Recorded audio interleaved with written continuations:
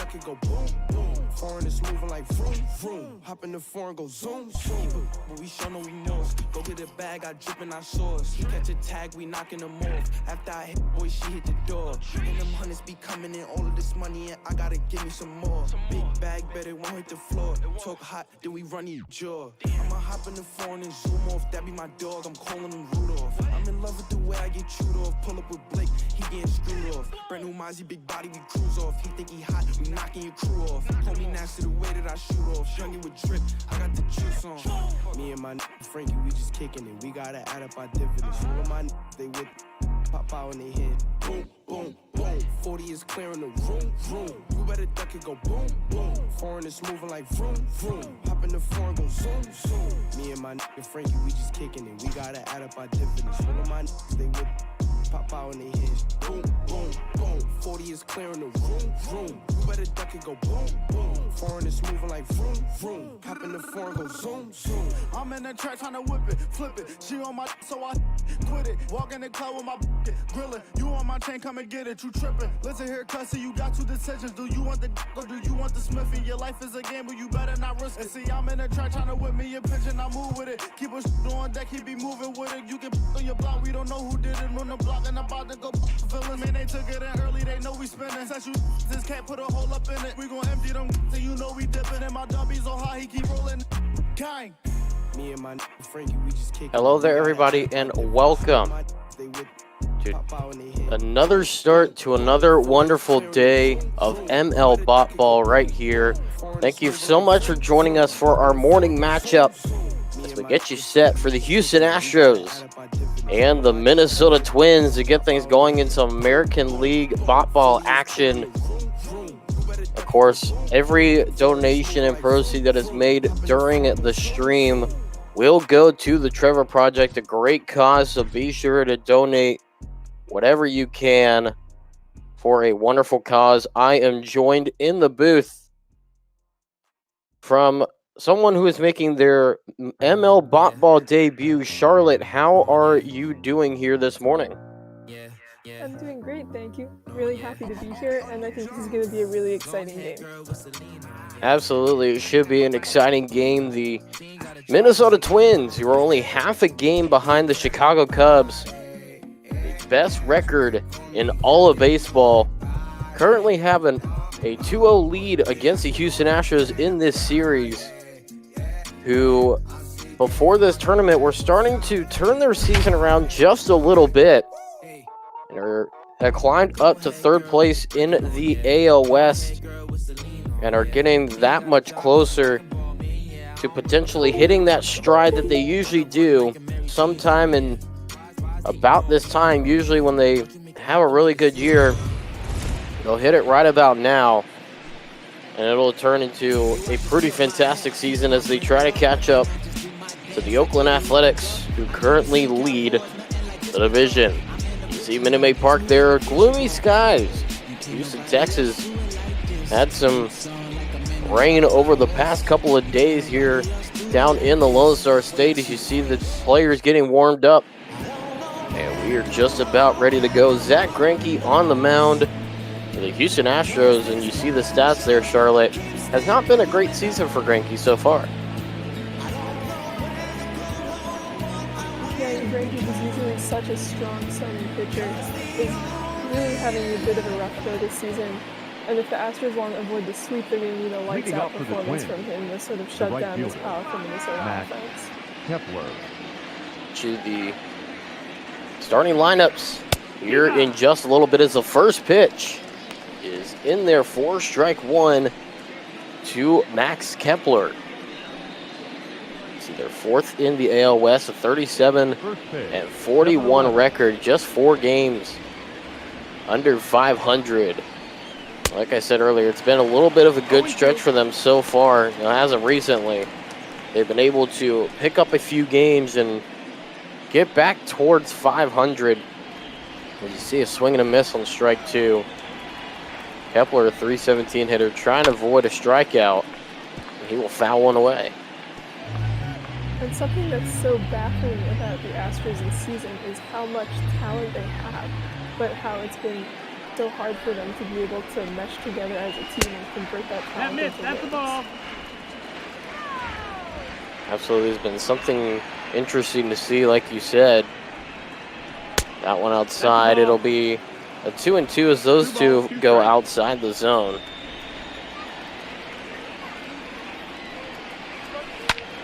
The 2-2 swung on and fouled away. So a good battle to start out here in this at-bat to start the ball game. Now pitch number 7 coming up for Greinke. 2-2 is inside. It'll make it a full count.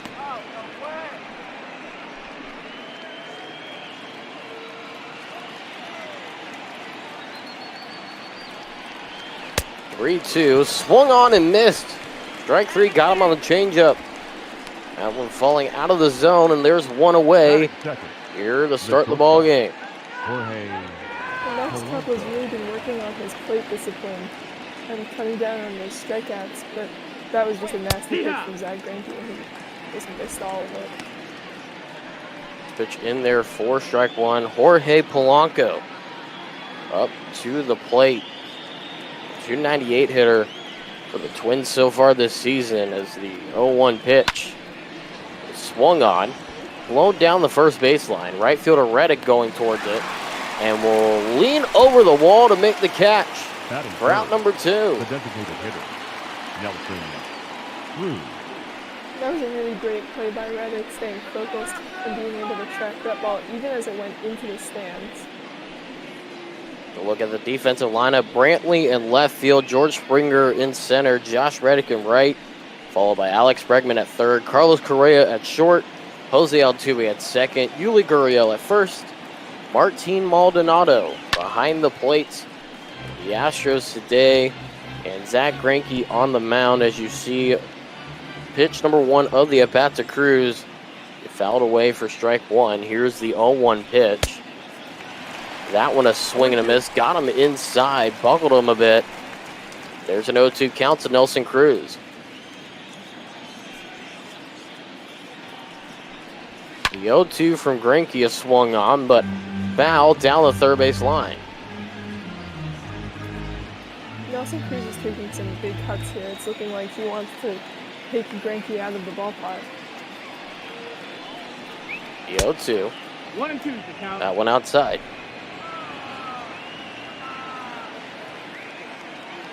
Ready to go once again. 2-2. Check swing. They're going to say he did not go on the curveball. It'll make it a 2-2 count. And that's that patented Zach Greinke slow curve. Hitters batting only 160 against that pitch in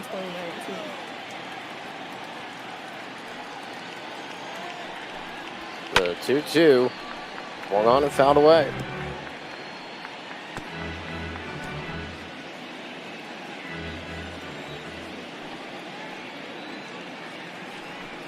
The 2-2 pitch. In there, strike 3. Got him on the inside part of the plate. Cruz obviously not happy about it, but that will be a 1-2-3 inning for Greinke. We head to the bottom of the first, no score.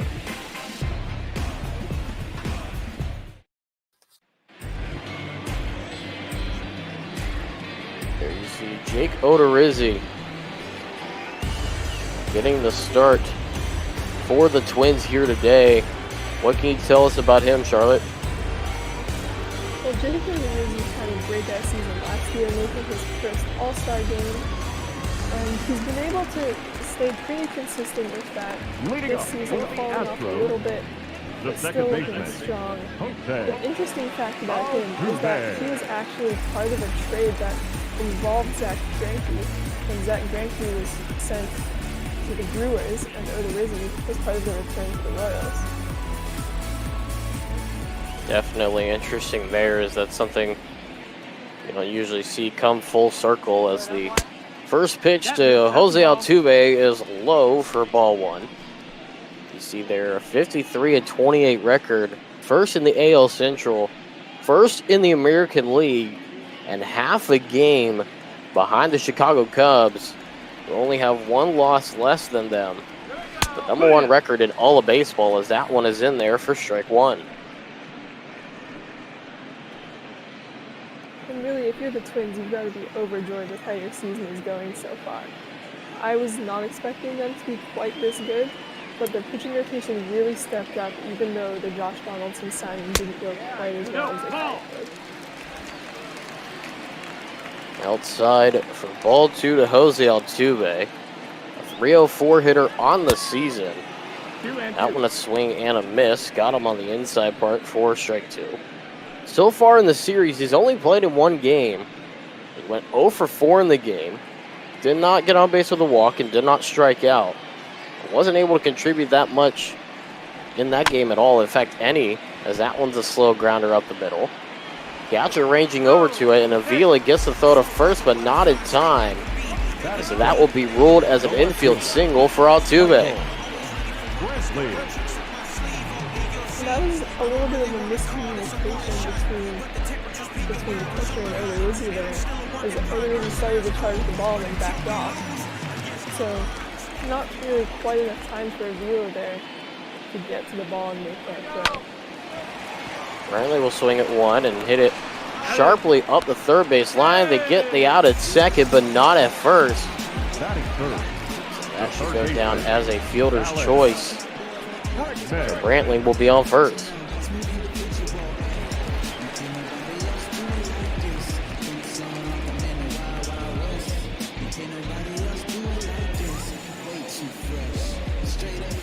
Brantley now to the plate, 351 hitter on the season so far.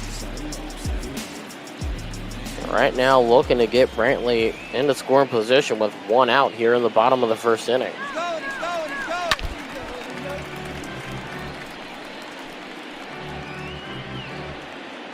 A 0-1 count to start off here.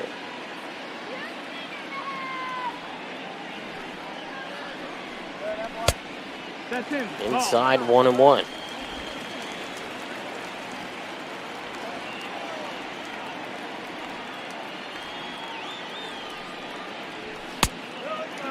That one low makes it a 2-1 count here to Alex Bregman, who's had a very impressive season so far. 351 batting average on the season. Good for one of the best in the American League. Potentially a top 5 batting average. I believe, in fact, so in all of baseball. Odorizzi needs to be careful here because, as you mentioned, Alex Bregman has been one of the best hitters in baseball this season. And right behind him, you've got Yordan Alvarez, who has also been up there, leading the league in hits and RBI.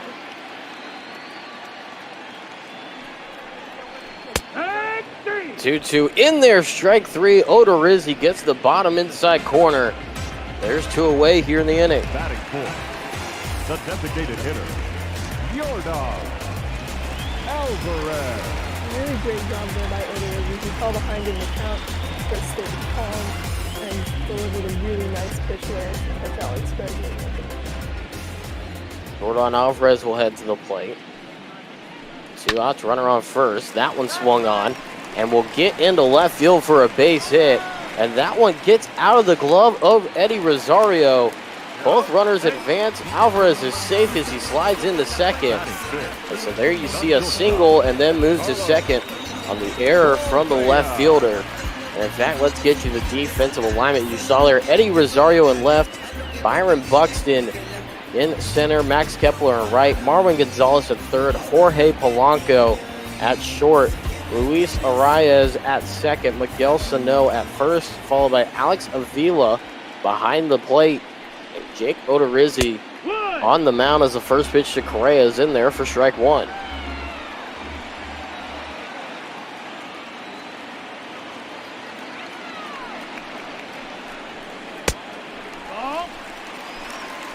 One in there, or outside, excuse me. It's a 1-1 count here. 279 hitter for Correa on the season.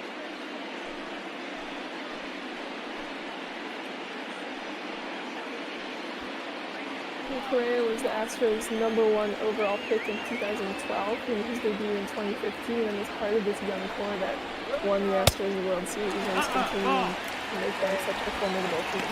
2-1 to count. 2-1 count.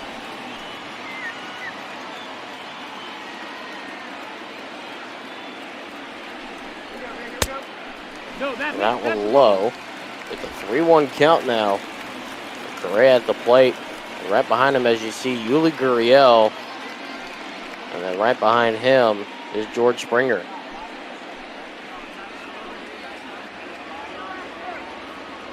Three-one count. That one swung on, but fouled down the first base side. It'll be a 3-2 count. When looking through this Astros lineup, usually you can find the strong part in the lineup and then a little bit of relief once you get to the weaker part, but really there is no weak part of this lineup, which is what makes it so difficult for the pitchers, the opposing team. Batting fifth. That one outside, ball for Correa, heads to first base. And now for Yuli Gurriel, he faces a 2-out situation where the bases are juiced. They are looking to tack on some early runs here. And in fact, trying to get their first runs of the entire series. They have not scored a run in either of the first 2 games that have been played so far, as that one is fouled away for strike 1.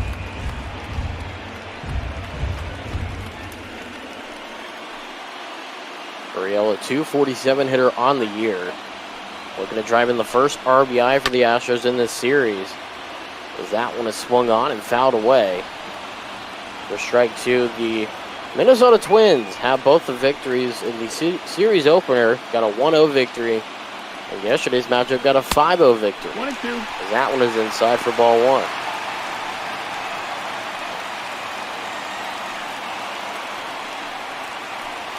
Twins have also out-hit the Astros by 5. They have 16 hits as opposed to 11 for the Houston Astros, as that one swung on and fouled away.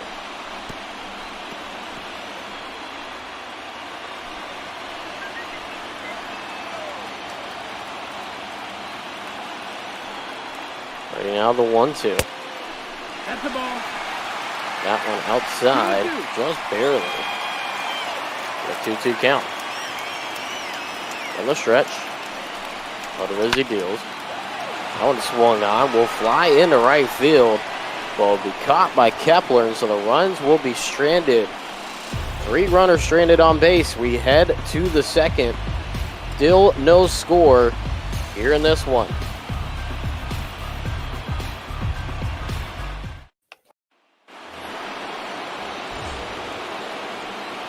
Leading off for the Twins, the left fielder, number 20, Eddie Rosario getting things started here in the top of the second.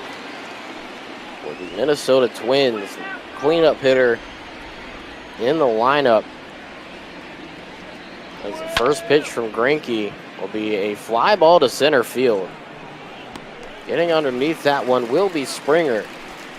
And quickly now 1 away in the inning.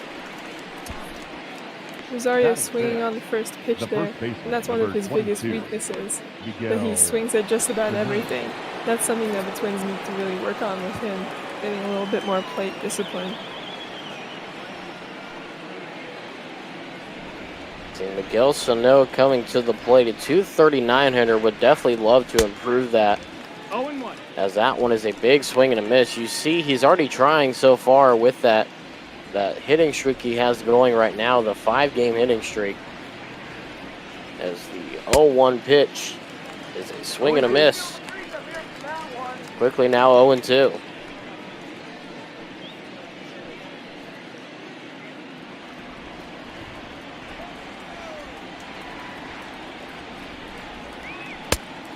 One ball. The 0-2 will miss low. 1-2 the count.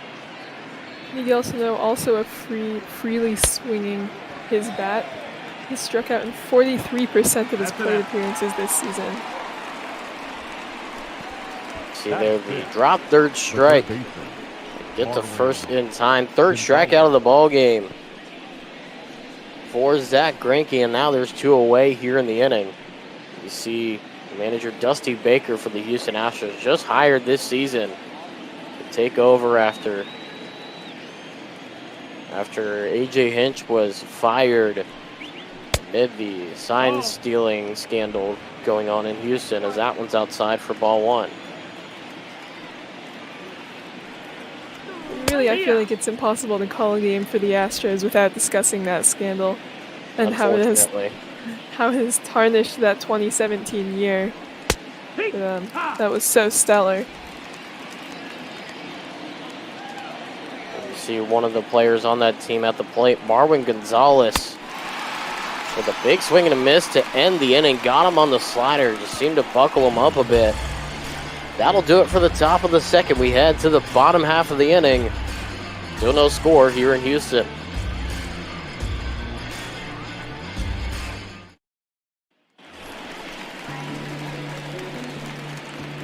Leading up for the Astros. Springer heads to the plate to get things started in the bottom of the second inning.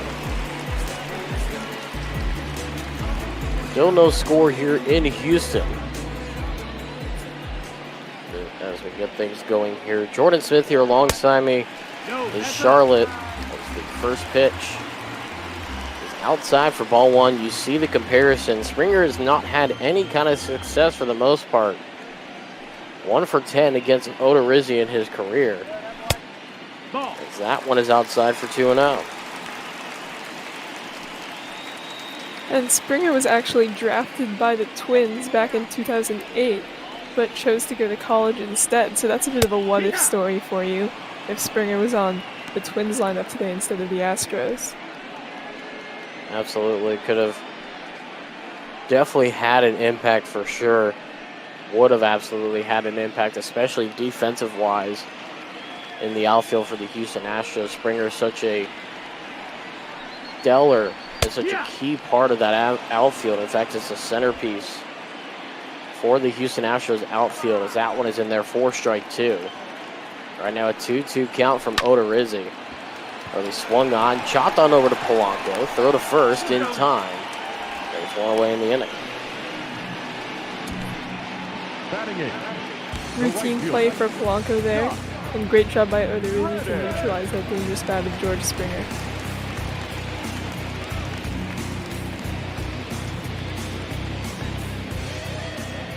Now you see Reddick at the plate with one out here in the bottom of the second inning. 1-0. First pitch high for ball one.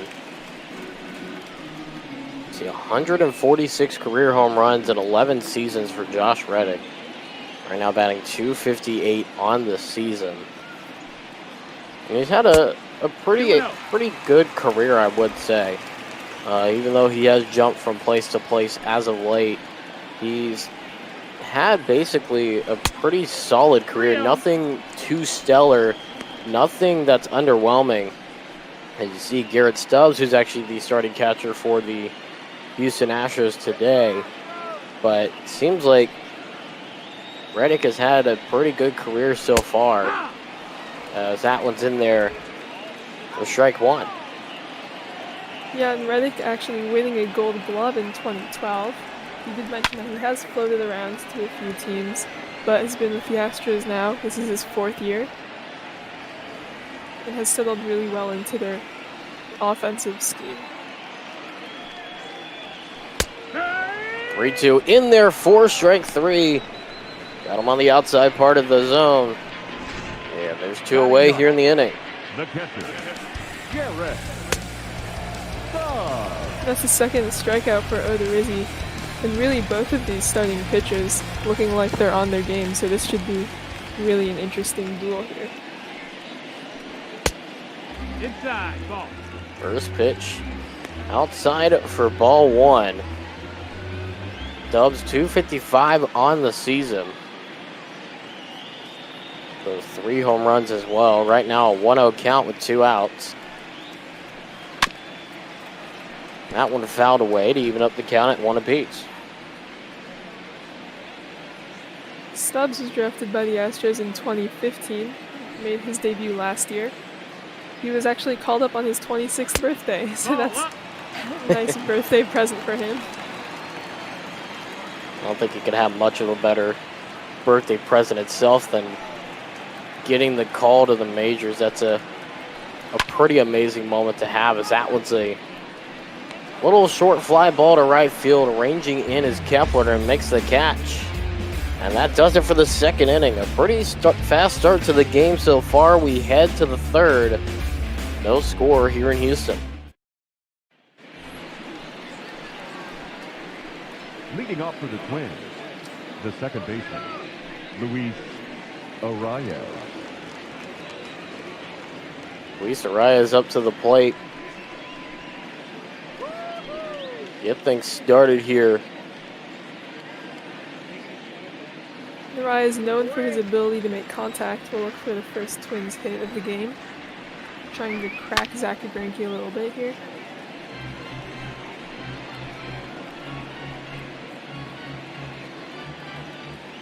First pitch fouled away for strike one. 0-1 outside, 1-1 the count. Try to get on the chase. A 287 hitter on the season. Number 7 hitter in the lineup for the Twins. As the 1-1 is swung on and missed. That one, make it 1-2. And that's not something you see often from Luis Arraez, who actually had more walks than strikeouts last season. One swung on down the line, but just barely fouled by just a few feet. That's about 5 feet to the left. That one's a fair ball on the line. So 1-2 will miss low to even up the count. Greinke trying to get him to chase that changeup again, but Arraez not making that mistake twice. Broken bat, but it will go foul. Arraez will have to get some new lumber.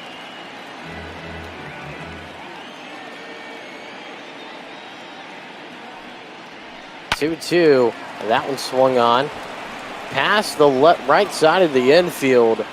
Just barely getting past the outstretched gloves of Gurriel and Altuve. There's a base hit for the Twins. And that is exactly what Luis Arraez does. Not a ton of power in that bat, but he can hit singles all day long. Now here comes Buxton to the plate. Runner on first, no outs, and the first pitch in there for a strike. A 230 hitter on the season. And right now trying to get a Twin into scoring position. Big swing and a miss. Strike two. Working quickly now. The 0-2 swing and a miss. Got him on 3 straight pitches. 5th strikeout of the ball game for Greinke. There's one away now in the inning. Alex Avila.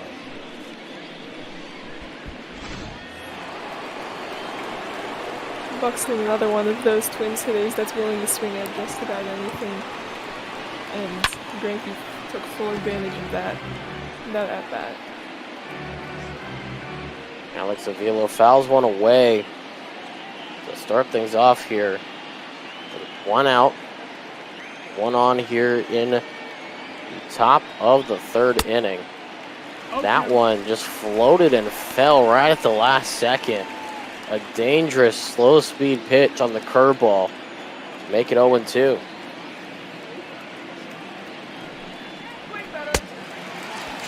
Another 3 up, 3 down on that at bat. 3 pitches and another strikeout. Now batting. 6th strikeout of the ball game. There's 2 away. Matt Kepler. And Greinke is just toying with these Twins hitters, as hopefully they'll be able to see what he's throwing a little bit better. That was the second time around the lineup. Now with Kepler again. That one in there for a strike. 0 for 1 of the game. He struck out to start the ball game. Did Kepler, looking to not have the same result as it would end the inning. That one a short fly ball. More of a pop-up as it gets into center field. And Springer makes the catch. To end the inning, Twins get their first hit of the game, but leave the runners stranded. We head to the bottom of the 3rd, no score.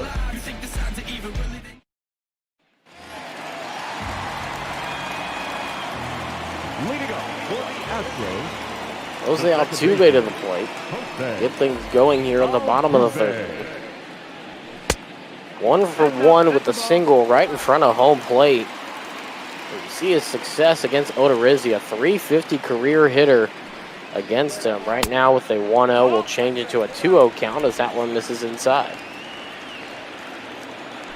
Odorizzi having some issues with his control here. He doesn't have a lot of speed on that fastball, so his control is really critical for his pitching game. But we're seeing a lot of balls thrown early in the game, which is concerning. Rio gets inside for strike 1. And yeah, you have to be a little concerned as, like you said, it's usually not something that he has too much trouble with, and having it this early on is a bad sign as that one will hit off the glove of Arias. And Altuve will be safe. They'll rule it as base hit.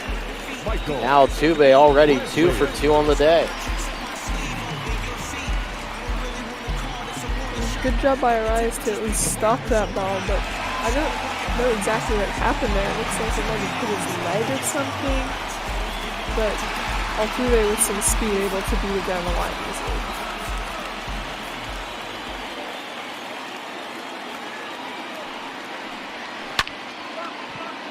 Swung on by Brantley and flown into center field, ranging to his right, Buxton, and there is one away here in the inning. Now batting, third baseman. Twins used to seeing Michael Brantley, who played for the Indians, Twins division rivals, for I think about 10 years, giving them no trouble there. Absolutely, so nothing out of the ordinary. Like you said, for the Twins as they faced Brantley and got him out pretty quickly. Right now, a 1-0 count to Alex Bregman. He's currently 0 for 1 on the day. Struck out looking his first time up. And he hasn't been very successful against Odorizzi in his career. Odorizzi looking to keep it that way. A dive at it will not make the catch. Having to wait on it was Altuve as he was right in front of Bregman getting the second, but it gets the third. So that should be a double for Bregman. And now 2 runners in scoring position, the Houston Astros.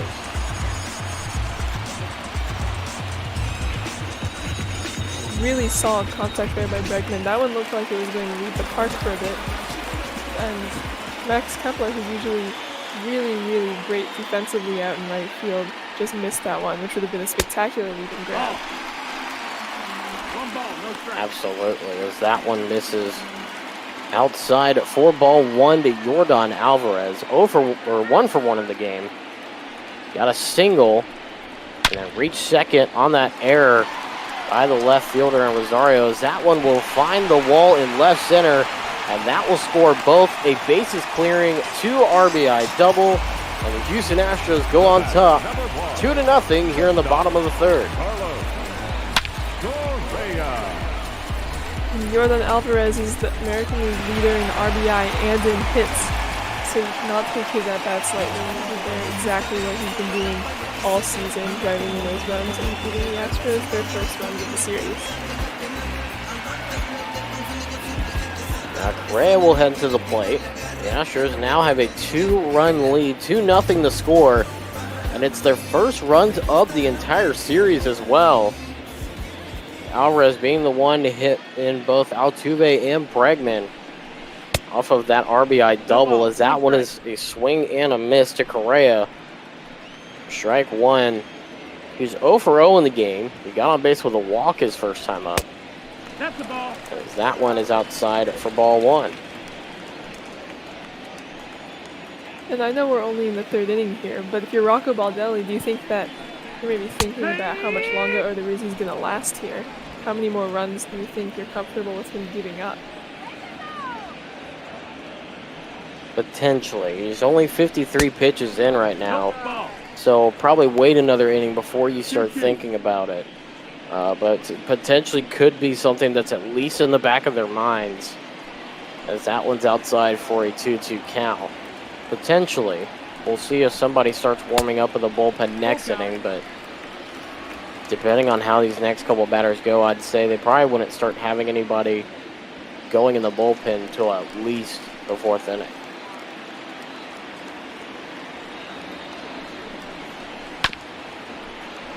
Chopped away and fouled. It'll keep things full.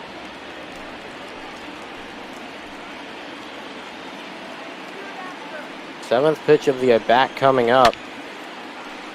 That one fouled away.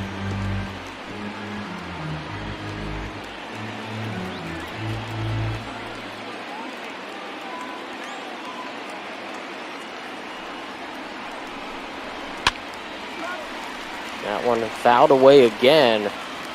And we keep it going here. Pitch number 9 of the at-bat now coming up.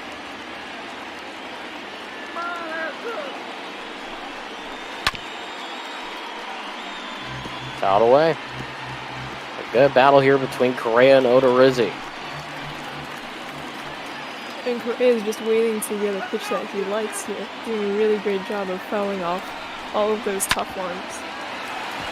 Swung on, hit sharply to Sano at first. Tag the bag, and that'll be 2 away.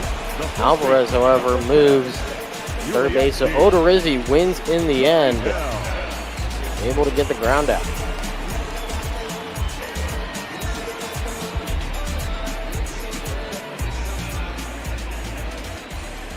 Gurriel to the plate. 0 for 1 in the game.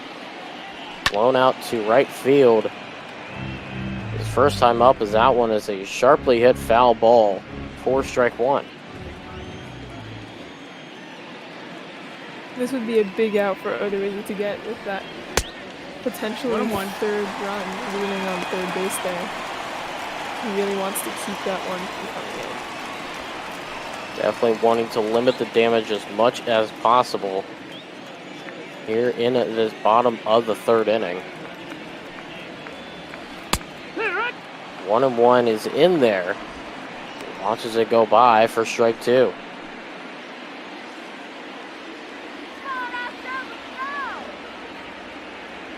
One, 2 count. Odorizzi gets him to foul it away. Gurriel with a more unique path to Major League Baseball than most. Played professionally in Cuba and Japan for a number of years. And then was signed by the Astros in 2016. Like I said, definitely a little unconventional way of getting to the majors, but we've seen his impact so far in this time with the majors. Of course, we also see his brother, who's a member of the Toronto Blue Jays, over there with that young core of Vlad Guerrero Jr. and Cavan Biggio, another former Astro, and his dad and Craig Biggio. Cavan actually used to be one of the ball boys when his dad was here on the Astros. Him and his brother would both sit there in the dugout with his dad, and they would be the ball boys and the bat boys for the Houston Astros during his time. As that one is placed into right field, will go down as a base hit and score Alvarez from 3rd. And there's another run of the inning, and this nightmarish bottom of the 3rd continues for Odorizzi.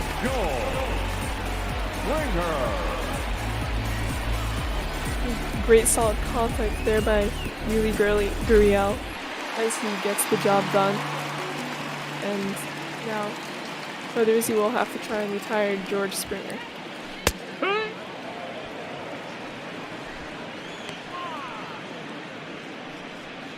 First pitch in there for a strike.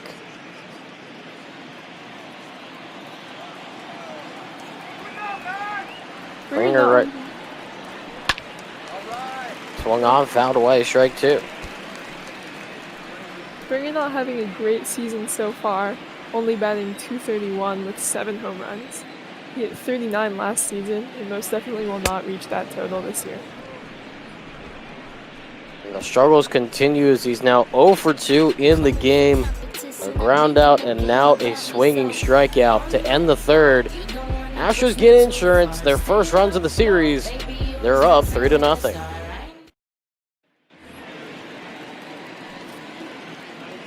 Leading off for the Twins, The shortstop, Jorge Polanco. Polanco to get things started here at the top of the fourth. First pitch is in there. Strike one from Zach Greinke. And you see there, he spent his entire career so far with the Minnesota Twins, his 6 years in the majors. And that's got to feel pretty good if you're a Minnesota Twins fan, to see somebody who wants to stay here. Absolutely. And they have actually a number of these homegrown talents now. In Max Kepler, Jorge Polanco, Eddie Rosario, Miguel Sano. Really this young core that is defining them as a powerful team that they've become. Up next for Minnesota, the designated hitter, Nelson. Saw there. Cruz. Looked like they were playing the shift a bit. Looks like they'll potentially do it again. You see the pitching speed comparison. It's only a 2-mile-an-hour difference. You can definitely tell as a batter, but to the naked eye, when you look at those numbers, there's not much of a difference when it comes to velocity.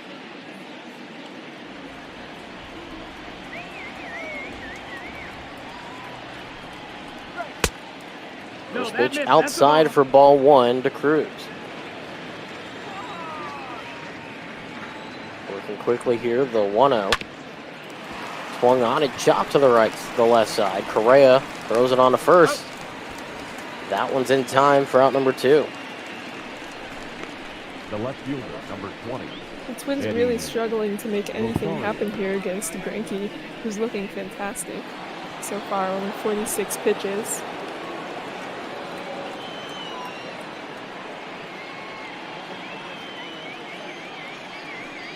Like you said, Greinke has just had himself a masterful day so far. This one a hard hit fly ball into right field. Read it going back.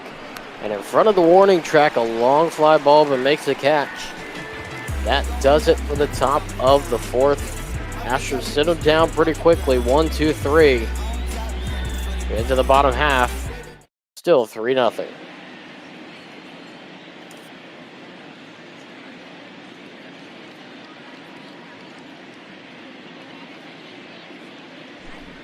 See there, Heidi Watney giving us a little bit of information about Michael Brantley. So if we see him up to the plate, he'll be the 4th batter of the inning. You see Dusty Baker there, like we mentioned, manager for the Houston Astros. And I tell you what, it has not been the year that the Astros usually have so far, although they have been known to have some slow starts out of the gate. Usually about this time they hit a good stride. In that last month to month and a half heading into the All-Star break, they usually have picked themselves back up. That has been the trend, but it's going to be a difficult one to replicate here, as they're really not looking like themselves. The individual talent, as I mentioned earlier, is continuing to shine through, but for whatever reason they haven't been able to piece that together. And I don't know if the new manager, Dusty Baker, is playing a role in that, if that's upsetting their clubhouse chemistry. 1-2 the count, as you see 2 right-handers in the bullpen. Yuli Shashin and Romero out in the bullpen for the Minnesota Twins. And that one will buckle up Reddick. So he'll now go for 0 for 2 in the game. Struck out looking, and now strike out swinging, basically right at the feet. And we did see that movement in the Twins bullpen, which is very well rested after a complete game from Jose Barrios last night. Yeah, and that's something I want to discuss here. Is the first pitch to Stubbs is outside for ball 1. The Twins starting pitching has been absolutely sensational so far in this series. When I say they've carried most of the workload, they've carried every single inning except for one. And they've done pretty exceptional, as that one's a short grounder. And will stay fair down the first base line. And Stubbs just barely beats it out. There's a base hit for the Astros. Garrett Stubbs is the fastest catcher in the American League. sprint speed of 28 feet per second. Probably just about the only catcher that could beat out that throw. Definitely a positive for him for sure for these Astros, as that one is a steal attempt and just beats the throw on over to second. Looks like he got a little bit of a slow start there, almost got caught. Now runner in scoring position. And Stubbs showing off that speed once again. No, that meant. It did look like the throw had beaten him, but he managed to get in there just in time. And now a much more dangerous situation for Odorizzi. Pitch number 81 finds the zone for a strike. Going back to the starting pitching in the series, 17 innings pitched, 10 hits given up, no runs. They've struck out 9 and walked 4 so far in the series. And I tell you what, when you get your starting pitching to go 8 innings in the first game, and then like you mentioned, 9 innings in the second game, your bullpen's going to be very, very happy, as that one will be hit in the right field for a base hit. Stubbs will hold at the plate. Now the throw gets away, and Stubbs will head on over to home. Altuve heads to second. And it should be a single, and then an advancement on the throwing error from Kepler. Kepler just getting a little bit too excited there, underestimated his strength and threw that one right past Miguel Sano. And Stubbs once again using that speed to get home easily. And now this is looking like a little bit tougher of a game for the Twins. Like you mentioned, just getting away from him right now. These past 2 innings, it's now 4-0 Houston. Altuve in scoring position as we see Brantley fly one into left field. Rosario will catch it, and there's out number 2. But definitely not something that we have seen from the starting pitching so far in this series, is them faltering this much. And you have to feel that with the Astros not scoring a single run in the first 2 games and striking out, I believe, 7 times this entire starting lineup throughout the series, you have to feel that at some point they were going to be able to get the bats going in this series, and this game just felt like the perfect time for them to do so. It's like the culmination of all of those pent-up frustrations, all those swings and misses, and they're taking it all out on poor Jake Odorizzi here. Definitely so, as that one's fouled away to make it a 1-1 count. Bregman 1 for 2 in the game. Got a double his last time up. And that one swung on. Chop to the third baseman and Gonzalez. Go to first, and that one's got to hurt a little bit as that ends the inning. We head to the 5th. The Astros tack on another run and now make it 4-0 here in this one.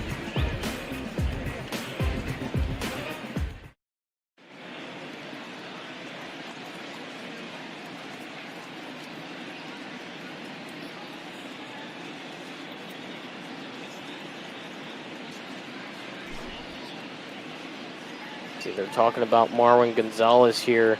Heidi Watney is as we get things started in the top of the 5th. Gonzalez on deck as Sano will get things started here in the inning, and following Gonzalez will be Luis Arias. That's the 3-2 up for the Minnesota Twins. You see there Sano 0 for 1, struck out back in the second inning. Is trying to get some men on base. Right now they have had a very tough time. You see there a swing and a miss off of that breaking ball for strike 1 from Greinke. And Sano was a very highly sought after prospect back when the Twins were able to sign him in 2009, but has really struggled with a number of injuries and just the general inability to make contact. 1-2. Though when he does, he hits it really hard. Absolutely does. One of the stronger players that I've seen when it comes to getting balls out of the ballpark. in this league as the 1-2 pitch. Swung on and fouled away. Minnesota, no runs on 1 hit. 2 errors defensively for them so far. As that one's outside for ball 2. The Astros 4 runs on 8 hits and no errors for them so far. As that one's a grounder to Bregman. Throw to first in time. There's 1 away in the inning. Up next for Minnesota, the third baseman, Marlon Gonzalez. Twins continue to struggle to find their offensive stride here.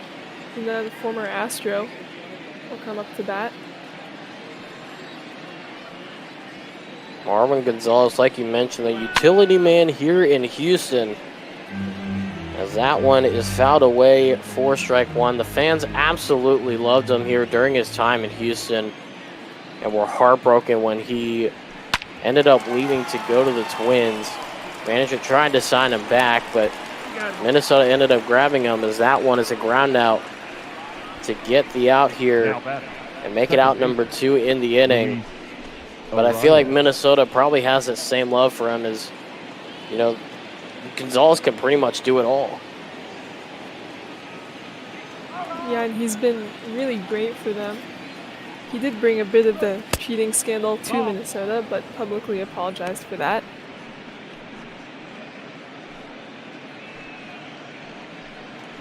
Arias watches one go by for ball 1. He's 1 for 1 with a single in his first plate appearance.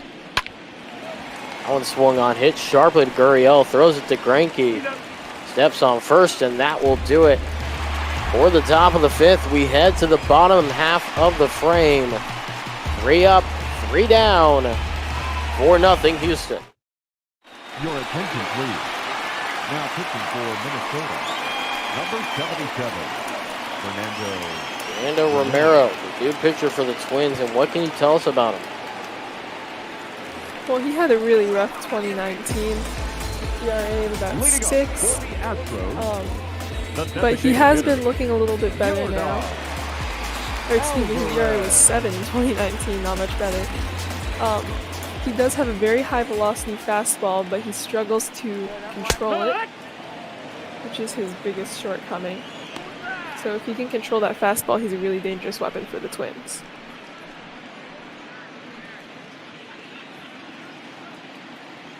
And you see there, 96 mile an hour to get things started to Alvarez. That one swung on, hit sharply. And that will be the first out of the inning. But something interesting that you saw pop up on your screen, Alvarez was acquired by the Houston Astros in 2016 from the Los Angeles Dodgers, who I feel probably did not like seeing him come up to the majors and do as well as he did.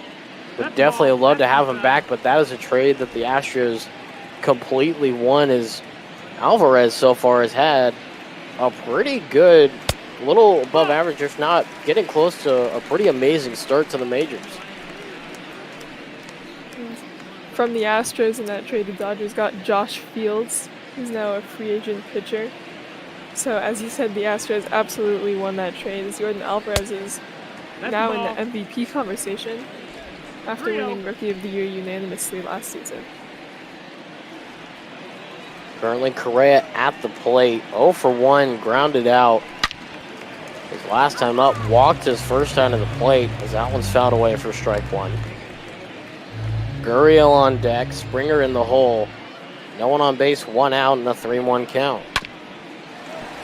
Swung on, shot to the shortstop Polanco, throw to first in time. There's 2 away in the inning. the first baseman, number 10. And Polanco has struggled with some errors in his past 2 seasons, but really great pickup there. Nice play and able to beat out Correa at first base.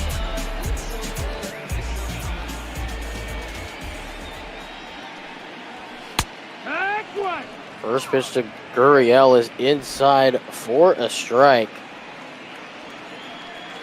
2 outs now, nobody on in the bottom of the 5th inning. 1 ball, 1 That strike. one low and in the dirt. 1-1 the count.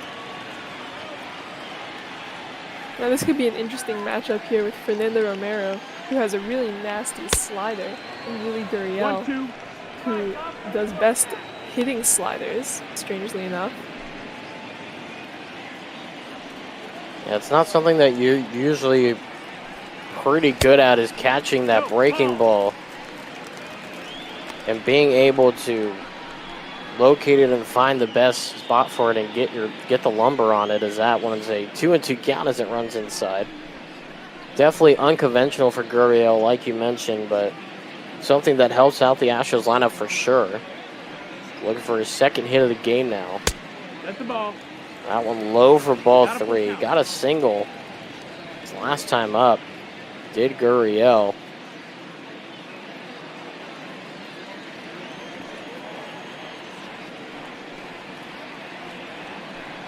(3-2). Swung on and fouled away. So there's a 96-mile-an-hour four-seamer. And that's some dangerous power out of the Twins bullpen. You see the 3-2 pitch again. That one swung on, hit right back up the middle for a base hit. The Astros have a runner on base, courtesy of a single from Gurriel. That was a long at-bat for Gurriel. He finally got the pitch he wanted, did not miss it. Great solid single up the middle for him there. Giving Fernando Romero a bit of a hard time. Good battle for sure, like you mentioned. A long one that took a lot of pitches out of Romero. Now 14 pitches into this bottom of the 5th. And 2/3 innings of work. He's almost tied. Romero has the amount of innings that any relief pitcher has pitched in this entire series so far. And that being Rogers, who got the save in the first game of the series. 0-1. As that one is swung on and missed outside the zone for strike 1 from Springer. 0 for 2 in the game. Struck out swinging his last time up. That one in there for strike 2. George Springer standing at 6'3", 215 pounds, but was only 5'2" as a high school freshman. He's had a nice growth spurt since then. Definitely something that's helped him for sure. That's now the 1-2 pitch. 2-2. This is low. 2-2 the count now. And those control issues that I mentioned earlier really coming up again for Fernando Romero. Hit sharply, throw to second. And in time, and that does it for the 5th inning. Astros do not tack on another run and leave our man stranded in Gurriel. To the 6th we go, 4-0 Houston.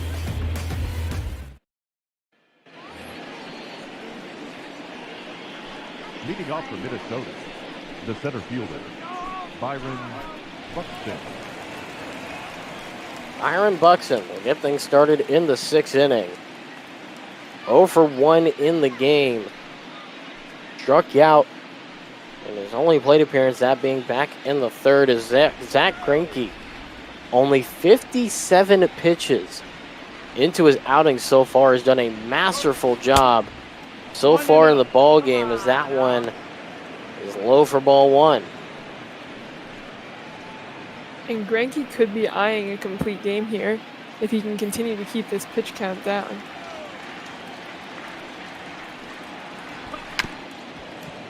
Bunted down the third baseline. Bregman charges, one-handed grab and gets the throw at first for out number 1. A great defensive charge there and play from Alex Bregman. 1 away in the inning. That was an absolutely beautiful bunt. Couldn't have been more perfectly placed by Buxton. And he's one of the fastest players in the league, but Bregman is one of the best third basemen. And he was able to field that cleanly and fire over the first base just in time. 0-1. Swung on and missed for strike 1 to Alex Avila. You see the shift being played there with Correa on the right side of second base and Altuve playing shallow right field. That one in there for strike 2 from Greinke. Avila 0 for 1 in the game. Struck out swinging in his only plate appearance. Right behind him will be the top of the order and Max Kepler followed by Jorge Polanco.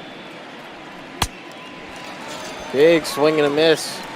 90-mile-an-hour four-seamer. Will send him down for the 7th strikeout of the ball game for Greinke. And 2 outs now in the inning.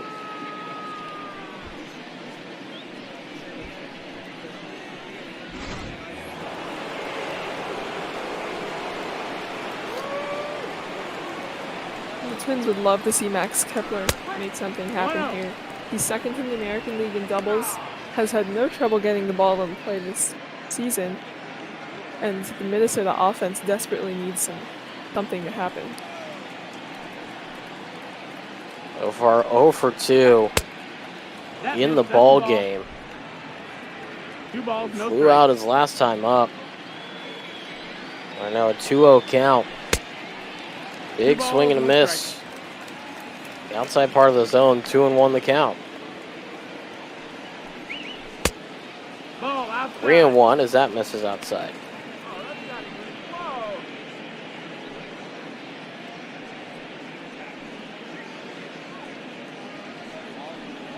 Polanco on deck, followed by Nelson Cruz, the 1-2-3 hitters of the Twins lineup. Fouled away. 3-2 count now for Greinke, looking to end the inning right here.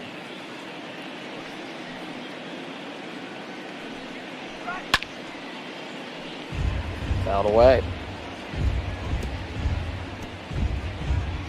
Kepler has the highest pull percentage in baseball with 53.4%. So can't see the outfield from this angle, but I'm sure that they have a significant shift on him.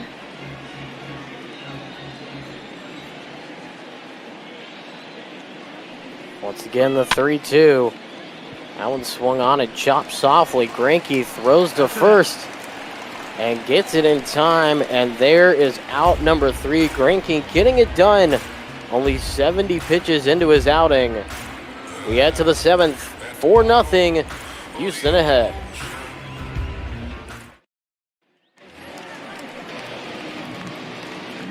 Leading up for the Astros, the right Reddick to the plate.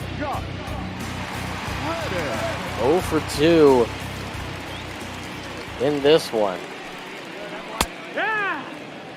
That one in the zone for strike 1. You see 10th in All-Star voting. American League for right field, for the right field position. 1-1. And you got to think that while he may not get an opportunity in the All-Star game this year, he's still a pretty reliable right fielder for Reddick. And we already mentioned it earlier. You mentioned it before. He was a Gold Glover at one point. Just a really reliable arm there in the outfield. When he can get a hitting streak going, he's pretty reliable at the plate. Unfortunately, his contract is actually expiring after this season, as well as George Springer and Michael Brantley's. So the Astros will need to think about how much of their outfield they'll be able to re-sign here, especially with the financial blow that baseball has been taking. It will definitely be interesting to see how the Astros outfield lines up and how everything goes for them. First pitch in there for strike 1 to Stubbs. He was 0 for 3 in his last game played. And in fact, his only game in the series that he's played. So far, he's 1 for 2 today as that one is fouled away. And he'll make it 0-2 count. Stubbs has a single, looks to add on to it here. He'll chop on the right side of the infield. And once again, beats out the throw. An infield single looked like the exchange from Arias was a little bit tough to make from glove to hand. And Stubbs beats it out. Once again, you see there on the replay, just great speed, like you mentioned earlier, from Stubbs. And now here comes the top of the order. And it looks like Arias underestimated Stubbs' speed a little bit there. As you mentioned, the ball got caught up a little bit. And really a barehanded play is what he would have needed to be able to catch Stubbs. 3 for 3 in the game. Altuve is with 3 singles. Looking to add on to his total here. A fly ball to deep center. Backing up on it is Buxton. He'll make the catch and Stubbs will head back to first. Now with 2 outs here in the inning. The left fielder, number 23. Good to see Buxton healthy this far into the season. He usually runs into the wall a few too many times. He did have surgery in the off-season and looking as good as ever out there. It's definitely something you like to see is when players have surgery, you like to see how quick they can come back and get back to their playing form. And like you said, he's been able to do it pretty well, pretty quickly as they pitch out to check Stubbs at first. You see their 1,452 hits, the 11-season career for Michael Brantley so far. Brantley, a 4-time All-Star. They go the ground out to second base. And that will do it here for the 6th. We head to the 7th inning. 4-0 the score in Houston. Leading off for Minnesota, the shortstop, Jorge Polanco. Polanco to get things started, the number 2 hitter for the Minnesota Twins as that one finds the zone. Strike 1 from Greinke. 71 pitches on the day. As it starts the top of the 7th inning. A pretty efficient start so far.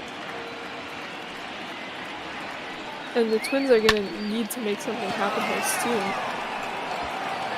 It might be a error as it is. It'll fall. Good call there by you, Charlotte. As that falls there for a base hit.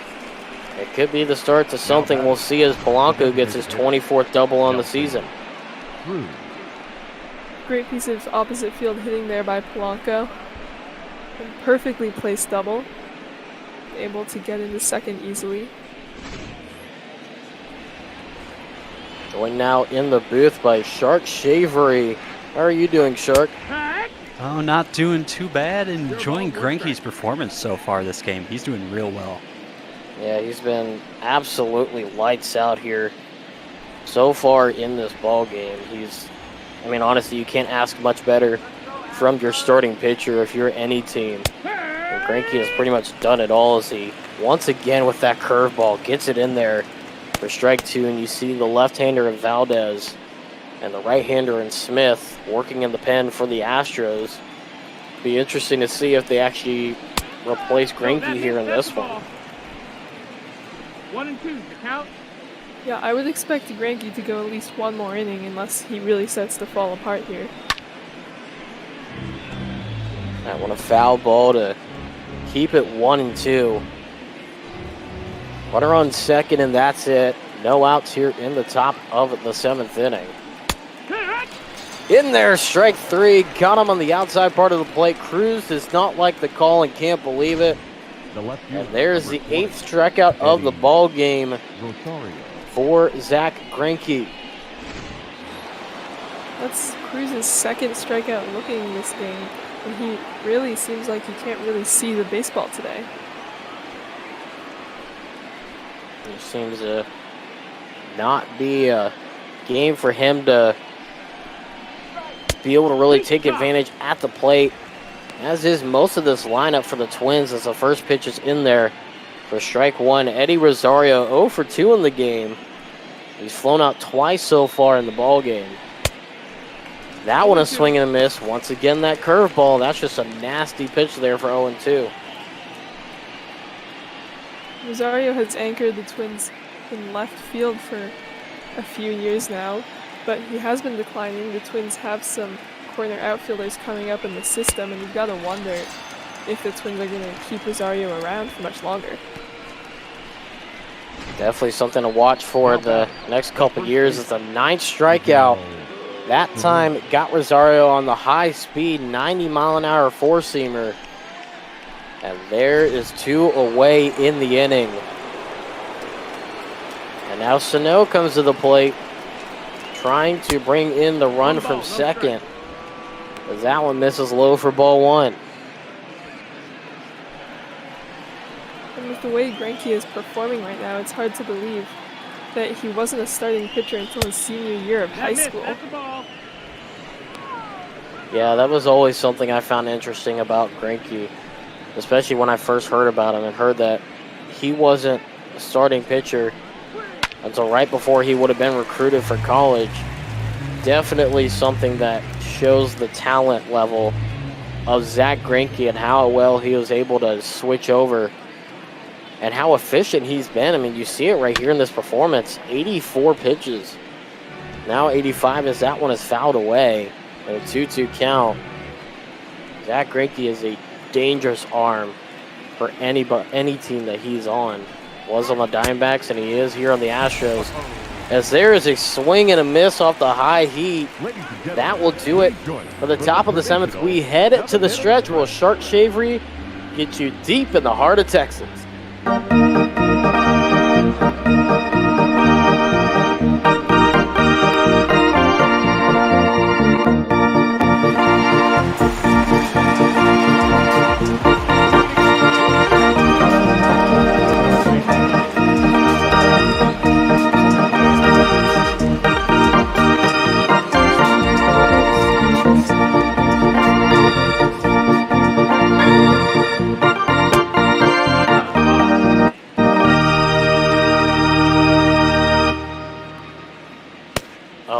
What a pleasure that was to hear. I did not realize how much I miss hearing that.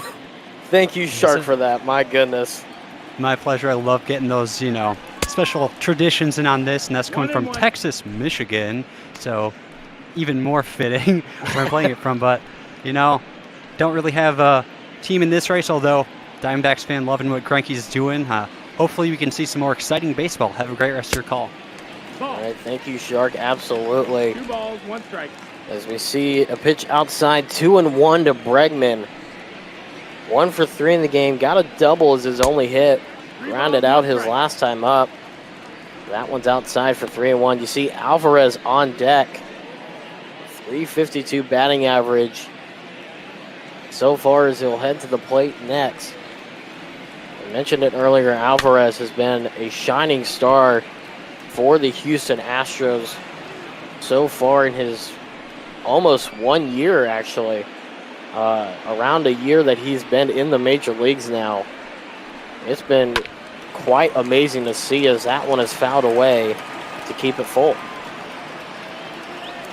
And Alvarez, who hit a home run in his major league debut, setting the tone for what we've seen from him so far, as absolutely incredible hitter.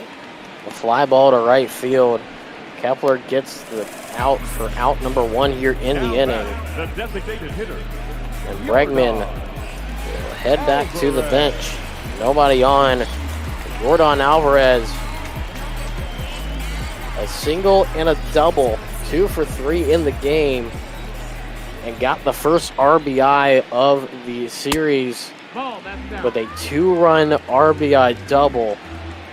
A 2 RBI double, excuse me. That one low for ball 1. The first runs of the game and the first runs of the series for the Astros. And resulting in 2 of the 3 runs back in the bottom of the 3rd inning. They tacked on another run in the 4th. And that's been the scoring for the Houston Astros so far. As that one is in there for a strike. Minnesota has not been able to do much of anything. Only 2 hits in the game. And they haven't been able to bring a runner home. They've stranded only 2 runners as well, so it's been a pretty efficient game for Greinke on the mound, who's been able to get everybody out. There's a high fly ball deep into right field, and we see the power from Alvarez. A solo shot makes it 5-0 Houston. And that's probably going to be it for Fernando Romero, as Alvarez takes him deep 396 feet. That one was gone from the second it left the bat. No doubter as you see his teammates congratulating Alvarez. Like you said, he knew that one was gone as soon as it hit the bat. see there on the replay, just watching it go, the fans getting excited. You see there just an absolute moonshot. Basically got all the way to the lights as it hits the back end of the field seats out there in right field. Now Correa heads to the plate. And the first pitch swings and grounds out to first base for out number 2. But we mentioned it, there's the power from Alvarez. There's the reason why he is in the conversation for MVP. And that felt like that might have been it for the Astros, like sort of capping their win here. As the Minnesota Twins now facing a nearly unsurmountable lead here going into the last 2 innings. Hard hit grounder by Gurriel ends the inning, but Yordan Alvarez getting it done. And there is the solo shot as you see on your replay, a moonshot to make it 5-0 heading to the 8th. Leading off for the Twins, the third baseman, Marwin Gonzalez will head to the plate to get things started in the top of the 8th. Greinke's still out there. 86 pitches total so far. 65 of the 86 so far today have been called for a strike.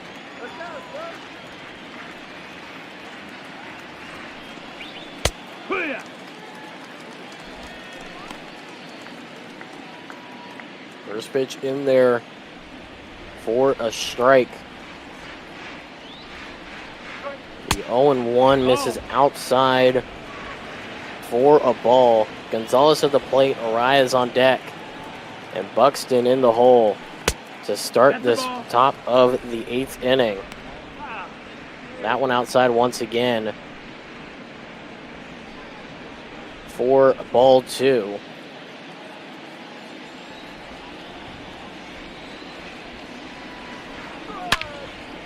That one swung on up the middle. It should be a base hit.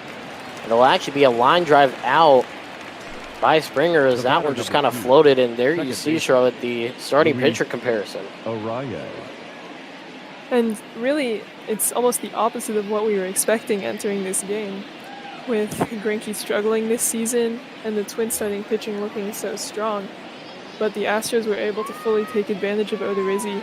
And Greinke has still not given up much of anything to these Twins hitters. Couldn't have said it better myself, like you said. Hasn't been the best season for Greinke as that one is a line drive out by Arias for a quick out number 2. But, and you said it best, Greinke hasn't had the best season so far. The stellar performance from the Twins starting pitching, you said it's basically been a role reversal here in today's ball game. As we near 91 pitches now for Greinke.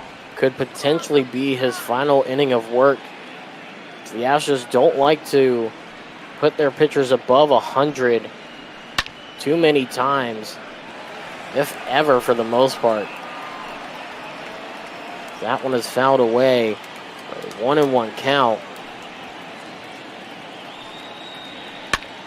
And as much as Greinke would probably love to finish this out and look for a complete game shutout here, really, as you said, over 100 pitches might be a little bit much, as we're in an age where pitchers hardly ever reach that count.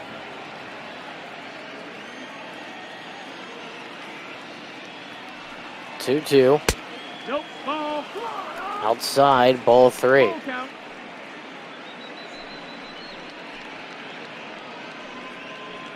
Over 2 in the game. Buxton, last time up, grounded out with a bunt attempt that Greinke fielded. Swing and a miss.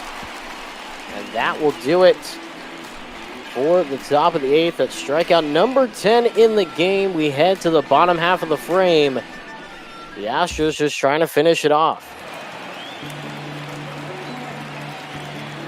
Leading up for the Astros, the center fielder, Springer 0 for 3 in the game. Grounded out twice. Looking for his first hit of the game. That one outside for ball 1. Springer coming into this one 0 for 3, so he's 0 for 6 in the series so far. And that looks like it'll be his first hit of the series. So he'll now be 1 for 4 in the game and 1 for 7.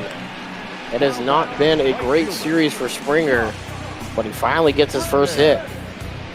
And really, I don't know why Fernando Romero is still even in the game at this point. It's a long relief outing. He's thrown well over 40 pitches now. And there are stronger arms in the Twins bullpen that are fully rested and would close this game out for the Twins, probably better than Romero is able to.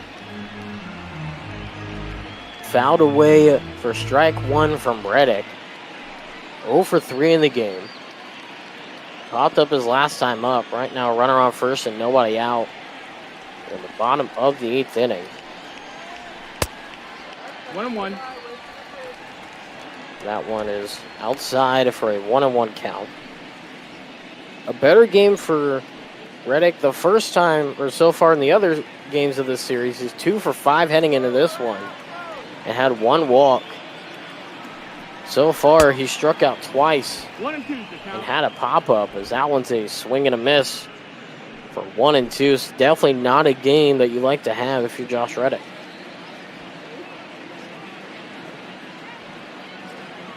Ready now, the 1-2 from Romero. In there, strike 3, the 3rd strikeout of the ball game. Second time he's been caught looking, Now batting. and now 0 for 4 in the game. Garrett. As he said, really rough game for Reddick here, as he could be eyeing the golden sombrero if he gets an appearance in the 9th. First pitch, just catching the outside part of the zone. That will be strike 1 to Garrett Stubbs, who's had himself a pretty good game. 2 singles.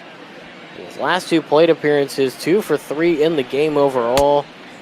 And swings and misses at 1 for strike 2. And we've seen his versatility with that speed, and he actually can play other positions besides catcher, as he appeared in the outfield a few times last season. 1 ball, 2 strikes. One inside on Stubbs for ball 1. A 1-2 count. Romero trying to get the strikeout here. That one is fouled away. Just barely by Stubbs. Now Romero from the stretch. Fouled away once again.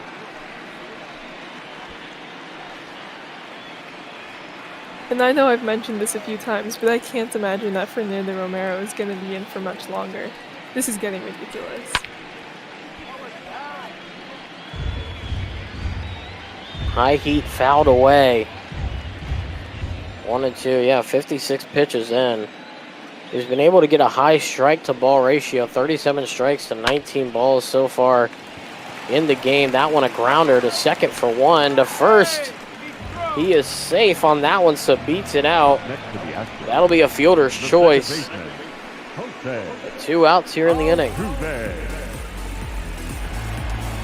Garrett Stubbs once again with that speed, sort of ambushing the Twins there, who seem to still not really fully be aware of that. And now all of his on-base appearances have come from those wheels that he has.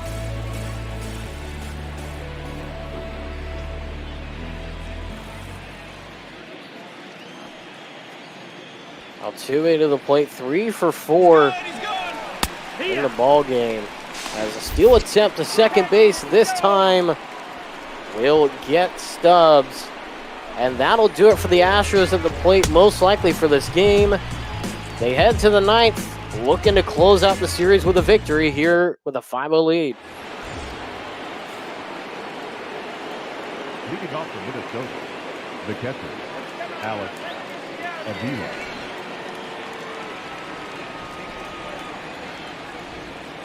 And we do see Greinke back on the mound to start out the 9th inning. I wouldn't be Yep. surprised if he finished this one. Definitely a decision there. Probably a conversation had with Dusty Baker saying that he wanted to finish the game. It would help the Astros bullpen a bunch as there's 4 pitchers used, 3 of them in the second game, or excuse me, the first game of the series. Right now 0-2. Fly ball, deep center. That one looks like it'll fall and go over the wall, maybe. No, it won't. It'll stay and bounce off the wall.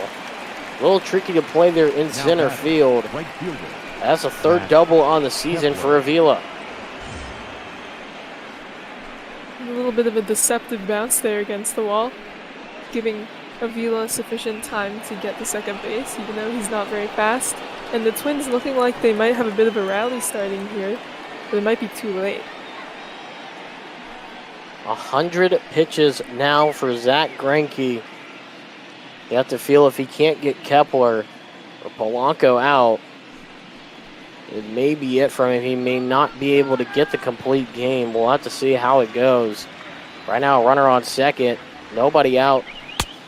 You're in the top of the 9th as the first pitch is low for ball 1. Kepler 0 for 3 with a ground out his last time up. Uncharacteristic outing for Kepler. Nope, ball. Outside for ball 2. Kepler up at the plate, Polanco on deck, Cruz in the hole. Right now at second, Alex Avila.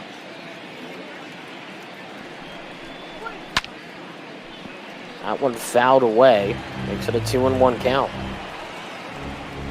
Kepler looking to send that one out of the ballpark, taking a big, powerful swing there. Ball. Outside ball 3.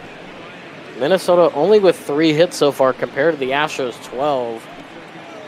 Well, Kepler looking to get his first hit of the ballgame. Swung on, chopped to Altuve at second. Gets it on a hop and throws the first for out number 1. Avila advances to third base. Just 1 out in the inning. Kepler hitting right into the shift there. And a productive out for him, getting Avila to third base. But again, when you're down by 5, this might be a rally that won't do much. That's down, that's the ball. Low for ball 1. And now runner on third in Avila. 1 out, top of the 9th as that one catches the bottom part of the zone. Strike 1. 1-1 count for Greinke. Swung on, up the middle. They'll go for the out at first, get the out there for out number 2, but a run will score. First run of the game for the Twins. It's 5-1. The designated hitter, Nelson Cruz. Nice for the Twins there to get at least something on the board. And it looks like that will be it for Zach Greinke. There's Dusty Baker taking them out. You figured if they scored the run that they would take them out. And to do so there, a masterful performance from Zach Greinke. And now the new pitcher heading it to the mound to get the save, Joe Smith.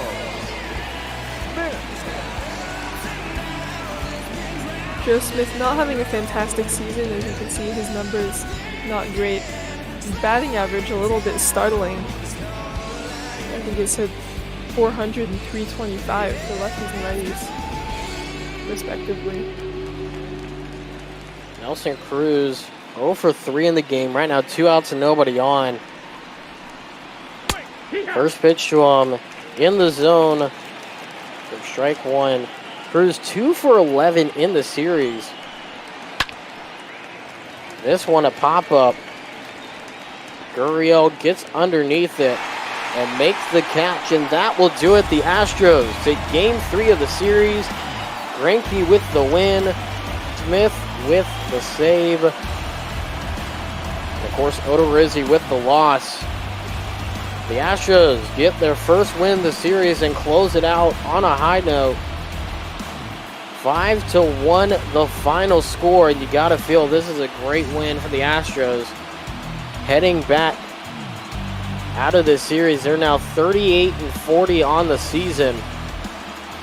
They're now inching closer and closer to the Angels with 40 and 39 now, only a game and a half behind them. 5.5 games behind Oakland for first in their division. The Twins fall to 52 and 29. Still lead in the American League Central. Smith will actually not get the save. Most likely just get a hold as Greinke gets the win. Odorizzi with the loss. Now let's take a look at some of the highlights. But once again, player of the game, Zach Greinke. Just a masterful performance here from Greinke so far. And those are the Astros that have not been showing up all season. It looked like they finally clicked, they were back to their old selves, and the Twins really didn't stand a chance with the combination of Greinke, that lights-out pitching that you mentioned, rightfully earning player of the game, and then the hitting, those bats that the Astros have are just so spectacular. Take a look at the highlights. You see the double. Yordan Alvarez, the first runs of the series. You got the 2 RBI double bouncing off the wall there. Left center that goes to the Twins bullpen. Gurriel lining in the right. Continue the scoring in that same bottom of the 3rd inning. And of course, Altuve getting on base, getting to second base with that throwing error. Right field, and then of course, see here, a great defensive play from Gonzalez getting the ground out there. And Cruz striking out 3 times in the ball game, making it 8 strikeouts in the series overall. I tell you what, when you're going against Greinke in top form, there's not much you can do. Yeah, and Greinke is really such a unique pitcher in that he has the control of the fastball, he has the nasty breaking balls, and as you said, when he's doing that well, the Twins batters were just totally helpless. Saw the home run there. Yordan Alvarez continuing his quest MVP title. You see the ground out. It did score the first and only run for the Twins in this game, matching their run total from game 1 where they got a 1-0 victory. See the final out right here. Cruz popping up to end the day 0 for 4 and make it 2 for 12 in the series. Not a great performance going against the Houston Astros these past 3 games, but that will do it here from Houston, Texas. You take a look at some of the other notable players. And Charlotte, before we head out of here for this one, what are your final thoughts on the ball game? I think that this was really a great ball game for the Astros to regain some of that momentum that they usually start to build up around this time of year. They can get an off day now, and then we'll go play the Texans, a series that they definitely should be able to win. As the Twins losing a bit of that momentum, really a big loss for them, considering how tight it is in the AL Central. You see the numbers here for both squads. The Astros just able to do a little bit more. You see Alvarez 3 for 4 in the game, Altuve 3 for 4 in the game, 2 doubles, 1 by Bregman, 1 by Alvarez, the home run, and then the RBIs. Alvarez getting up to 99 RBIs on the season, and we haven't even finished June yet. Absolutely ridiculous stats for Yordan Alvarez this season. He's ranked in just about every statistical category that there is for hitting, and really unstoppable. Well, that'll pretty much do it here from Houston, Texas. Astros getting the win, 5-1, the final score. See, there's Zach Greinke the win, Odorizzi with the loss. Now we're joined in the booth for Cubs and Reds, Hendricks versus Mahle from Hines AS, and Brandon Ross. How are you guys, or Jaden Becker, excuse me, a last minute change. How are you guys doing? I'm doing good. Yeah, we had our little 8th inning pinch hitter come in here, but yeah, I was surprised by that game. I just want to say, I watched it and what a Dusty Baker move. I was talking with Jaden before, but about that, it's like, it's not like there's a guy on base or anything anymore. Sure, you lose the shutout, but you got a 4-run cushion. I'm not a manager for that exact reason. Well, it was a fun one to call for sure. The Astros turning their season around. They're now hitting that stride just a little bit. Now 38-41 with the victory. And guys, go ahead and take it away. Have fun with the good old NL Central matchup between the Reds and the Cubs. All right, thank you, and great call from you guys. Well, I guess we're a little ahead of schedule here, but just taking a look at this, we can take a look at the All-Star voting here. Not a surprise to see Garrett Cole up there, is it? Not a surprise at all. Garrett Cole, as we saw, get signed by the Yankees this offseason, and now that baseball's officially coming back, it's sort of nice to see that he is playing well. Me, a Mets fan myself, not the nicest thing to see across the boroughs, but it is what it is. Well, I mean, I got him out of the NL Central, so after that point, I'm not a big fan of him in pinstripes, just to be fair, but I mean, he's a marvelous pitcher, so you respect that. Yeah, 100%, and well-deservingly so, to be at the top of the starting pitcher All-Star rankings.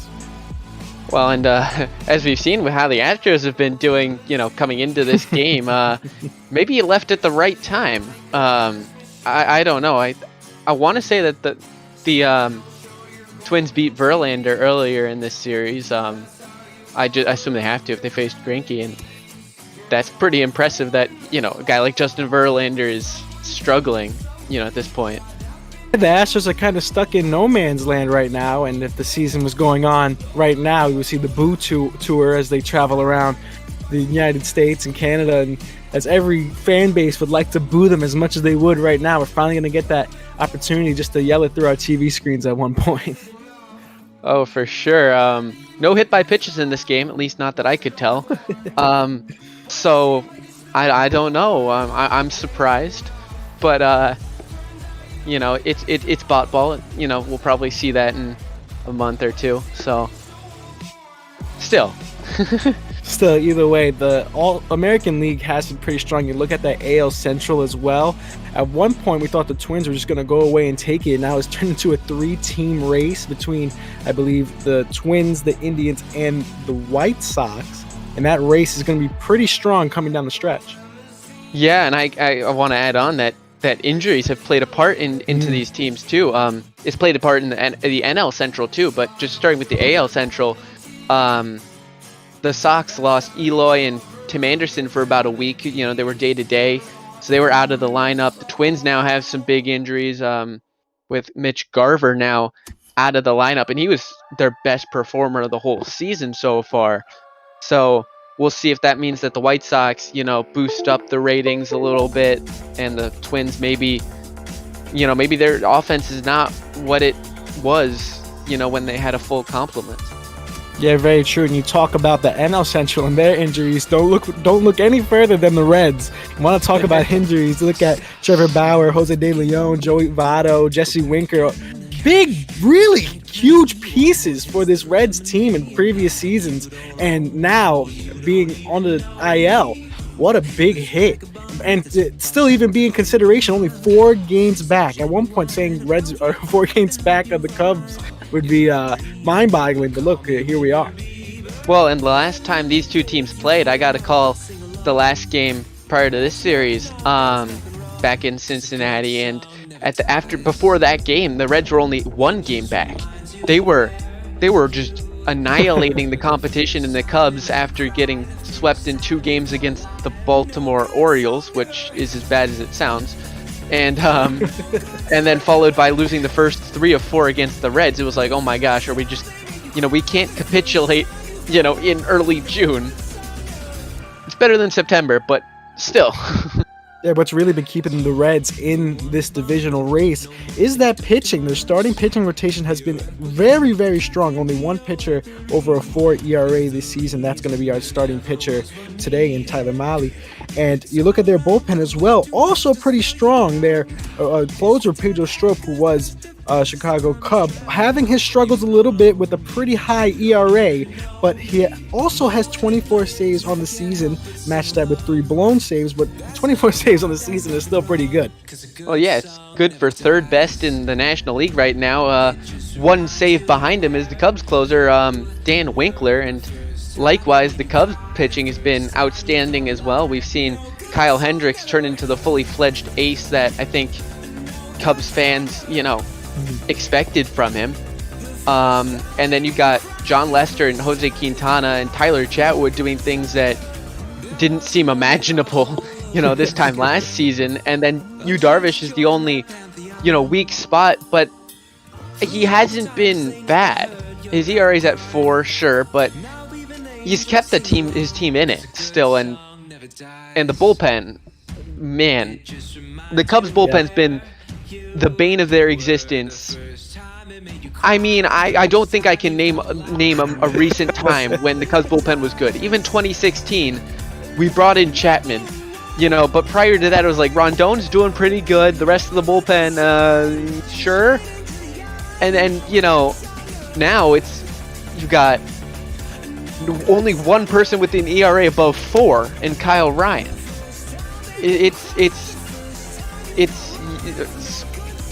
I'm lost for words. You couldn't describe it better. You're pretty much lost for words because of the ebbs and flows that the Cubs have gone through, and their bullpen in the past few seasons have been insane.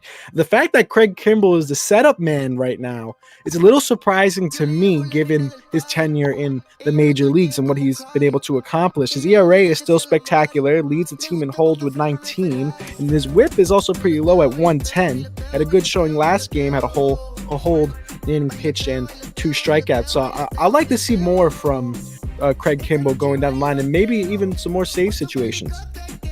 Yeah, I mean, I personally was also surprised that he was in the setup role. I think he's thriving there now, so I'm not sure what brought that about. I think last year we can just call it a fluke and just say he wasn't ready and he wasn't feeling, 100%. But, I mean, he's the active saves leader. And it's just at the point you can't take out Dan Winkler at this point because he's just been so amazing, and Kimbrell's found a liking to that setup role. He can't close games, but he can certainly put in good shifts when he has to. His ERA is at 1.52. I mean, that's I'm looking. That is the second best, only behind Dan Winkler in that Cubs bullpen. 100%. And looking away from the bullpen, looking towards that lineup, they rank second in the league right now for power, and that has definitely shown in the field of play. Schwarber, 22 home runs on the season. And you also look at Javier Baez, Anthony Rizzo, Chris Bryant, all in the high double digits with us, double-digit teams with 17, 17, and 16 respectively. Also Javier Baez, 53 RBIs leading the team. So power has definitely been a big factor for the Cubs.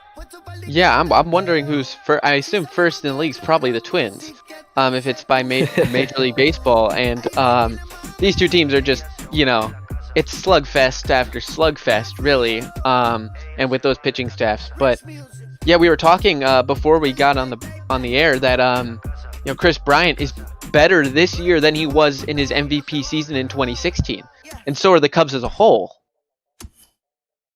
Yeah, and the fact that he right now is batting over an OPS of 1.003 is just shocking, because not a lot of people expected that from Chris Bryant. So it had a little bit of a down year last season, especially in the field, so that could bust up your confidence a little bit. But we got to remember how Chris Bryant entered this league. 2015 Rookie of the Year, 2016 NL MVP, won a World Series. He came in the league hot. Like, I remember his baseball card being huge back in 2015 because he was just that good. And if he can continue to be this good as we're going to get an MLB season starting up, we're looking at a really special player here for the Chicago Cubs. Yeah, and the big thing is going to be how the Cubs deal with their contracts, because Baez, Bryant, and Rizzo, I think, are all up after 2021, along with Contreras and Schwarber the year after. That's a lot of money you have to throw out there, and you still have to pay guys like Yu Darvish, and I think John Lester might be done after then. But still, you got to pay massive contracts to these guys. So the question is, who can they retain for value? So that's only time will tell. But they're putting up numbers that make you say, yeah, we want to bring him back. Yeah, more than right. You look at those names, and a lot of teams don't have this amount of big star power names going down from 1 to 6 in the lineup, and the fact that they've kept them from this long is really a testament of how well this Chicago team has meshed since that 2016 World Series. And just to change gears here, looking at the Reds lineup, it's a team that could definitely be a postseason contender down the line if they stay healthy. You look at Eugenio Suarez, the guy is gone crazy. He's leading the league in RBIs. Yeah. He also has 22 homers, like Kyle Schwarber. And not to mention the fact that Suarez, Moustakas, Aquino kill the Cubs. They just they would be breaking every record if they played the Cubs every day. Yeah, I couldn't agree more. And you look at the new contract signings with Moustakas and Castellanos. Moustakas has faltered a little bit coming into this season, and he's not really living up to that contract that he signed. Tied for the largest free agent deal in Reds history, and he's also tied with Nick Castellanos, who signed it also this offseason. But Castellanos has played pretty well. The only difference between the two, they're playing almost the same. Just Castellanos hits really well for average at 296. Yeah, Castellanos obviously finished last season with the Cubs, and I think majority of Cubs fans wanted to re-sign him, and most were disappointed with the offseason acquisition. So look at the bullpen. 1-year deals galore, and anyway, so we're about to get into the game here. Should be a good one. We got a pair of pitchers from Newport Beach, California starting. Mahle and Hendricks both coming from the same place, so we'll see which one of them gets the better of the other here. As we see, it's a sunny day at Great American Ballpark in Cincinnati, Ohio.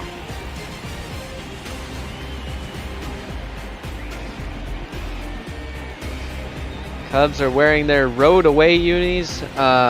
Reds, I believe, are just in their home whites. And you can see Tyler Mahle, you mentioned, has the highest DRA of the starting rotation for the Reds. What do you see from him? The highest ERA of the Reds starting rotation, was drafted by the Reds back in 2013, but made his MLB debut in 2017. He has some trouble staying in the major leagues, been moved around a lot, but secured his spot last season. So an interesting story there. Not a guy that's going to throw a lot of strikeouts. A big pitch to contact type of guy, and kind of dangerous when you're going against this Chicago Cubs lineup. Well, yeah, and not only two Newport Beach, California natives, we have two contact-based pitchers on the mound, because that is definitely the MO for Kyle Hendricks as well, as we see Chris Bryant stepping in to lead off the ball game. He fouls that one off quickly on the first pitch of the game, and we're underway here in Cincinnati. Yeah, we sang Chris Bryant's praises in the pre-show, and he has really proven himself this season, third in the National League for doubles and walks, so can make contact, but also has been pretty disciplined at the plate. Watch that one. It's 1-1. Bryant, as we showed earlier, first in the NL third baseman voting for the All-Star game, which wouldn't consider to be a surprise. See clear skies, wind blowing in from left field, 60 degrees. It's a nice day, and with that wind blowing in from left field, we'll see if these big right-handed power guys, Bryant, Suarez, Aquino, Castellanos, struggle to try to loft the ball out of the park. Hey, balls love to fly out of Great American Ballpark, and it's sometimes a struggle to keep them inside the ballpark. That's how much difficulty it has been, but a lot of home runs galore here.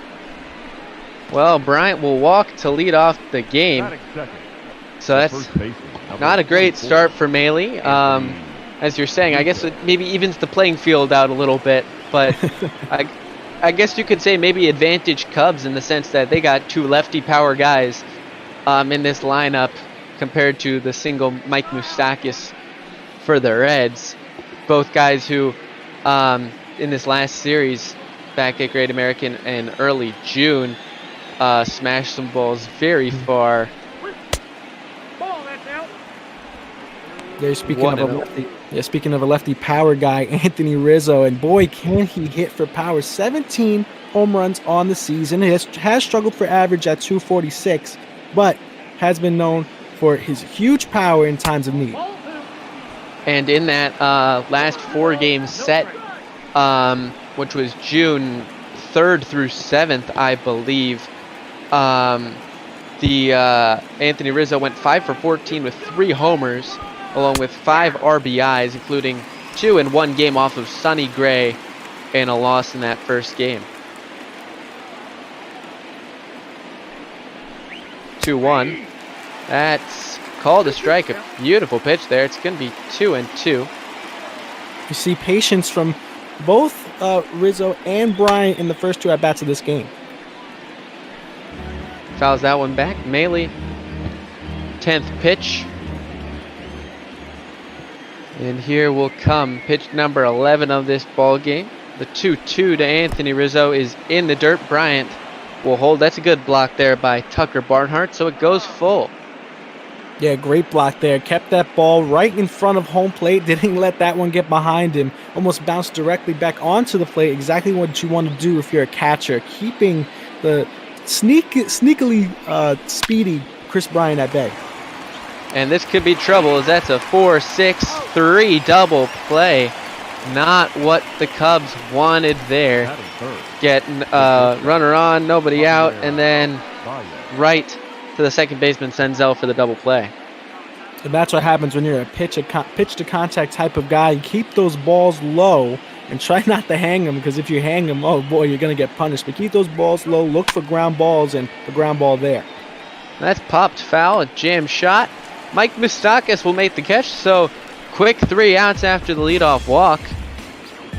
And it'll be Akiyama, Senzel, and Suarez to lead off the bottom of the first for the Reds.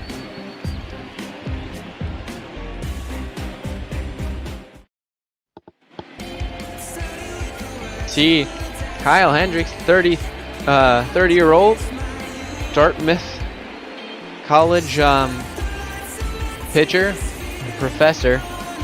And as we mentioned, a pitch to contact guy, and I mean, look at that how good he's been this season.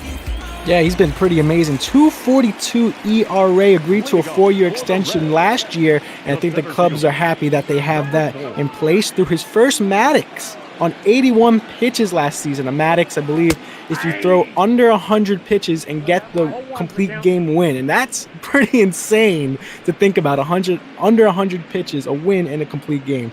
Second in the National League for ERA. Is also third in the National League for walks allowed, so doesn't like to allow a lot of runners on the base path.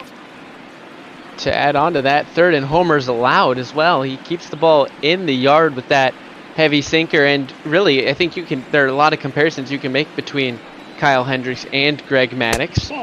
Not the Hall of Fame career necessarily for Kyle Hendricks, but I mean, you look at the style of pitching, the sinker ball, eliminating homers and just pitching, trusting his defense and everything. That's what he does. Let's ground up the middle, and that'll be a base hit to lead it off for Shogo Akiyama. Akiyama with a good swing there. He's a 32-year-old rookie. Can you believe that? Obviously best known for his time in Japan, this being his first year in the Major Leagues. One of a couple guys to make their big league debuts at a little bit of an older age. Of course, Jose Abreu did that back in, 2016, I believe, or 2017 on the south side. But here's Nick Senzel, been filling in at second base with the injury to Joey Votto, sending Mike Moustakas to play first. Votto, though, good news, should be coming back soon. It's looking like he could come back maybe within a week if everything goes well with that hand. And how awesome would that be for the Cincinnati Reds, getting a huge back and a veteran piece in your clubhouse to help you out? That's flown to center field. Almora seems to track it down. Actually overran it to make the catch, though. So, out number 1 here for Kyle Hendricks. Batting third, the third baseman, Eugenio Suarez. And here is the Cub killer himself, Eugenio Suarez. Only 5th in the third baseman voting for the All-Star, which is really surprising. I mean, you look at his stats, he's leading the team. Obviously, Bryant's first in that category. I'm surprised that Suarez isn't higher up. And he has played extremely well this season. We've sung his praise in the pre-show as well, leading the league in RBIs, also leading his team in home runs and OPS, as we get a couple pickoffs here from Hendricks. What's pretty interesting about Suarez is that he wouldn't be playing right now. At least I don't think he would be playing right now in real life. If we were having a season in late January, Suarez underwent shoulder surgery to heal a swimming pool injury mishap. You know, crazy things happen in a swimming pool. I'm not gonna lie. But right now in the National League in our MLB bat ball world, he's tied for 3rd in the National League for home runs, tied with Kyle Schwarber. And to go back to the pickoff attempts, Kyle Hendricks does have a very sneaky pickoff move as the runner's going, the throw down, and they get him at second base. What a throw by Wilson Contreras. Little late of a jump there. He is a speedy guy, but what an arm from Wilson Contreras. Almost puts it right on the money. And almost a perfect throw there, if I do say so myself. Didn't have to move the glove at all, right on the money. Great job there by Contreras. But that one is launched, and right on cue, Eugenio Suarez goes yard into the wind, 420 feet. So an early lead for the Reds, and Cubs will be very glad that right before that they got the caught stealing. 110 miles per hour off the bat, 420 feet, and out in front of that baseball. We knew as soon as it came off the bat, that one was gone. And look where this one landed. What a moonshot.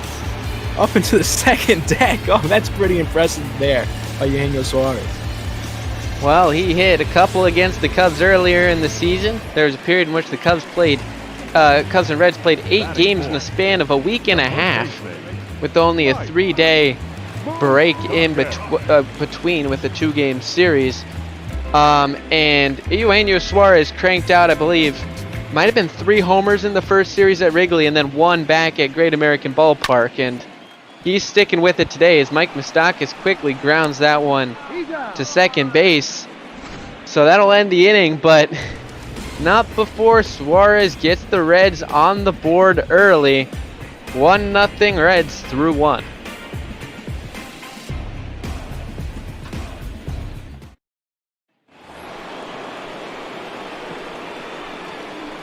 Leading off for the Cubs. So leading off the second inning, Kyle Schwarber, another guy we've been talking about with mad power, tied 3rd in the NL in homers, as you mentioned.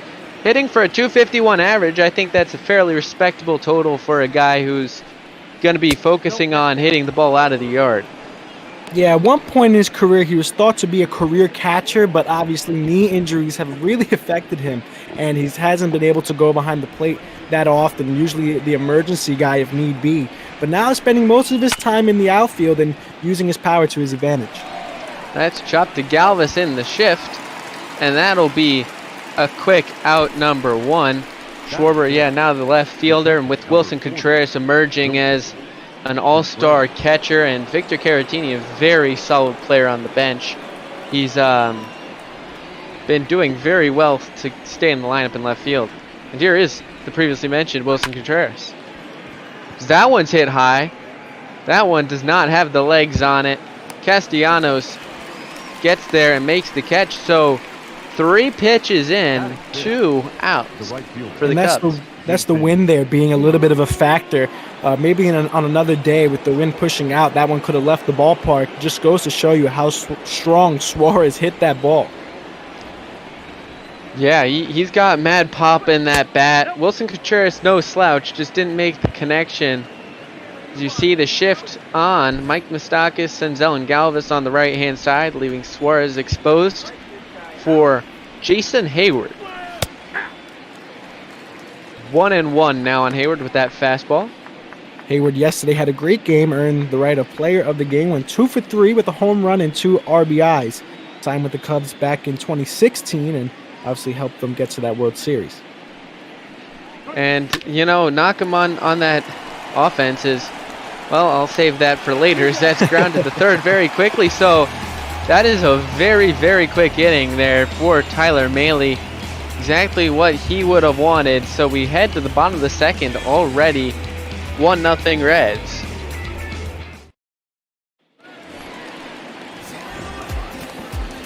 Leading off for the Reds, the left fielder. Nick Castellanos leading off. Mentioned a former Cub. Does hit lefties better, but look at the power he's got against right-handed pitching. Yeah, I would like to see more pop from him, to be honest with you. He did sign a pretty huge deal this offseason with the Reds, tied for the highest in Reds history. So only having 13 home runs this midway through the season, I would like to see more from him. 35 RBIs, however, are nothing to scoff at either. Yeah, he only had 11 doubles as well. He led all of MLB with, I believe, 58 doubles, if I remember correctly, last year. He was just hard out, and look at what he does here. Another double, it looks like it will be. Schwarber's throw is strong and in, but not quick enough. So a leadoff double from Nick Castellanos, number 12 for him on the year. Look at his swing here. If we can get a better look, out in front of that baseball, pulls it down the line hard, and he digs around the base paths. Perfect turnaround first, and has to go into a head-first slide at a pretty decent throw from Schwarber's from the outfield. Yeah, Schwarber's got a big arm. And now Kyle Hendricks, not looking like the Kyle Hendricks he has been this year. He's been limiting hits and everything this whole season, but now 3 hits already, 2 extra base hits, and it'll be Aristides Aquino at the dish. Yeah, so as you mentioned, so far a tough start from Hendricks. Gonna need to compose himself here a little bit. Hits aren't really that big of a factor, but they become a big factor if you allow them in bunches. One at a time is okay, but multiple in a row is a very difficult thing to overcome. And Aquino at 1-1 count, another power hitter on this team. I think Suarez, Moustakis, Castellanos, Aquino, that is some big star power there in the middle of the lineup, though rivaled, I would say, by the Bryant Rizzo Baez Schwarber Contreras on the other dugout.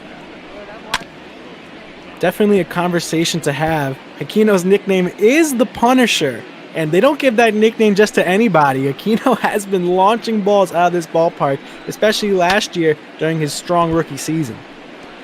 And some not so fond memories for me watching him hit 6 homers in 7 games against the Cubs. And those were, I believe, might have been only like the 2nd or 3rd season in the bigs for him, as that's a great play by Baez to get him at first. The runner will move up, however, to third, so a productive out scores a run. 1 away. Aquino not known for placing the ball in perfect spots, but does it there. Moves it over to the right side of the infield, allowing the runner to go. So, runner in third base. Anything can happen with Freddie Galvis. Yep, Freddie Galvis only hitting .228 this year. I don't know really. Whoa, is that one just curves in and hit him? It does set up a double play, though I know that was not the intention there. And that just shows Kyle Hendricks, known for being able to place the ball wherever he wants it to. He's not been able to find his spots. Yeah, as you mentioned, a little bit off his groove here.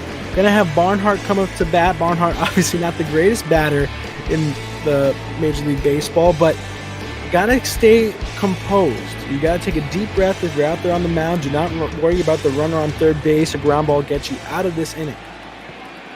Yep, Barnhart is a double play candidate. The pitcher's spot stands on deck in Tyler Mahle. can see, does have some success against Kyle Hendricks, 10 for 33, if I read that correctly. That one's down and in. It's going to be 1-1.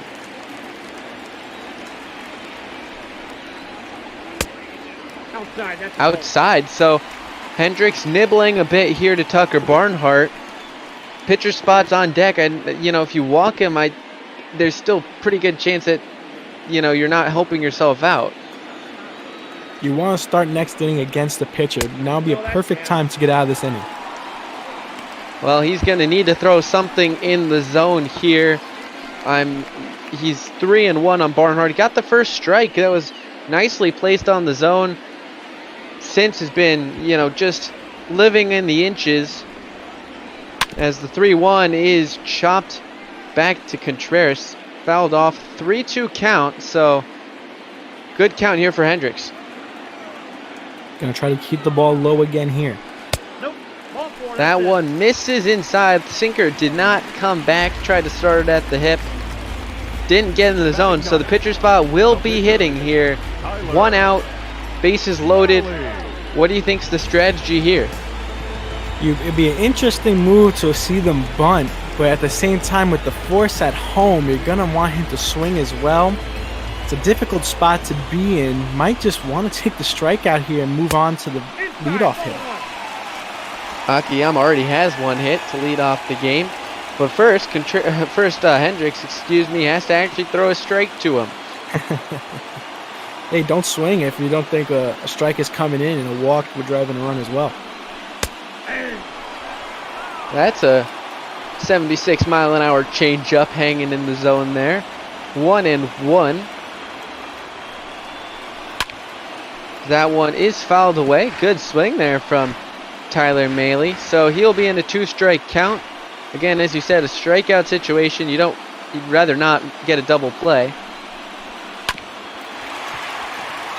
This might get the job done, as that's 3-6-3. Originally, I thought that might get the job done for the Reds once I saw he was going to second with it, but exactly what the doctor ordered for the Cubs. So bases loaded, 1 out does not hurt. It's going to be 1-0 still after 2.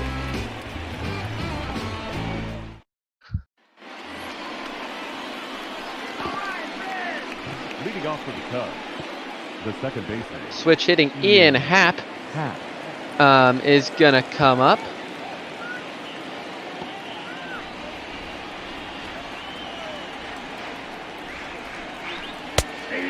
That's a good fastball on the corner. It's 0-1 to Ian Happ.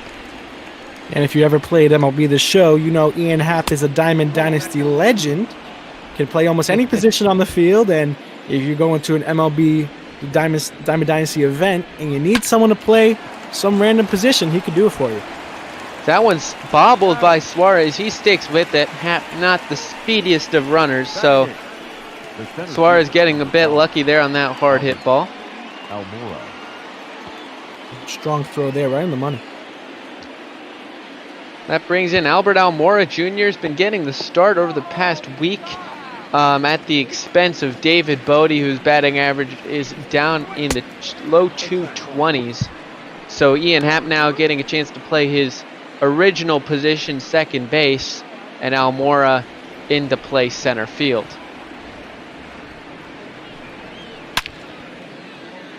Ripped foul. It's 1-1.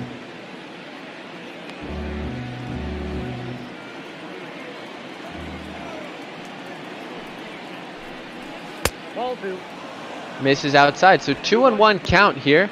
Good chance for the Cubs to maybe get something going with the pitcher on deck. Once again, the Cubs staying pretty patient with their at-bats. Had 2 walks last game, Almora. Went 0 for 2 with also 2 strikeouts. So it'd be nice to him to once again do what he did last game and try to stay composed and not get too swing happy. And he's in a very favorable count here. 3-1. Got to sit. Dead red fastball.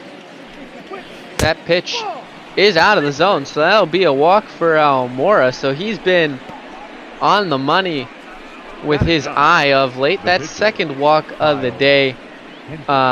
issued by Tyler Mahle, and a bunt situation here with Kyle Hendricks.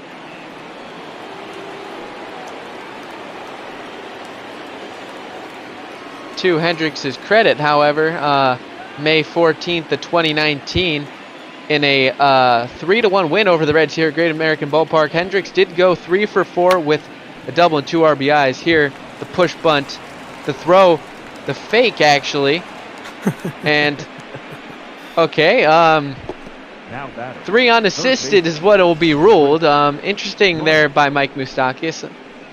But we have a runner on second now.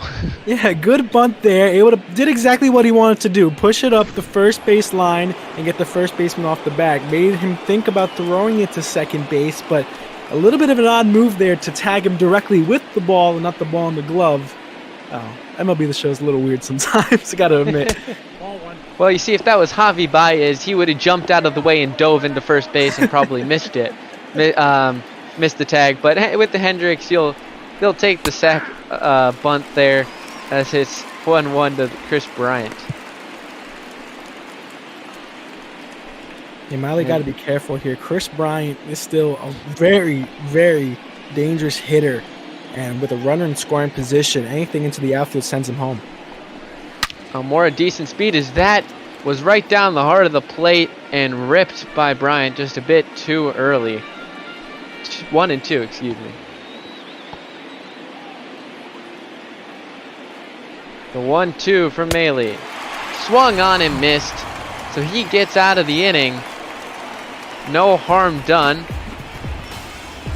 Be Akiyama, Senzel, and Suarez. 1, 2, 3 for the Reds. Bottom 3.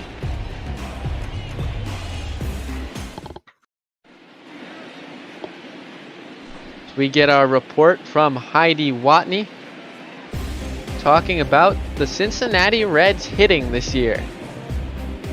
And this year, it has been pretty strong. They have had their ebbs and flows, but as we are looking towards closer to the trade deadline and All-Star break, they have improved really, really well. The Reds have also struggled from a lot of injuries this season, and with the ability to get those back sooner rather than later, it's going to be another huge help for the Cincinnati Reds. Trade deadline is coming up. 1-0 to Akiyama. Where do you think this team would look to improve, and do you have any ideas of who they might try to go for? Gonna want to look for a speedster here. Well, you go. Let's chop to first. So, quick guys, you see the NL Central standings. The Cubs 4 games up on these Cincinnati Reds. St. Louis, Milwaukee, and Pittsburgh in another galaxy at this point. 18 games back for the Brewers in third place. That's not what we expected. Yeah, going back to your question of what the Reds are going to want to look for, they're going to want to look for a speedster that can play some defense. Right now, they rank 27th in the league for speed and 25th for defense. If they can get somebody that they can put in the outfield or someone that can play some solid defense in the infield, it will be a huge help to this team who has struggled a bit in both aspects.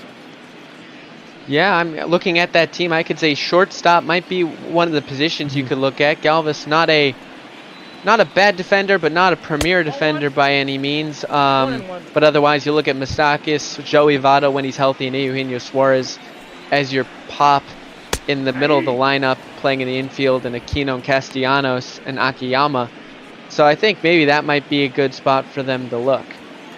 Yeah, definitely want a stronger leadoff guy. I know Akiyama has been pretty decent for them as of late, but someone that can be consistent off that leadoff spot with some nice speed would be a good way to round off this Reds team.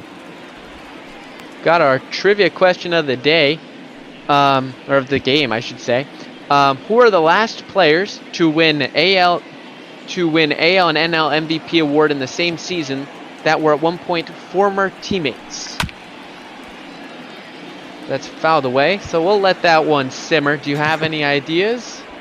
The big guy knows that I am terrible at trivia. Terrible at trivia, and he likes to make me squirm. So these are the hard questions, you know. Well, that's a strikeout of Nick Senzel, the first for Kyle Hendricks. So both pitchers only at one strikeout into the third inning. I can only assume it involves players who played for one of these two teams. That's normally how the big guy rolls with his trivia. So I know the Cubs, but I'm trying to think of who might be said teammates of any of those guys.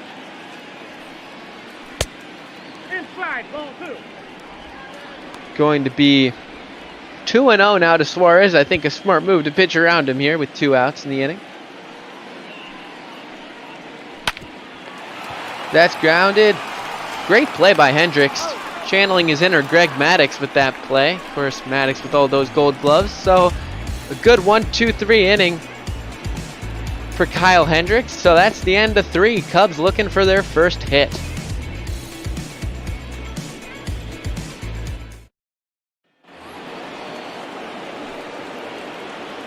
Leading off for the Cubs. The first Anthony baseman, Rizzo number leading 44, off. Anthony Rizzo. And promptly flies one. That's going pretty deep to left field. Castellanos looking up. It's off the wall. That carried a lot more than I thought. I thought that was a routine fly out, but the wind giving it some push there. So a double for Anthony Rizzo. Look at this swing here. Great leg kick, and uses his hips. You see there in that animation, uses his hips to launch that ball. I'm telling you, the wind is being a great factor in this game, pushing into left field. Another home run lost, I think, by the Cubs. But great shot there by Rizzo. That's promptly hit to third by Baez. So the Cubs swinging first pitch now after having some good patient at-bats. 1 away, and they'll bring up Kyle Schwarber. And as we start to go around to the second and third times that these players have their at-bats, they get a better recognition of Mahle and how his start is going today. And so far, Mahle has had a pretty good start. Rizzo getting the first hit in the 4th inning. And that's down and away with the curveball. 1-0 to Kyle Schwarber. You can see 306 with runners in scoring position this season.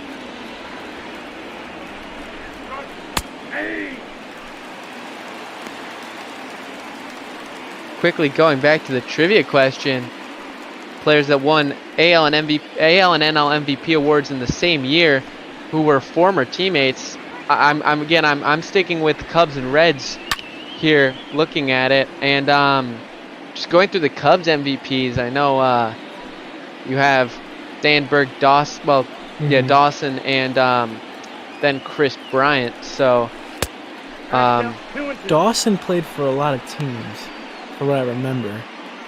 Yeah, he played for the Cubs and the Expos. So, but the thing is, a lot of his teammates were, and with all 3 of those guys only played for NL teams. Brian obviously only with the Cubs. Sandberg, Cubs and Phillies for his rookie season, I believe. And obviously Dawson with the Expos and the Cubs. So, meaning that his said teammate would have had to move to the American League and what didn't stay with said former team. Chopped weakly to the pitcher. Mahle gets it, throws to first. Some good plays here by both pitchers. Now 2 away, runner on third, bringing up Wilson Contreras. Yeah, fielding the position at the pitcher position is sometimes pretty difficult because they're so used to throwing out of the windup that making a routine ground ball play turns into talking to a little leaguer and telling to make that same play because they're just not used to making those types of throws. Yeah, I like to say PFP is the is an underrated thing, and both pitchers showing they got it here. Contreras hits that one to center. Will that one drop in front of Akiyama? It will, and the Cubs have tied the ball game. Contreras going to second. That is a questionable decision to say the least. He's thrown out, so it'll be an RBI single for Wilson Contreras to end the inning. But the Cubs, 2 hits, 1 run, tie this ball game up.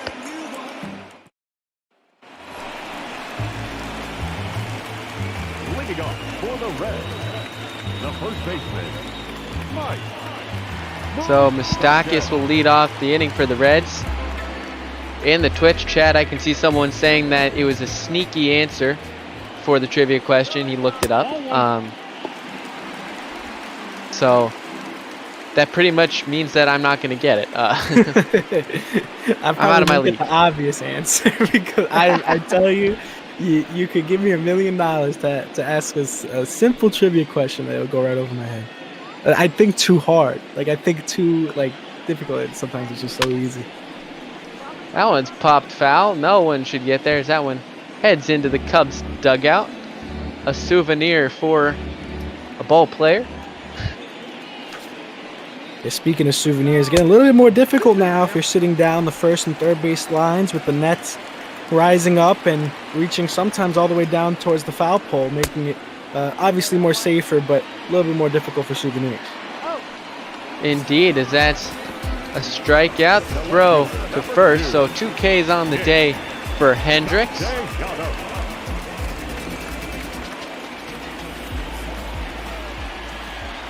Castellanos doubled earlier.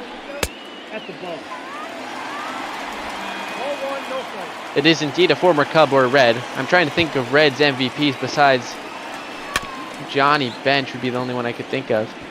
I'm probably wrong when I say that, but Barry Larkin would be another one. Barry Larkin. Was he a career Red? I think so. He was a career Red, meaning that it would be a 90s Red pretty much, or potentially a late 80s Red, but if it's sneaky, it's probably a late 80s Red from his rookie season or someone that just left the year after. But that's chopped through that right field hole. Hayward overruns it, but Castellanos holds with a base hit here. Once again, another great hit by Castellanos. Once getting that bat in the ball, you got to realize it's pretty difficult in the major leagues. These guys are professionals, and he's been able to do it at a consistent rate, making the most of that contract, batting close to 300 throughout the season, and has been a great pickup for the Reds. Well, we have until the end of the inning to answer, so let's just hope. Well, and for my sake at least, I'm hoping not for a double play. I want to try to figure this one out. It is after the 80s for sure, is what he says. The big guys. That's grounded. Great play by Bryant.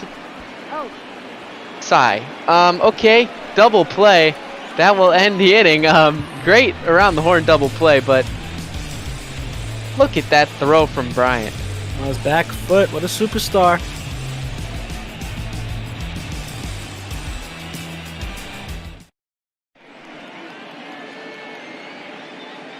All right. Cincinnati looking nice so far. Late afternoon. Heidi Watney with the report. Looking at that Cubs team. Jason Hayward leading off the inning after that questionable defensive decision. See David Ross in his first year managing the Cubs. People remember David Ross for his what's the best way to describe that? His excitement, his big plays, his moments really in the 2016 World Series.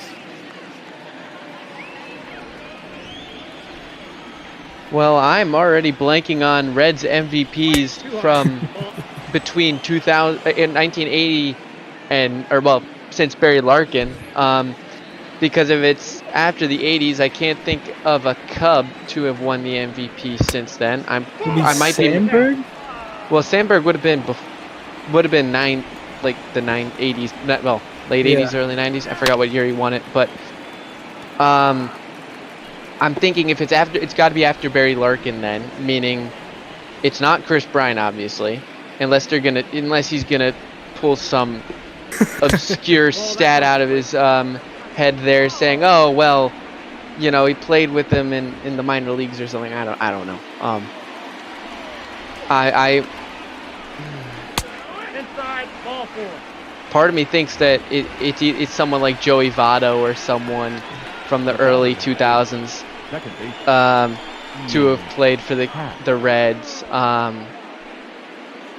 That would be my only thought. I would have no clue what year or who the AL one was, so I'm gonna yield my guesses over.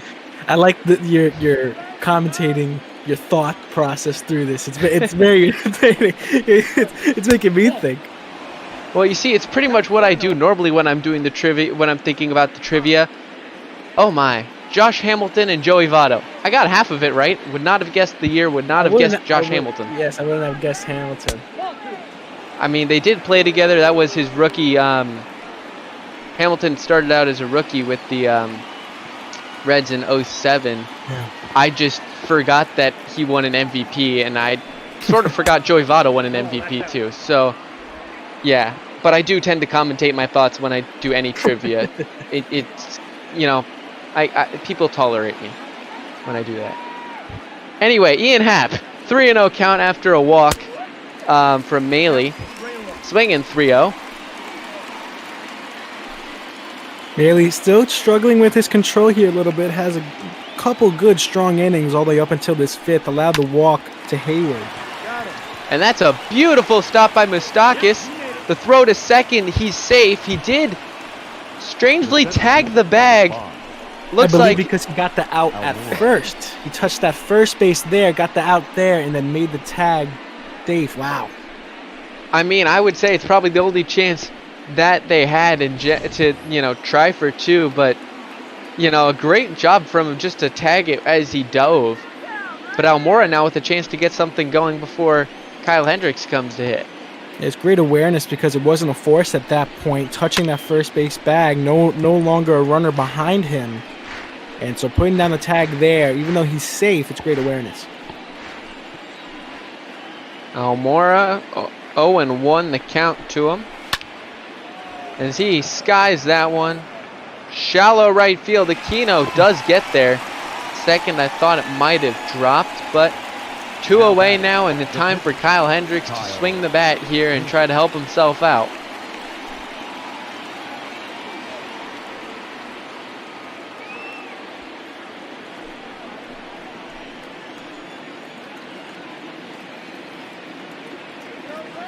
First pitch from one pitcher to the other is actually a very well hit line drive foul by Kyle Hendricks. Maybe, you know, he can try to get an RBI or two. Last time, as I mentioned, he went 3 for 4 with in a 3-1 victory. Maybe he can, you know, give himself a 2-1 lead. Yeah, sometimes you just got to do it yourself when your offense isn't as producing as usual. As a Mets fan, I know that way too well, but being able to do it yourself is also a great ability as the pitcher. A lot of people now up in arms. Universal DH going to come in for the 60-game season and eliminating the pitcher being able to do it itself this season. But, you know, a lot of people, this is a very touchy subject. I'm walking that razor blade right now, and everyone is very animated about their opinions. You could talk about it in the chat, what you think. Do you think it's a good thing, bad thing? Personally, I fall somewhere in the middle. I think it helps. It helps both. It helps both. If universal DH elongates careers, having a pitcher hit, it's a lot of fantastic moments in baseball. You know, I wouldn't have that Bartolo Colon home run if it wasn't for that. So, yeah, very touchy subject there. Yeah, I do also hold a strong opinion on the subject, personally. But Kyle Hendricks drawing a walk. Tyler Mahle, that's walk number 4 on the game for him. So, pitching coach out to try to calm the nerves with another former MVP, Chris Bryant, at the dish. Once again, a ground ball gets them out of it. It's only 2 outs, force at third base, and Mahle, as we talked about, a pitch-to-contact type of pitcher, hasn't thrown a lot of strikeouts, only 1 this game. That one was to Bryant in his last at-bat, however. Well, you can see only 60 pitches. Cubs have been either overly patient to get their 4 walks or very aggressive with a lot of 1-pitch outs, as we see called strike 1. Tough one not to swing at there, right in his wheelhouse.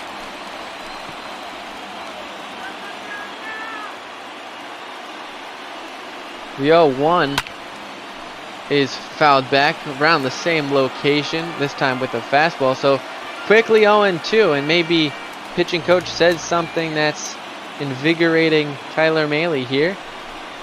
That one is just poked out to right field, but Senzel makes the play, so the Cubs can't make Mahle pay for another walk. Still 1-1, middle of the 5th.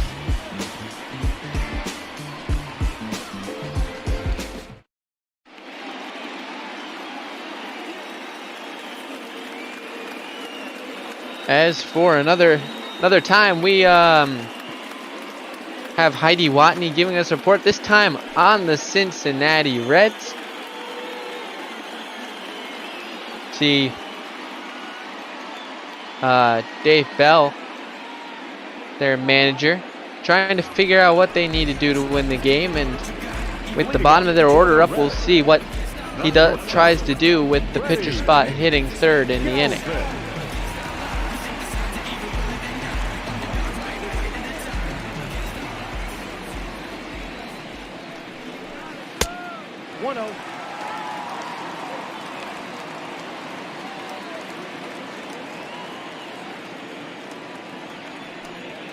One and 0 to Freddie Galvis. That one hung over the plate. That's grounded second. Ian Happ throws it over to first. So a quick out number 1, bringing up Tucker Barnhart, hit with 1 out.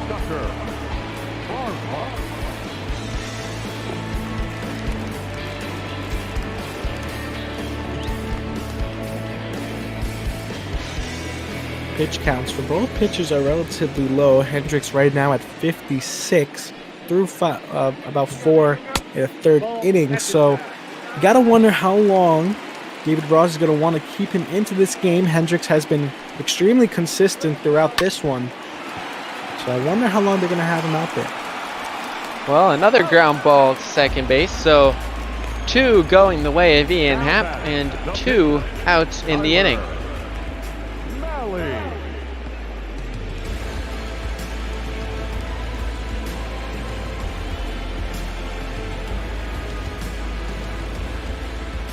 Mahle will hit. I'm a little bit surprised. I know, the pitch count's fine for him as he promptly lofts one to the shortstop Javier Baez. So quick inning there for Kyle Hendricks. That'll aid the longevity of him in this ball game.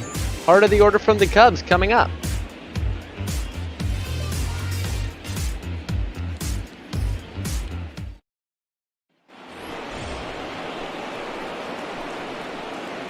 Leading off for the Cubs, the first Anthony Rizzo stepping to the plate. Today would be good for him to get another one of his homers against the Reds. Had 27 career homers, hitting .287 against the Reds in his career coming into this season. First pitch on the inning from Tyler Mahle. Down and away. Rizzo was the only run scored it back in the 4th for the Cubs. Came in on an RBI, I believe. Excuse me. Maybe he'll be the second. Anthony Rizzo into that right field corner, which he loves so dearly here at Great American Ballpark. 409 feet. Homer number 4 against the Reds at Great American this season for Rizzo. Had a couple more back at Wrigley too, so Suarez loves to hit against the Cubs. Rizzo loves to hit against the Reds. Bat out in front and flips it. Begs for it to go fair, and it does. Anthony Rizzo doing great things on and off the field. Currently donating food to local hospitals during the COVID-19 pandemic. And hey, what do you say? Great home run there from Anthony Rizzo. And he had one yesterday as well. So, man, that's as I currently struggle to count, a lot of homers against the Reds this season. We'll leave it at that, as that's popped in for a second. I thought Senzel was going to catch it, and that's a base hit. So Mahle starting to bend a bit here. Yeah, bend indeed. Looking a little bit like Balsa would. Don't want to break. Now would not be a good time. Has only give up 2 earned runs through 5 innings pitched. Has to be careful here going through the heart of this lineup. And that was a grooved fastball down the middle to Kyle Schwarber. He's a dangerous hitter. Not been as dangerous over the past 2 days, but he certainly has that pop to go into that corner. As that's a stolen base attempt, and he's out. Javi Baez. Another questionable base running decision from either team today. Good jump, a better throw. Maybe if he had a different slide there instead of going with the legs, it would have been safe. But either way, going to be thrown out there. Maybe not the smartest play given that there's no outs. And with Kyle Schwarber up as he hits that one way into the evening sky in Cincinnati. But that one is foul.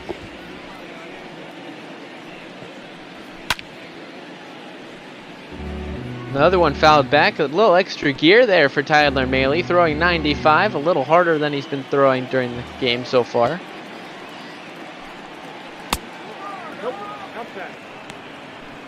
Good waist pitch there, trying to get that one outside and throwing it towards the ground there. Want to make him swing. Once again, not known for being a strikeout pitcher, but that was kind of a strikeout pitch. And that was another good pitch there. Fastball up and away. Doesn't catch the corner and doesn't get a swing. So 2-2, 1 out, 2-1 Cubs, top of the 6th inning.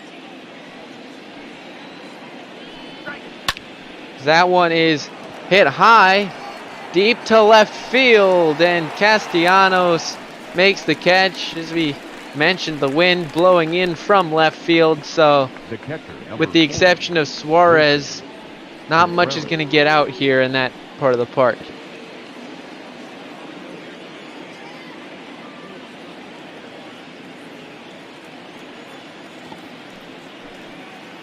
So good reaction from Tyler Mahle.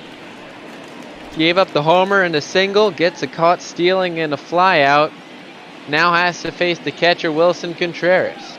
See Contreras 1 for 2 on the night so far and being pretty patient at the plate.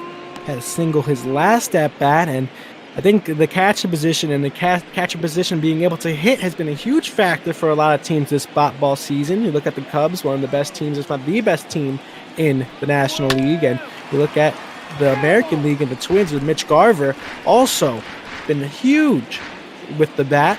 And coming from the catcher's position, being able to hit is such a tremendous advantage, given that the catchers haven't been able to hit that well in recent history. Well, that grounder to first will end the inning. Anthony Rizzo wrapping one around the foul pole here at Great American Ballpark. No surprises there. 2-1 Cubs going bottom of the 6th inning.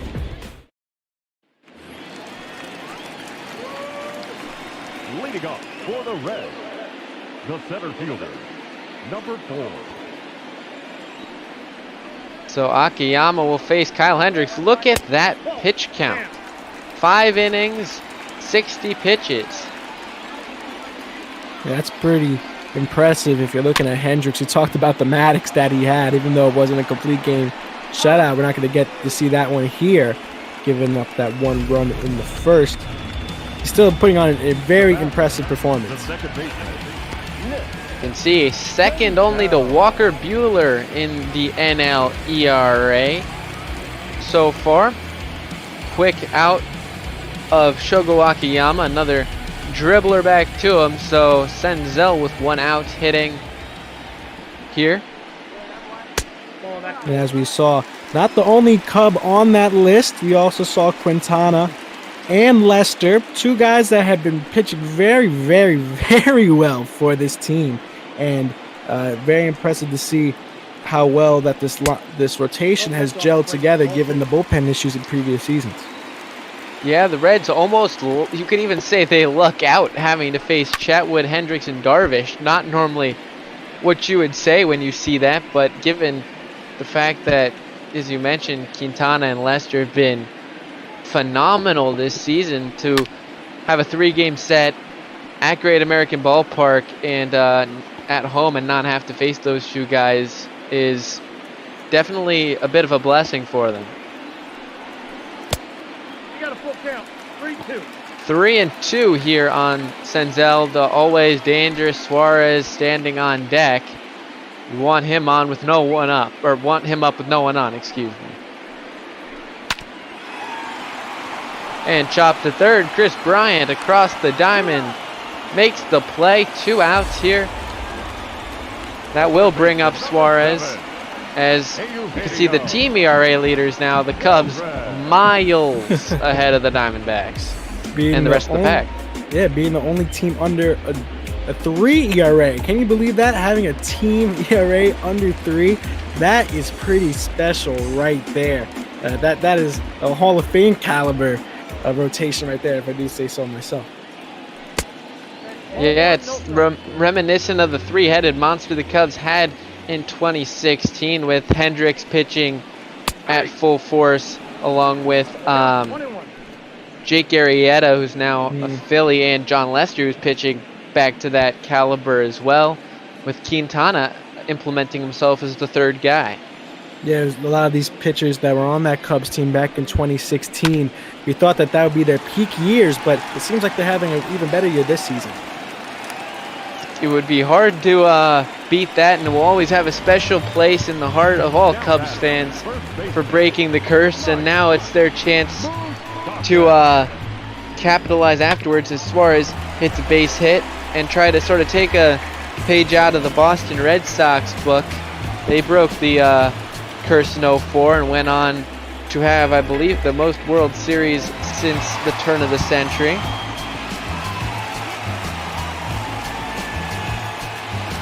So now Mike Moustakas up. He's 0 for 2, one of a few guys who haven't done that well. I mean, see, Suarez has 2 hits, Castellanos has 2 hits as well.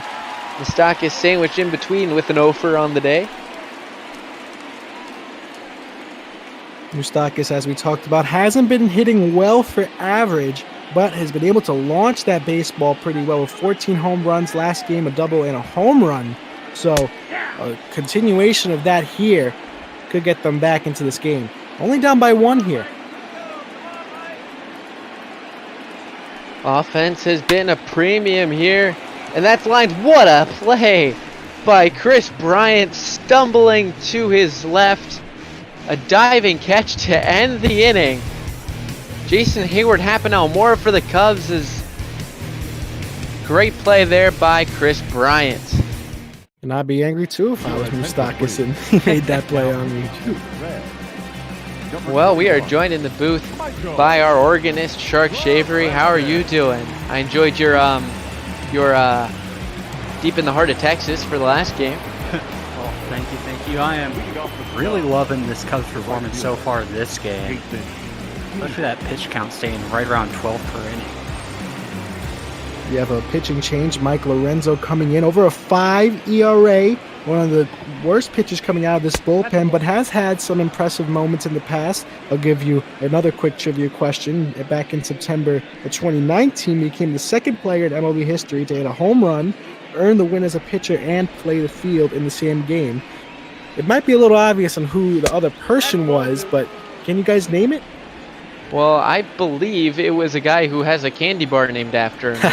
Yes, you are correct, Babe Ruth. And I think that candy bar is actually very underrated. I love Babe Ruth. Some people call me weird sometimes because I like Babe Ruth, but I think it's a top echelon type of candy up there, man. Well, Lorenzen 3-1 now on Jason Hayward. He does throw very hard. He's got a hard cutter in at 94 and a fastball touching 97. That's not something you see out of the bullpen too often, especially with the cutter action.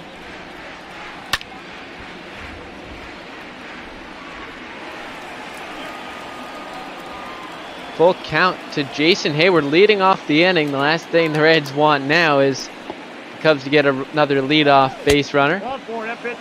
But they will, as Lorenzen issues a walk. Number 5 by the Reds pitching staff. Basically meaning 4 by Mahle and 1 by Lorenzen. Look at a replay there, right by the letters, and tough call to make, and also a tough pitch to take, coming right in on your hands there. You sort of want to just go out and rip at it, but good job keeping his hands back and staying disciplined. So Ian Happ watches a called strike 1 here. See Robert Stephenson, who pitched 2 innings in last night's affair, along with Matt Bowman standing in the bullpen for the Reds.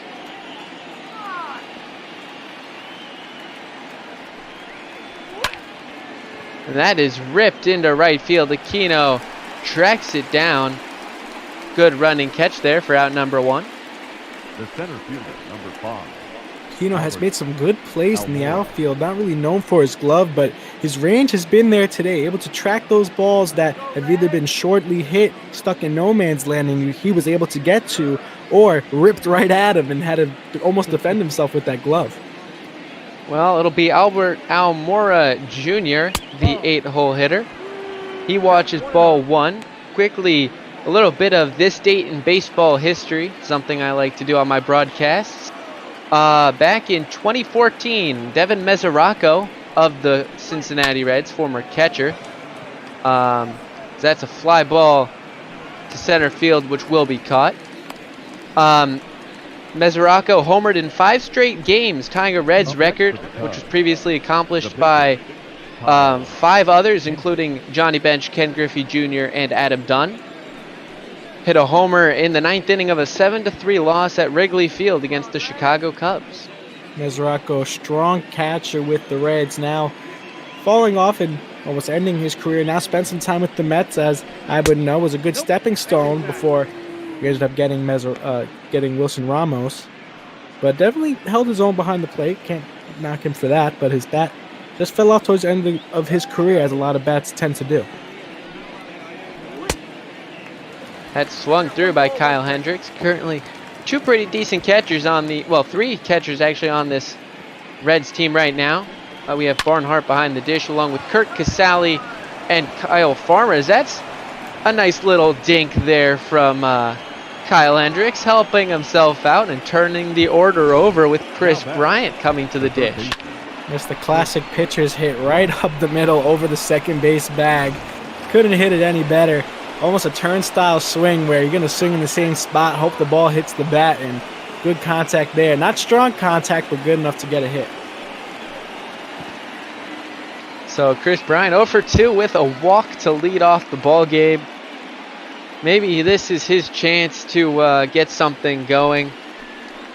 Rizzo has 2 hits. He stands on deck. So the last thing you want to do if you're Michael Lorenzen is give Rizzo a chance to hit. Early in the broadcast, we talked about having the best National League OPS, and the ability to get on base and also hit pretty hard for power has been his MA. And that's up the middle, base hit. The runner will round third. He's coming to the plate, and Hayward scores, and the Cubs take a 3-1 lead. Great hit there by Chris Bryant, his first of the game, and he'll get an RBI here today. Ball low, hit low, got down, got that baseball right back up the middle. Lucky the pitcher didn't stab at it. Great hit there by Bryant, something he's been doing all season. And look who it is. Anthony Rizzo wished the ball to stay fair, and it did by a pretty good margin there. Up into the concourse level up there. That is a hard one to do.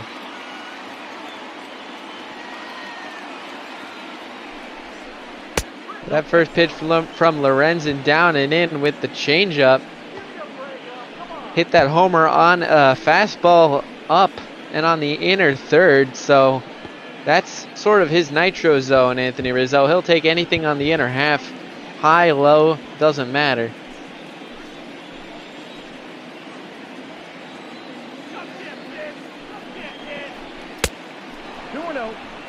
That's up and away, ball 2.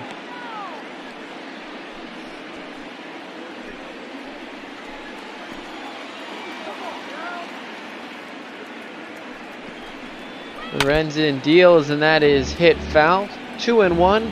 Now it's a 3-1 game in favor of the Cubs in the 7th inning. 2 outs here.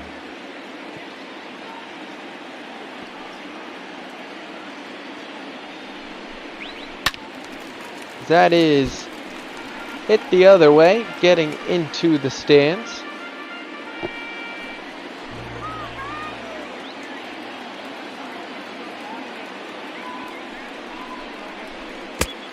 And that's a ball 3-2, so you may be able to walk him, but Javi Baez stands on deck. They keep coming for the Cubs.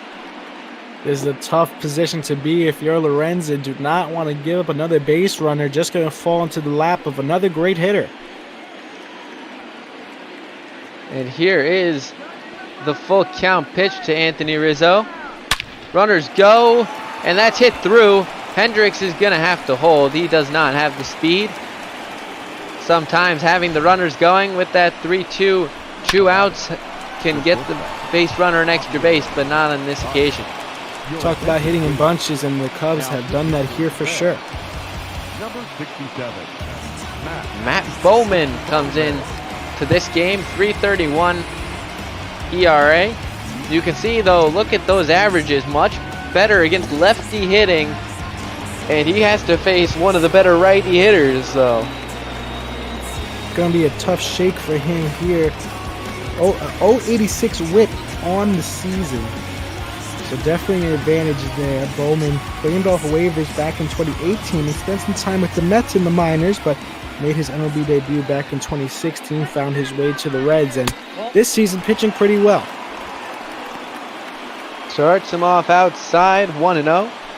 Following the last out of the inning, we'll have Shark Shavery with the 7th inning stretch, but I think you're getting a little more time in the booth than you bargained for. I am not complaining.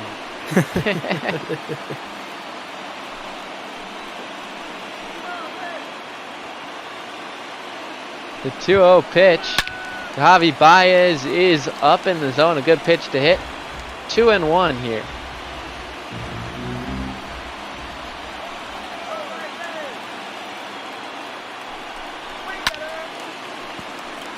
Ahead of the two-seam fastball. 2-2 now to Javi Baez. Bowman one pitch away from getting out of a jam. And that's scorched over the head of Hendricks. Another foul ball. What do you throw here? He's been on the past couple pitches. I think you keep the ball low here. Don't want to hang anything. He has had some good swings. And he does go low. Flies it into right field. Aquino tracks it down. So the Cubs get one. But now we head to the 7th inning stretch.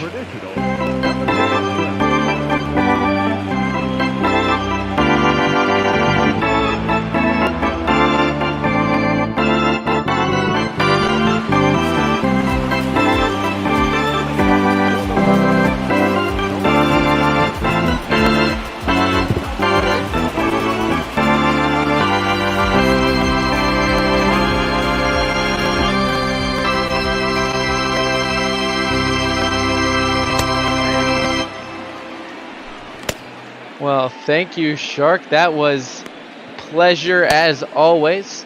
Love to have you in the booth with the 7th inning stretch. Thank you for having me. Hopefully these Cubs can keep some action going. So go Cubs go, fly the W. Have a great rest of your call. Thank you, and I'm hoping that they can keep it going here. 0-2 quickly to Nick Castellanos. Let me tell you, every time he plays that organ, I feel like he's playing it like directly to me. I feel like I've just embraced some baseball warmth. Shark is just a legend in the ball community, and we thank him always. You know, I feel the same way. It's always it's always great. It always, you know, brings back those memories of the ballpark. You know, when you go to a game, or even if you're watching it on TV with the 7th inning stretch at Wrigley's, that's grounded short. The throw to first, they get him by half a step. One out here in the bottom of the 7th. Yeah, the organ is dying in baseball. I don't really see it that often in not many ballparks. I know for Citi Field for sure, we do not play the organ anymore, not for the 7th inning stretch. Maybe you'll hear it throughout the game for theatrical reasons, but not like it is in Wrigley. Wrigley is all organ. Sure is. That's into right field. A base hit for Aquino. So a 1-out knock for the Reds. And I love his stance there. Well, it's such an open stance. A lot of people wonder, because when you're taught as a little leaguer, you want to keep your feet almost leveled, but when you become a major league pro, you sort of adjust yourself and you fix for your issues, right? So you notice him, he usually struggles when he has his equal stance to keep his feet straight going towards the pitcher. Having his left foot out and then end up bringing it towards the pitcher, he's able to make great hits like those. Yeah, following the stance of former Red Eric Davis. And that's going to be 1 and 2. Another 3-6-3 for the Cubs to turn. So, another quick inning for Kyle Hendricks. 3-1 through 7.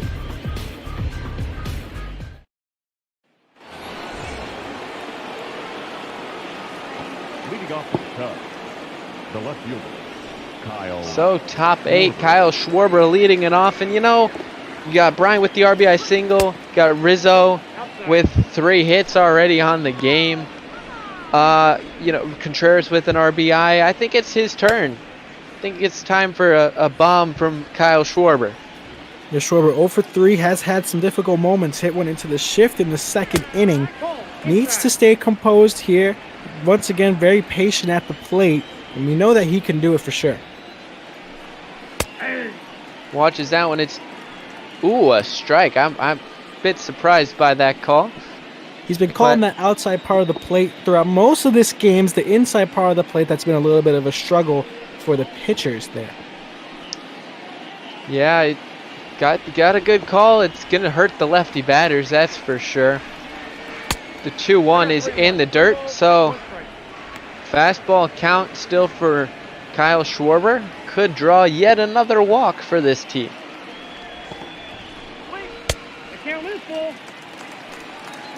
And he swung through that one, so another full count. It seems like the Cubs have been working a lot of not just 3-ball counts, but full counts in general. Yeah, working those counts, trying to make the pitcher throw a lot of pitches. Definitely to their advantage.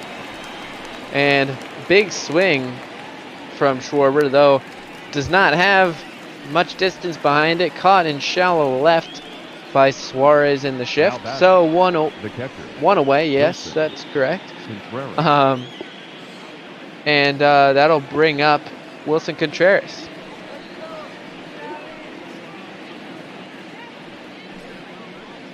Wilson Contreras last season, 272 batting average, 24 home runs, 10 on this season so far. 105 games behind the plate. That's a good amount for a catcher. Yeah, he had a couple injury issues last season and still able to get behind the plate a fair amount, and that's something you don't see as often as you mentioned. Victor Caratini got a lot of time last season. He's not been a big feature this season. Good changeup, swung over the top of, splitter, excuse me. That one is popped up, and on the other side of the diamond, Mike Moustakas will make the catch in foul territory. Now batting, right fielder, Jason Hayward.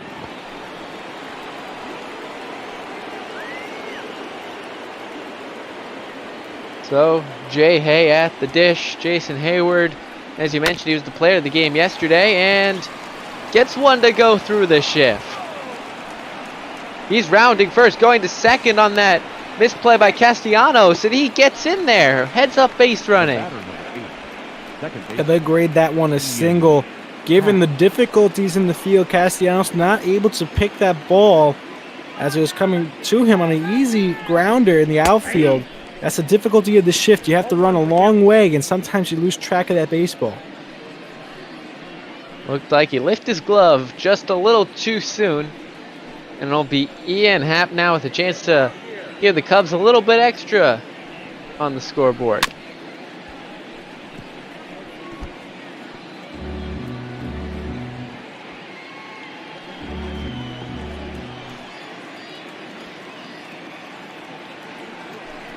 The 0-2 to Happ. Swung on and missed in the dirt. Good block by Tucker Barnhart. So the inning will end. Kyle Hendricks gonna come back out, I can only assume. Barnhart pitcher's spot, and Akiyama for the Reds with 6 outs remaining.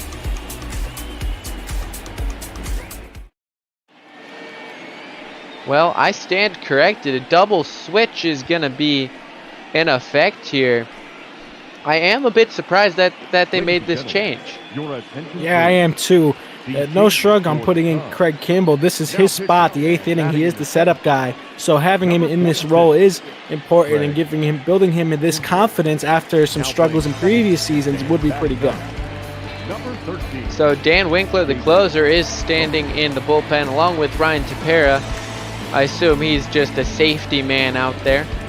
And it'll be Tucker Barnhart, the catcher. He's a 0 for 1. Kimbrell pitched last game, 1 inning, 2 strikeouts throughout 1 inning pitched, and got a hold. That would be his 19th hold on the season, leading the Cubs bullpen.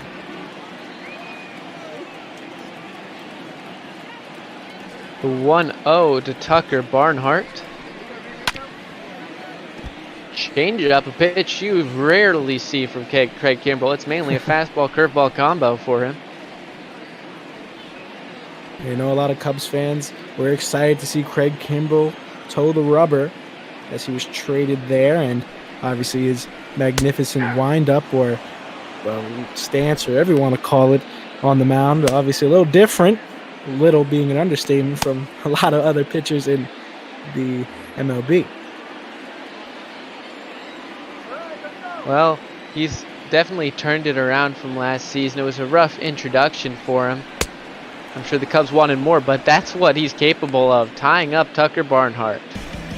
And the blow-away type of stuff is great. Kyle Hendricks stats popping up on the screen, and great start. 1 earned run, 6 hits allowed throughout this game, throughout 7 innings, and exactly what you want from your ace. And he was only on pace for like maybe 108 pitches or so. So again, as I said, I'm surprised. It's not the wrong decision. That's for sure. I think we both agree with that. But it's a surprising decision. Off the plate, ball 1. 1-0 to Phillip Ervin, pinch hitting. He had a couple of big hits against the Cubs in his career. Big homer last season that I can remember, along with a big one this season as well against the Cubs at Great American. That, however, will not leave the ground, as that's grounded to second base, and the throw across to Rizzo will get the out. You can see David Bodie, the new replacement. He will replace Ian Happ, who was the last hitter for the Cubs, and replace second base. Last season signed a $15 million extension with the Cubs, Bodie. Fun fact about Bodie, initially wanted to become a pastor after high school, decided to change paths and to becoming an MLB second baseman, and I think that worked out for him. I would say so. He's I mean, just to make the majors, you know, with a career change, you know, in mind, that it's impressive, and to, you know, be playing above the replacement level even is just impressive. Yeah, Bodie has had some amazing moments with the Cubs, and we've seen him hit a couple bombs last season, which is always great to see. Had that walk-off ultimate slam against the Nationals. One of the best Matt Vasgersian calls you will ever hear. Count 1 and 2. 1 and 2 now to Shogo Akiyama. 1-2 count, 2 away, 3-1 the score in favor of the boys in blue. And swung on and missed. Kimbrell, 2 strikeouts out of the pen, so surprising decision, as we said, but the right one. 3-1 as we head to the bottom of the 8th inning, or top of the 9th inning, excuse me. Raziel Iglesias coming in for the Reds. Had a bit of a rough outing in one game that I called against the Reds, in which back-to-back homers from Bryant, Rizzo, and Baez won the ball game for the Cubs. He gave up the final 2. Excuse me, he gave up the first 2, if I remember correctly. Iglesias have a 2.78 ERA, so pretty good. 17 holds on the season and around a 110 whip. He was the closer for the Reds last season. Fun facts about him: he tried to defect from Cuba back in 2013 and hid in the mountains. Very dangerous Maybe not the smartest move to do, but did make his way out, found his way to Haiti and into the major leagues. So great story from him. Oh, that's hit high, deep, and Castellanos to the track, and that had a lot more carry behind it from Albert Almora than I had anticipated. Yeah, that wind once again being a factor. Gotta tell how strong that ball was hit that even reached towards the warning track. And here is David Bodie, 9 homers on the year. That's just a lot of Cubs with the big home run totals. If you look at the Cubs, I think they've got 7 guys in the double digits in homers, with Contreras a recent addition along with Ian Happ. Yeah, Bodie still has 24 RBIs on the season, was a pinch hitter last game, didn't get on base, went 0 for 1 and has struggled with average and OPS, but still a viable bench piece for this Cubs team. Yeah, he got replaced about 2 weeks ago by Almora, the guy who now hitting ahead of him in the lineup. So he's got something to prove here, and I think this is his time to prove to David Ross that he can be a starter for them.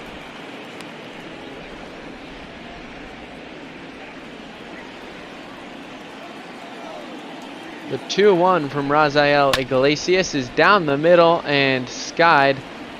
Foul by David Bodie, so a 2-2 count here in the top of the 9th inning. Full count. Fastball in, and look who stands on deck. It's Chris Bryant. Seems like we're always saying, oh, look who's on deck. It's going to be this guy. It's going to be Bryant, Rizzo, Baez. It's crazy the depth in the team, and Bodie caught off guard by that call. That one maybe a little generous, but very close. Gonna look at a replay here, see where this one was. Oof, a little low. Mike just caught the knees there. I understand why he wanted to go to first base on that walk, but still called a strikeout there. Still too close to take, I think. So, in steps Chris Bryant, 1 for 3 with one of the crucial RBIs on the ball game. Only 4 runs in the entire game. Not something you see too often. These two teams tend to, I guess, either combine for high scoring or very low scoring affairs. There's no in between from my experience. I remember watching a game between these two where it was just home runs galore. I think it was a 7-6 score. It wasn't a blowout, but every run that came in was a home run. And these two teams continue to be a dominant force in the NL Central. The Reds trying to claw their way back in the division. Swung on a missed strike too, and I do remember that game as well. That was a homer fest. It was a series at Wrigley Field in which there was that back-to-back walk-off in the first game. So 2 homer fests to bookend 2 very boring 2-1 affairs in the middle. Yeah, me and Tim Moore were on that call that game. Well, that is a called strike 3, so Iglesias does get 2 Ks in the inning, and the Reds going to have to face Dan Winkler from the pen with 3 outs remaining. Ladies and gentlemen, your attention please. Now pitching for Chicago. And here he is, Dan Winkler, been one of the better closers in the major leagues this season. What's been the key for his success? Well, he doesn't allow a lot of base runners, an 86 whip on the season, and to be that low under 1, and especially in MLB The Show where a lot of whips sort of get inflated, Winkler has been a superstar. He has signed a split major league deal this offseason, and he has made the most of that. Born in Effingham, Illinois, he's also been a Rocky, a Brave, and a Giant. He has found his way to the Cubs and has been a mainstay in that closer position. And that's what he does right there. Swung on and missed. As you can see, he is only behind Jansen, Doolittle, Neris, and the man in the other bullpen, Pedro Strop, former Cub. In addition to things about Winkler, he was actually drafted originally by the Cubs back in 2010. He was drafted out of Parkland Community College, and then opted to go to a 4-year university and got drafted the next year. Ball match outside. Some things just work out in the world of Major League Baseball. Originally drafted by the Cubs and comes back home to Illinois. Yeah, the Parkland College. The only other major leaguer that I know of from there is Kevin Kiermaier, in fact. So they've only had 2 guys really make it, and they're 2 very quality ball players indeed. 2-1 to Suarez. He cannot tie this ball game. That's probably a big sigh of relief if you're David Ross, knowing what power he's got. Don't want to have him up when he can tie or win the ball game. That's a great point you have there. Going to want to look for hits over home runs. Ooh, I don't know if that was on. I assume that was on a called strike. Locks him up. Number 9, Mike. He tries to keep his hands back there, and I believe he said he went around. Gonna be a strikeout there, but very, very close. And in this part of the game, can't really be check swing either way. So in steps Mike Moustakis in game 1 of the last 4 game set here at Great American. Had the go-ahead grand slam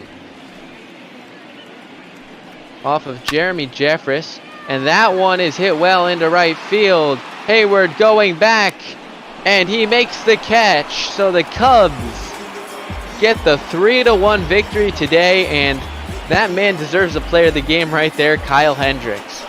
Kept it in control all game, kept himself steady-minded, and did the best he could, only allowing 1 run in 7 innings pitched. Great performance there by Kyle Hendricks, proving why he is the ace for the Chicago Cubs. So that concludes the game, 3-1 in favor of the boys in blue. They're going to have a 5-game lead now on the Reds with 1 game left in the series. Tomorrow, Yu Darvish coming up against Wade Miley. So the Cubs, just like the Reds, luck out on the big gun for them in Trevor Bauer. See, 3 runs, 8 hits, no errors for the Cubs, 1 run, 6 hits, and 1 error for the Cincinnati Reds. We're going to give the player of the game here to Anthony Rizzo, and deservingly so, 3 for 4, a home run and an RBI. Definitely an improvement from last game, and Anthony Rizzo, big part of this victory. Suarez had that big homer, and you know, the wind, as we mentioned, 6 miles an hour or so coming in the left, and to hit that 420 feet. That's going 500. That was a nuke. Great home run there by him, but another great moment for him, for Hendricks to be able to settle down after that. Some pitchers might get shook up after that type of play. And here was that great force out made by Moustakis, the throw offline to get the double play, but some defensive web gems today. And this one, an offensive one by our player of the game, Anthony Rizzo. Look at that one fly in the purple sky. He begged that one to stay fair, and it did. You saw that go into the concourse, and he was trying to will that one with his mind to stay in. And then this would be the insurance that the Cubs didn't need, but they will certainly take. Base hit, and then Hendricks finishing off his outing with another double play. That was the second that the Cubs got of the 3-6-3 variety. Yeah, that 3-6-3 double play, pretty deadly. Anthony Rizzo, 2-time Gold Glover for a reason. And then came Dan Winkler, and he's proving why he is one of the best closers in the game, even though that's not his normal role. 2 strikeouts. And this was the play that ended the ball game. A fly out to Jason Hayward, who makes the catch. And the Cubs have taken 2 already from the Reds, looking for a series sweep, which would be absolutely deadly if they can get that going. 100%. The Cubs, as you mentioned, that 1 game against Cincinnati, and then they're going to find their way into the Bronx against the New York Yankees. They're going to settle down a bit for a 4-game stretch against the Brewers. For the Reds, on the other hand, they're going to go against the Washington Nationals after this series finishes, and then they're going to go against for a 4-game set as well, the Los Angeles Dodgers. So a partially tough schedules coming ahead for both teams, Dodgers and Yankees included. So the Cubs have their map in front of them, just needs to stay in control. Well, I'm excited to see that Yankee series. I mean, you know you're going to be getting Lester and Quintana in that series, if I'm not mistaken. Yeah, you are, along with, I believe, Tyler Chatwood, who's been doing very well as well. And I don't know who's going for the Yankees. I can only assume maybe Garrett Cole, which means, man, if you like offense and you like deadly pitching, oh my gosh, you're going to love that. Potential World Series for all we know. Very potential World Series. The Twins are going to have a say in that as well, as so as our other teams in the AL Central, but definitely a possibility. Well, we're joined in the booth by one of our next two broadcasters, Tim Moore. You're going to be calling, looks like, Baltimore against the Yankees that we just talked about. How are you? Great, how about you? Well, we just had a great ball game here, and I got to watch my Cubbies win, so it's always a good day. I'm excited to see the Yankees upcoming next. You know, you think about Yankees-Orioles. We know about how good the Yankees are, especially against Baltimore Orioles pitching. I'm excited to see, though, because we're seeing two relatively struggling pitchers. The Yankees have J.A. Happ on the mound here tonight, and Happ below 500. In fact, I believe the only Yankee starter that's been around since the start of the season below 500 going to this game versus John Means, who's a pitcher that especially Gleyber Torres in his career for the Yankees has ranked against. Well, I just quickly want your over-under on Gleyber Torres homers. How many do you think he's going to hit today or in this series? I'm going to go and say that he hits one today and overall maybe 3 or 4 in the series. You know, again, something about Baltimore makes Gleyber Torres good. And, you know, not to underrate Gleyber as well. Aaron Judge, he's going to bat third for the Yankees today. He also loves Baltimore Oriole pitching. So I'm eager to see how the Yankees do, especially right now, still competing heavily with the Rays for the top spot in the division. And by the way, as you see here, actually, through the stats here of the Blue Jays, who are one game above 500, don't count them out either, because if they're all really within an arm's reach, especially of a wild card position.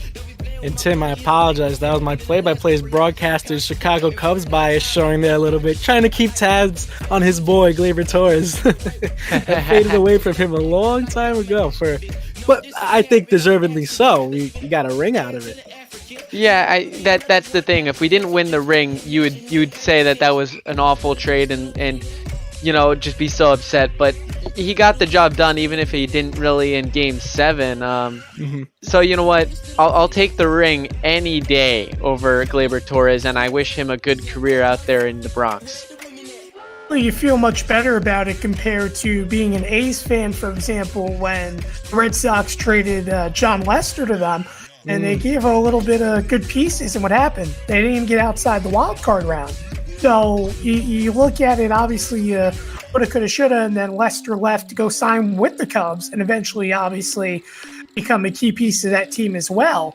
So, I mean, you look at it as sometimes you win, you lose. The Cubs in that scenario won. Obviously, you don't have Gleyber for the future or Wildest Chapman, but considering the financial issues as well that you could think about the Cubs have had over the past few years in regards to how heavy they spend on players, it may have actually worked out for them, because now as they start to cut those contracts out, you're starting to see a more youthful team as well and a bunch more of meaningful players getting added to this roster.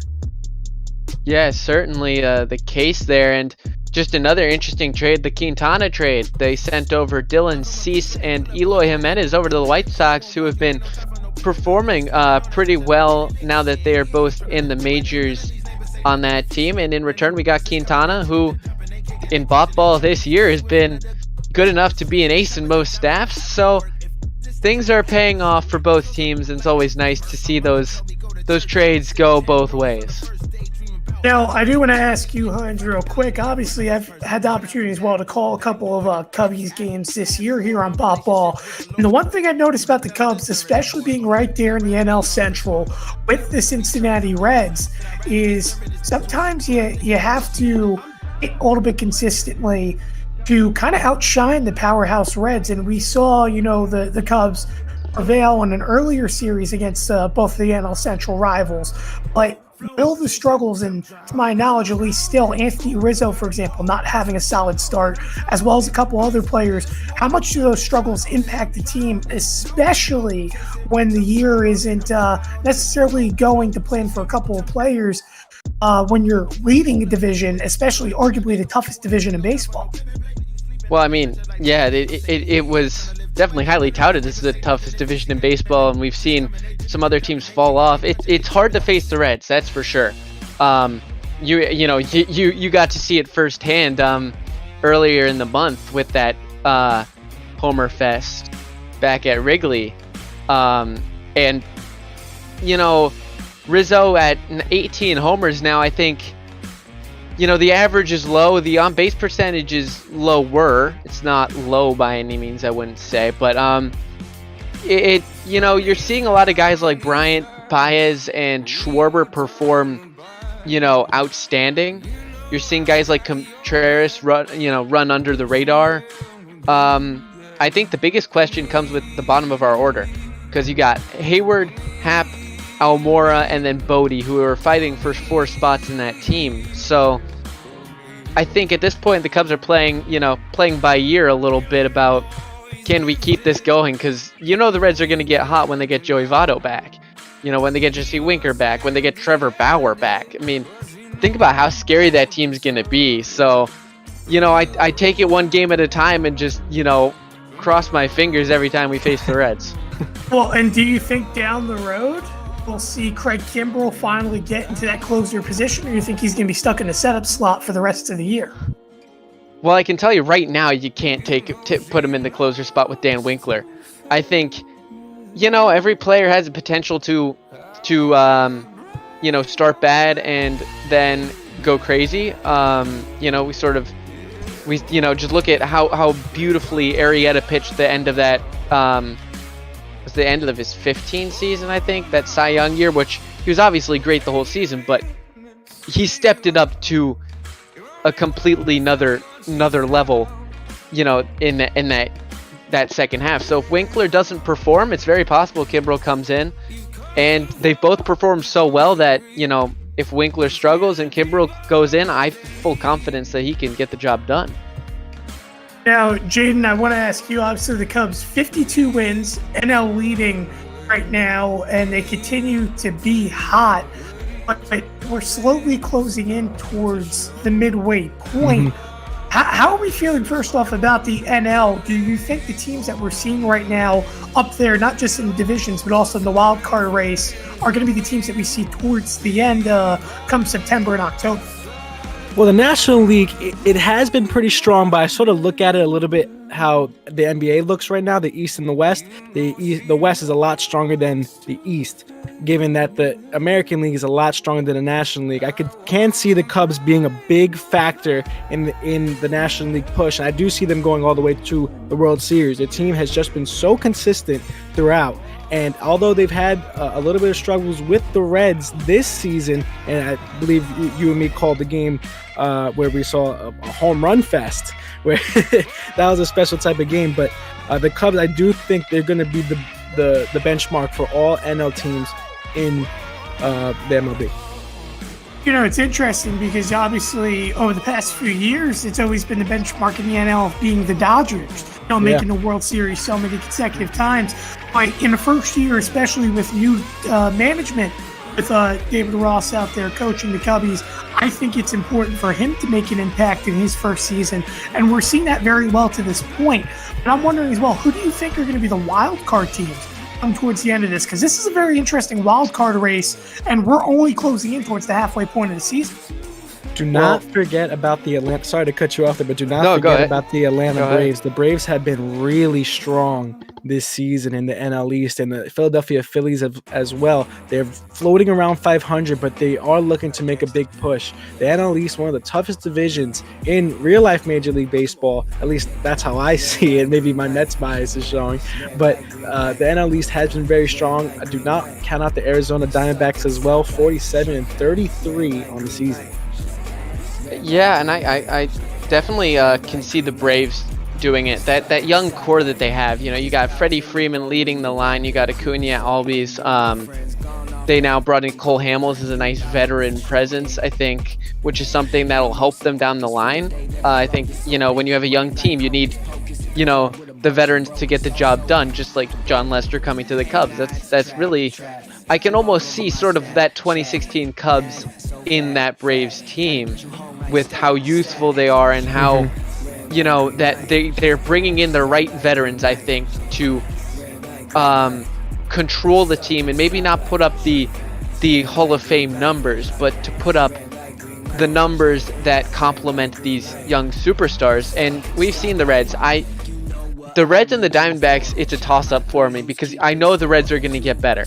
It's hard to admit it, as a Cubs fan, but they're without Votto, they're without Bauer. They've dealt without two of their best players for this majority of the season by this point. So if they're fully healthy, I don't know. That's a dangerous team. I mean, you look at it as well in terms of dangerous teams. I mean, how about on the AL side? Look at the Reds, obviously, their offense and their pitching staff getting better. But on the AL side and looking through the standings right now, we know the Yankees, they're doing well. But how about that AL Central? Oh, yeah. You have three teams. And, I mean, if you told me last year, obviously the Minnesota Twins expected to do well. 53-28. Right now, the best record in all Major League Baseball. But if you turn around and told me that the White Sox are going to be competing for not just a wild card spot, but also a division, as well as the Cleveland Indians, I would have called you crazy. Yet here they are, right in the smack center of things, trying to battle right now for this American League Central title. Well, yeah, I think I will be a bit surprised if those two teams don't make, if all three teams don't make it in some capacity. I mean, the Rays are definitely a dark horse team still. They're 2 games back of the Yankees right now, I think I saw. So, they definitely have that potential. I agree. I saw the Twins as league leaders, and I saw that team as a really dangerous one and potentially, able to pull off the best record in the American League. But the White Sox, I thought, sure, a wild card team, middle of the pack, but a good wild card team. The Indians, after that 2016 season, they just didn't seem to be the same team. And I think a lot of it's more just the coverage. They didn't get covered as much. A lot of people are focusing on the up-and-coming Yankees, or at that point the Red Sox, the Astros, the Twins last season. Everyone just forgets about how good that Indians team can be. I mean, the Indians, too, when you look at all of the changes and everything that they're going through, it's just so hard to think about how they're still able to consistently be a competitor. And I'm excited to see how the Indians fare out because, there are some teams that turn around and then they begin to struggle. But my ideal thing as well is it's what you do after the All-Star break, Hines. Look at the defending World Series champions of the Washington Nationals. Going to the All-Star break, if I'm not mistaken, they were 10, maybe 12 games below 500. And I believe they started the year 39-49. Happened. They turn around, find a little bit of momentum, carry it into the postseason, and walk away World Series champions. And you look at real life baseball that's finally getting a deal done, finally getting things to start to come together. You also realize that we're going to be looking at a different type of baseball game from July. Because why? Well, you have 60 games. A slow start in what's going to be today's baseball for 2020 is almost deemed unacceptable. If you struggle early, you're probably not going to be able to bounce back. And Tim, you bring up a great point there. You mentioned what their record was going into the All-Star break, and they're able to make that turnaround. Now teams this year will not be able to make that turnaround. It's just there's not enough games in the season, only 60 games in the season. I've had a lot of arguments with a lot of people saying, does this season really count? There's going to be a big asterisk next to this World Series. Yeah, you win the World Series, but you only played 60 games. You didn't allow the teams that were right there on the bubble to get that big push like the Washington Nationals did, the World Series champions of last season. Well, apologies, Hines. Obviously, just to make one more point, you look at a few years back. How about, we mentioned the White Sox. White Sox, if I'm not mistaken, it was maybe 2 years ago in 2017, or 2018 rather, they were off to a start in which they were like 6-7 games above 500, or I'm not sorry, above the division, and was the first 20-game winner in Major League Baseball. Well, they turn around and they hit a slump, especially come July. And not only did they fall from the division, they totally fell out of the race by the end of August. So in a 60-game span, I think you're going to see teams that may not be as well or maybe as good hot starts. You know, we've seen it with the Miami Marlins as well. So I think it creates an interesting aspect, and I'll turn it now to you, Heinz. Well, yeah, exactly. That is essentially what I was thinking as well. That, you know, teams, you can't judge a third of a little less than third of a season or however many it is. I can't do math, but still, you know, it's hard to judge that. I think, just, I mean, I'll take example of my Cubs.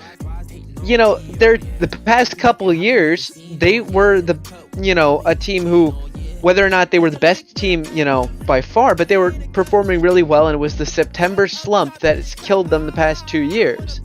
You know, they've been injury prone and just, I honestly don't think that they have had a winning record in the month of September the past 2 years. I could be wrong, but just at least in terms of how it felt, it certainly didn't feel like they were above 500 in that month. So, and if 30 games can make the difference in your season like that, imagine what losing 100 does.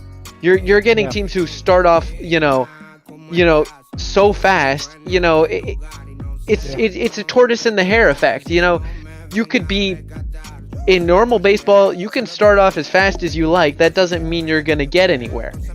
But once, if you just, ride low, win the games when you need to, and then get hot late, you could be the next Washington Nationals. But we're losing that this season, and I think also, I think the new division format for this one season is going to be interesting as well. I mean, look at the Central. Think about how hard that's going to be.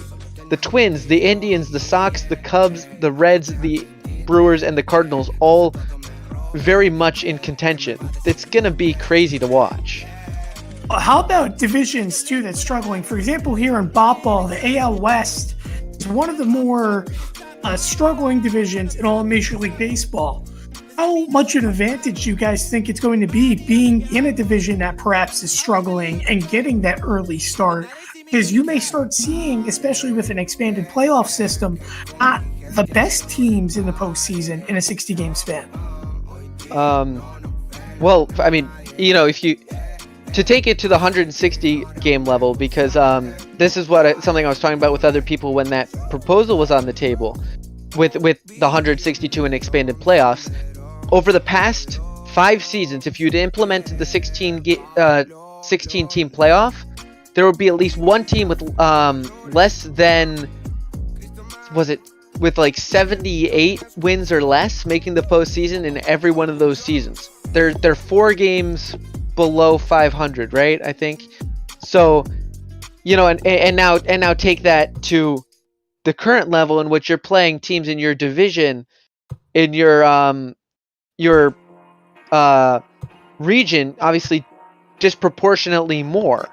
So you're getting to see teams, more than you would other teams. So I don't know. I think it'll be interesting to watch, but looks like we're getting a little bit behind, having been finishing like 20 minutes early. Just to add on to him real quick before we leave, we still got to think of this question: does this season really matter at the end of the day? There's a lot of lives at risk. COVID-19 still a prevalent issue in this world. Is it smart for us to go ahead with this season? I'll leave y'all with that. Yeah, and on that, I leave it to you, and now in the booth, Eddie McCarthy. So you guys have a great call with this Yankees-Orioles from Yankee Stadium. Have a good one, guys. Dude, thank you so much, Hines and Jaden, as welcome you to Yankees baseball here on Major League Baseball and Twitch.tv. Tim Moore, Eddie McCarthy, as we get ready for what could be 9+ innings of action. Eddie and I going on 4 straight extra inning affairs here on the Wednesday edition rather the Wednesday afternoon edition of Major League Baseball here on Twitch.tv. And you see the lineups here for the Baltimore Orioles as J.A. Happ on the mound for the Yankees. Eddie, what can you give me here on Happ? Well, Jay Happ is a guy who, the Yankee left-hander, he's bounced around a lot. Played his college ball at Northwestern, but he's been a part of the Phillies, the Astros, stint with the Blue Jays, 2 stints with the Blue Jays actually. Now he finds himself with the Yankees, not having a great year thus far, 5-6, a not great but also not terrible 4.81 ERA, and he faces a fairly weak lineup today, so we'll see how he decides to handle that. Steve, you mentioned Happ trying to get back to 500 as the first pitch was called to for a strike. Jose Iglesias stepping in, average of 282. That one's taken high and outside the count, 1-1.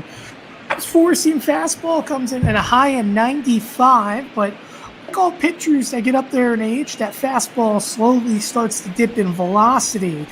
He's more of a corners type of pitcher. The 1-1, there's a strike to count, 1-2. Yeah, this is a very young Orioles lineup, Tim, and Happ is an old, wily veteran, so let's see how the veteran decides to attack these young bucks. Off ground ball, Mahle fields over to first for the first out. So here's the defensive look for the Yankees here today. DJ LeMahieu at second, Gleyber Torres at short, Aaron Judge in right, Giancarlo Stanton at DH. Aaron Hicks will play center, Luke Voigt first base. Clinton Frazier gets the call out in left field. Gio Urshela at third. And behind the plate for the Yankees, Chris Iannetta. It's Sir Alberto who will step in, the second baseman, as the pitch from Happ is fouled off and the count goes to 0-1. Looks like a packed house at the stadium today, and why shouldn't it be? This is a Yankees team that's been playing not so great as of late, although they are on a 2-game winning streak. 5 out of 5, 5 and 5, in their last 10 games.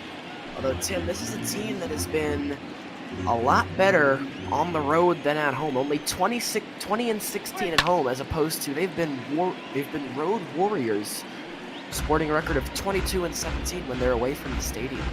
It's a little bit opposite. The Yankees have passed. The Yankees typically better home team as the 0-2 taken outside 1-2. Look at Happ out there on the mound. It's a critical time for Happ to start being effective. Just a matter of the pitch count low. Here's the 1-2. Ooh, just missed. Counts 2-2. Well, you see the face that Happ made there, did not seem to be thrilled with that call. That's something he's going to have to figure out, Tim. Where is the zone going to expand, and where is he not going to get a call? Looks like they'll try and go inside now. 2, high fly ball, left center field. This one's going to bounce against the fence. Hicks will play it, fire in, but it's going to be a 1-out double for Jose Alberto, a 1-out base runner for the Baltimore Orioles. Well, they go inside, but Happ misses his spot. Iannetta wants this pitch in on the hands. Instead, it catches some plate, too much plate, and Hanser Alberto makes him pay. Good hitting, and Santander now in good position to do some damage. Here's Anthony Santander, as Eddie mentioned. The first one's inside, 1-0. You see Santander 230 averaged. Home runs on your 33 RBIs, but I would say this is arguably the best spots for this Orioles lineup that's been weak this year. 1-0, shot foul, the count 1-1. Yeah, they have Nunez on deck, who's proven to be a relatively solid hitter, and Rio Ruiz, the first baseman, in the 5-hole, there to get to him. It's the 1-1. Wing, and a miss to count 1-2. Now, if you're Happ, you're way ahead right here. This doesn't have to be a strike. I don't think it should be a strike. You don't have the luxury of missing as badly as you would on an 0-2 pitch, but I'm still looking for something that you can try and get a hitter to chase here. Here's the 1-2. That one lined, and it'll carry foul. The third time we've seen a foul ball in that spot already. And getting some foul balls over the nets. 1-2 yet again. One hit high in the air, and that one's going to carry foul as well. Yet again, they'll try another time. Already at 15 pitches. 1-2. That's ball 2. Downstairs to count 2-2.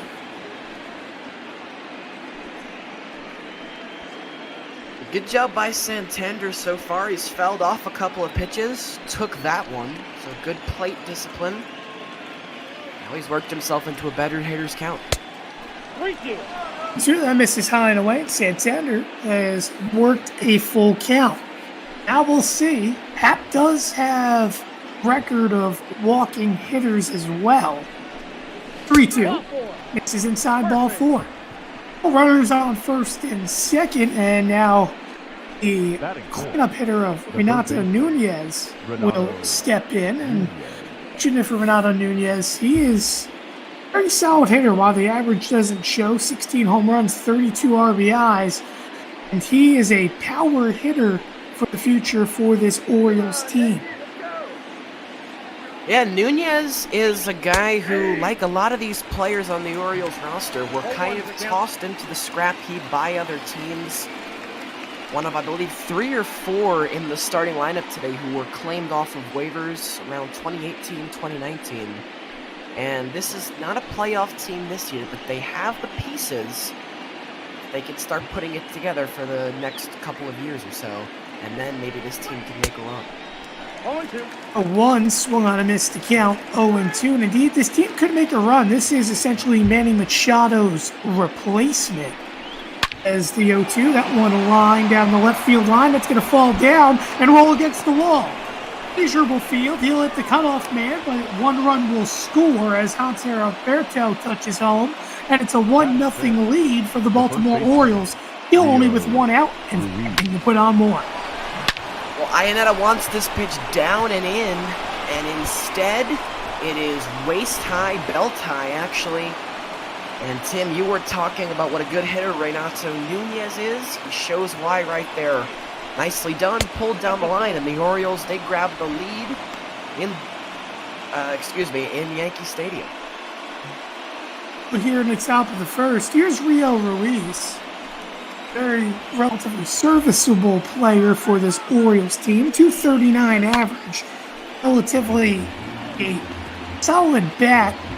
Only has 8 home runs. But more consistent player, to say the least, for this Orioles team. 1-1. Thinking to miss the count 1-2. And Happ again, heading the count, Eddie. But you see where he's locating his fastballs high, and while Happ is a fly ball type pitcher, missing in spots, he doesn't typically miss that. He's missing in spots, and he's having trouble slamming the door as, again, the foul ball. I think the last 4 hitters now, that being Alberto, Santander, Nunez, and now Ruiz, he's had in a 2-strike count, unable to put away so far.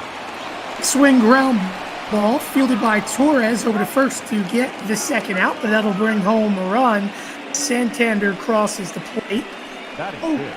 Yankees down 2-0. You at least still strand Nunez on second, and now it'll be Austin Hayes who steps in. You see Hayes' average. He's a better hitter at home, 286 home runs, 19 RBIs, compared to a 237 on the road. 2 home runs and 4 RBIs. He also struggles with runners in scoring position, difficulty as well on the road. As the first pitch from Happ, taking low, the count 1-0. Tim, you've touched on it a couple of times, but Jay Happ, the pitch count already at 27. Ideally, if you're a pitcher, you want to be targeting 15 pitches per inning. Happ, unless something changes, is going to be most likely in line to go over 30, or at least come close to it. 1-1. He already is. Close for a strike, indeed he is. He's going to touch 30 pitches here in the inning, assuming the ball isn't hit and play here. He's been dealing up there. Here's the 1-1. That one hit on the ground foul, and indeed this time he will officially get the 30 pitches. He's at 29 now. Oh, Happ will set. Runner on second, 1-2 count. Baltimore leads 2-0. The pitch. It's up. Hicks comes in. Can he get to it? Yes, he does to end the inning. The Orioles start off this game hot. 2 runs, 2 hits, and a runner left on. Head to the bottom of the first inning in the Bronx. DJ LeMahieu, Gleyber Torres, Aaron Judge 2 up for the Yankees. More Eddie McCarthy's watching Major League Ball here on Twitch.tv. John Means on the mound. And Eddie, I'll tell you, Means, he's been a relatively solid pitcher. If anything, the ace of this Baltimore Orioles staff. The record doesn't show. Always consistent in terms of that ERA. He has a high 3. Still, I mean, a relatively solid season to say the least. Well, Tim, don't let the record deceive you. The Orioles are only hitting .243 as a team. But that 3.63 ERA is very good. Not great, but very good. And John Means is someone that the Orioles are very excited about. He was kind of an unknown last year, flying under the radar. It actually ended up finishing second in the AL Rookie of the Year thing. Like you said, he is the ace of this staff right now, and if they can pull some pieces around him, get some more pitching, then they could be in the conversation. But like I said, in the bottom of this frame, in the top of this frame, still a long way to go. Means last year 12-11 with a 3.6 ERA. Just the 1-2 to LeMahieu, that one grounded foul. One disadvantage he has, Eddie, is that he's facing a Yankees team that loves left-handed pitching. As the 1-2, popped on the ground. Fielding is Nunez, firing the first off balance for the first down. Yeah, Tim, that's a good point you make. All 9 hitters that Means is going to face today are going to be right-handed. Aaron Hicks, the switch hitter, will of course be batting righty today. This is already a Yankee lineup that has a lot of power and a lot of right-handed power at that.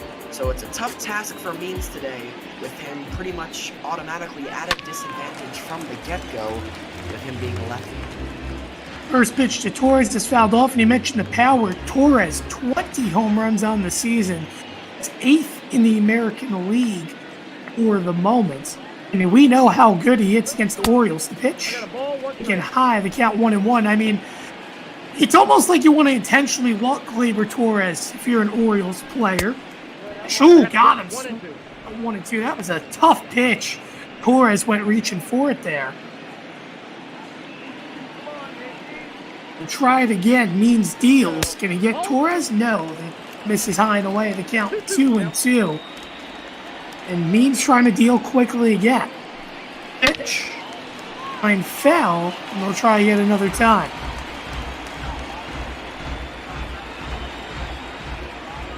He said he's having some Wi-Fi issues, so we'll try to get that fixed. The pitch, taken downstairs, and the count now 3-2. Which sits on deck. The Yankees have Giancarlo Stanton in the cleanup spot at DH.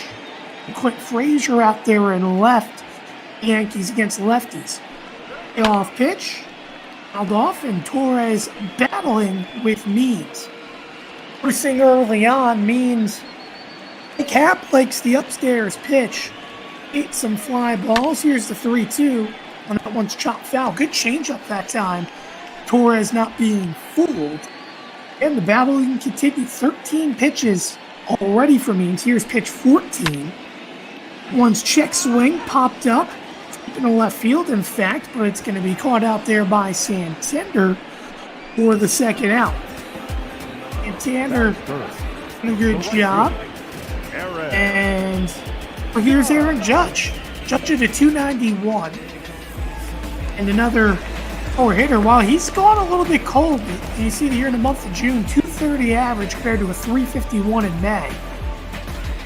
He was at one point above the 330 mark, has come down to earth a little bit. Still not a bad season overall for the power hitting Judge. As the first pitch, swing and a miss. Just going to want that one back as the count goes to 0-1. Sorry for stranding you to carry the load there, Tim, but I'm sure you were able to handle it just fine. Hopefully, we're all fixed now. Usually, the old turn it off, turn it back on trick works. If it doesn't, well, we've kind of exhausted my technical skills and technical abilities, so we'll put our faith in this one. There's the 2-1. That one shot foul behind the plate, count 2-2. And as you say, Eddie, exhausting the resources early. Yes. It all works out. For the sake of my scorebook, what did Glaber do? He flew out to left field, and that's going to be a swing and a miss for Judge to end the inning. So John Means goes 1-2-3 in the bottom of the first. Baltimore tack on more runs here in the second. We shall find out. It'll be Smith Jr., Urias, and Severino due up for the Orioles here in the top of the second inning. Leading off for the Orioles, the right fielder. Here's Dwight Smith Jr. as J.A. Happ comes out. 30 pitches exactly Happ in that first inning. One's fouled off to count 0-1. If Happ keeps up that line as he did in the first, not only the Yankees will be down 6-0, but Happ may only see 3 innings of work. That one misses high, 1-1. And Tim, the two of us would be in for yet another bullpen battle. I believe the last game we did, the Yanks were in Pittsburgh, was a very good matchup. Back and forth affair, and the Pirates ended up winning. But Jordan Montgomery got the finger contusion, which he is still on the DL for after facing just one batter. And so the Yankees had to get the next, pretty much every single out in the game after that with their bullpen. And Happ may be putting them in that position today. Happ does a great job there, getting a call strike 3 for the first out. Good pitch there on the inside corner. Smith Jr. looking, and the way, Eddie, I'm more than tempted to you to say the term DL, but it's actually IL. I still forget about that. You know what, Tim? I was thinking about that the instant I said it. I was like, oh no. I botched that one. So, yes. Happens when you have changes that have been around for, needless to say, things that have been around for years in Major League Baseball.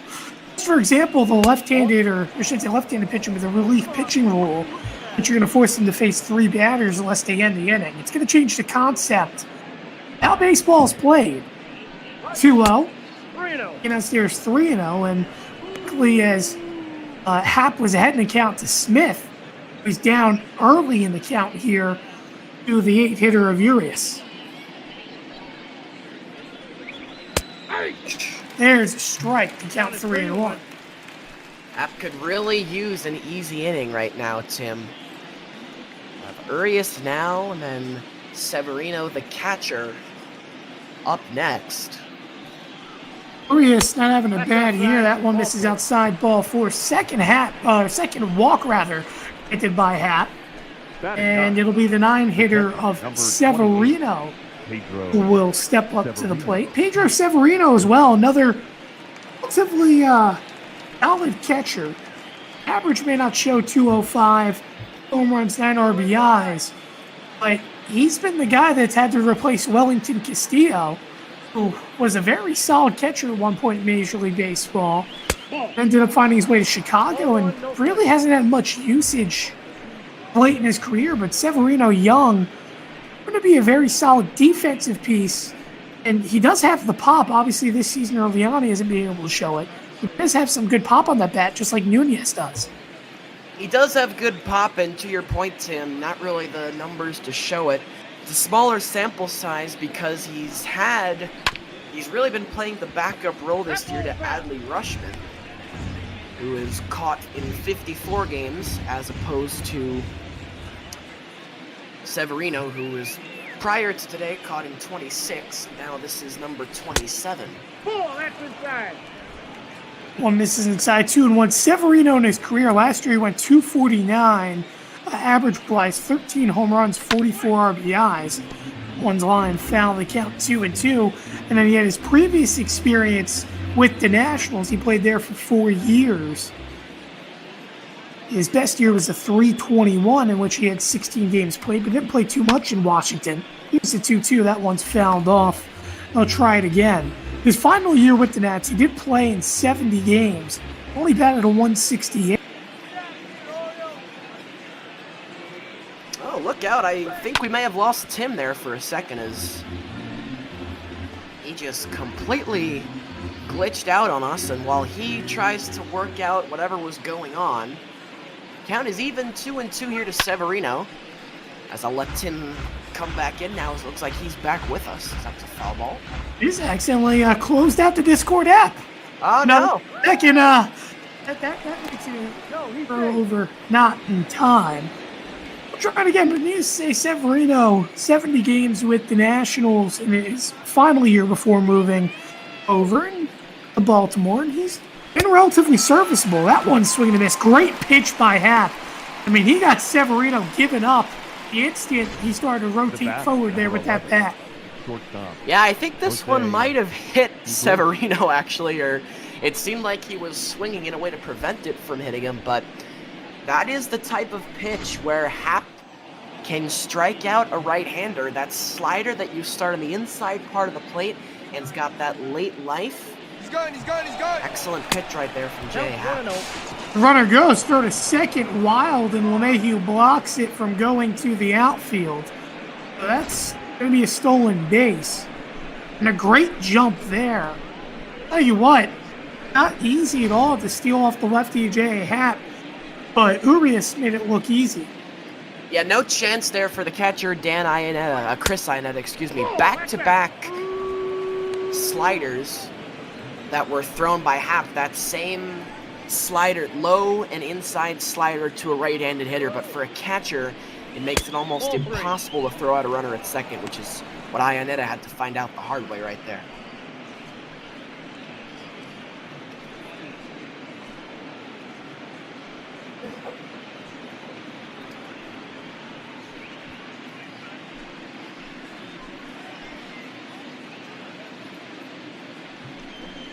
Apologies, a little bit of connection issue there. That's going to be a strike to Iglesias in the count, 3-1. Happ at 52 pitches, and Eddie, the stats are continuing here for Happ while he hasn't allowed a run yet. The pitch count getting high, and that one's going to be missed for yet another walk. So now they're going to instantly, before the runner can even get to first base, they're going to come out for a mound visit. And usually, Eddie, you're taught to wait until the runner goes to first before you're granting a mound visit. But they weren't waiting there to come out to talk to J.A. Happ. No, they clearly need to have a word with him. That is now 3 men he has walked in just the first 1 2/3 innings. It's gonna be a struggle for Happ. Right now, he's not looking too good to getting through the minimum 5. And Matt Blake wasn't too happy, obviously, new Yankees pitching coach, who has done a relatively good job helping this rotation. Like the Yankees struggles, the 1-0, that one's lined down the right field line, foul, the count 1-1. And I mean, the way you look at it, for the Yankees, I mean, with all these injuries in the starting rotation, they've had to find ways to be effective. That one misses outside, 2-1. Happ is just now struggling in the late portions of his career.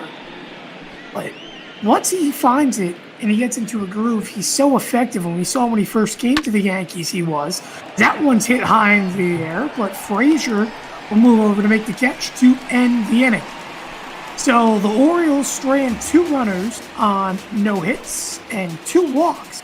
We get to the bottom of the second inning here in the Bronx. The Yankees trying to get some runners on, as it'll be 4-5-6 due up for the Bombers in the bottom of the second. Leading off for the Yankees. We have more Eddie McCarthy as we welcome you here to Major League Baseball on Twitch.tv. Bottom of the second, Giancarlo Stanton. Third in the AL All-Star race right now of outfielders is the first pitch called for a strike to count 0-1. Stanton up there in RBIs as well as homers, 288 average. That one misses inside the count 1-1. Yes, Stanton is having a really fine year so far, hitting 288, which is a lot better than where his average was at this time last year. Like you said, Tim, providing the home runs, 26 on the year.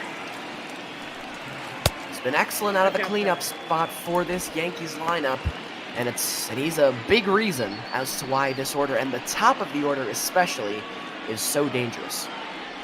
Stanton is a specialist, especially against left-handed pitching, in which he hits so well. Last year, he was obviously injured a lot. Here's the 3-1, called for a strike 3-2. The Yankees stack the right-handers to try to face Means as effectively as they can. Here's the payoff pitch. Swing and a miss, gets Stanton out for the first out. Great low fastball there for Means. Got Stanton swinging all on top of that one. Well, when you're facing a guy who's 6'6", you want to try and pitch to him down low as opposed to throwing somewhere between the thigh and the letters, because that's usually where those guys have more power.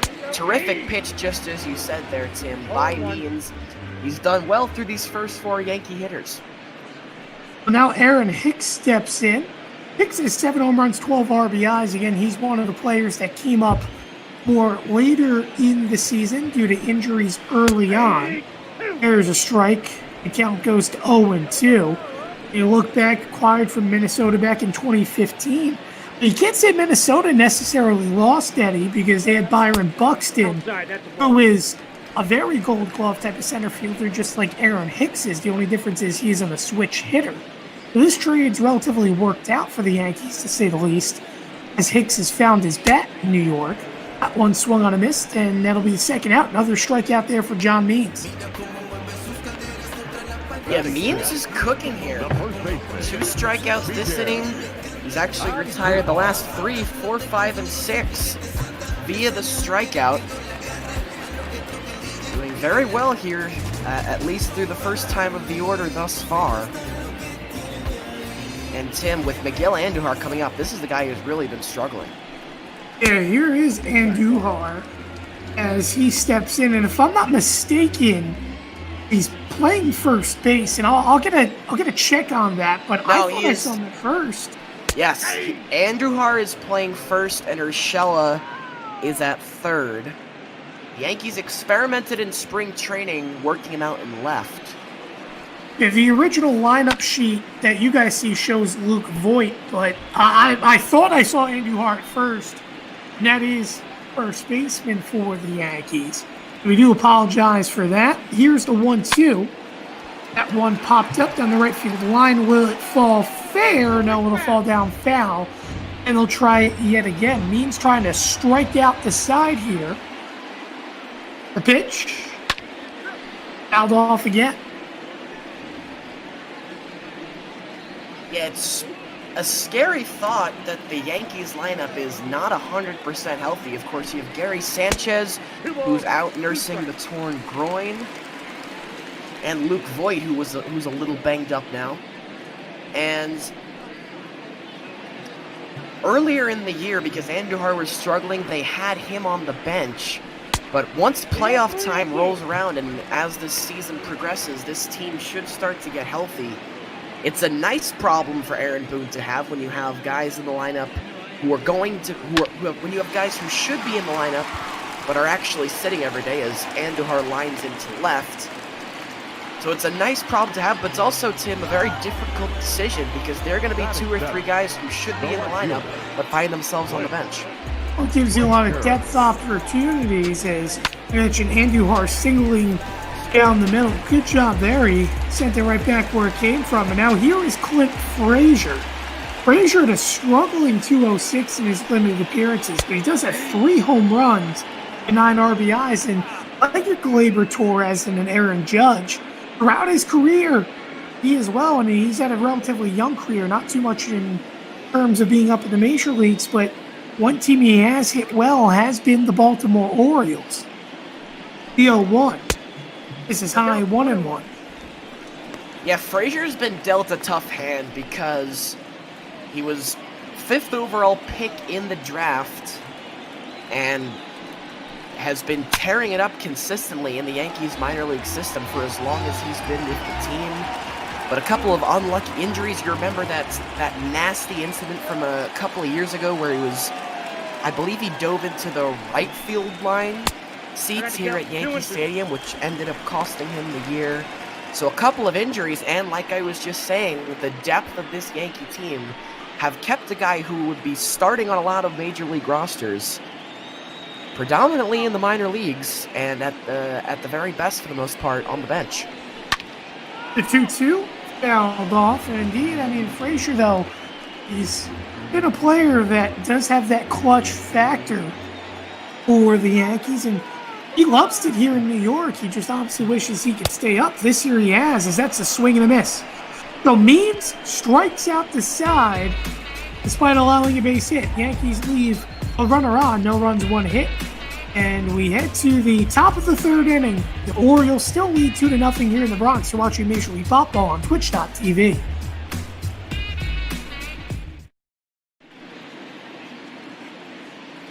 Hey, welcome back here to Major League Baseball on Twitch.tv. Heidi Watney reminding you to donate to the Trevor Project here. Again, one of many charities in which we're working with here in Major League Baseball. None of the money comes to us here as announcers or any of the workers behind the scenes here at Baseball. We all do this for a charitable cause. And we please ask for you to donate down below. The link will be attached in the Twitch stream chat.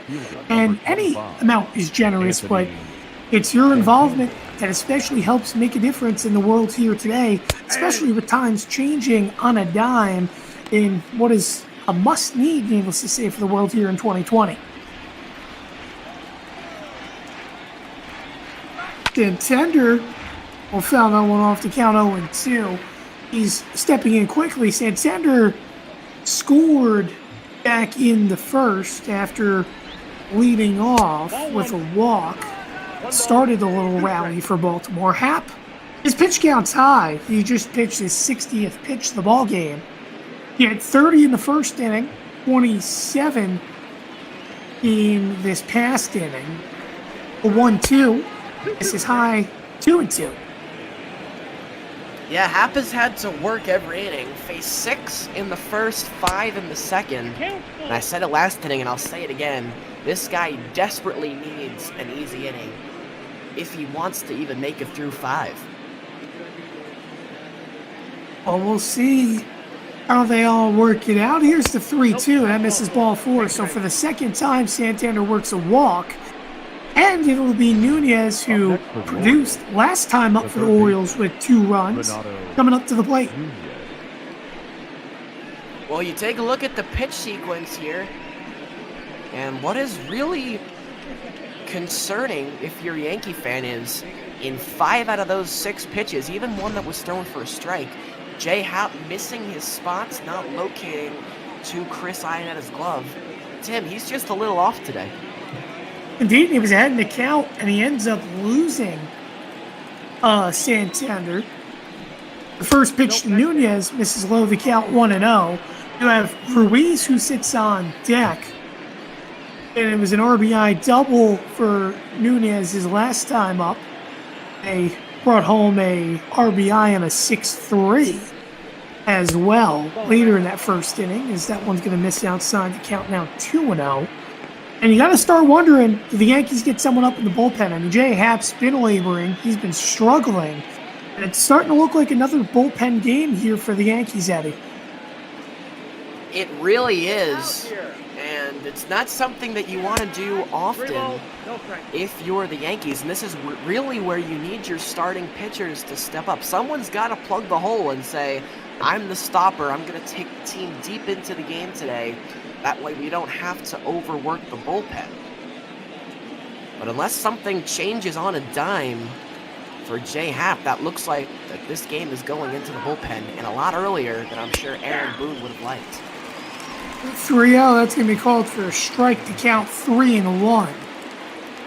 You know, Nunez capability getting on. There's a strike 3-2 now.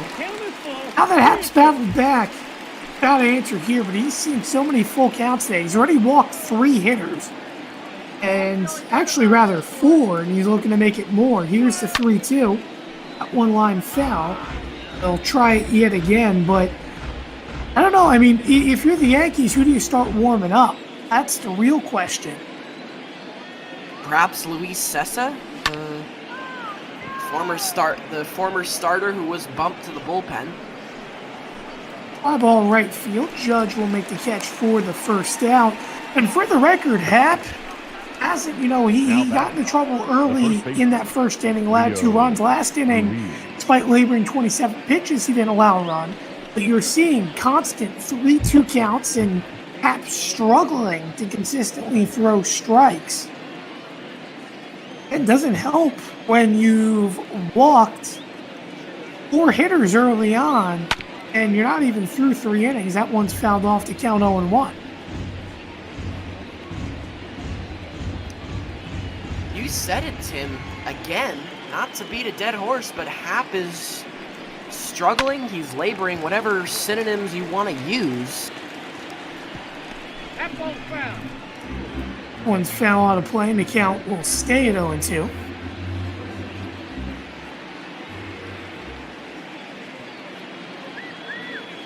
Pitch to Ruiz. Fouled off yet again. We'll see if we can get Eddie back here to the stand in a moment. I believe he's having a connection issue.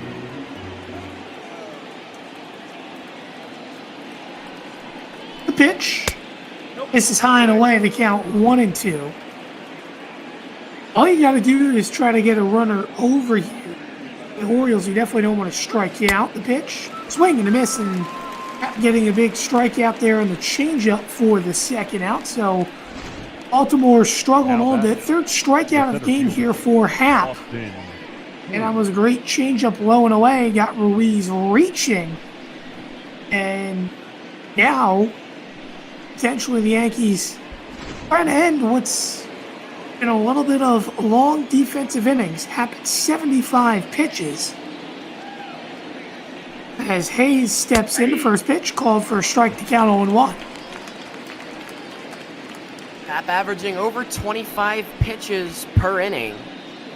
And all 8 outs that he has gotten thus far, Tim, have been a battle. They've been a war. He has not been able to close the bet on hitters with 2 strikes. And there's another example of A, Happ missing his spot, B, just not really locating down in the zone like normal. And again, he pays the price for it. Yeah, Hayes sent that one over the head of Torres for a base knock, and runners now on 1st and 2nd. With the left-hander of Smith stepping up. He struck out his last time up. One of 3 victims to Happ as that one misses low, the count 1-0. But it's just right now for Happ, and the Orioles for the 3rd consecutive inning have a runner in scoring position. Let's see if they can capitalize for the 2nd time here today. 1-0 pitch. This is inside 2-0. If he loads the bases here, Eddie, I really think it's no longer going out and talking to him. You have to go to the bullpen. As the pitch is slowed, now the count is indeed 3-0. You could do that, Tim, and that's certainly a move I could see Aaron Boone making, especially if it's a walk on 4 pitches. But remember, this Orioles team, one of the weaker teams in the league, which means I give my starter, even if he's struggling, a little bit more of a leash, a little bit longer of a leash here, because I'm a little bit more confident in my offense that they'll be able to come back.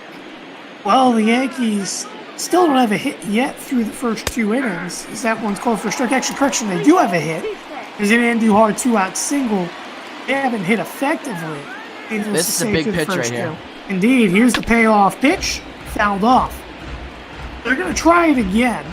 Tim, I haven't been keeping a running tally of how many 2-strike foul balls Happ has yielded, but it's got to be close to, if not over 10. Pitch misses ball 4, so the bases will be loaded.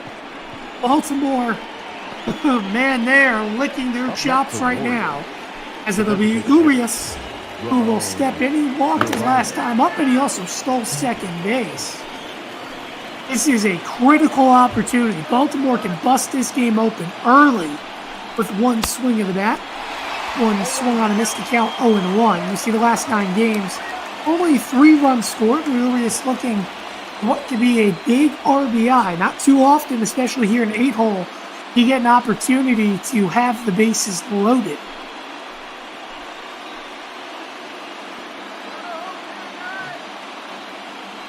Here's the 0-1. Playing the miss 0-2, and Happ ahead in the count. But if history serves it right here, every time Happ's gotten ahead of the count, he's either allowed a hit or he's ultimately worked it towards a walk. See if he can try to break the streak. The 0-2. Swing and a miss. Big out there by J.A. Happ. Orioles strand the bases loaded. No runs, 2 hits, and 3 runners left on, as well as a walk. We head to the bottom of the 3rd inning here in the Bronx. Yankees trail 2-0. You're watching Major League Baseball on Twitch.tv. And a big out there for J.A. Happ. Now the Yankees, they have to answer back, trailing 2-0 to this Orioles team. And John Means has been pitching very well on the bump for this Orioles team early on. Well, Tim, if you look at the stats, though, right here, it's probably one of the better lineups in baseball to do it, but you're absolutely spot on. John Means has stymied the Yankees thus far. Only 1 hit, as you said. That was a base hit with 2 out back in the 2nd by Andujar.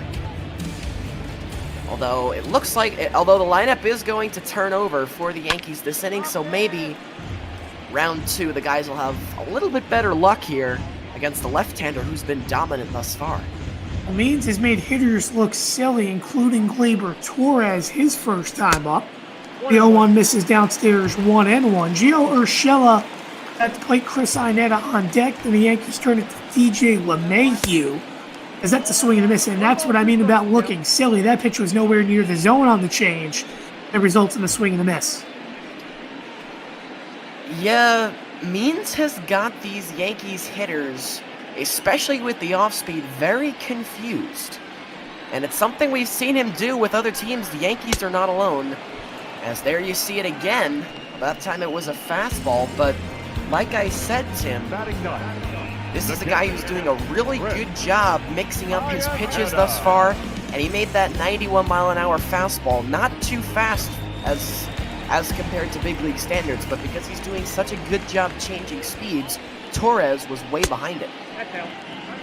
It is another strikeout for Means. Now here's Iannetta. I mean, Iannetta is just a very solid player throughout his career. Obviously only a 228 right now. But, I mean, how about the role he's had to step in? The Yankees having Gary Sanchez hurt, and Iannetta's get to come up and play big, and he's been out there serviceable every single day.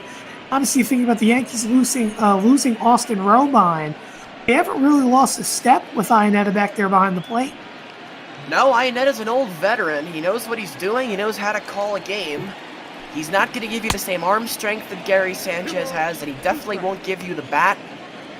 But Tim, he's been very serviceable in everything the Yankees could have asked for with their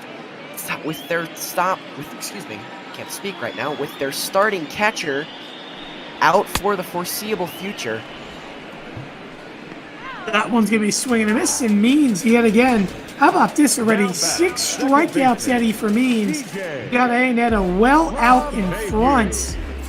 Yet again, that time a swing and a miss. So now it goes to the top of the lineup, in which DJ LeMahieu will step in. Rounded out the 3rd to Nunez, his first time up, and that one hit high into the air. That's going to carry foul. That will go to 0-1. Tim, the Iannetta at-bat, the strikeout which just happened, another classic example of how Means is really changing speeds and has got these Yankees hitters completely fooled.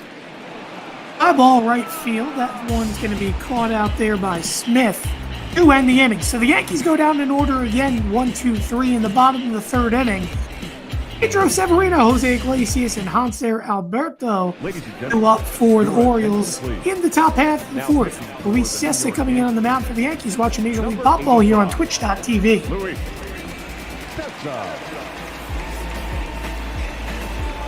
So Cessa, as mentioned, comes in here to the top of the 4th. J. Happ stays done, as he only goes 3 innings as expected. Eddie, again, we talked about the pitch count. Well, he nearly labored 30 pitches an inning.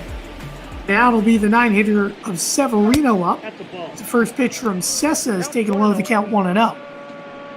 3 from Happ, and all 3 were equally difficult, although he only ends up giving up 2 runs, which is pretty impressive. Usually when pitchers get taken out after 3, it's because their start was an absolute disaster in the runs department. But Happ was lucky that he was facing a subpar offensive team. And now Luis Sessa, Tim, gonna have to provide some length here. Indeed, as the 1-2, that misses outside 2-2. You know, Sessa's been always talked about being in the Yankees starting rotation. But he's fit very well as the long reliever in the pen.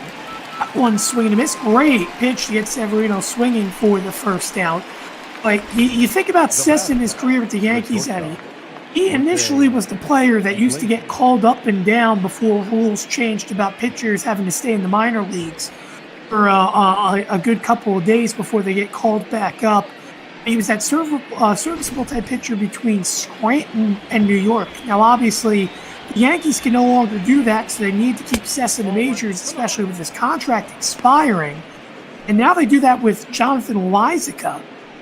So you look at it, Sessa, he's a permanent fixture now on this big league roster, and he hasn't disappointed at all. He's given quality innings, and you go back even in the postseason against Houston, in which he's given some big outs. That one's grounded. Whereas Fields over to Andujar. Oh, he bobbled it. I don't know if Andujar just easily missed the pick or that bounced off the base. It's going to go down as an error. And it's actually, they are going to give it to E6 on the pick. And man, that is tough. Really tough. Yankees make a mistake, and now it'll be a runner on second with 1 out. Well, Miguel Andujar does not play a lot of first base. Perhaps if Luke Voigt is over there, he can dig that out. But still not a good throw by Torres. I think he had a little more time than he originally thought. But Tim, going back to your point on Luis Sessa, I can imagine this guy is certainly relieved to not have to keep his bags packed at all times, if you will, because like you said, constantly up and down between the majors and the minors, which is a lot of travel. So certainly relieved he doesn't have to do as much of that anymore. Because that's going to be swinging and a miss to get 1-2. It's a long trip, needless to say, from the Bronx to Scranton, especially by train, in which the Yankees typically ship their players, believe it or not, between Scranton and New York, as Clint Frazier tells his stories about taking the train down. 2-2. One fouled off, and the count will remain. It's certainly, though, an interesting scenario for Sessa. He's proven time and time again, as that one's fouled off yet again, that he can stay out there and be a pitcher of the future while starting hasn't worked out for him. Almost reminds me a little bit, not in terms of the velocity, but the scenario of Jabba Chamberlain. This one's popped up. HOU will make the catch for the second out. Hear me out on this, Eddie. He reminds me of the situation with Jabba Chamberlain, where he just couldn't make it out to be as a starter. But they found a role for him in the bullpen, and when they found that role, it ends up working out to be effective, and that's how it's gone for Luis Sessa. Yeah, Tim, if I think of Luis Sessa, Jabba Chamberlain is not the guy who immediately comes to mind if I'm looking for a comparison, but hearing you explain that, it does make sense. And if Sessa does end up following a similar career path, A, he will be a very successful pitcher in the big leagues, and B, the Yankees will be a very happy organization. 0-2, that one line down the left field line, and I'll carry foul. Well, not yet again. I mean, for Sessa as well, I mean, when he was a starter, he struggled to find some control. But limiting his pitches, he's done well. That's a pitch that slider inside to count 1-2. And Tender, by the way, up for the third time here in the game. He's still yet to register an at-bat as he's walked twice. Another runner in scoring position as well for the Orioles. It's the fourth consecutive inning. That one misses low, the count 2-2.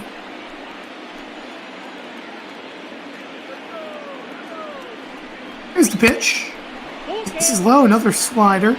Sessa at 20 pitches now in the inning, and I'll tell you, Baltimore doing a good job being patient, not doing too much leaning, needless to say, at the plate. They are really working this Yankees pitching staff a bunch. Sessa hasn't looked bad out there at all, Eddie, as 3-2 will come now. Swing and a miss. So Sessa, after allowing runner to get on via an E4, gets out of trouble, and records essentially 4 outs. We head to the bottom of the 4th inning. Can the Yankees answer back as they trail by 2? It'll be 2-3-4. Torres, Judge, Stanton do up for the Bombers here in the bottom of the 4th inning. You're watching Major League Baseball on Twitch.tv as John Means will deal the first pitch. One's going to be found back. Tim, I'm afraid the Orioles may be kicking themselves when this game is over, because although they have 2 runs, they could certainly have a lot more. Already through their first 4 turns at bat, they've left 6 men on base. They've had their chances in every inning. Like you said before we cut to break, they've worked the count, and they've worked both Jay Happ and now Luis Cessa, but still only 2 runs to show for it. How about that pitch there from Means, getting Torres to swing and a miss on the slider well inside the zone. 7th strikeout for Means now in this one. And I mean, he is just absolutely dealing. Torres shaking his head, yeah, he got me there. There's now another hitter who was a strikeout victim earlier on this game of Aaron Judge will step up. Well, Aaron Judge has been a strikeout victim a lot this year. 110 strikeouts coming into today, with that first at-bat also resulting in a K, now at 111.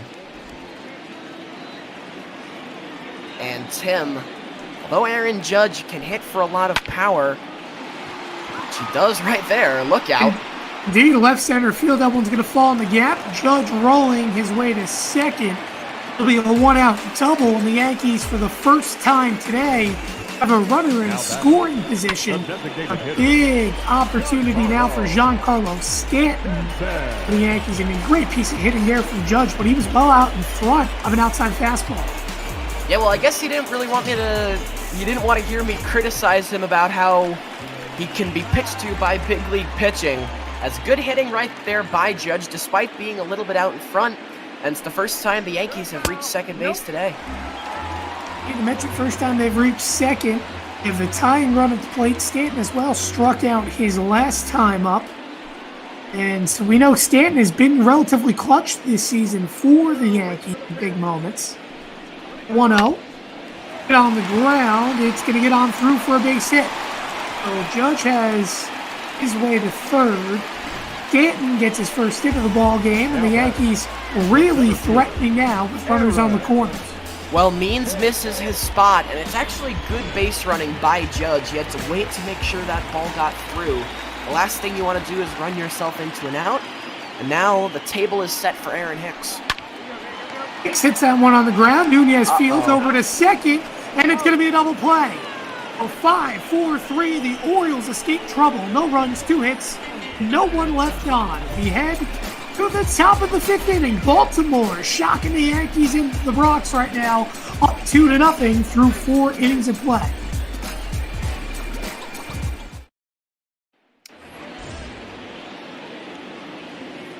Head to the top of the 5th. Chad Green, Ben Heller up in the bullpen as Luis Cessa comes out for the 2nd inning of work. We'll face 4, 5, 6 as Nunez leads off. And again, you look in the pen. But Eddie, what do the Yankees have to do at this point? You've managed to lead 2-0 at your first opportunity of the day, and they spoil it. Well, it's the first chink in the armor we've seen for John Means, which is a good sign for the Yankees. Obviously, they hit into the double play, which is a bad break. It's going to happen. Hicks hit it hard, but unfortunately, it was just right at the third baseman, Nunez. But for the Yankees, it is a good sign. They only had 1 hit coming into that inning. They got 2 in that frame. That's a nice play right there. The soft little chopper, Shella fielded and fired to Andujar for the first out. Once again, as you mentioned, a great job. The Yankees, despite the defensive blunder from Gleyber Torres in the throw, they've kept it at a 2-0 deficit, in which they went down early on. Eddie, as we know, the Yankees as well, very solid team in terms of coming from behind. Here's Ruiz as that one's fouled off. The count now goes to 0-1. 13 doubles for Ruiz. The Orioles, they've had a runner in scoring position every inning to this point. Gotta wonder how long that streak continues, because you mentioned the Yankees, good sign that they get runners on and they're picking their chops a little bit, but Baltimore has been all over the Yankees pitching, being patient all game long. That one misses outside 2-1. That one hit on the ground against the shift. hitting. It's going to be a base hit. A 10 out of 10 hitting there. It'll be a 1-out base knock for the lefty Ruiz, and now it'll be Austin Hayes, who also singled his last time up. Dish. I love that. This is what we need more of in the game. Instead of trying to put one past the shift, Ruiz realizes that he can put a 3-hopper through the infield and basically walk to first. If he was a little bit faster, he might have had a case for trying to stretch that one into 2, but love to see it from Rio Ruiz. Not only that, if he hits it a little bit more down the line, very much a case of the ball rolling into the corner and him having a double, even chance of a triple. As it'll be a 1-0 to Hayes. Slider misses low. That moves to 2-0. Hayes third on the Orioles in terms of doubles with 8. Pitch, line foul. 2-1 now the count. And let's see, does Baltimore try to steal? Ruiz isn't necessarily fast, but they are willing to try, just like the Kansas City Royals are. That one's fouled off. Let's see if Sessa get the out here. Pitch. Hit on the ground through the middle, a base knock. Great piece of hitting from Hayes, his second single of the ball game. And again, Baltimore threatening. Let the streak continue now to 5 innings with runners in scoring position. 5 innings, and they have been 5 innings where this Yankees pitching staff has had to sweat through each one of them. Fortunate so far to only give up 2, but I brought it up. 6 men left on base by the Orioles thus far. We'll see if they can change that here. All down the left field line. Why are they not throwing home? It's not going to be in time. Judge through to the second base cutoff. And I have no idea why that just happened there. Dan Tender, he held Eddie coming around in third. They thought Judge was going to make the throw quickly. See, the runners held, and Judge threw to the second base cutoff. Ultimately, the Orioles now have runners on the corners with 1 out and a 3-0 lead. And this is going to make it more. This one hitting the gap. That one's going to fall on down. It's going to be a base hit and make it now a double. Frazier, he'll throw it to the cutoff, and it's a 4-0 lead as the runners will be on second and third for the Orioles. And a great job there by Urias. Well, 2 doubles on back-to-back pitches, and the Yankees pitchers have been flirting with disaster all day. You couldn't keep this at bay forever. It seemed inevitable. And the Orioles, they strike, and they strike in a big way here in the 5th. Ground ball fielded by Torres. He'll fire to first for the second out. Yankees now down 5-0. As another runner comes home to score of Smith. Sessa has 2 away. Everino, by the way, retired for the 3rd time. Now here's Iglesias, who's been retired twice in the ball game, and Ben Heller on the mound for the Yankees.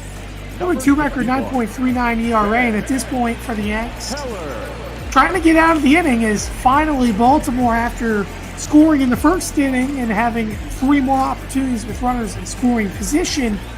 And it struck, but they take advantage here for 3 more runs in this one.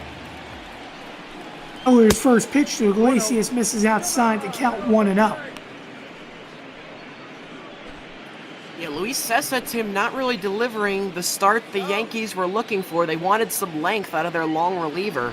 He only goes 1 2/3. He's given up 2 thus far. Ground ball, Urshela fields over to first to Andujar to finally end the inning.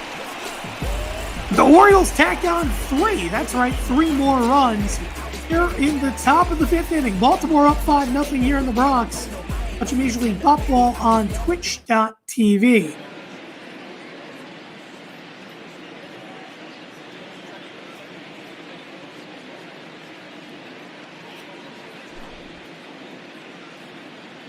We'll turn the reins now over to Eddie. Shall take it from this point on. The Yankees down here in this one Welcome back to Major League Baseball on Twitch.tv. I mean, Eddie, at this point, what do the Yankees need to do just to even find a run on the board, let alone dig back from 5? Well, you can't panic, Tim, I would say. They're still going to have 5 more turns at bat. This lineup is potent. It can strike at any time, but you're absolutely right when if you say they have to get moving, and they certainly do. John Means has been very good thus far, and he starts with a strike here to Andujar. Andujar, Frazier, and Urshela this inning for the Yankees, 6, 7, 8. That one misses for ball 1, count even now. That's ball 2. 2 balls, 1 strike.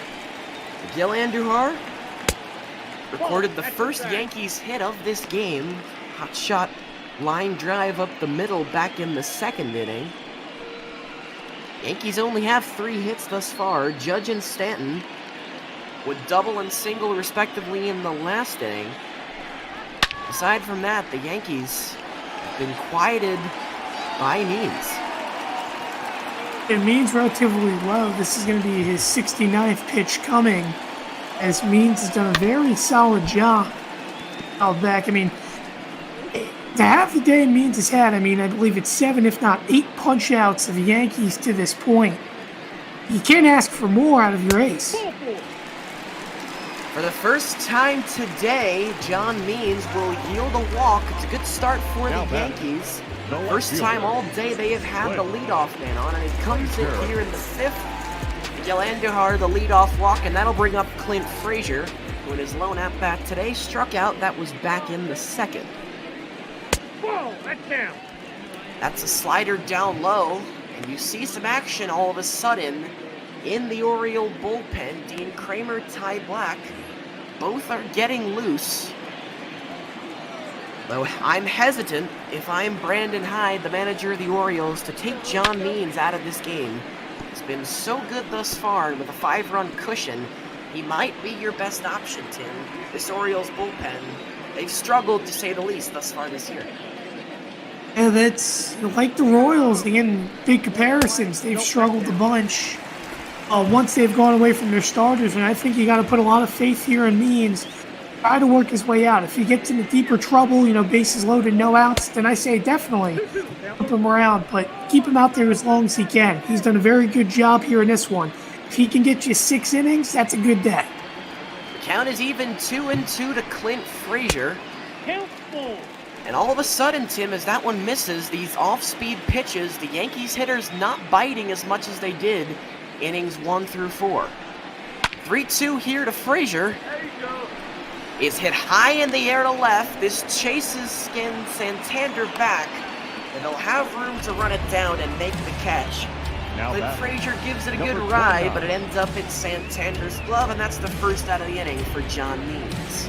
Yeah, I'll tell you, I thought for a good second there that ball was going to carry and bounce off the wall for Frazier, but it ended up landing in the glove of Santander. He gave it a good swing.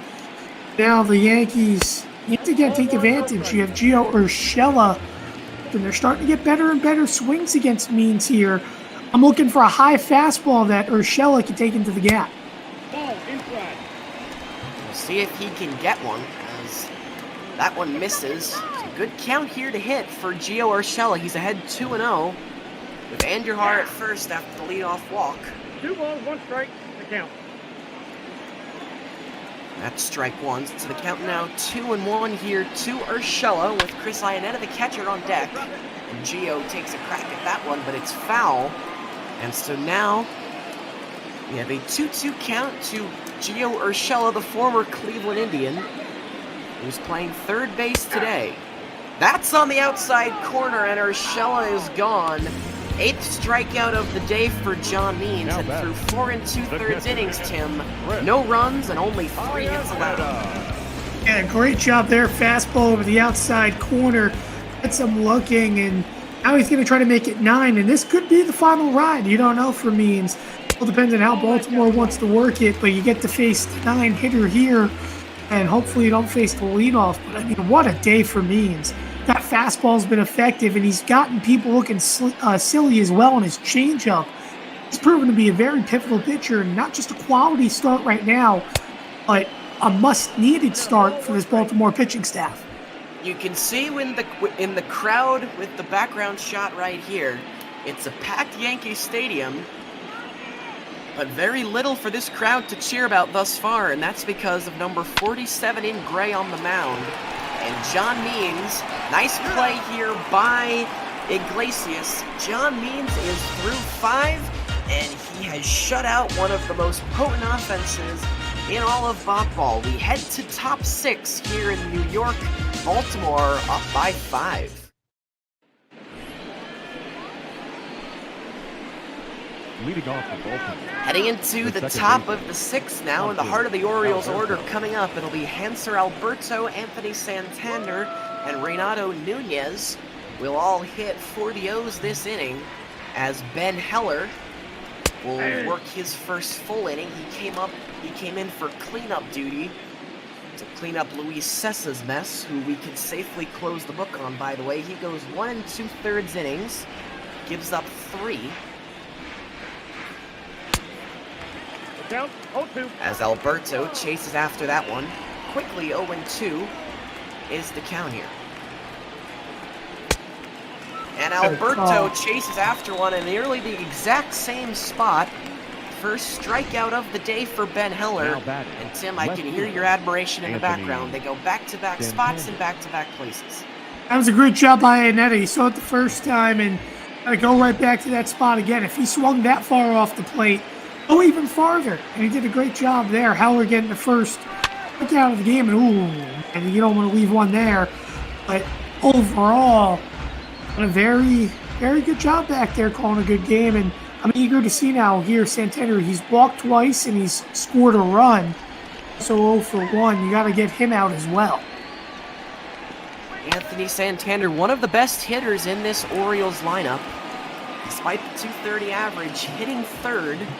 Yesterday against the Yankees was 0 for 3 with a walk. Today, as Tim said, 2 walks and a strikeout, as that's inside for ball 1. Santander will be followed up by Renato Nunez, and then Rio Ruiz if the Orioles can keep things going. This one is hit slowly to the right side. Really tough play here for Andujar. The throw to first is going to be in time. What a play, Tim, by Miguel Andujar. Not usually over there at first. A nice cover by Ben Heller. And a web gem turn there by the Yankees. Yeah, having to play it there to the backhand, it's not an easy play at all, but Andujar turned and made the off-balance fire to a Heller, who also fielded his position great. Yankees looking for their first 1-2-3 inning here, Eddie. They just got to seal the deal against the cleanup hitter Nunez. The Yankees looking for the first 1-2-3 inning, as Tim said, as that one's hit hard but foul down the right field line. I assume that John Means will be back to begin the bottom of the 6th. That one's fouled again, this time down the opposite side. And the count now 1-2 to Renato Nunez. Ben Heller looking to get a scoreless inning here, and this is hit well into right, but Judge is there, and the Yankees pitching staff for the first time goes 1-2-3 here on the Orioles. We go into the bottom of the 6th, top of the lineup coming up for the Yankees for the 3rd time. No surprise, Tim, John Means remaining in the game. He's at 84 pitches, and the way that he has kept this Yankee lineup off balance, no reason why he shouldn't stay in. But we'll now see DJ LeMahieu for the 3rd time. LeMahieu, such a good hitter, hitting .316 this year. And although he's grounded out and flown out his first 2 times up, Tim, you got to expect there's going to be a breakthrough soon. You know, the way you look at it for LeMahieu, he's been a little bit cold of late. His average has dipped a little bit. Still above the 300 mark, but he puts together quality at-bats, and right near down in the count 0-2. All it takes is for him to make a full count for everything to change. LeMahieu hits one into right. little bit of a run over, but a catch is all the same for Dwight Smith Jr. That one was hit hard, but Smith perfectly positioned. And LeMahieu is 0 for 3 to start the day, and that'll bring up Gleyber Torres with 1 out in the inning. Torres, like a lot of these Yankees hitters today, not enjoyed much success. A fly out in the first and a strikeout in the fourth. For the 23-year-old out of Caracas, Venezuela, as he takes strike 1 right there from John Means. You can't always have your way. Gleyber, we know, is so successful against Baltimore, but he has gone quiet here. And I mean, John Means is going to look silly at the plate. Last time up, he struck out at a terrible pitch. He also swung out of his shoes in his first step out and a breaking ball well out of the zone.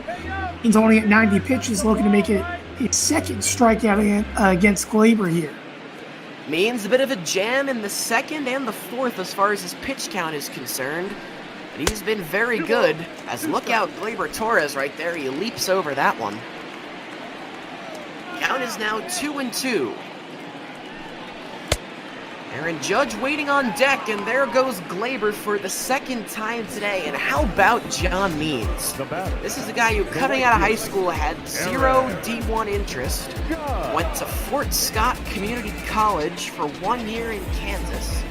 After his freshman year, he transferred to West Virginia. The Orioles would select him in the 11th round of the 2014 draft. It was a September call-up in 2018. Would spend his first full season in the big leagues last year and is now the #1 starter for this Orioles pitching staff here in 2020. Trying to get through 6 against this Yankee lineup, but this one is hit well into left, and it's going to be off the wall. Aaron Judge will pull into second for the second time in this ballgame, second time in as many at-bats, in fact. The Yankees very close to their first run on the board. In fact, Tim, a foot higher, and it would be 5-1. That means a sigh of relief. It's just a double. With 2 outs, that'll bring up Stanton. You know, Stanton, you have to, the big swing here. Obviously, last time up, he had a big single. Now, if he has another chance, you can at least cut the deficit a little bit. Oh, man, I think he missed a chance there. Perhaps missed opportunity for Stanton. Didn't look like a good pitch, Tim. Stanton a single his last time up, a strikeout before that. Aaron Hicks on deck if Stanton can keep things going. As that one's upstairs, count is even at 1-1. And as good as John Means has pitched, Tim, he's had to rely on the strikeout and perhaps a little too much. He's run the pitch count up. This will most likely be his last inning. Although really trying to shut down Stanton here and deliver that shutout over 6 innings. So he misses again upstairs. 2 balls and a strike now. The count to Giancarlo. It's a sign of the tired pitcher out there, Eddie. Perhaps fatigue is setting in, but he does hit his spot there.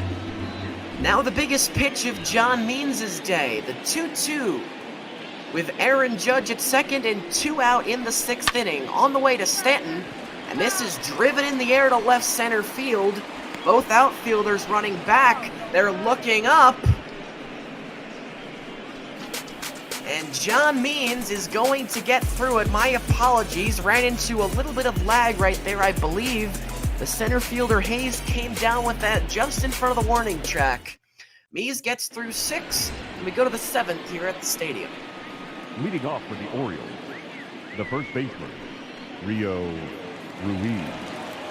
The Yankees stranded 1 in the bottom of the 6th.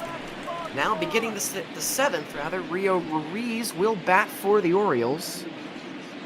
5, 6, and 7, Ruiz, Hayes, and Smith, as Ben Heller, who's worked 1 1/3 scoreless innings so far, will continue in this ballgame as this first pitch is grounded just foul.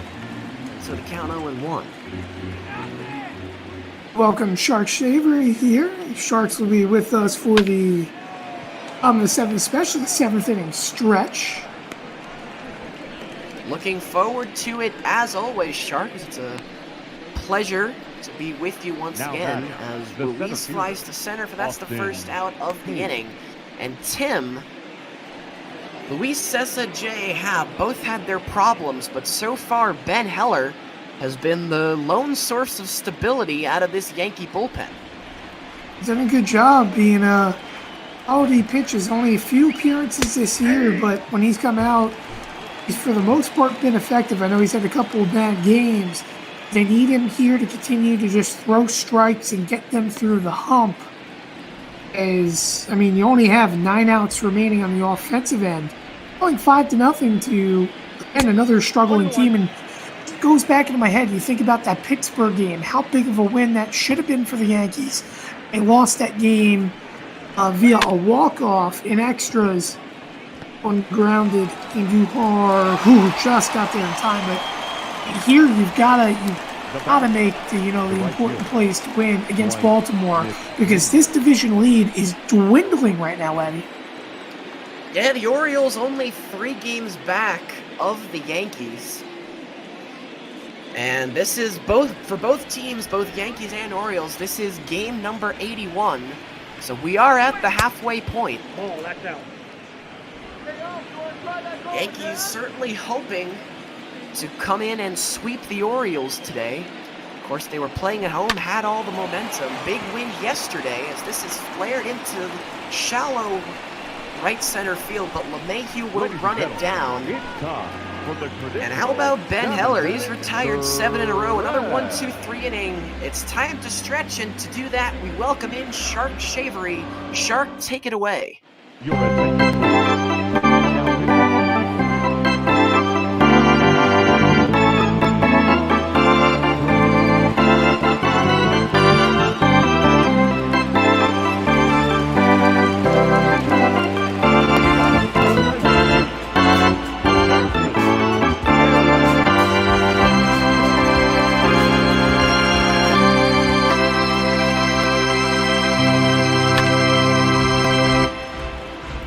Fantastic as always as Dean Kramer comes on. We want to thank Shark Shavery once again. And Shark, since you gave us that wonderful performance, please feel free to stick around for the remainder of the 7th if you would like.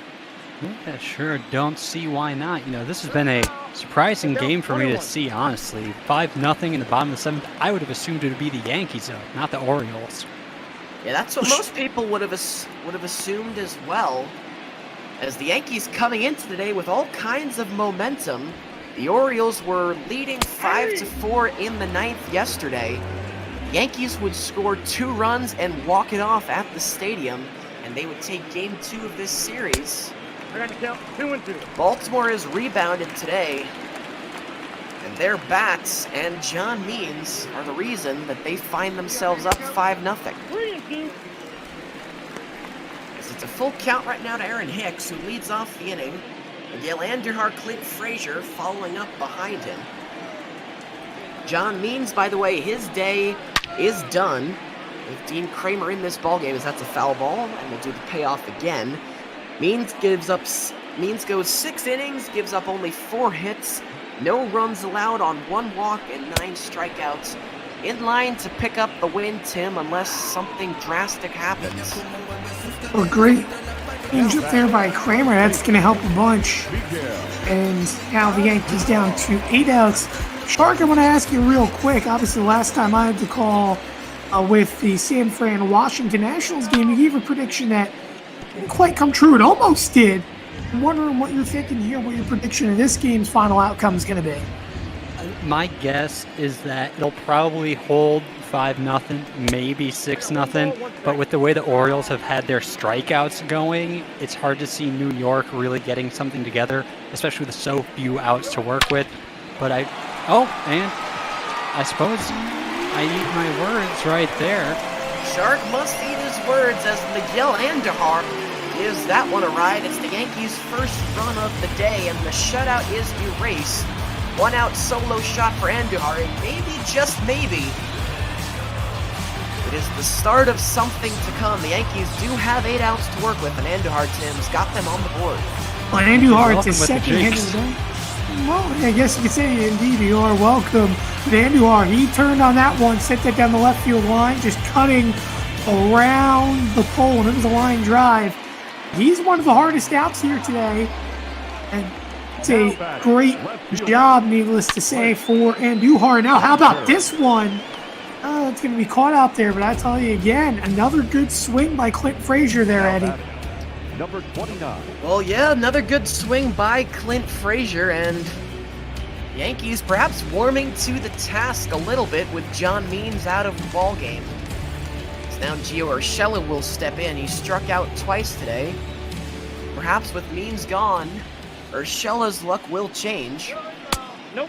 Ball one. His first pitch is up and in Count 1-0. for ball one. Urshela comes into today hitting .234. Ball two. 60 hits on the year with only one home run, 17 runs driven in. Though in a good spot here to do some damage, up in the count 2-0.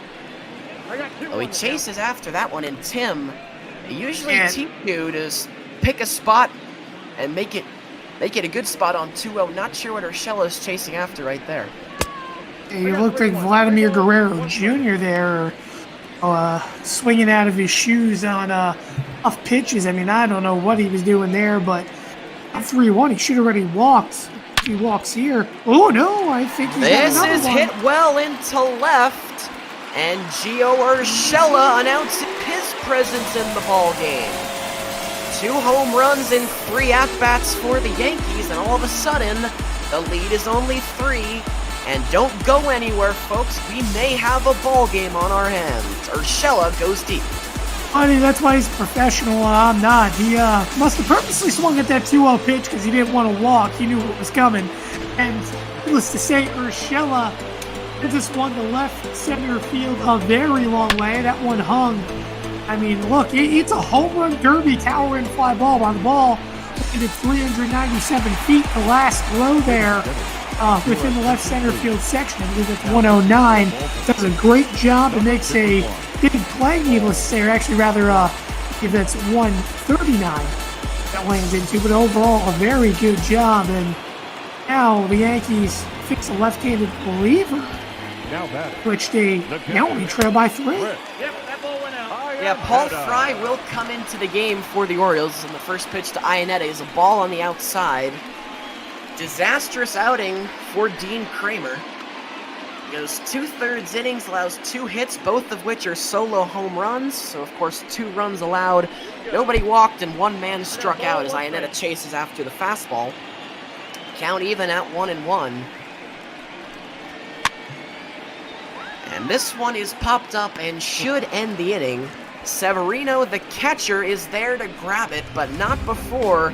Home runs by Andujar and Urshela has made this a game once again. We're through 7, and now the lead for Baltimore is only 3. Ooh, wow, yeah, certainly making me eat my words. I'll let you two get back to it, but wow, this does feel like it is a ball game once more. All right, Shark, well, it was another terrific 7th inning stretch. We enjoyed the take me out of the ball game. We have the best organist, not just on Twitch, but anywhere around. I've never seen a Twitch organist before, Shark, or heard one, but you're the best one that I've listened to so far. So thank you to Shark Shavery once again. And Tim, as soon as Shark arrived, the Yankees, they decided to show up. Although is it too little too late, as that is a great diving stop by Urshela. The throw to first, though, is not in time. But Tim, Urshela shaved to save the double. The catcher. Indeed, good diving play there, and while the throw just wasn't in time, overall, you prevent extra bases. Now let's see here against a struggling Severino today, who has not hit well, if Heller can, or rather, Green, come out and get a ground ball. And you looked at Green's stats, the ERA, not necessarily at its best, but he's yet to lose a game on the mound. It could make you feel a little bit better if you're a Yankees fan right now.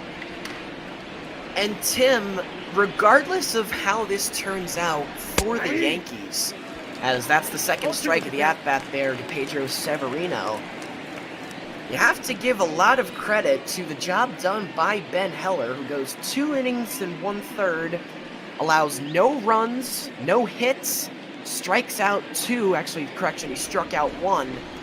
He kept this at a 5-0 lead. So remember that if the Yankees can come back and make even more of a game than this already is. Because that's outside for ball 1. And again, you're running out of outs. The Yankees were down to 9 in that inning, now down to 6. You got to make your at-bats matter. And the Yankees, they'll start off here towards the bottom portion of the lineup. It's going to be important for them to get on base and set up the top. This one is slowly hit to second, should be 2. The flip to second for 1, and they go back to first. And it's a 4-6-3 twin killing, get into by Pedro Severino. First of the day, turned by the Yankees.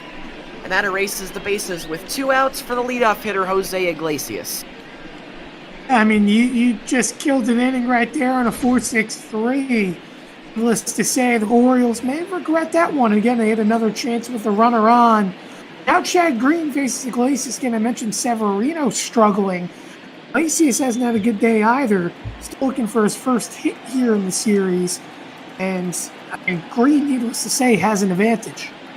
Iglesias 0 for 4 yesterday and not too successful the day before that either. He's walked and reached on an error. But his stat line today reads 0 for 3 with a walk. And trying to become a 2-out base runner here for Baltimore. Iglesias had his best years with the Tigers. He was an all-star back in 2015. Guy who began his career with Boston. And he hits this one off the handle into shallow left field. It'll be easy for Clint Frazier. And the Orioles go in order, despite a leadoff hit by Urias in the 8th. Rolling to the bottom of the 8th, and the Yankees trail by 3 with the top of the lineup coming up. Your attention, please. Now pitching for Miguel Castro will come on for Baltimore to begin the bottom of the 8th. Again, it's Eddie McCarthy alongside Tim Moore for Major League Bopball on Twitch.tv. Castro making his 34th appearance of the season, Tim. And a rough spot to come in with the top of the lineup due up for New York. Indeed, and now you look at it for LeMahieu. I'm thinking Iannetta is leading off, but rather it is LeMahieu that leads off. There you go. There's the start you needed. That one is into right and down for a base hit from LeMahieu. And just said, Tim, just what the doctor ordered for the Yankees. It's LeMahieu's first hit of the day. The Yankees have life here in the 8th. And you definitely now don't want runners on for Aaron Judge. You know how good Judge is today with the 2 doubles. And ooh, man, Gleyber Torres, the hanging breaking ball there. Miguel Castro, if he continues to throw ones there, I can promise you, Eddie, it's not going to be pretty. Bieber as well, maybe struggling today with 2 strikeouts.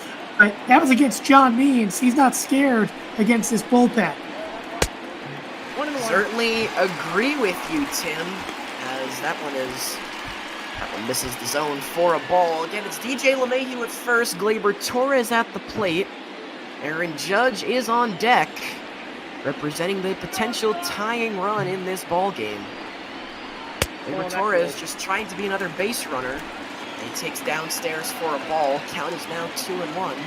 Should mention both teams have turned 1 double play each. The Orioles turned one on Aaron Hicks. That would end the 4th. The Yankees just last inning. And boy, couldn't Miguel Castro use a ground ball right here. Behind 3-1. 3-1 to Torres is outside again. And Tim, this is exactly what Baltimore didn't want. 2 men on with nobody out in the inning for the very dangerous Aaron Judge, who already has 16 home runs this year. And there's nothing you can do about it. He's got to face 3 hitters. But you got to get someone up in the bullpen. Hope this at-bat versus Judge works out a little bit. Judge, 2 doubles on today. Tying run at the plate. Have Giancarlo Stanton on deck and Aaron Hicks in the hole. The Yankees fans are on their feet looking for a reason to be happy. And they this may one be grounded happy. to second, should be 2. The second for 1. And that is a huge 2 outs there, gotten by Miguel Castro. He'll take the run going to third, but what matters is got to, Tim. Hit hard, but just right at Hanser Alberto. It's a deflating feeling. The Yankees fans that were standing, I was going to say they have a reason to be happy. Well, now, a reason to be happy just got shut down now as they get back down in their seats. Here's Stanton in for 3. I mean, a home run, again, changes everything up. The Yankees only down by 1. Stanton hit hard into center. This is chasing Hayes back, and with his butt against the fence, he will make the catch on the warning track. And if the judge double play didn't pop the balloon in the stadium, that one certainly did. Castro survives the 8th, and we go to the 9th with the Orioles up by 3. Now pitching for the New York Yankees. Eddie McCarthy alongside Tim Moore here for some American League East ball action. Here on this Wednesday afternoon, we're getting close to the evening with Jonathan Holder coming in. He'll try and keep the game where it is and give his team a shot in the 9th. He'll face the heart of this Orioles order as he gets it started with a ground out that'll be easy for LeMahieu to deal with. As 1 pitch, 1 out as Alberto is gone. Number 25. Important year for Baltimore. You get a first pitch out, but you've got to start being patient here, especially towards the middle of the lineup. Try to find one more run. A 3-run lead looks nice, but on paper, it's not necessarily a safe lead. All it takes is the Yankees obviously getting 2 base runners on and 1 swing of the bat ties this thing up. And now it is 2 pitches and 2 outs. That one is smoked to Andujar, but he will make the play. And Tim, I'm glad you brought up how easy a 3-run lead can be dashed, especially when dealing with an offense like the Yankees. Just yesterday, you can't forget the Orioles were up by 1 heading into the 9th, and they would allow 2, they'd blow the save.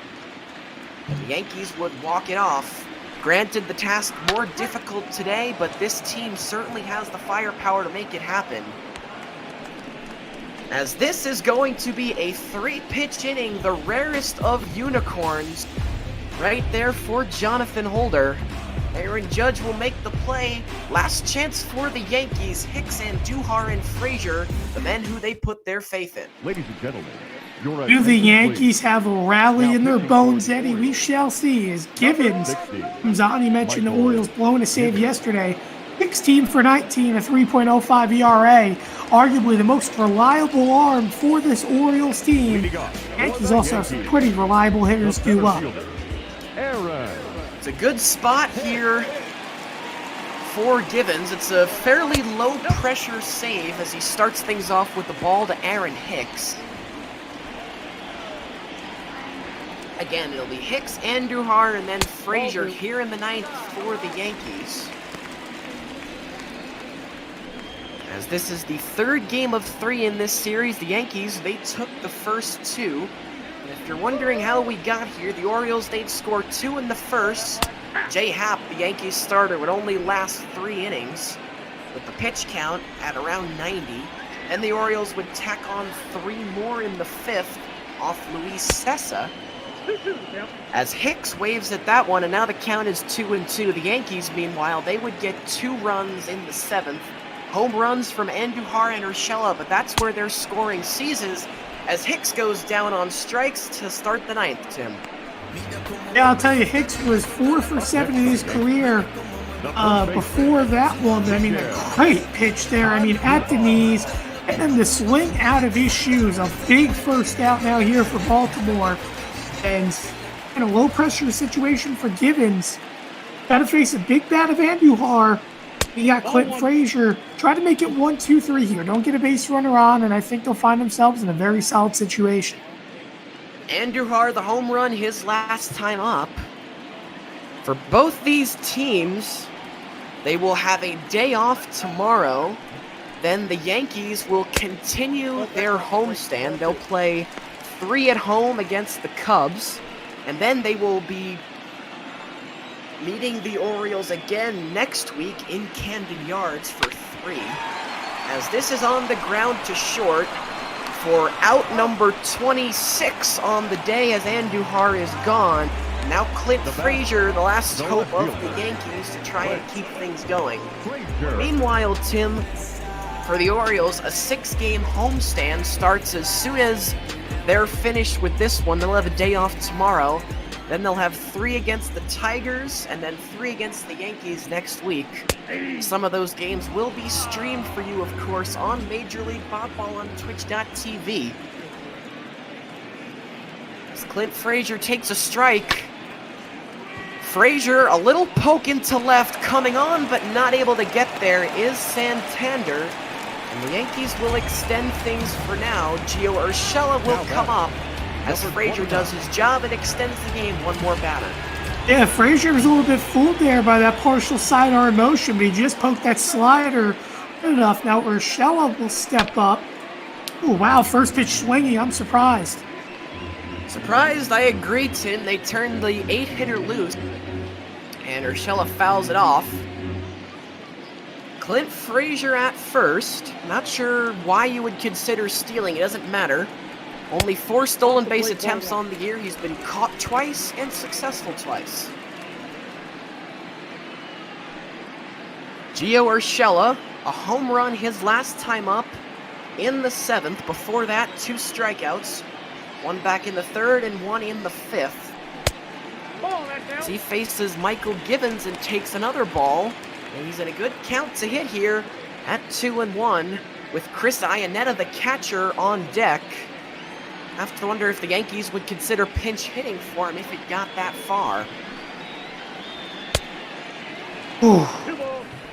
I hear you, Tim. That one had all kinds of plate, but Urshela swings through it, and now the Yankees are down to their last strike. These fans at the stadium, very little to cheer about thus far today. The 2-2 here to Urshela is hit high in the air to left. This is chasing Santander back. And ladies and gentlemen, it's 5-4.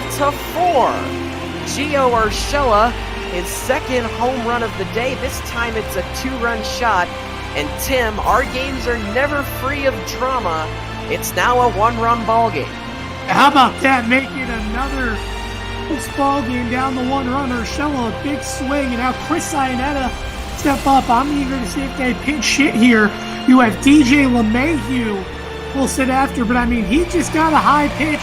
He turned on it. A line drive carried over the fence, and we have a ball game, ladies and gentlemen. The Yankees have that rally in the bones to come back. We shall see. It's going to be close. Good pitch to it all hit comes there down to from, this at bat. From Iannetta. He lets it go. Iannetta trying to extend to DJ LeMahieu. The Yanks have equaled their total of runs in the 9th inning. As yesterday, they've scored 2 thus far, but this looks like it's going to be it. This is a pop-up to second base. Alberto will take care of it. And it's an adventurous save for Michael Givens, but it will be recorded. He gives up a 2-run home run to Gio Urshela, but the Orioles grab 1 here in the Bronx. Not without any drama. The Orioles, they get their runs, 2 in the 1st and 3 in the 5th. The Yankees, 2 in the 7th and 2 in the 9th. The Yankees still walk out of here with a 2 out of 3 series victory, but Tim, not the sweep they were looking for. Indeed, not the sweep, but you faced the hardest pitcher on this Baltimore pitching staff today, John Means. Means did a great job being effective. You saw him, give 6 quality innings of work, while the bullpen for Baltimore didn't necessarily stand compared to how Means did. Means picks up a big victory to move to 5-8. Happ, by the way, going to 5-7 with the loss and with his struggles in the innings. You have to remember, Happ barely stayed in the ball game. The Yankees never dug their way back, so Happ going to, again, 5-7, only 3 innings of work, and sure, you lose again to Baltimore, team struggling last in the division. This helps Tampa Bay get ever so closer to the division title. But, I mean, for the Yankees, you're bound to have an off day here and there. You got to go into your next series with a little bit more of a poise to try to sweep. I think we're about to get a chance to look at some highlights here. 5-4 is your final, and we'll go back to where it all started. And it started with Jay Happ having an absolute nightmare of a day. This would start things off. A Renato Nunez double into left. This would drive in Hanser Alberto for run number 1, and then run number 2 would happen just one batter later. Excuse me, looks like we're actually going to jump to the 5th. That was a Anthony Santander hit. As now, continuing in the top of the 5th, the Orioles would get 3 runs in this inning, as this would be a Ramon Urias double into left center. And Severino grounding out, bringing home an RBI. That'd be the second time Baltimore an RBI on a 6-3. They had one earlier as well that he was mentioning. So getting the job done, and the Orioles had that 5-0 lead, Eddie. And you look at Means, just how good he did. Get Gio Urshela looking, but for Gio Urshela, maybe thanking the Lord a little bit, even though that was the last time he faced Means, because here came the Yankees. Miguel Andujar, he hit one down the left field line. A line drive home run. First one, in fact, that one came back into place, bounced off the foul pole for the first Yankees run. And then here is Urshela, a moonshot all the way to left center field, section 236, or rather 136, that lands down just in front of the bleacher creatures and actually bounces up to him for the second run for the Yankees. Yeah, Tim, those 2 home runs were looking pretty meaningless, especially into the 9th when Hicks went down on strikes, but then after a base hit by Clint Frazier, Gio Urshela would make things very interesting. Second home run of the day, this time a 2-run shot to left. Chris Iannetta would then have the task trying to extend, but he would not be able to do it. Michael Givens gets him to pop up to Hanser Alberto, the second baseman, and that would be how the game would end. The Orioles take this one 5-4. John Means, unsurprisingly, your player of the game. He goes 6 innings, gives up 4 hits, 9 strikeouts, no runs, and only 1 walk. Terrific outing for Means. Jay Happ, he picks up the loss. He goes 3 innings, allows 2 runs. And Michael Givens, he'll record the save as we take a look at our box score from today. The Orioles win it 5-4. The Yankees have the hit edge, 9 hits to 8. 1 error. That was made by Gleyber Torres back in the 3rd. And again, as we head into tomorrow, both these teams will have a day off. For the Yankees, they'll play at home. Very tough series battle, an interleague battle of division leaders against the Cubs. That'll be Friday, Saturday, Sunday. And then the Orioles, they'll also have a day off tomorrow. But they will return home to Camden Yards for a date with the Tigers. Again, your final is 5-4 in favor of Baltimore today. They managed to salvage 1 here in New York. We started at 3:47. We end at 5:24 with a game time of 1 hour and 37 minutes. As we're now joined by our next 2 broadcasters in the booth for the Phillies and Braves, Big Fund and Dane Richardson. Hope you guys are doing well thus far.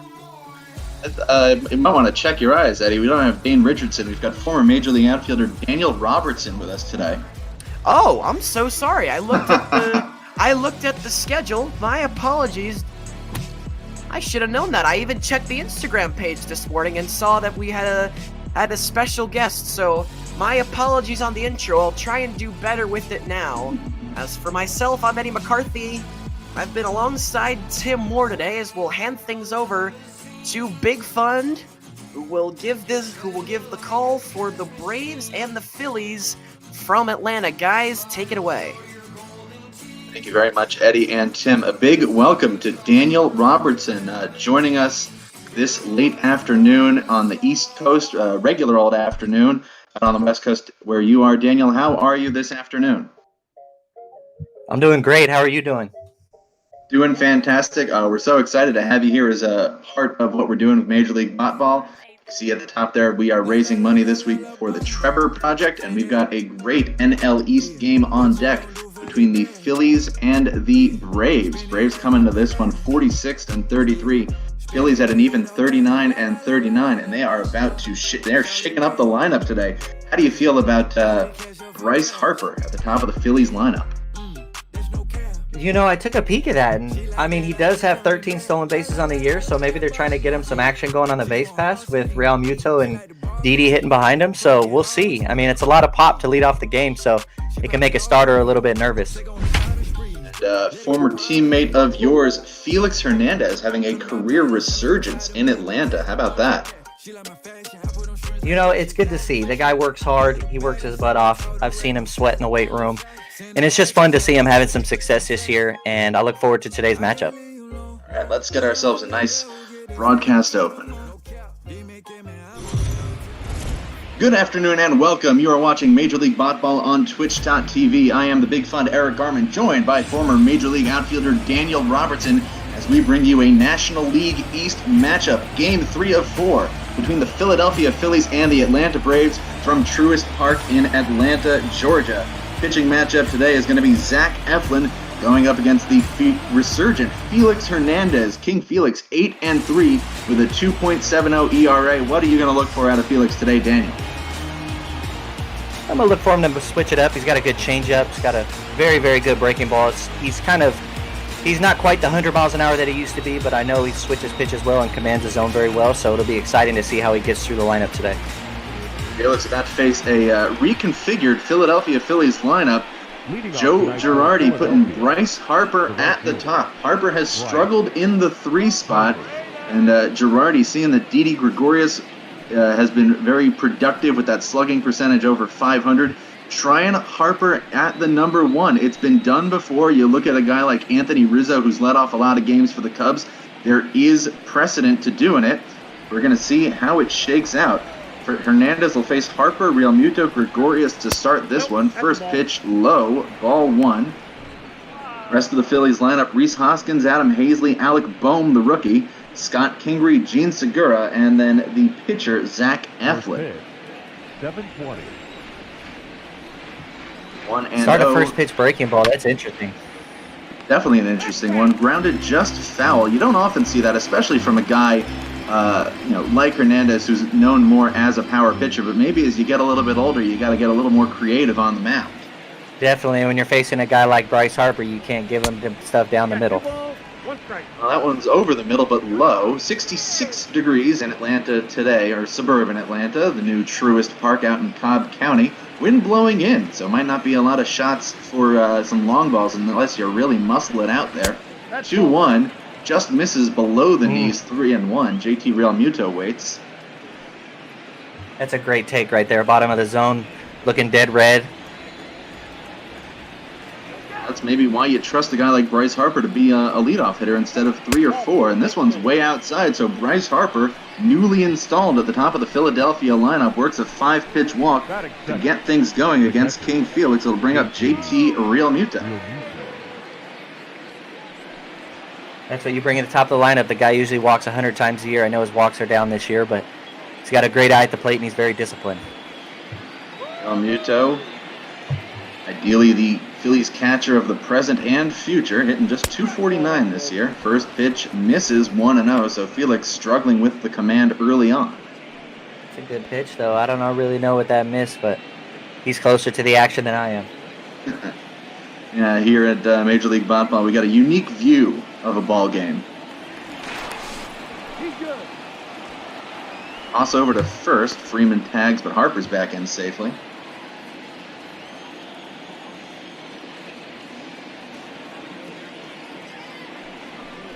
Hernandez brings the 1-0 home. Swung on and ripped towards left field. This is going to drop in for a base hit. Just like that, the Phillies in business. Harper walks, Real Muto singles, and now Didi Gregorius will come up in a great RBI opportunity in the top of the first. It's kind of looking like why Girardi shook it up. You get your first 2 guys on, and now you bring a guy who's got a lot of pop in the 3-hole with runners on base. And Gregorius 16 doubles, but on top of that, here's the first pitch. Swung on, grounded weakly up the first base side. Hernandez off the mound makes the throw to Freeman. So it's an out but a productive one for Gregorius. It moves Harper up to third, Real Muto to second. It'll bring up Rhys Hoskins, tied for the National League in home runs with 23, with 2 men in scoring position and 1 out.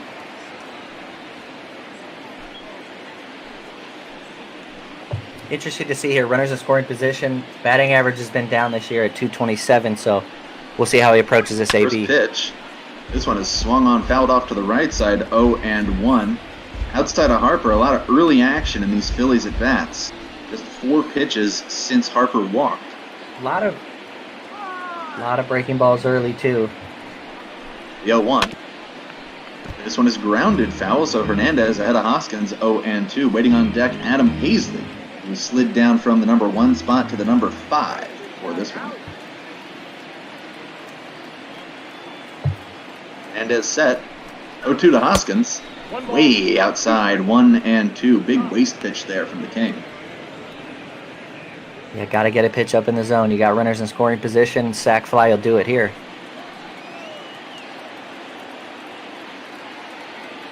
Harper on third, Realmuto on second, 1-2 to Hoskins. Swung on grounded to the right side, eaten up by Freeman. He'll take it to the bag himself. RBI ground out for Rhys Hoskins, brings the first run of the game home. Gets JT Realmuto up to third and brings up Adam Hazley with Realmuto on third and 2 away. They're pretty good at bat right there. They must have the contact play on. A little ground ball to first base, still scores the runner. 1-0, that's all you're looking for. Try to get to the pin early. Yeah, and particularly useful against a guy like Felix, who has, we mentioned on it, but really didn't get into the numbers. Felix Hernandez is 8-3 with a 2.70 ERA. He was brought to Atlanta on a spring training invite, and he's turned out to be a key member of their rotation. First pitch, Hazley lines it into left field. This one is going to get down. Adam Hazley, first pitch swinging, brings home the second run of the inning with an opposite field single, and the Phillies have a 2-0 lead. Alec. Interesting, another breaking ball to start a hitter. You wonder if he was sitting on it. Good balance, gets his hands back. And a lot of breakers from Felix. Might need to try and turn to the fastball. Here's the rookie third baseman, Alec Bohm, nudged up from the 7 to the 6 spot. First pitch swung on and hit deep to left field, but that one is going to hook into the seats down the left field side. Phillies are just reading everything that Felix has for him. He's having a pretty good year, hitting 250 as a rookie. Not much pressure, putting him in the 6 hole.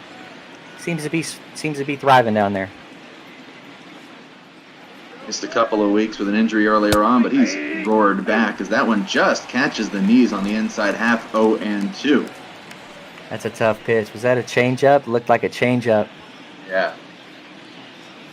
Well, Hernandez was 0-2 to Hoskins, but gave up a run to him. Now 0-2 on Bohm. This one is swung on and missed. That's a good pitch right there. First strikeout for Hernandez, but the Phillies pick up a couple of runs in the top of the first. Braves coming to the plate down 2-0. You're watching Major League Baseball on Twitch.tv.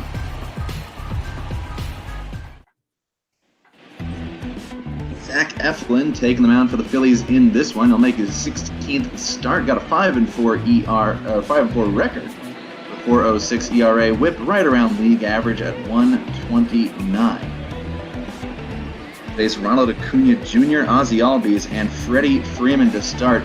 And Daniel, this Braves lineup, top to bottom, can do damage at just about any point. And that 2-run lead may not be long for this one. Oh, they're fun to watch. They got some young talent. They swing the bat well. They have great approaches at the plate. They got a lot of older guys in that dugout teaching them the ropes. So we'll see how Eflin responds to the 2-0 lead. He's got to attack. First pitch from Eflin to Acuna. Fastball high for a strike. He's in third place in the NL East with that 39-39 record. 10.5 back of Washington. Atlanta 4 back of the defending world champs. You know, that surprises me. They got a really good ball club hovering right there about 500. It's kind of disappointing. One misses a slider outside. Yeah, there's been a lot of that here in the land of Botball. A lot of surprising teams doing better than you expected, teams doing worse than you expected. The 1-1 swung on grounded, scooped up by Bohm, makes the throw across to Hoskins for the first out. Look at a team like the Mets. I think I lost it on the sidebar. I think they're about 16.5 back. They've suffered through injuries. They've suffered through guys slumping. Or you look at a team like the White Sox, a team that everybody tends to pick to have a breakout year, and they're finally doing it as first pitch swinging Albies lifts it to the right side, and that one's going to be a foul 0-1. But you know, the White Sox really kind of dipped into free agency for the first time in a long time. They brought in a lot of high character guys with Dallas Keuchel and a lot of workers like Yasmani Grandal.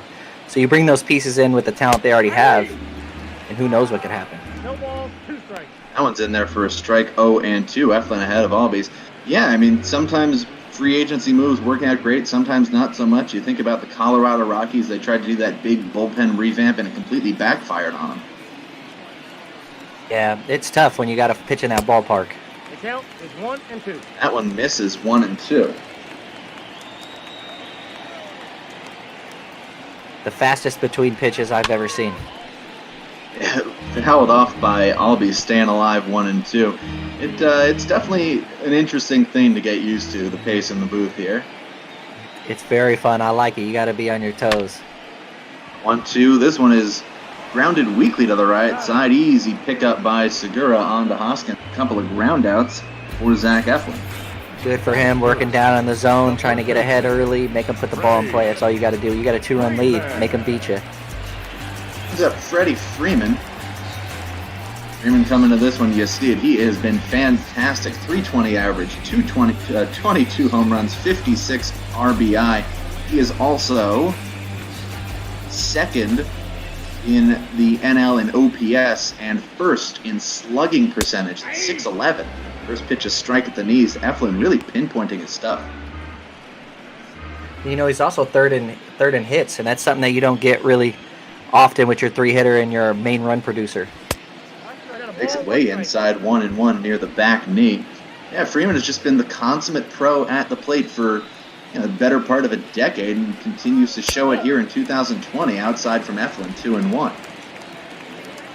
The guy's a stud. He knows his approach, and he doesn't give in to anybody.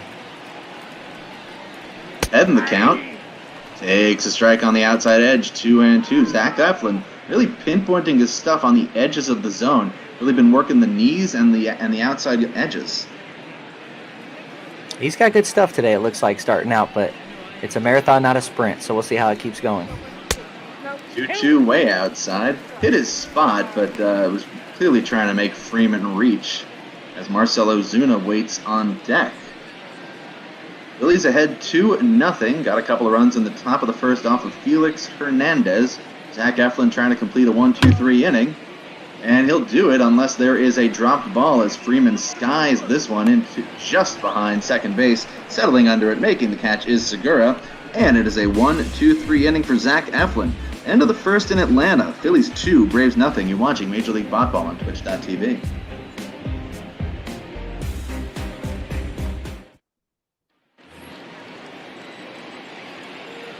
7, 8, and 9. It's a pretty quick sit down for sit down for Felix Hernandez. No problem. He's back on the mound already. Not much rest in time after the long first inning that he had to experience. First pitch swinging was Kingery, but he fouls it off 0-1 a lot. And the trend continues, Daniel. Phillies swinging at first pitches, the 0-1. Way inside 1-1.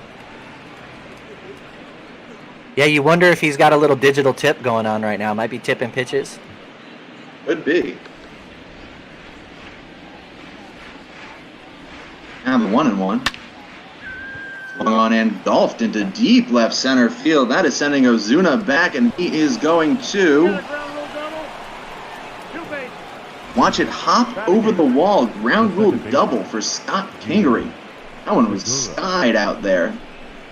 It's a good swing right there. Stays on a breaking ball down and just drops his barrel right on it. That was a good swing. Let the breaking ball come to him. He didn't try to go get it. Felix in trouble again in the second inning. Got a runner at second base. He's got to start hustling now. Here's the second baseman, Gene Segura, on that big contract. Hasn't really lived up to it. You see, not even a single homer about 3 months into the season. Interesting, too. Average down to 209. First pitch swing and hits it to the right side. Throw from Albies to Freeman. It moves Kingery up, and it'll bring up Zach Eflin with a man on third and one away. And that's a great at-bat. Fans will know it, but sometimes the numbers don't show. You get a leadoff double, shoot a little ground ball to the second baseman, move the runner over. Difficult situation, though, because you got the pitcher on deck, so you kind of want to drive that guy in or at least give it a chance. Hickory's got good speed at third, so a weak roller from Eflin could do the job. First pitch from Hernandez is a strike, 0-1. Not surprised to see Zach Eflin not join the party of first pitch swingers. Something tells me he wasn't sitting on a first pitch breaking ball. Probably not. He probably wasn't sitting on a first pitch anything. Probably was going to take it all the way.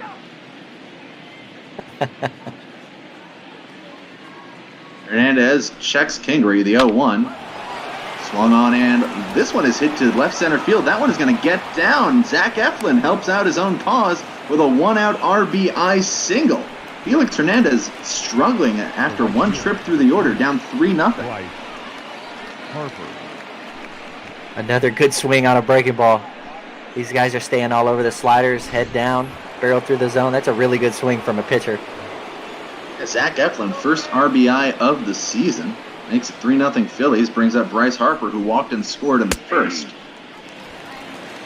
Another breaking ball. I'd be interested to see if the pace wasn't so fast that I could write it down. I'd be interested to see how many first pitch breaking balls he's thrown to these hitters.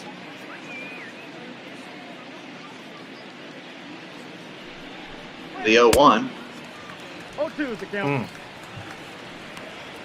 Yeah, just blinked and missed that one over here, getting the inside with that curve. The machine learning at its best right now. He's throwing a lot of breaking balls. Guys are sitting on him. He's got to start working that changeup away and fastball down and get back to his strength. The 0-2 from Hernandez. This one is hit deep to right field, and that one's going to drop in. Markakis is going to pick it up, and getting in there with a double is Bryce Harper. So Bryce Harper moved to the top of the lineup, has been producing a walk, and now a double to right moves Eflin to third. 2 runners in scoring position now for JT Realmuto. It's a good spot for Realmuto right here. He's a good hitter, especially with runners in scoring position. Was that Harper's 22nd double of the year? That was a great hustle double. He loves to get his jersey dirty. Regardless of what people think about him, he plays the game hard. Big spot for Hernandez. First pitch to Realmuto, grounded up the middle. That one is going to get through for a base hit. Rounding third and coming home to score is Bryce Harper. It is 5-0 Phillies. Just beat the tag. It was a good throw home from Acuna. But Harper got a great jump on contact and beat it home. You take at it, look at it in show motion. Acuna's got a strong arm, but not strong enough to beat Harper coming home. I give it about a 9 out of 10 on the flip, though. That's a really good flip by Acuna. It just shows his athleticism. Oh, yeah. Quality flip for sure. So Phillies roaring out here. First pitch now to Gregorius.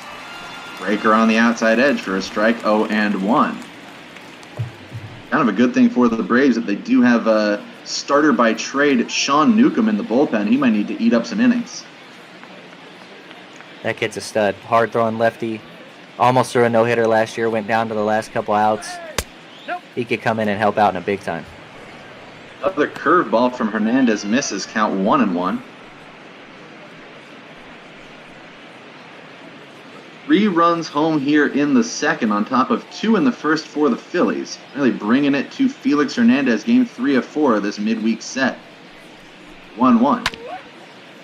Rounded towards second. Albies kind of thought he was going to try the backhanded flip. Couldn't get a good grip on it. Instead slaps the tag on Realmuto. Is only able to get the 1 out. Gregorius tough to double up, but he'll reach on the fielder's choice.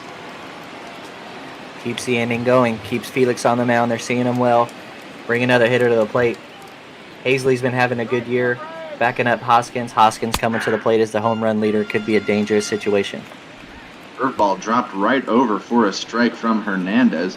You see there Hoskins 106 strikeouts.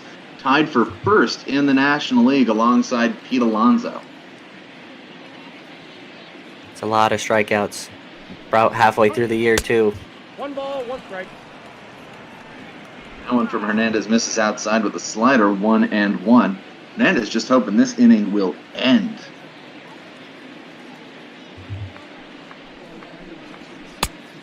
That one's inside, 2-1. So the pitch count not really terrible for Felix. Only 32 pitches, but he has gotten knocked around badly.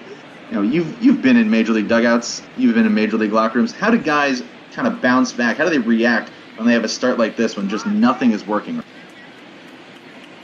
You're just trying to go out there and compete. You're trying to continue to hit your spots, even if you can't find it. You're still trying to will yourself back in, because if you can just hold them at 5 or hold them at 6 and let that young offense try to get itself back into the game, you're just trying to keep giving yourself a chance for success. 2-2 now. Inside 3 and 2, so Gregorius got a chance to get moving on the pitch. Paisley, who had an RBI single in the first, hopes to get another shot here. Hoskins just got to shoot one in the gap. This one is grounded to third base. Camargo with the pick makes the throw in time, and that is going to end the inning. But the Phillies add 3 more runs, an RBI Zach Eflin, and a 2-run single from JT Realmuto. Make it 5-0 Philadelphia, middle of the second.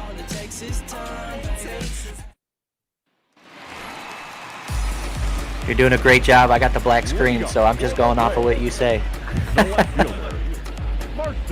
Well, we occasionally here at Botball do lose a little sight of the field. We have some difficult sight lines from our vantage point, but we work around it. Hopefully you've got your sight lines figured out as Marcelo Zuna leads off the bottom of the second, swinging at the first pitch, fouls it off to the right side, 0-1. It'll be Ozuna, Markakis, and Flowers doing the catching for Atlanta today. 0-1. This one's grounded towards third. Bohm comes in, makes the play, makes the throw for the first out.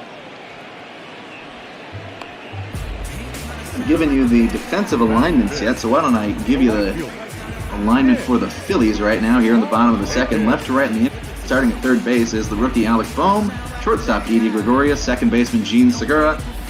First baseman Rhys Hoskins. Doing the catching is JT Realmuto. As this one is hit into left field by Markakis, it's going to get down. Phillies get their first hit with 1 out in the bottom of the second. Now this is going to be a great swing here. Markakis, one of the most underrated big leaguers in the entire game. Actually could be one of the first. He made his first All-Star game last year, or he did not? Let me go a quick look on that as Tyler Flowers comes up. Flowers, the right-handed half of the platoon at catcher for the Braves. Travis Darno gets the starts against the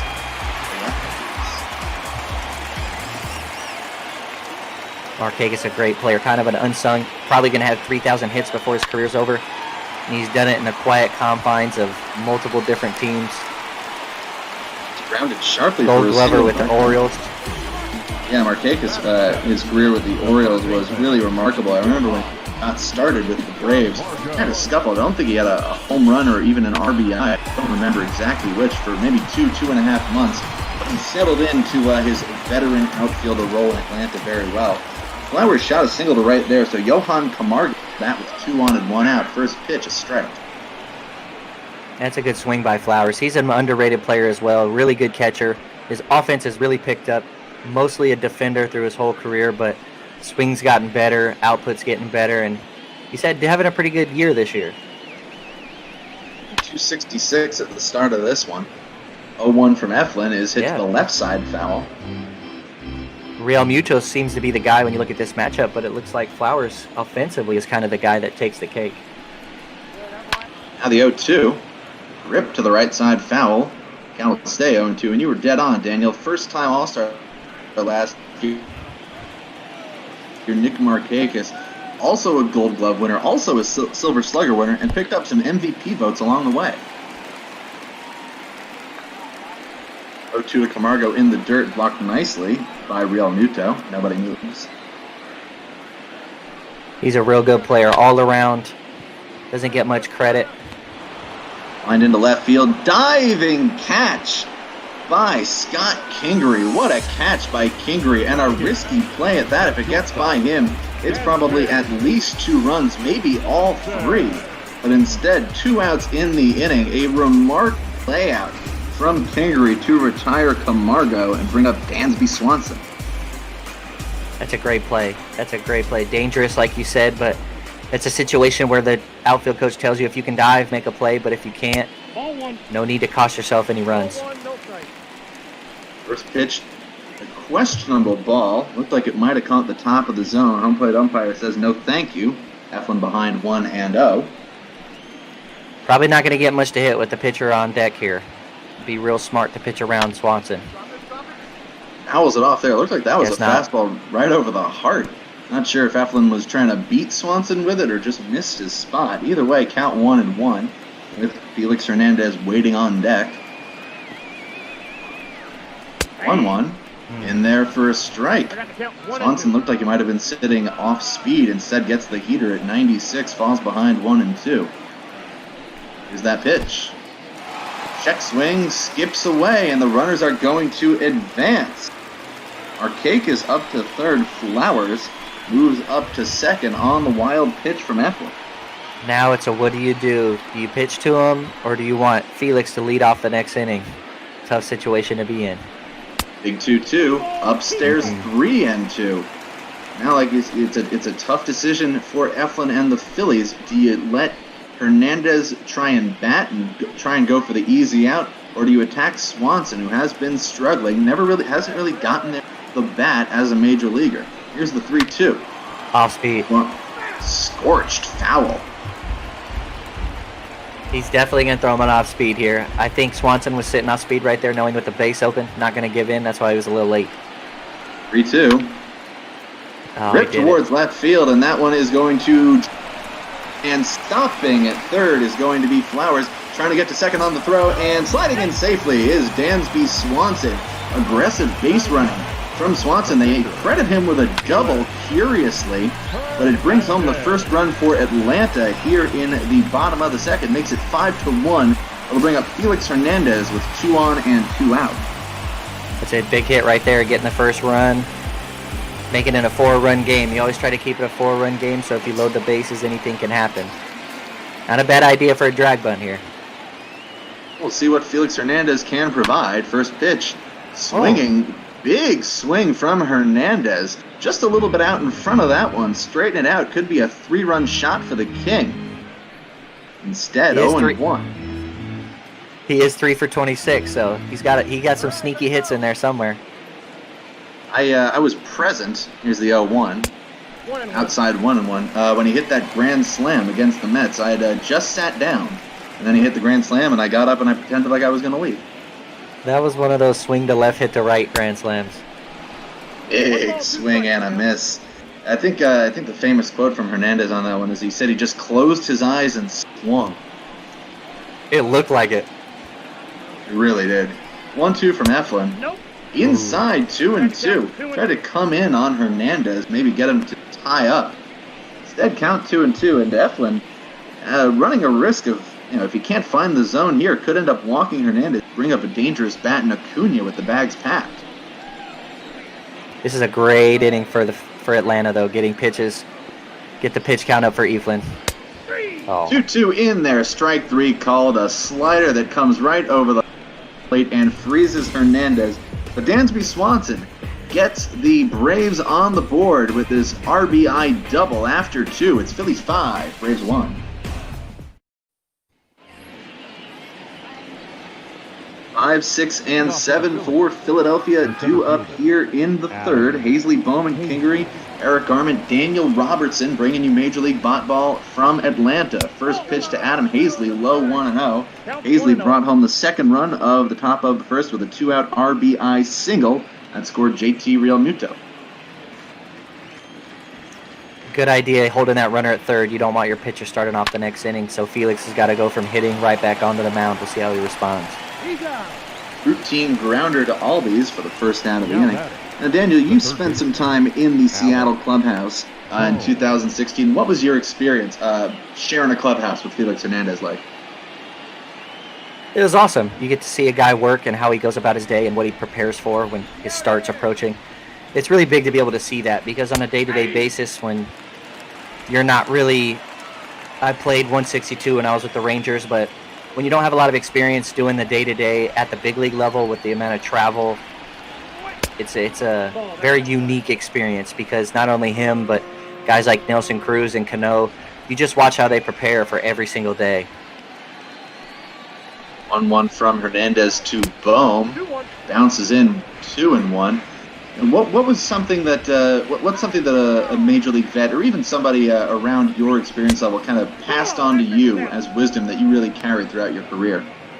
You know, Adrian Beltre did it for me when I was with the Rangers. I had never played that deep into September before, and him and I, as we were actually playing in Seattle, we were walking down the tunnel, and I just asked him, what is something that you do to prepare yourself for the home stretch? And he gave an example. You know, when you put gas in your car and you don't pay attention when the light's on, you just do it. And so his approach to just showing up and doing it was really big for me, knowing that I didn't have to pay attention to my feelings or my emotions. It was just, how am I going to prepare to get my job done? Felix Hernandez trying to get the job done against Alec Bohm. 3-2, can't do it. Bohm takes a walk. Second walk issued by Felix. It'll bring up Scott Kingery with 1 on and 1 out. It's a big hitter right here. If he could get a double play, work that sinker down or change up down, it would be a big boost for Atlanta to score a run and get a chance to win the inning, flip it over. Kingery hit a ground rule double leading off the second. Ended up coming around to score on the Eflin single. And that's a good swing. I'd be hesitant to see if they throw him any more breaking balls.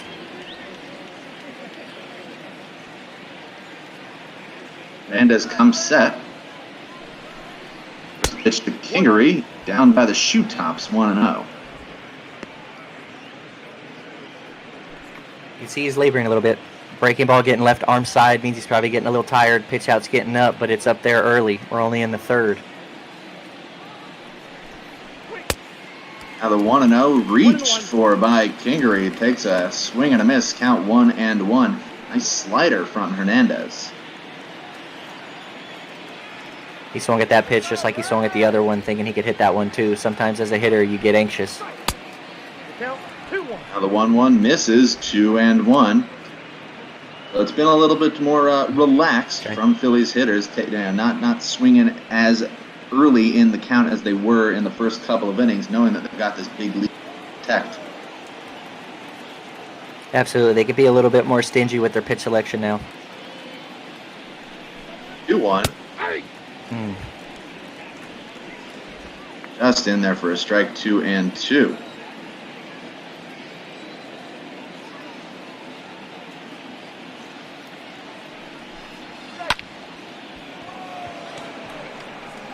Two is hit to left field. Moving back on it is Ozuna, and he's going to make the catch on the track.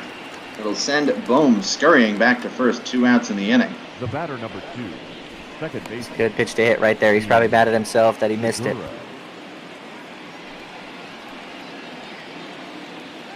Brings up Gene Segura. Had a productive ground out in the second that moved Kingery over to score on the Eflin single.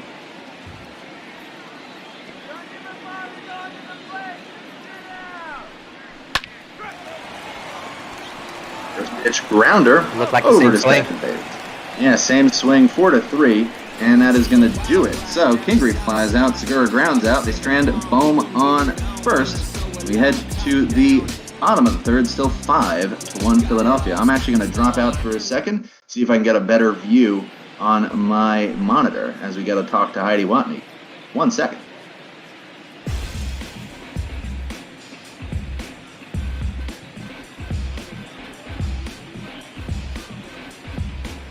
All right, let's see if that eases things up on my end. As we go back to the top of the Atlanta lineup for the bottom of the third, Acuna, Albies, Freeman, all retired 1, 2, 3 in the bottom of the first. See how Eflin goes with the second time through. Seemed like he came at him with the fastball pretty early. We'll see how he works through the second time through the lineup.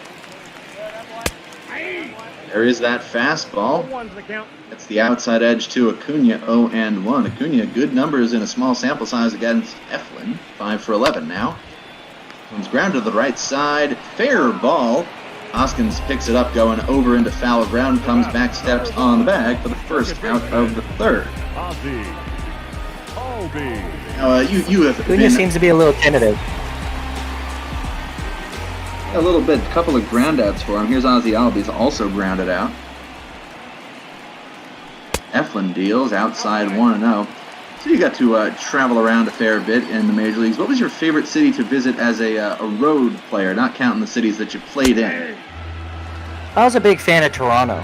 I think there's a lot of restaurants around the hotel that maybe I may not be able to experience here in the United States. Canada's not much different, but there's still an eclectic feel to it where I'm a big Eggs Benedict fan, so anywhere I travel, I like to go and see a different Eggs Benedict, and they do this fruit ensemble that makes it seem like it's bridges and a lot of architecture involved in the fruit assortment, so to say. 2-1 is in there for a high strike, 2-2. Yeah, it was actually, we were in Jake Marisnick's stream the other day. Marisnick, also a big fan of Toronto. 2-2, swung on and missed. Zach Eflin brings up his second strikeout with a high and tight fastball to Ozzie Albies. Couple of outs here in the bottom of the third. And not to disparage anywhere, of course, but any particular city that you never looked forward to heading to?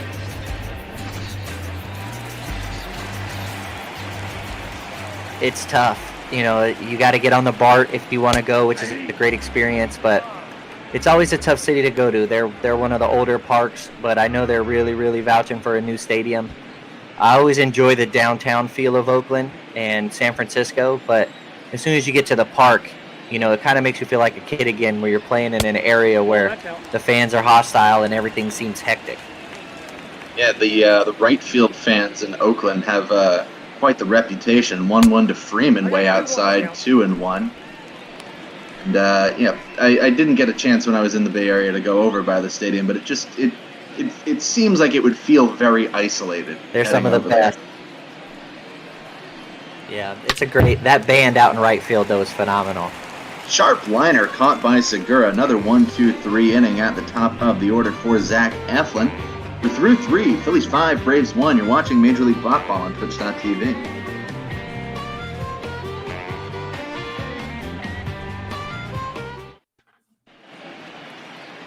Rolling on to the fourth, the big fund, Eric Garment, former Major League outfielder Daniel Robertson here with you on Twitch.tv. 5-1 Phillies after 3. As a reminder, folks, we are all doing this at Major League Baseball for charitable purposes. This week we are raising funds for the Trevor Project in honor of June, which is recognized as Pride Month. So if you click the donate button on the stream, you can donate to the Trevor Project, or if you type the Twitch command !donate in the chat, it will pop up a link for you to follow.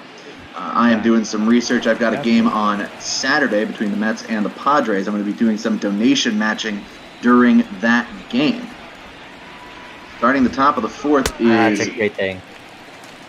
Yeah, and we were talking earlier about your charitable work with Meals on Wheels, Daniel, and we were raising money for Meals on Wheels for a couple of months.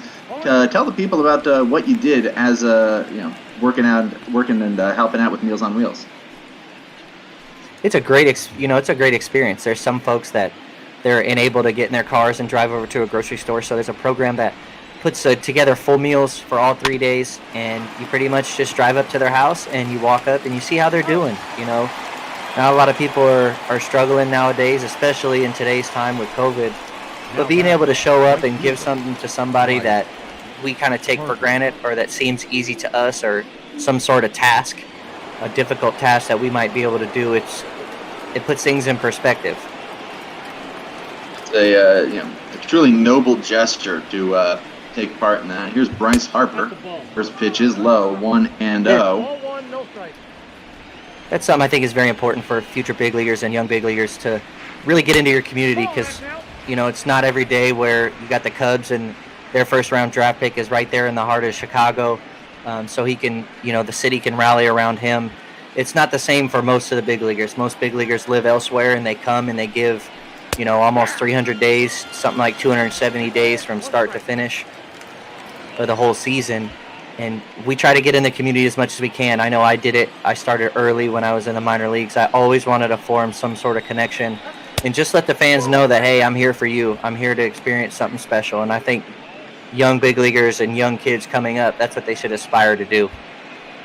Couldn't agree with you more. I mean, I don't have the same experiences that you've had, but being a visible part of the community as Harper takes a hack at this one, sends it to deep right center, and that one is gonna go.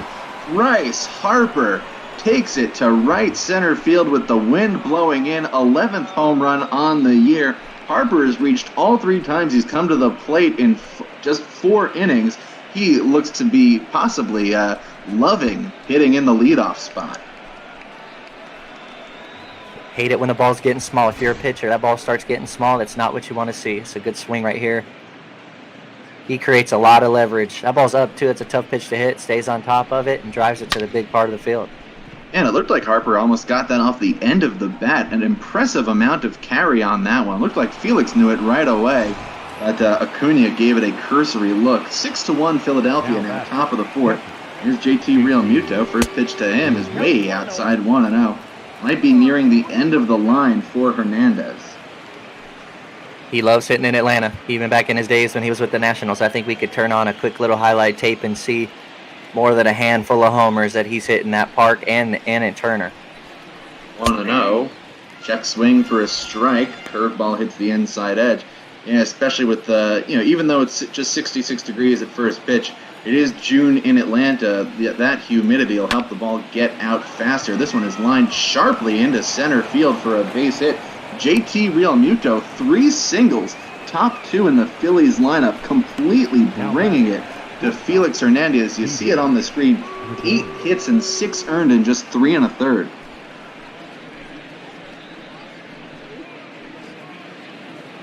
Actually, I thought it was 6. My bad.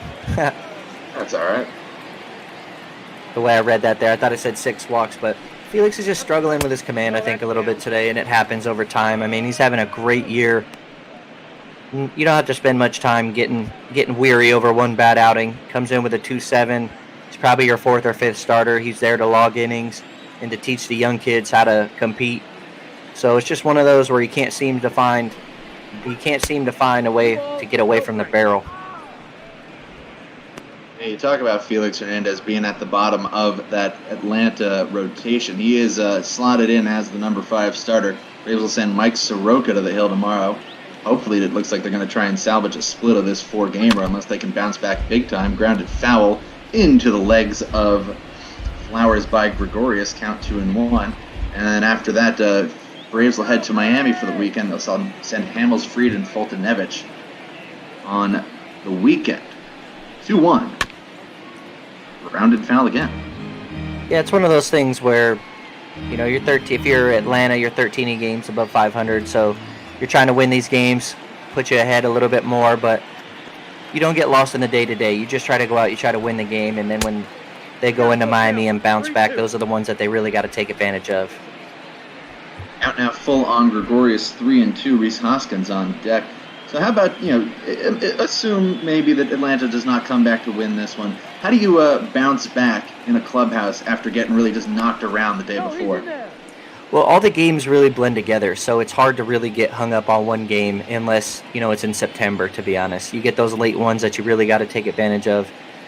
You're trying to close it out. But the ones in the middle of the season, you're just going out there and you're trying to play clean baseball. And sometimes it doesn't happen. There'll be an issue if we'll base hit up the middle. There'll be an issue if you start throwing some games away and you start playing sloppy baseball, but sometimes the other team just comes to play. These are 2 professional teams going at it, and sometimes everything strings together. You get 9 batters, which just looks like the Phillies today are staying through the middle of the field, really attacking the inside part of the ball, giving themselves a chance. So and there we'll see it is, yeah. Number 15. Yeah, right on cue. We'll see if Newcomb can come in here and kind of stop the bleeding a little bit. They're still in range. I mean, it's only the 4th inning, top of the 4th. That young lineup that loves to produce. I mean, they got a lot of young players with a lot of pop. So if Nuke could come in here and give them a shot to keep the lead where it's at right now, there'll be a chance to come back. First pitch swinging is Hoskins. It is hit a mile high into shallow center field. Acuna comes on, makes the catch. Runners will head back. So Sean Newcomb, 4-0, mostly out of the Atlanta bullpen. I think entirely out of the Atlanta bullpen this year. He's actually got a save on his name as well. He's going to have to give the Braves some distance here. Felix Hernandez only goes 3 1/3. And now it'll be Newcomb against Adam Hazley. 2 on and 2 out. This is big, too, for a reliever. You come in, Felix has 2 runners on. Those runners belong to him. if he could come in and Felix can just leave this start and we could close the book on just 6 runs, that's big too. You know, sometimes it could be a little demoralizing when the reliever comes in and gives up your runs and you left giving up 6 and instead it closes you an 8. So hopefully he can get out of this inning. 0-1 to Hazley. In there for a strike, 0-2. Newcomb coming out firing strikes. 1 strike away from getting out of the 4th. Harper hit a solo homer with 1 out in the inning. Real Muto and Gregorius followed with singles to center, and that was enough to knock Felix Hernandez out of his start. Now the 0-2. Way up high, 1-2. You can see the fastball up at 94. He's got a good young arm, and it's live.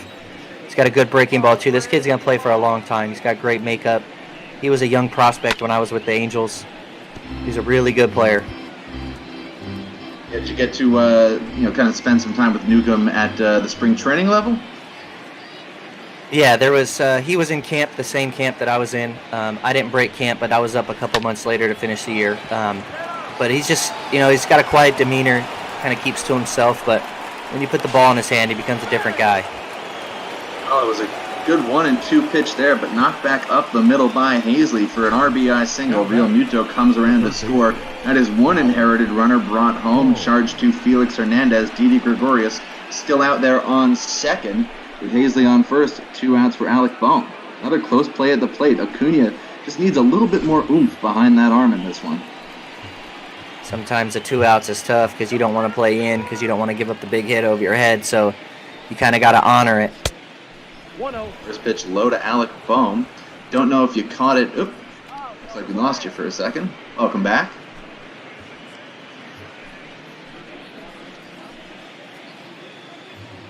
First pitch to Bohm missed low. Now the 1-0. Swung on and lifted in foul ground outside of first base. Moving over, making the catch is Freddie Freeman. And that is going to do it. But the Phillies add 2 more. A Bryce Harper solo shot to right center. Add an Adam Hazley 2-out RBI single once again. Middle of the 4th. It is Phillies 7, Braves 1.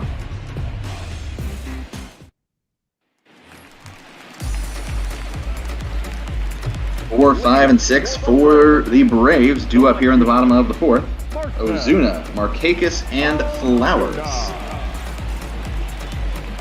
I think we could be potentially in for a good one here. I know it's 7-1, but I don't think that the Braves offense is going to go quietly. I think they're going to put something together here in the middle innings, the 4, 5, and 6 innings, and we might be in for a good close.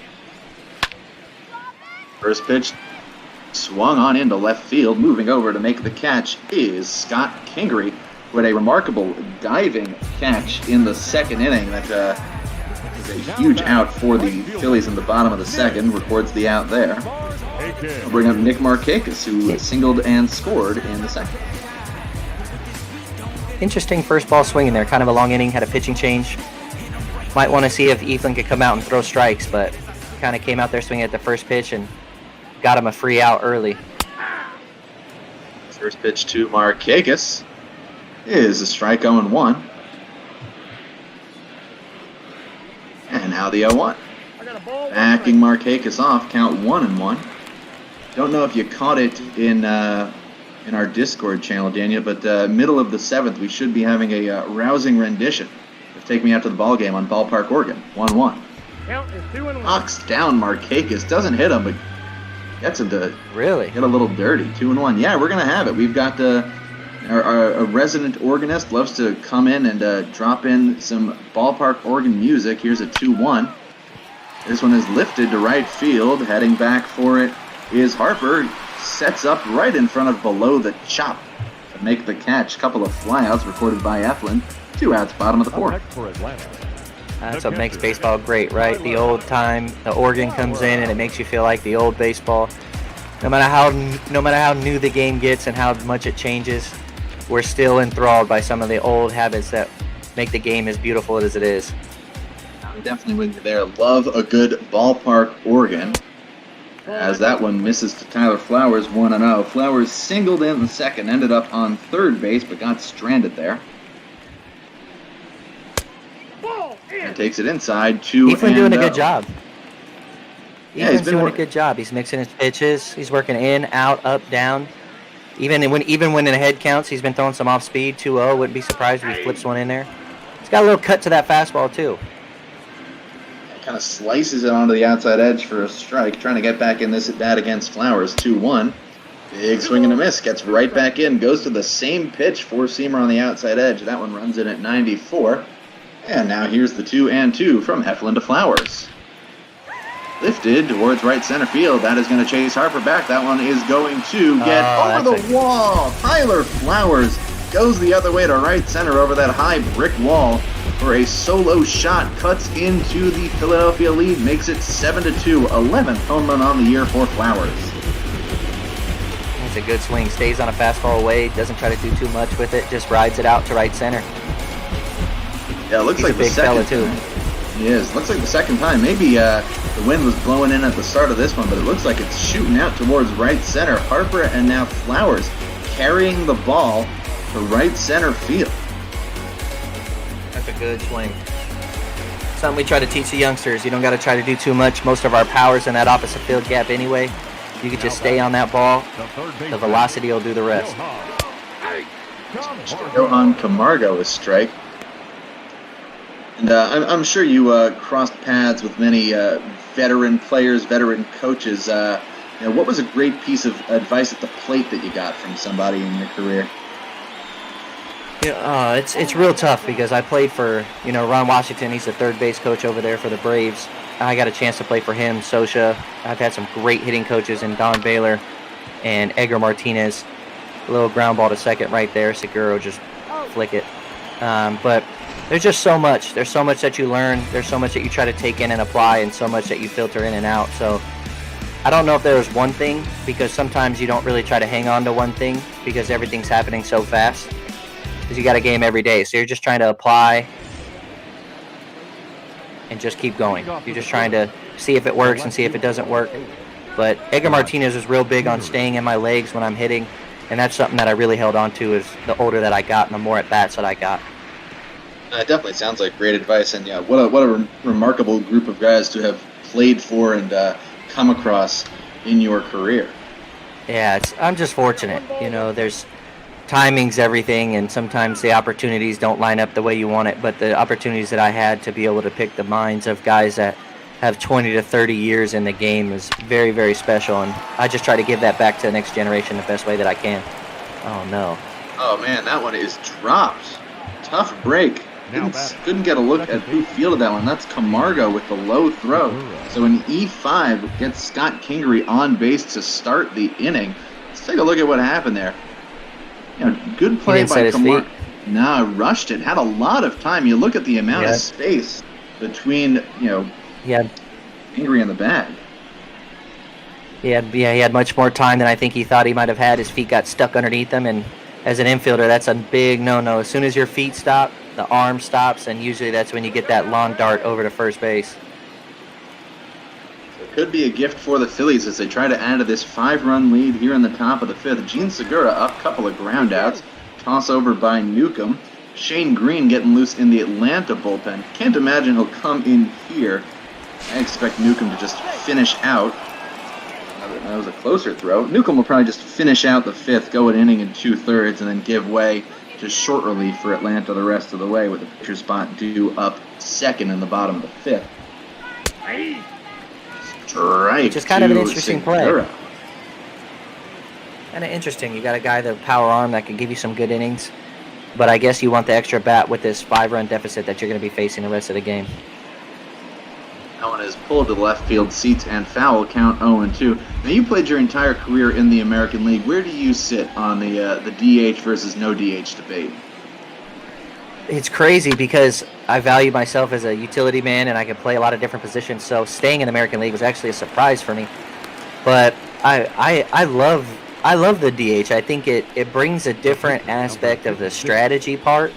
I completely agree with the offensive side of things where, do you really want to watch a pitcher hit for the course of 82 games at home or however many they play interleague? But it's the strategy of the game. At the end of the day, it is a game. So we want to try to find a way to win. So I enjoy the differences in the games, and then come World Series time, you get to see how that strategy plays out at the highest of the high level.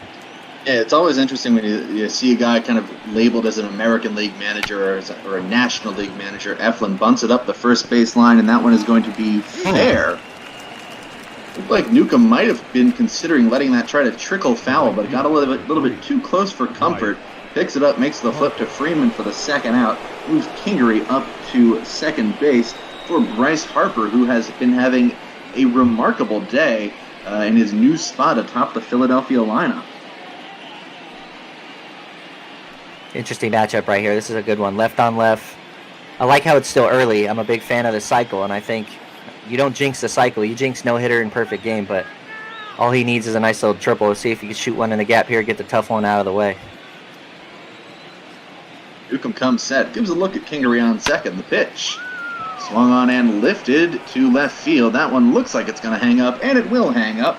Marcelo Zuna makes the catch, and that is going to do it for the top of the fifth. Scott Kingery reaches on an error. Phillies can't capitalize on it, and we're going to head to the bottom of the fifth. Still 7-2 Phillies. That's a huge inning for the Braves, though. You get a 0 by your pitcher. That's always the things that you're trying to do. Heidi Watney gives us another report that we cannot hear. Remind you that we are doing this all here at Botball for charitable purposes. This week we are raising money for the Trevor Project in honor of Pride Month.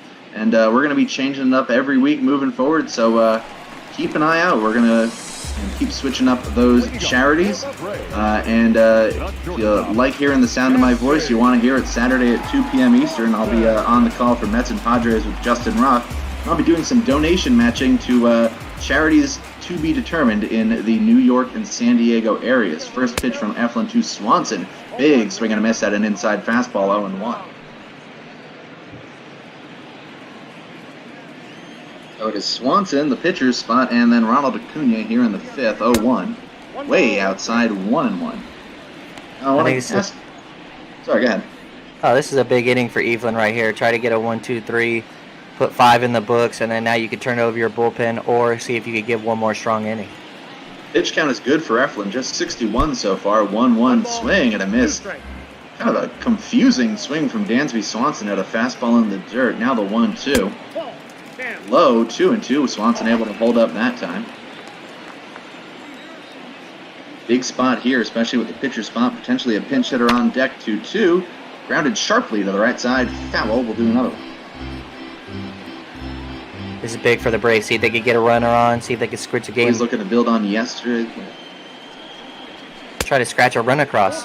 Ooh, not sure where where'd that miss? Not sure where that one missed. Yeah, that's a tough one. Could not tell you where that missed. Swanson going to try and take advantage of that gift. Here's a 3-2. And it's low. Ball 4. Dansby Swanson does take advantage. Zach Eflin frustrated with himself on the mound, asking for that ball back as Swanson takes a walk. First walk allowed by Eflin. And the Braves, see what they do here. They're going to let Newcomb hit, so Newcomb is going to get a chance to keep going in this one. We'll see how good his bunting skills are. This is a good chance to move a runner over, turn it over to your top of the lineup that's dangerous. Newcomb squares. Does get a good bunt down, a strong bunt. Coming in for it is Segura, makes the throw, beats Newcomb by about a stride and a half. So a productive sacrifice bunt for the Braves reliever. Moves Swanson up, brings up Ronald Acuna Jr. for the man on second and 1 out. That's a great bunt too. You know, if he had a little bit more speed, he might have been able to pull that one out. Yeah, and I think Swanson reaching is key there, because if Swanson doesn't reach, you don't want Newcomb up there kind of swinging with nobody on. Probably go to a pinch hitter there, down by 5 in the fifth. But with the runner on and a lot of baseball left to play, you can't afford giving up an out there to get a guy in scoring position. First pitch to Acuna, fastball low, 1-0. Give you a couple more innings, or do you want him swinging? Tough call. The Braves are going to want Ronald Acuna swinging, but that's not the pitch to do it on. A great inside fastball for a strike. Here's the 1-1 pitch. There's a big swing, but he just gets under it. skies it into left field, settling under it. It's Kingery to make the catch. Going nowhere from second is Swanson. Couple outs. Tough day for Acuna so far with the bat. We're looking, he'll probably get 2 more ABs in this one though, but if Albies can find a gap or shoot one somewhere where they can get this second run in, they just got to keep chipping away. Keep chipping away. Yeah, you do it 1 run at a time. Maybe 2 if Albies can really get into one. First pitch from Eflin. Outside 1-0. He's definitely got the pop to do it, so Eflin's got to be a little careful. 1-0. And that one is going to get under the glove of a diving Segura. That is going to get in center and bring home the Braves' 3rd run. 2-out RBI single for Ozzie Albies, first hit of the game. And the Braves cut into the Philadelphia lead once again. They make it 7-3. Eflin's still got to be kicking himself for that strike 3 on Swanson. He's trying to put it in the back of his mind, but I bet you he's still thinking about it. First pitch to Freddie Freeman in the dirt, nicely blocked by Real Muto. And now Freeman, guy who can really change the look at this game with 1 swing, puts the barrel on it, can park it really anywhere in the outfield seats, make it a 2-run game, 1-0. Breaker misses outside, 2-0. And he had a great swing his last at bat, that nice little snare that Segura had to take that line drive hit away. Head in the count, 2-0 pitch. That one is upstairs 3-0. So Eflin struggling with the command. Maybe not the worst thing to lose Freddie Freeman. Maybe try and go at it against Marcell Ozuna. Pick up that handedness advantage. True, but Ozuna's still dangerous, so pick your poison in this situation. You probably don't want Freeman to hurt you, but 3-0 swinging. Wow, and he gets it past Segura. Segura could have considered laying out for that one, but it was sharply hit by Freeman. First hit for Freeman. Yeah, that one was just hit too hard. Even a great reaction from Segura. He wasn't going to get to that. Freddie Freeman, one of those rare guys that you feel comfortable having the green light there. First pitch to Ozuna, another close one high, but it's a ball, 1-0. Yeah, I think the umpires remind us that they're human too. I think he's not struggling back there. He's had a pretty good game, but I think that one might have caught the top. It's kind of keyholing him a little bit. 1-0. In there for a strike at the knees on the inside edge. Zuna 0 for 2. See some fireworks here with Ozuna. Yeah, he's got the pop. See some fireworks. Zuna 16 homers on the year, 46 RBI.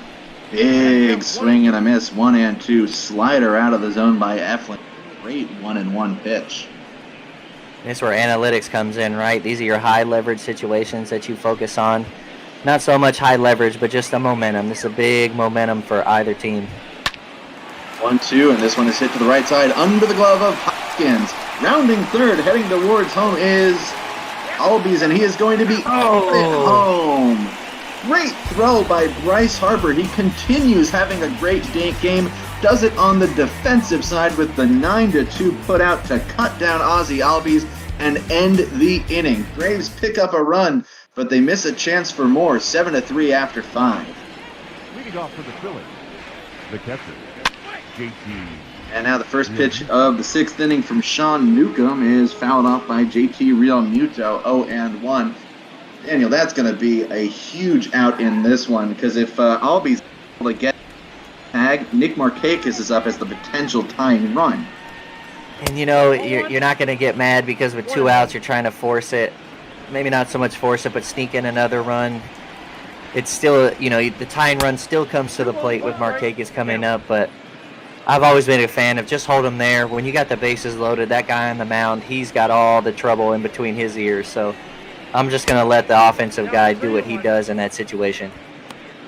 Well, talk about Ron Washington, maybe a risky send by Wash down at third. It was a close play at the plate, but Harper able to gun down Albies. Kind of the reverse has been happening to the Phillies. There's a couple plays at the plate thrown by Ronald Acuna, haven't made it there in time. As JT Real Muto works a walk. He has been on base all 4 times today, 3 singles, and now a base on balls. It'll bring up Didi Gregorius with nobody out. Yeah, it's one of It's one of those things where the baseball is a game of inches. So Cunha throws a couple of guys out. We're looking at a 5-3 game. Harper maybe throws that ball anywhere but where he threw it, and he's safe. It's game of inches. Outside, that's a ball. Pinpoint perfect throw from Harper. And that's part of what you're paying for. Obviously, some people say with Bryce's first year in Philadelphia, so far his second year in Philadelphia, he's been struggling with the bat, and that misses 2-0. It's so hard to live up to a contract of that size, of that value. But that's kind of what you pay for. You pay for a guy like Harper who can give you, a 2-for-3 day with a homer through 5 innings, to throw out a guy like Ozzie home to shut down a rally 2-0. Swung on and missed 2-1. One strike. Absolutely. Offense is a huge part of this game today, but when you're getting paid the way that you're getting paid for everything that you do. You take a look at Mike Trout, and he patrols center field better than anybody in the league, and when you could get a two-way player like that, as well as the way Bryce Harper can, see if this one drops behind third base, could be a tough play. Good job by Camargo getting back on that. Not sure if you call that a P5 or an F5, but either way, it's the first out of the inning. Yeah, either way, but if you could get a guy that's all around, Bryce runs well too, and I wouldn't call, there's really no such thing as a 5-tool player, because the 5 tools don't show up every night. You really just pay for the 5 tools to show up as consistently as they can on a night in and night out basis, and by him throwing that guy out, that's huge. First pitch to Hoskins, a strike 0-1. Hoskins 0-for-3 with an RBI ground out back in first. Pitch from Newcomb is in there for a strike at the knees, 0-2. And you brought up a guy like Mike Trout, who you spent some time with in Los Angeles. What's Mike Trout like in the locker room? He's about as easygoing as it gets. They're in a place that he'd rather be than on a ball field, and I think as a fan, you guys see it every single night, and he makes everybody around him better. And I feel like I had one of my best years in the big leagues when I was alongside of him, and it was just a blast playing outfield with him, knowing that when you had me, him, and Cole in the outfield, with the way that we can run and defend, it was a tough outfield to get a ball to drop in. And I credit all my success that year to him, because I was just watching him take BP, watching him work out, watching him go about his business, and that's huge. That's infectious to a clubhouse, and he's just such a phenomenal teammate, and that's why it's such a necessity to get guys around him so they could be successful. Yeah, the struggles of the Angels to make it to the playoffs in the Mike Trout era, well documented. He is getting up there, closing in on the late 20s, early 30s. Here's the 2-2 from Newcomb to Hoskins. Fouled off, keep it 2-2. Do you think the Angels have the stuff to put it together and get a real run or two while Trout is still a member of the organization? Absolutely. I think there's some things that go into that. They got Pujols, they got Rondon, they got a great pitching staff in Andrew Heaney and Cam Bedrosian out of the bullpen. There's so many good players that they have that they already surrounded him, but it's a tough game. I'm not saying you got to get lucky, but you got to be playing well. You got to be playing well for 6 months to be able to have a chance to possibly play for all the marbles at the end of the year. We lost on the last day in 2015. We had a really good team, and baseball is a tough game, and winning ain't easy. So trying to find the right guys, but you also got to get hot at the right time. Hoskins draws a walk, another one issued by Newcomb here in the 6th inning. Adam Hazley coming to the plate. It's another big at bat right here.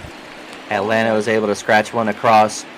Absolutely dire to try to get a shutdown inning. Doesn't matter how you do it, but if you could put up a 0 after you score a run, that's always huge for the little bit of momentum you're trying to get your way. Hazley was the second batter Newcomb faced in the 4th, relieving Hernandez. Got an RBI single. A couple outs there. Now the 0-1 No ball, 2 strikes. is a strike, 0-2. It's a well-located fastball right there. Under the hands, left on left. That's tough. Newcomb ahead of Hazley 0-2. Renuto on second, Hoskins on first. The 0-2 pitch 1 ball, 2 strikes. misses, 1-2. Newcomb's got to attack the zone a little bit more. He's been a little cute. He's been ahead of these Phillies hitters the whole time, but I think he's trying to get his off-speed in there, but he just got to attack these guys. He's got a good fastball. Dexter Almuto on second. Swing and a miss. Sean Newcomb gets a big strikeout of Adam Hazley for the second out in the top of the 6th inning. First strikeout for Newcomb. Boom.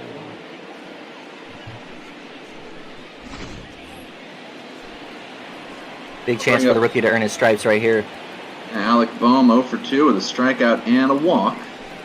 First pitch to him.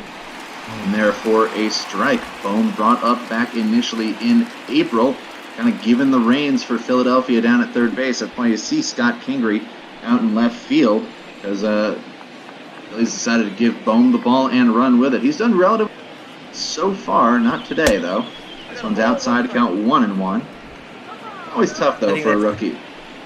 It's a good move though. I think Kingery's future is in the outfield. He runs well. He could do a lot of good things. He's very versatile. Hand it over to second. Albies with the easy play to end it. So Phillies got a couple of walks, but can't do anything with it.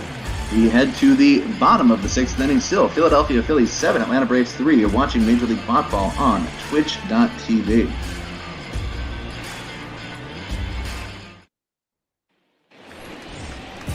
Zach Eflin out for the bottom of the 6th. Bullpen working behind him. Nick Pivetta and Eniel De Los Santos getting loose if Pivetta gets into trouble here. Got 80 pitches through 5 innings. He's going to face Markakis, Flowers, and Camargo here in the 6th. First pitch to Markakis is up and in, 1-0. So, how would you say Eflin's not too happy with the strike zone. Yeah, no, and that high strike has been a questionable call all game. Just kind of very tossing inconsistent. The ball. Yeah. Now the 1-0. This one is flipped towards center field. That one is going to drop in. Nice little swing from Markakis off the inside of the barrel. Just kind of drops it in there for a leadoff single. That's what makes him a true pro. Look at this. Even when you're beat, you find a way to get yourself a knock. And I'm telling you, that he's going to have 3,000 hits, and he may not have a lot of all-star appearances, but he might be the most underrated Hall of Famer that ever gets in. Here comes Tyler Flowers, homered his last time up to right center field, takes a strike 0-1. Yeah, Markakis has been one of those guys that's just kind of done it relatively quietly. Even when he was at the peak of his career in Baltimore, kind of flew under the radar doing it. 0-1. There's that questionable high strike. Yeah, and that time it goes for a strike. Eflin going to be happy with that. And now you look at Markakis, saying, that one to me, that was a ball. Now it's a strike. There's not a lot of consistency. 0-2 to Flowers. And as a hitter, you're just trying to find what the strike zone is. I think that's where you see the disconnect with umpires and hitters sometimes, is you're just trying to figure out the zone that he's calling so you can really fine-tune in your approach. Another 0-2 misses badly outside 1-2. Philly's hoping that Eflin can get through this inning without needing relief. Pitcher spot is due up third in the 7th. 1-2. Hit to the right side. Foul. And I'm curious too, watching Eflin. I wonder if that crossfire he picked up a little bit from Jake Arrieta. We see how good he was with the Cubs for a long time. Arrieta has been struggling here in 2020 in the land of ball, but like many veterans can impart that knowledge. This one is hit weakly to the right side into the glove. Segura heading back on pop out. First out here in the bottom of the 6th. We'll bring up Johan Camargo.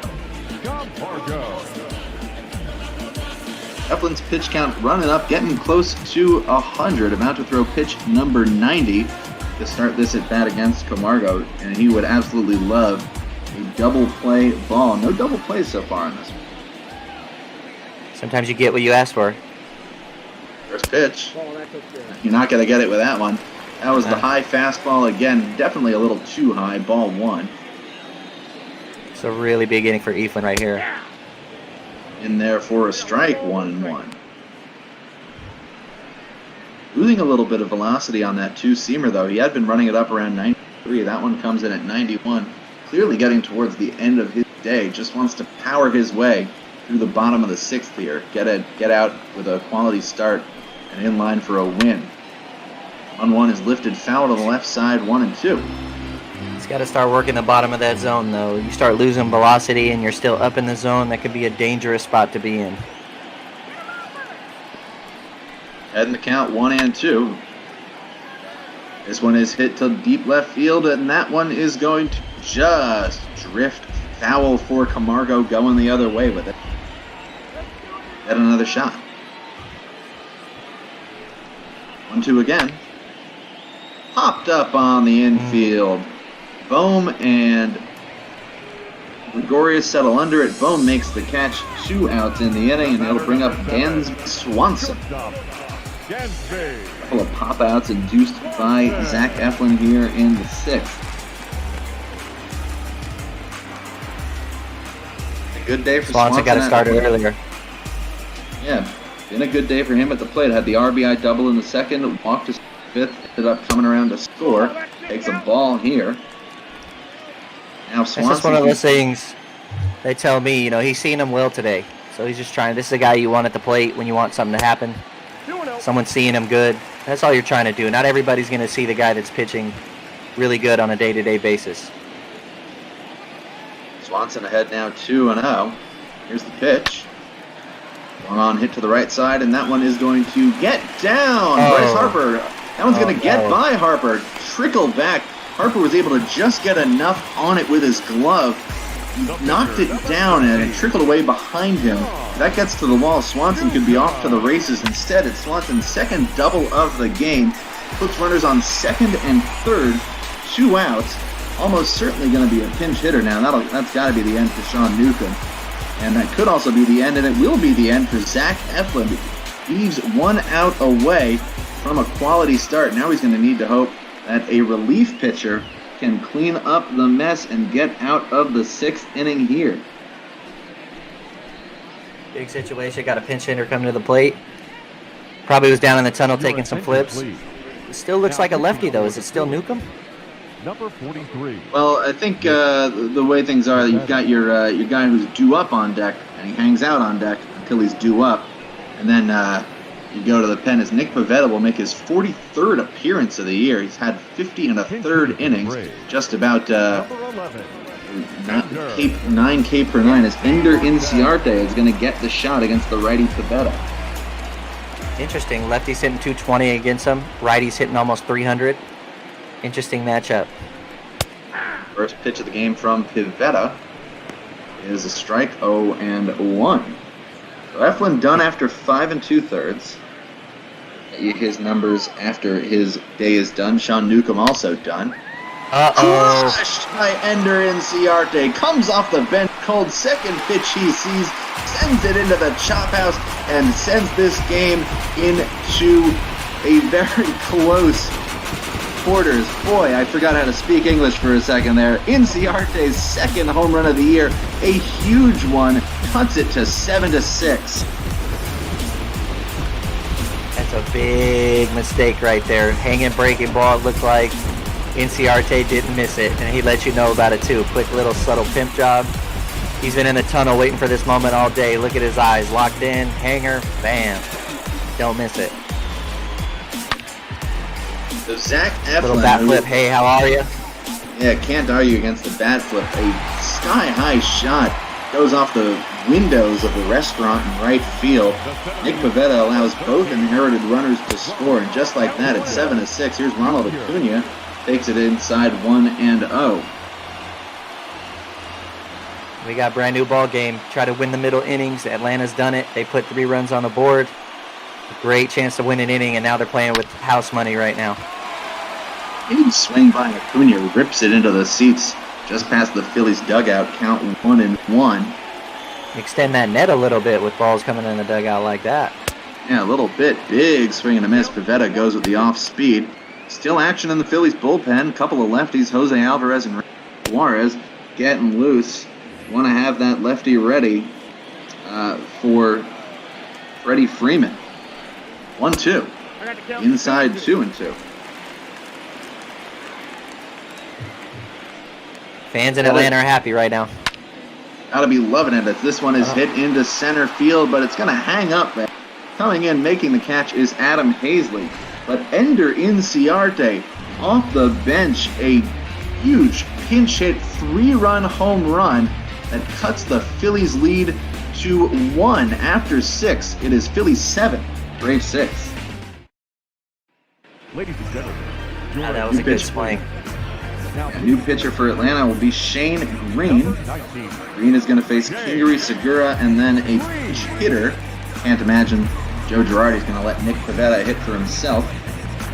So Sean Newcomb, great job in 2 2/3 innings of relief. No runs allowed.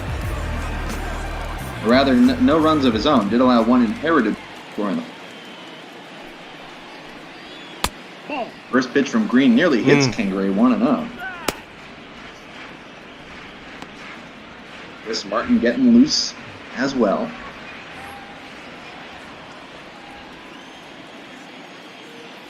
It was just the one hit allowed by Newcomb, that RBI single fourth, as Kingery rips it foul 1-1. Yeah, he did what they can ask for. They needed him to come in and keep it close and limit the damage, and he did exactly that. 1-1 from Green on the way to Kingery. Is in there for a strike, 1-2. Zach Eflin. And most people say how big is that run at home? Most people say it, but this is how baseball works. You know, Nick Markakis doesn't lead off the inning. He doesn't get things going. Inciarte doesn't get that opportunity. So it's not always one play in the course of a game. 1-2. This one is hit into left field. Shallow coming on for it and making is Ozuna for the first out. Yeah, and we were talking about in the bottom of the fifth, that inning ended on the 9-2 putout catching Albies home. Yeah, and then, you know, instead Markakis, instead of coming up with potentially the bases loaded or a couple guys on and 2 out, gets to lead off, gets that little weak single into center field, and just sets things in motion. And here's Segura, 0 for 3, fouls it off, 0-1. And that's the beauty of the game. That's why you play 9 innings, and every single out is important as the next. Now the 0-1. Grounded weakly foul back towards the on-deck circle, 0-2. Final line for Zach Eflin. Like a brook. Sorry, go ahead. Oh, go ahead. Final line for Zach Eflin. Still in line to win this one. 5 2/3 innings, 9 hits, 5 earned runs. Thanks to Pivetta allowing a couple inherited runners to score. Just 1 walk and a couple of strikeouts. Not a lot in the ways of walks and strikeouts for Eflin. Pitched a lot of contact in this one. Yeah, both pitchers. Not a lot of strikeouts on both sides. We got a couple of relievers mixing in, but nothing overbearing. It's kind of an offensive showcase today, which is kind of what I expected. 4 combined strikeouts between both teams pitching, as this one will be fouled off again by Segura. Count stay 1-2. A couple of strikeouts for Eflin, just the 1 strikeout for Felix Hernandez in 3 1/3. Just 1 strikeout for Sean Newcomb, who went 2 2/3, just giving up the 1 hit and a couple of walks, allowed the 1 inherited runner to score. Scorched on the ground, picked up by Camargo, makes the throw across. Shane Green has retired the first 2 batters in the top of the 7th. Much better rhythm by Camargo right there. You see how he scoops it up and makes a throw to first with his feet underneath him and his momentum going toward first there. Your attention, please. Oh, bring up Andrew McCutcheon as a pinch hitter for McCutcheon. 7th inning. Not your prototypical pinch hitter with a guy who's a perennial MVP. Yeah, but the Phillies trying the wave of the future with Kingery and Hazley in the outfield and turning to guys like Andrew McCutcheon, Jay Bruce, as guys who are that veteran bench presence and those guys who you can really trust coming off the bench cold and are just ready to step in and swing at a moment's notice. Yeah, and I can't say I'm against it. I actually like the way that the game has kind of gone in that sense. I think the veterans, a few of them got pushed out a little too early, but I do think it makes sense where you let your stars ride through their best times, and then when maybe their skills start to diminish a little bit, their minds are a little bit more sharper. So coming off the bench, you can trust them as opposed to some rookie coming off the bench in big situations. Here's a 1-1 from Green to McCutcheon in there for a strike, 1-2. We do have our resident organist, Shark Shavery, waiting for out number 3 so he can provide us a little take me out to the ball game. We'll see if it happens here. 1-2, just misses 2-2. I'm not happy that we won't be able to hear it. Oh, we'll get to hear it. We'll get to hear it. Oh, yes. Don't you worry about that. 2-2, misses 3-2. Bryce Harper waits on deck. We don't. Not a guy you want to walk with Bryce Harper. Yeah, absolutely not. And Kutch, despite getting up there in age, can still beat it. 3-2 outside. Andrew McCutcheon draws a walk. So the pinch hitters so far productive. A little bit more so on the Atlanta side. The Arctic 3-run homer. But Andrew McCutcheon draws a 2-out walk. It'll bring up Bryce Harper, who is 2 for 3 with a homer and 3 runs scored. First pitch from the righty Green to the lefty Harper outside 1-0. Try to back slider it. Yeah, I think you hit it right on the head. You have a veteran who knows how to work a count and how to get on base. The rookie might have been a little bit too anxious. He might have swung at a couple of those pitches early, but now you got a 2-0 count to Bryce Harper, who's very, very dangerous. That was a pitch to hit. Two-seamer caught a lot of the plate, but Harper kind of got on top of it, just dribbled it foul, 2-1. And we're used to seeing Harper's dirty jersey, his unis from head to toe. 2-1. There's that outside edge. Girardi kind of shouting down about it. Not sure where he's shouting. Maybe to the third base. Looks Coach like he's not happy with the third base umpire. Yeah. Unclear. Here's a 2-2. Grounded weakly to the right side. Coming in on it. Albies makes it. That is going to... Philly's got a 2-out walk. We get Take Me Out to the Ball Game, provided by Shark Shaver.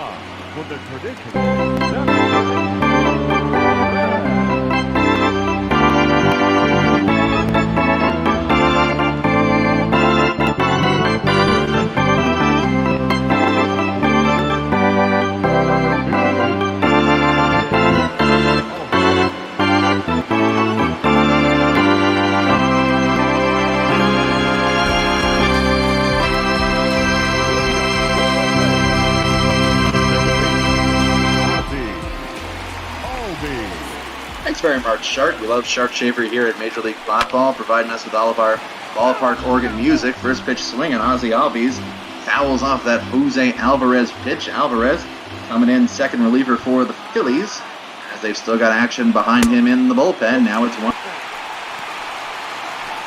That gave me goosebumps. That was so awesome to hear.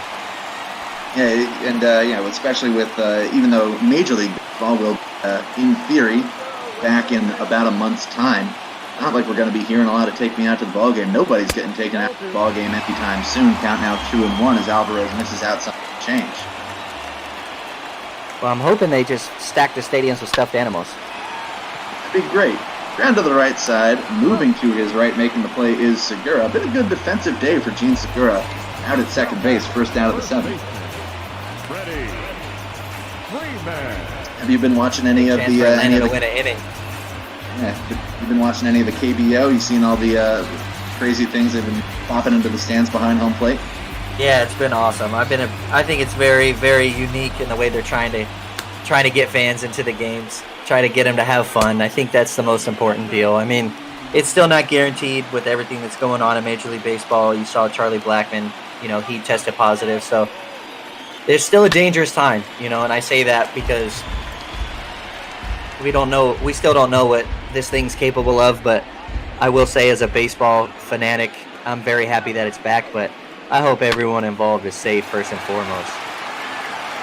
Segura with a jumping throw to retire Freddie Freeman. Gene Segura continuing to flash the leather. Out there at second base, couple of ground outs to him for the first 2 outs of the 7th. Now you talk about unique baseball, Daniel. You spent the last... And you caught... the last couple of years playing independent ball, the Atlantic League, the American Association. It's like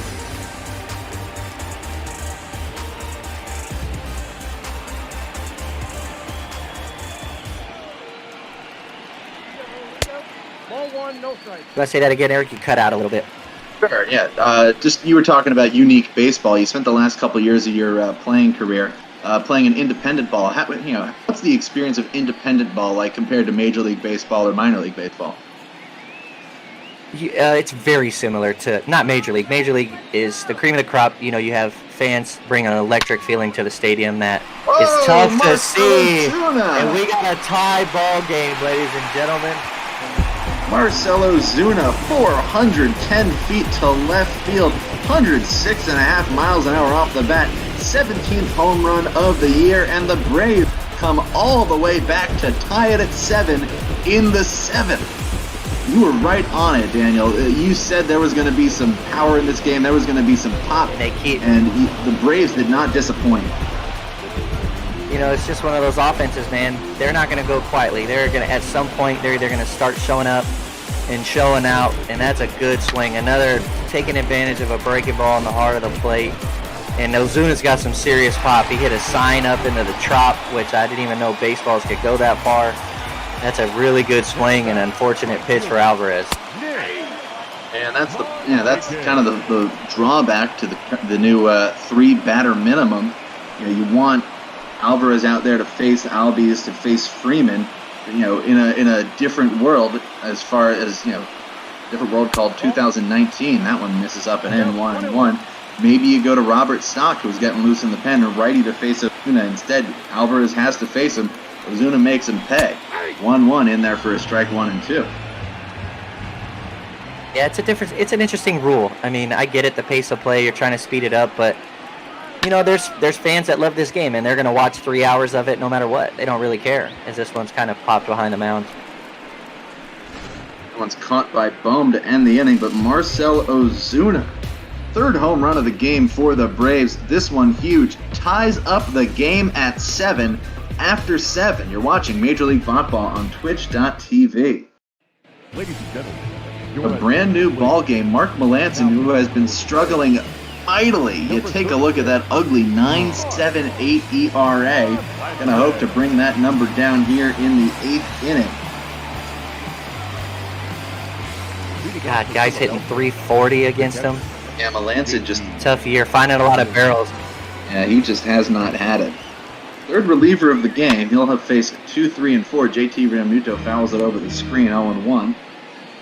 And we'll get back to what you asked. Well, you get back to what you asked me. I'm pretty sure at that home run the crowd gets electric. Something that you can't really match Major League Baseball with, other than possibly maybe a Dominican Winter League.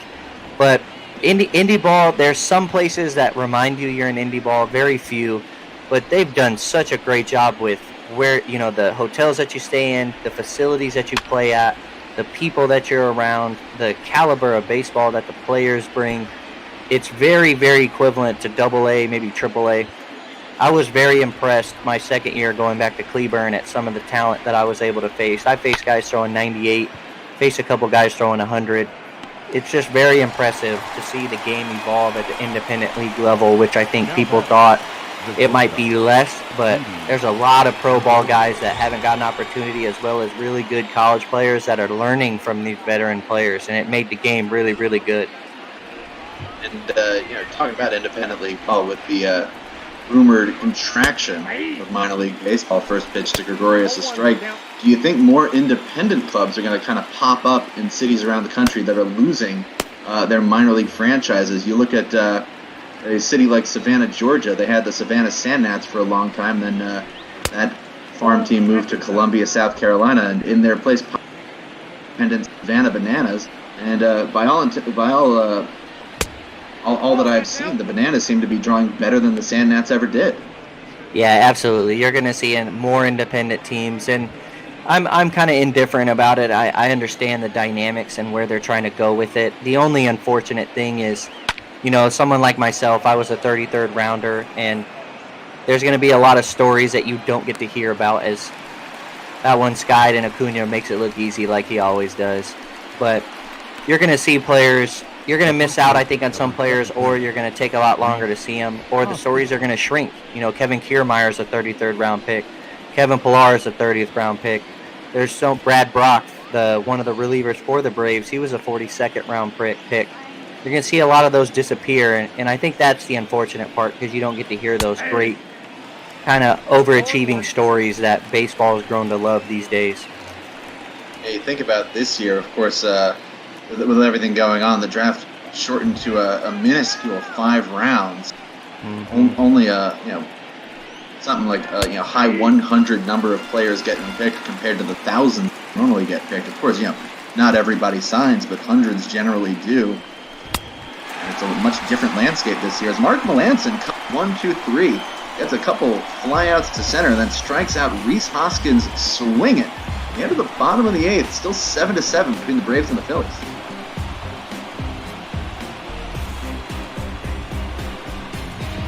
It'll be 6, 7, and 8 for Atlanta, as the Phillies are going to go to another.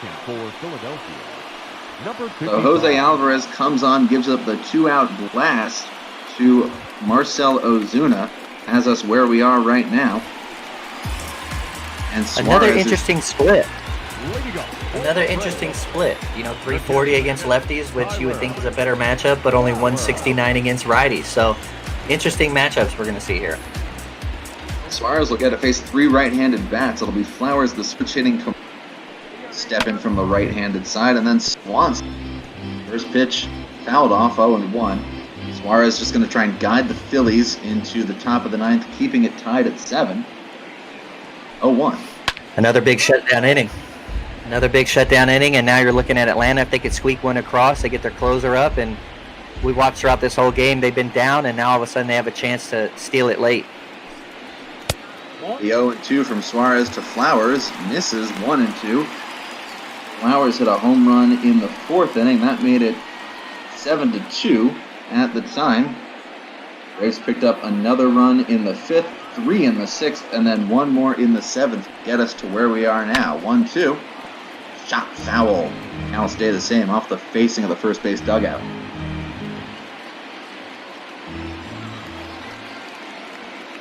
Got to be careful. 1-2. This one is hit to the right field corner, but it is going to drift foul. That will stay 1-2. Interesting elbow guard action we got there. A little neon green. Not really part of the Braves color wheel. Big swing. Big strikeout. Suarez sits down. Flowers looking. Not sure what Tyler Flowers was looking for. Got a meaty fastball. Took it all the way. There's Johan Camargo 0-3. This kid's an electric player. I wouldn't be surprised if we see something in this AB. He's been quiet all day. First pitch swinging, lifts it to left field easily. Pingree settles under and makes the catch. 2 quick outs for Suarez in the 8th.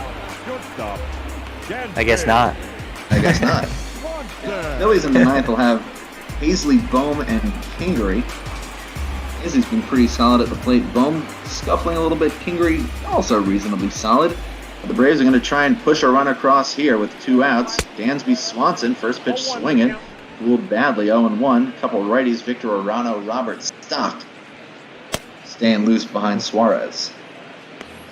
Be good to see Stock come in the ballgame. He's got a great story. Former catcher, trying to stick on, always threw in the upper 90s, but it's good to see him having a good career. I actually played against him when he was at USC and I was at Oregon State.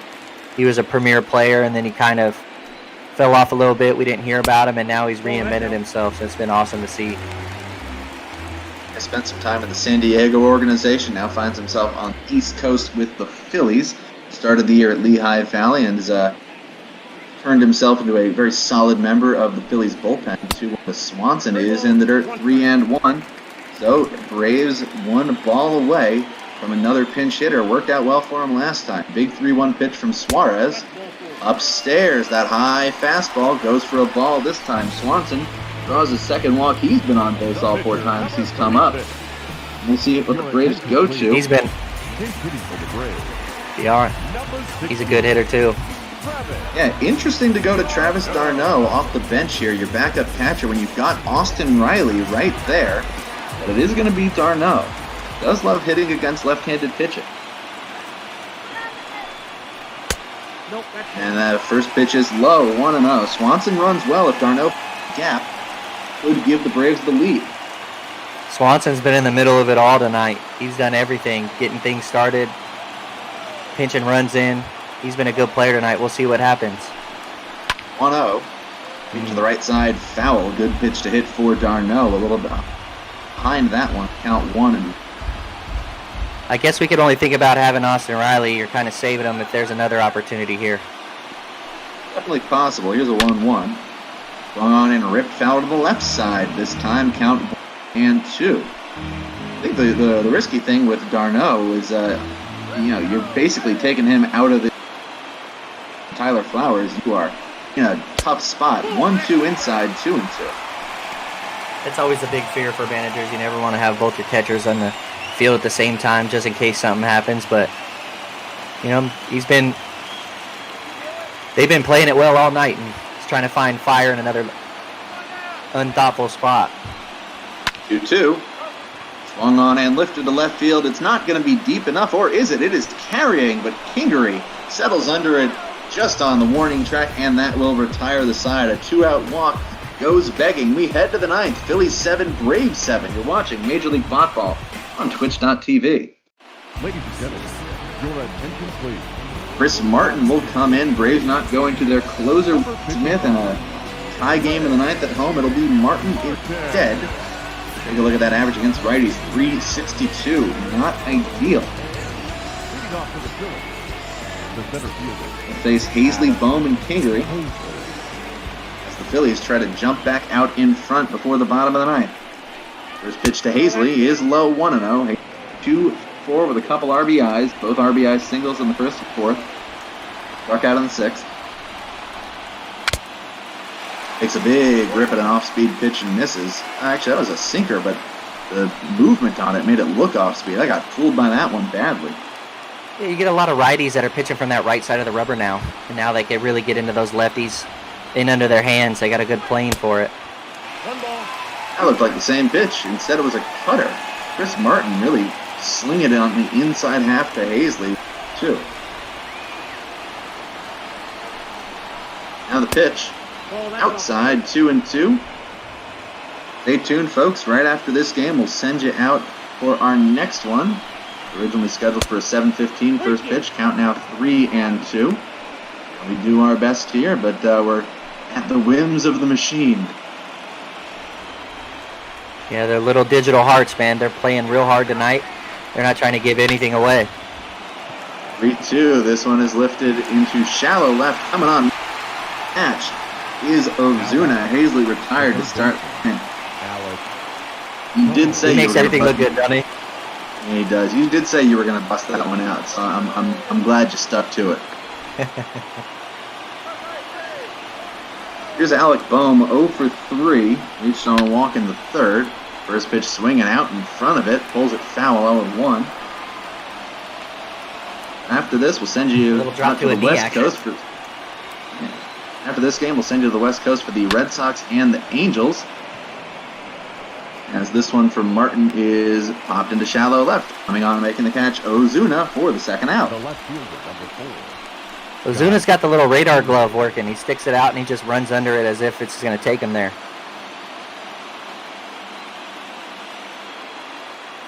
Now Scott Kingery is going to have to try and keep things going. 1-4. Reached on an error in the 7th, had a ground rule double leading off the 2nd. 4. The Phillies been kind of quiet the last 3-4 innings. We saw them explode early, and they just kind of been cruising along. This one is low. Yeah, the Phillies haven't had a hit since the Hazley single off of Newcomb in the 4th.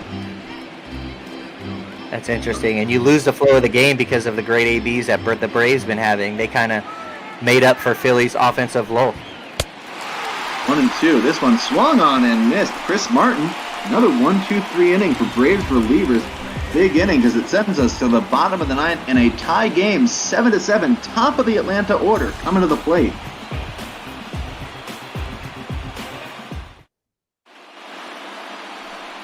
It's going to be a double switch. Not sure. I guess Kingery's going to be coming out of this one. We'll see who Joe Girardi is bringing in, as it's going to be Victor Arano on the mound. Now pitching and batting in the 7th. Suarez is done. Number 64. Arano will presumably hit in the 7th spot. Now playing lefty and batting 9. It will be Arano to face Acuna, Albies, and Freeman. And you knew we were going to see it. You knew we were going to see it. The primetime order of the Braves in the bottom of the ninth. I wouldn't mind my first call being a walk-off. As the first pitch is low, 1-0. If anybody in Twitch stream happened to hear double switch who came in, that'd be great, because we here in the booth do not get a view of that, unfortunately. 1-0 from Arano to Acuna is out. Something tells me it's not going to matter this inning. We're gonna go unnoticed. We'll find out. Got to imagine it's going to be somebody playing in left field. Maybe it's Josh Harrison. Joe Girardi loves to use 2-0 from Arano. In there for a strike, 2-1. Phillies closer, Hector Neris, warming up a little bit. Got to imagine if he gets in any trouble or gets any high leverage situation, he'll be coming in. 2-1. Rounded foul. Good pitch to hit a front door slider. Now 2-2. Acuna's been real quiet tonight. He's been real quiet. I'd like to see him bust out. He's got a great swing. Another good pitch to hit Arano's slider. But Acuna fouls off again. Count stays 2-2, just on top of that slider.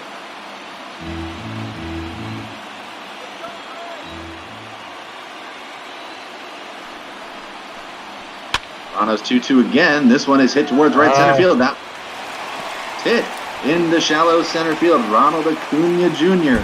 leads off the bottom of the ninth with a single. He is on base as the potential winning run. That extends his hit streak to 9 games. He could run too, so you got to keep him close at first base to see if they try to get another bag. He's 16 to 23. Kid's a 40-40 guy. It's a big situation. Adam Morgan joins Hector Neris in the bullpen. Here's Albies. He's bunting. Pulls it back, 1-0. So Ozzie Albies, a quality hitter, 1 for 4 with an RBI today. But Ryan Snitker happy to lay it down, move Acuna up, especially with Freddie Freeman up against the right-hander Arano. Squaring again is Albies. Does get the bunt down up the first base side. Throwing to second and getting the out is Rhys Hoskins. What a risky play by Rhys Hoskins, but he gets Acuna, gets the lead man, so Albies takes his place at first on the fielder's choice. That is a fantastic play from Hoskins. That's a great play. You got to be wondering, though, what Acuna was doing at first base. You know he squared around a bunt. As soon as you see that thing down, you got to be on the run, because Acuna runs well. Yeah, a little bit perplexing how Acuna is not standing on second base with 1 out. Instead, it's Albies on first. Freddie Freeman up. Freeman 1 for 4, singled in the 5th. Another guy who's been relatively quiet today. 1-0. Fouled off. Count 1-1. Interesting scenario having Albies bunt, though. He's such a great hitter. He can control the bat. Hard to believe that the way he runs that he would be grounding into a double play. This one misses outside, 2-1. I'm right there with you. Only in certain situations do I advocate for bunting. I forget who said it specifically, but don't bunt, just hit dingers. 2-1 from Arano is low, 3-1. So the Braves might get that runner on second base with 1 out without much work as Freeman's ahead in the count. Big pitch for Arano with Marcell Ozuna on deck. Ozuna tied up this game in the 7th with a big home run to left. Now the 3-1. Ball's driven. Swung on and hit to right center field. This one is heading back, and this go! It's gone! Freddie Freeman with a walk-off home run. The Braves come back from 7-1 down to win it with a home run from Freddie Freeman to right center. They take this 9-7 in walk-off fashion. What a shot! What a comeback by the Atlanta Braves. Everybody bounce at home plate. This is awesome. This is a COVID nightmare, but this is awesome. Freddie Freeman takes Victor Arano into the seats to walk it off. Let's take another look at it. Way too much plate from Arano. Freeman is not gonna miss that. Oh, then that pitch is away too, and he just stays on it, stays in a big part of the field. He's a big-bodied guy with a lot of strength, and look at that. That's magnificent. I love it. What a great first game. I don't know why he was running out of the box so fast, though. because his run doesn't mean anything. So he could have just been trying. Yeah, well, Freddie Freeman, consummate pro, beating it out of the box, and he is about to get. Oh man, earns player of the game with his 2-for-2 performance. Looks like is he about to get? No.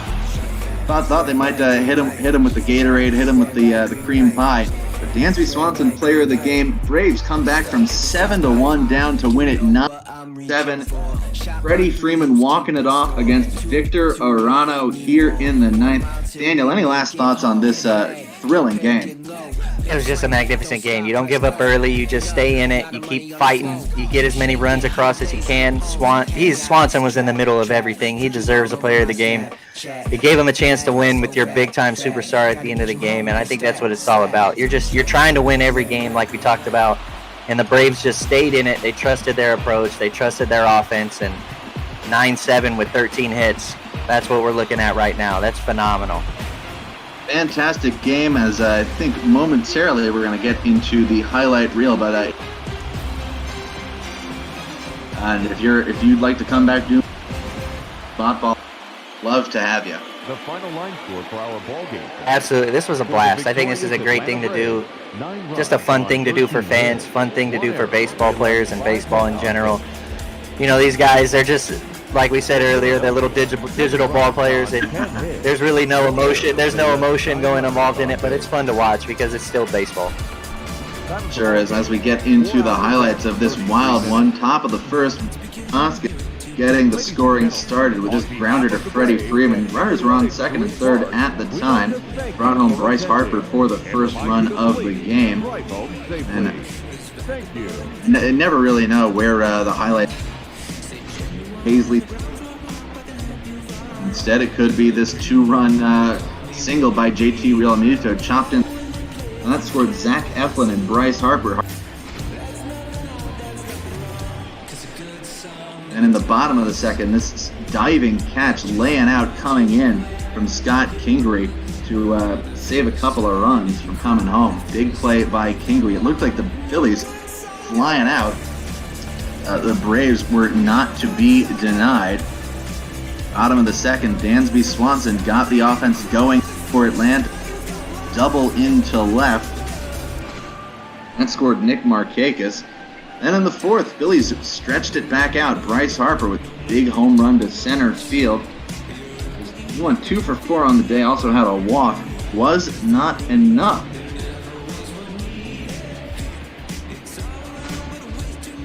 Then in the bottom of the fourth inning, Tyler Flowers, Phillies down up 7-1, started the comeback trail for the Braves. Had a home run to made it 7-2 at the time. And in the fifth, and this was a play that we thought was going to really bury the Braves, as Ozuna had a grounder to right for a single. Bryce Harper comes up throwing, guns down. Ozzie Albies at the plate to end the inning, cut down that Braves rally. They had already scored 1 run in the fifth, and they wouldn't get any more, but they'd get 3 on this Ender Inciarte pinch hit, 2-out home run in the bottom of the sixth. That shot to right made it 7-6 at the time, and it set the stage for the remainder of the game, as in the seventh, off of Jose Alvarez, Marcell Ozuna parks this one to left field, clearing the bullpen in left. That made it 7-7. We were tied at 7 until the bottom of the ninth, when Freddie Freeman, with this 2-run walk-off shot to right center off of Victor Arano, the Braves come all the way back from 7-1 down to win this one 9-7, and they'll look for the series win tomorrow. So before we get ourselves out to Los Angeles, Daniel, any final thoughts on this game, the whole experience? It was a phenomenal experience. Thank you for having me. I appreciate you guys for taking the time to allow me to come on here, and hopefully I didn't embarrass myself too much. Hey, no, not at all. You were. Big fun, Daniel. Before Daniel leaves, Daniel, if I'm not mistaken, you're a former Yankee, if I'm not mistaken, correct? No, that's David Robertson. Oh, no. Oh, David Robertson, excuse me. Because I was so excited because the Jinx, who's about to join me, is a big Yankees fan. I was going to have this really big, awesome handoff. Oh, man. And it failed miserably. So that's on me. I played in Yankee Stadium, if that counts. Yeah, that's great. Still. Well, we are running a little bit behind schedule, so we'll wrap it up here. Final score from Truist Park in Atlanta, Georgia. The Braves take it 9-7, winning it with a walk-off homer from Freddie Freeman. The winning pitcher, Chris Martin. The loser is... For Daniel Robertson, I am the Big Fund, Eric Garment. Thank you so much for joining us here on Major League Baseball. We are going to send it off now to the Red Sox and the Angels. You're watching Major League Baseball on Twitch.tv. Well, PK, let's hope that little back and forth is not a sign of things to come for our broadcasting skills coming up in this game tonight, because that was not a way to start off the evening. Well, you know what they say, you miss every shot you don't take. And I was just trying to introduce you to one of your heroes, Jinx. That's just what I do. I do my best to go in and introduce. But it was awesome to have Daniel Robertson join us today. That was really cool, and appreciate him joining us. And as always, we're doing this for charity, and Daniel is nice enough to join us tonight. So we're so thankful him joining. And meanwhile, Jinx, we got a good one ourselves. We got the Red Sox, we got the Angels. What more could you ask for? Yeah, a couple of nice pitching matchup tonight. Your boy Andrew Heaney going up against Marcus Walden, everyone's favorite long reliever turned starter. So we should have a nice little I don't know if we want to call it a pitcher's duel, but a nice pitching matchup. How about that? Now, why are we shocked going into this game tonight, Jinx? What is one reason why we are both surprised going into this game tonight? Because we are seeing a Red Sox pitcher not named Colin McHugh taking the bump tonight. For the first time in 6 weeks, the Jinx and I have a call, this time from Angel Stadium, the Los Angeles Angels against the Red Sox. And it's not McHugh. I mean, how great is that? I like McHugh, but I'm good to call a Walden game. How about you, Jinx? Yeah, love Marcus Walden, but I'm just glad that we can finally put to bed the theory that we were, the brother and cousin of Colin McHugh, and all the love we were giving him, all the games we were calling. There were people chiming in on Twitch during every game accusing us of being somehow related to that guy with all of the ball publicity we were giving him. So I'm glad that we can finally put the conspiracy theories to rest tonight as we get ready for this game. Some called it McHusing us. And as we take a look at the standings there, and then move on to a beautiful view of the stadium tonight, Jinx. Yeah, and you can see the Boston Red Sox really struggling this year after a kind of up and down start to the season. The wheels have completely fallen off, while the Angels, and you see Mike Trout pictured there, coming in at 40 and 39, right in the thick of things here, trying to battle for a wild card berth. And there's Andrew Heaney, the aforementioned Andrew Heaney, coming in off to a blistering start, 9-3 on the season. Nice 3.18 ERA and an impressive 111 strikeouts in just under 100 innings pitched. He's going to have his hands full tonight with this Red Sox lineup. Jose Peraza steps into the box. We're here in Los Angeles. We're ready for some Major League Baseball. Here we go. And the first pitch from Heaney misses, low and inside for a ball. Well, Heaney so far in this year in 2020 is 9-3 on the season, a 3.18 ERA, just shy of 100 innings. He'll hit that tonight, barring a first inning collapse, which we don't expect this evening. So he'll get over 100 innings for the year so far. 89 hits, a 1.25 whip, 35 walks, and like you said, Jinx, 111 strikeouts. The lefty against this Red Sox lineup, certainly tough to deal with, which we know this Red Sox lineup has struggled against lefties so far this year. We'll see how it goes, but a beautiful day in Anaheim for this one. Yeah, I would say not a cloud in the sky, but maybe just a smattering of clouds in the sky. But beautiful night as Heaney now gets that one in there. He's going to get ready to deliver the 2-2 here to leadoff man Jose Peraza. Big swing and a miss, and Andrew Heaney sends him down for his first strikeout of the evening. And that's been a theme here as we see Kevin Pillar step up to the dish now for the Red Sox.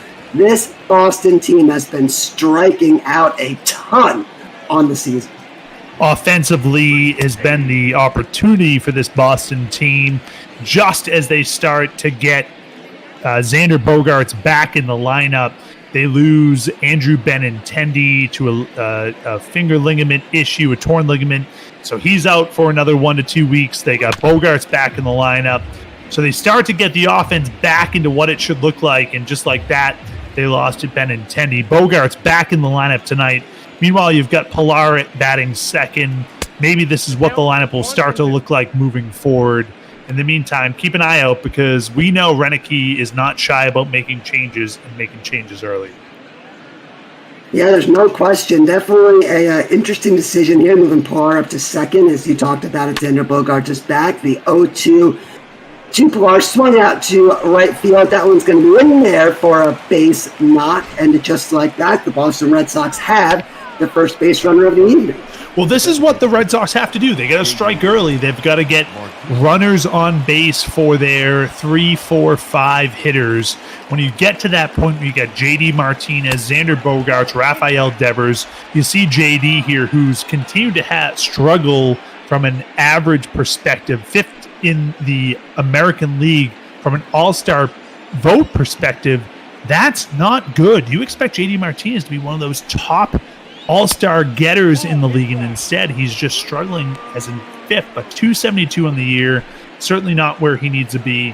And over the past, call it 45 days at the plate, not where he needs to be, where we expect him as a Red Sox fan to be over 300. Yeah, I mean, you can really sum up the entire Red Sox season just by looking at JD Martinez, right? Lots of expectations, should be much better than they are, and instead we're about, almost halfway through the Major League Baseball campaign, and nothing but disappointment as we see Andrew Heaney get ready to deliver the 2-1 to Martinez. That one driven out to right field. That one's going to be extra bases. We've got Pillar rounding third. They're going to send him home. The throw home, not in time. Pillar safe at the plate. RBI double for JD Martinez, and the Red Sox jumping out here on Andrew Heaney in the first, taking a 1-0 lead. Nice piece of hitting by JD Martinez, go the opposite field. We've spoken quite often about the ability when the Red Sox have the ability to go opposite field, they're hitting well. And so far behind the standings right now, they've got to take every at-bat seriously for any opportunity to get what they can. As you see Xander Bogaerts back in the lineup, hitting 305. This was a huge bat that they lost for upwards of 5.5 weeks out of this Red Sox lineup. So good to see Xander Bogaerts back in the lineup, one of the only hitters over 300.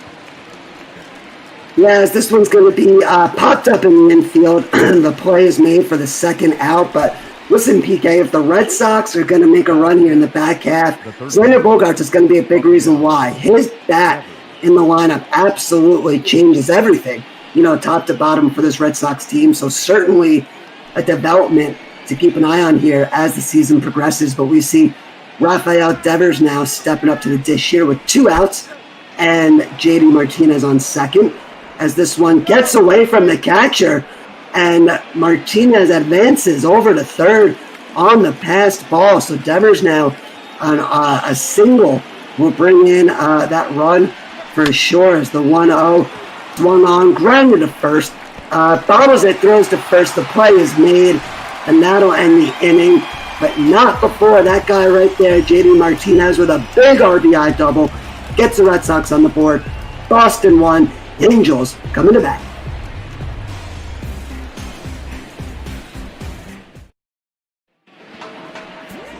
And we're back here in Anaheim as we see Marcus Walden getting ready to take the mound here for the Red Sox. A 1-8 record to start the year, but you see he has been the dictionary definition of a tough luck loser, sporting a 2.72 ERA, 88 strikeouts in just 76 innings pitched across his 15 starts. We see Tommy Estella step up to the dish. PK, what can you tell us about Walden?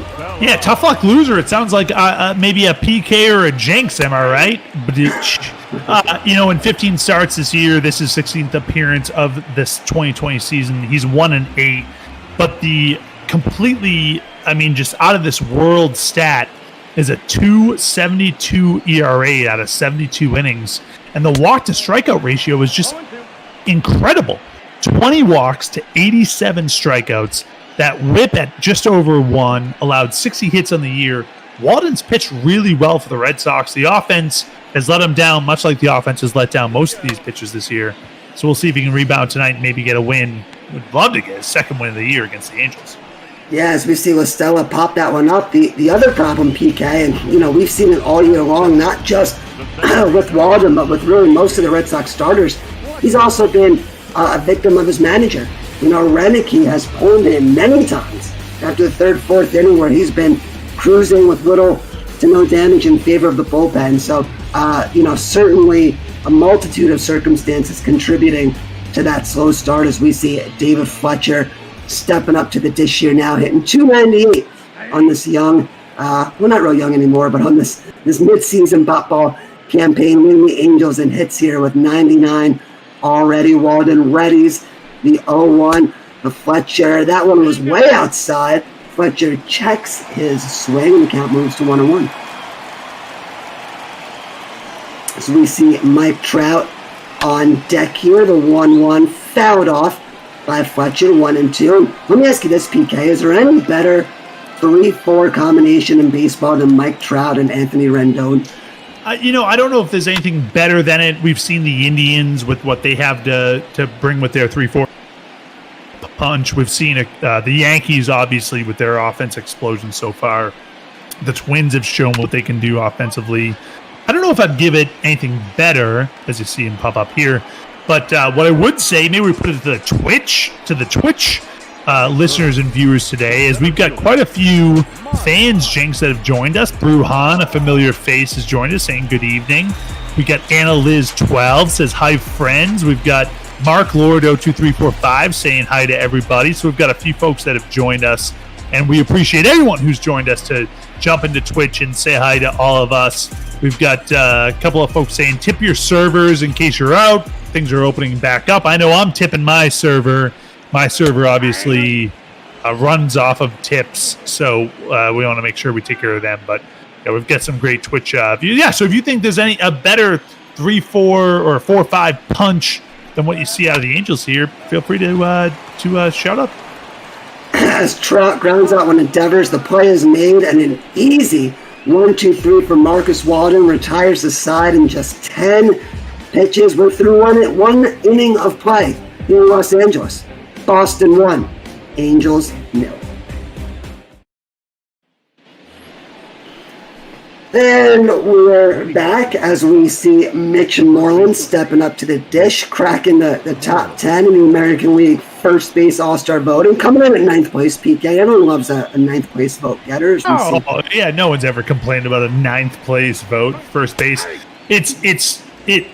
I'll give you a quick hot take at this one, Jinx, as they put the shift on Moreland, as most teams have this year. Give you the quick take. Moreland really struggled at the start of this season. Batted to the point where he was low 200s, minimal power with less than 5 home runs. He's really done a nice job battling back to be a point of this team where they can depend on offensively. I'd say that's a win. Yeah, there's no question, and they need him. In the past, he's been one of the more consistent producers year in and year out, out of that DH and first base spot, as we see him working back from the 0-2 count to now make it 2-2 here as Heaney readies the 2-2, his 22nd pitch of the evening here already, and just misses inside. Heaney gave a little bit of a wrong look there towards the home plate umpire. I thought he was going to get that call as the count now moves to 3-2 as we've got Alex Verdugo waiting on deck, and he gets him swinging for the second strikeout. What a pitch there by Heaney to send Moreland down. Well, it's been a problem for Mitch Moreland all season long. He has struck out at a high rate, and while he's gotten that average up to be above 250 and the power has gone to be 13 home runs. He's averaging just over 27 home runs for the year. He still strikes out a lot, so you've got to be aware of that.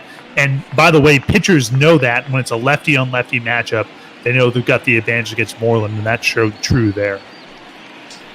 Yeah, there's no doubt as we see Alex Verdugo now swinging here on the second pitch, grounds it back to Heaney. He makes the play. He throws it to first, and quickly we've got 2 down here. And PK, who's this guy coming up to? I don't know who this is. This is Christian Vasquez, and as you know, for those that have joined us throughout this ML Bot Ball season, we've got Christian Vasquez trivia, and this trivia is going to be Christian Vasquez has never been a mascot or a rally cry for a team. So we're going to talk a little bit about the Angels, who on June 6th, 2000, introduced this mascot, and it just hit their 20th anniversary.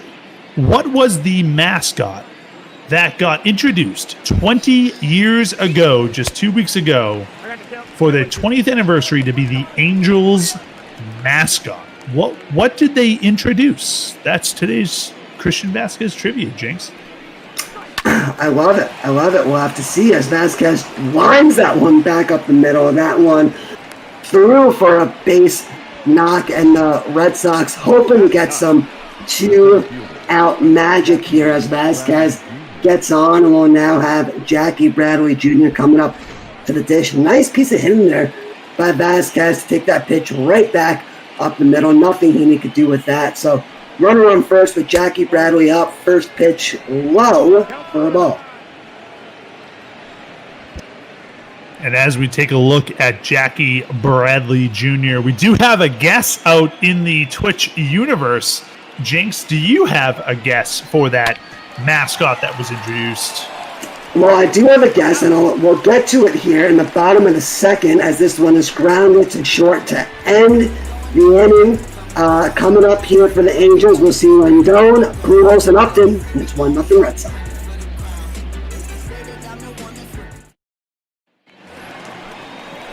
All right, PK, as we see Anthony Rendon stepping up to the dish.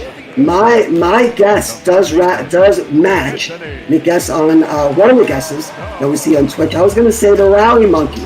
The Rally Monkey was introduced on June 6, 2000, just 20 years ago. The Rally Monkey will get in more. And tonight, the Christian Vasquez Trivia Jinx is all Rally Monkey related, baby. And we had a couple other guests in there. Bruhan said a devil. That's not right. Anna Liz said Trot Nixon. Trix Nixon, I think they meant Trot Nixon. That is not correct. And MP Squared 42 said, yes, that is correct. The Rally Monkey. Nicely done, MP Squared. Well done. Now, PK, I don't know if maybe this is just my memory getting me, but there's one specific Angels pitcher that I always seem to associate the Rally Monkey with. Now, this could have been before the Rally Monkey time. I mean, I'm not sure, but I always think of K-Rod when I think of the Rally Monkey. And I don't know if K-Rod was after or before, but I picture K-Rod when I think about the Rally Monkey. Yeah, K-Rod came in, and he was obviously the closer for the Angels for a while, and came in sometimes when the score was not in his favor. So he would come in, close out the top of the ninth. Potentially the Angels would be behind in the score, and then the Monkey would make his appearance. So, yeah, sure. That makes sense. Whatever. Albert Pujols up to the dish here with 1 out. Getting ready to face Marcus Walden. Pujols has been on fire this year against lefties. Unfortunately for him, he is facing the righty Walden tonight, so we'll see what happens. 1-0 to Pujols. Fouled off down the first baseline. What do we got to do to get some nets in foul territory here, PK? That was a little dangerous in my mind. Well, yeah, Anaheim's just a little bit behind where the rest of the world is. We'll let him off the hook. Big swing and a miss there from Pujols. Cap moves to 1-2. Walden working quickly on the mound tonight. The 1-2 fouled off again by Pujols, and we'll do that 1-2 offering all over again. We got 1 out here in the bottom of the second. We got nobody on base. It's a 1-0 ball game as Walden gets Pujols chasing that one way out of the zone for his first strikeout of the inning. We've now got 2 away here in the bottom of the 7th. Nice piece of pitching, as you see Pujols way behind that one. Walden just threw it right by Pujols. Pujols was clearly looking for some off-speed stuff and got fooled. But nonetheless, it's second out here in the 2nd. As we see Justin Upton stepping up to the dish. Upton with a disappointing campaign so far. Obviously battled injuries last season. Many were expecting a big bounce back from him this year, but instead it's been much of the same. Hitting just .247 so far as he drives that one out to deep center field, back at the wall. Goodbye, sir. A solo home run for the aforementioned struggling Upton, and just like that, the Angels have tied this game up at 1 apiece. It's just comical. When you start to mention somebody's struggles, they hit a solo shot. Good for Justin Upton, his 12th home run of the season. He takes that pitch. And, I mean, it wasn't a bad pitch, by the way. He hung up there a little bit. Upton just absolutely drove it to the deepest part of the ballpark. Bradley goes back. Looked like he might have had a chance of it if he dove over the wall and got a little ups there. But nonetheless, Upton able to give the tie here, and the Angels tied up 1-1. We also have a quick Twitch comment. Bruhan says, curious how many Rally Monkey trivia questions are out there. Oh, you'd be surprised, Bruhan. Don't ever challenge PK. Guy's got a bag full of tricks up his sleeve, as we see Andrelton Simmons, your 2018 Gold Glove Award winner, one of the best, if not the best, defensive shortstop in the game today. Stepping up to the dish here. The 1-0 coming from Walden to Simmons inside. Count moves to 2-0. Be interesting how Walden reacts here, right? 2 outs, was rolling so far, retired the first 5 hitters so far in this game, gives up the solo shot to Upton. It would be nice if he reacted well to Simmons instead. He goes 2-0, and then with the strike there, able to make it to 2-1, but an opportunity for Walden to be able to get out of this and not get shooken too much. Well, PK, and for those that haven't tuned into many Red Sox games this year, you may not quite understand, but you got to imagine that Ron Renneke is in the back of Walden's mind right now, as Simmons is going to ground out to third, but with the early hook Walden's gotten all year long, you can't help but wonder if he's concerned about getting the hook sooner rather than later. But there it is, the Justin Upton home run ties this game up at 1 apiece. We are through 2 innings here in Anaheim.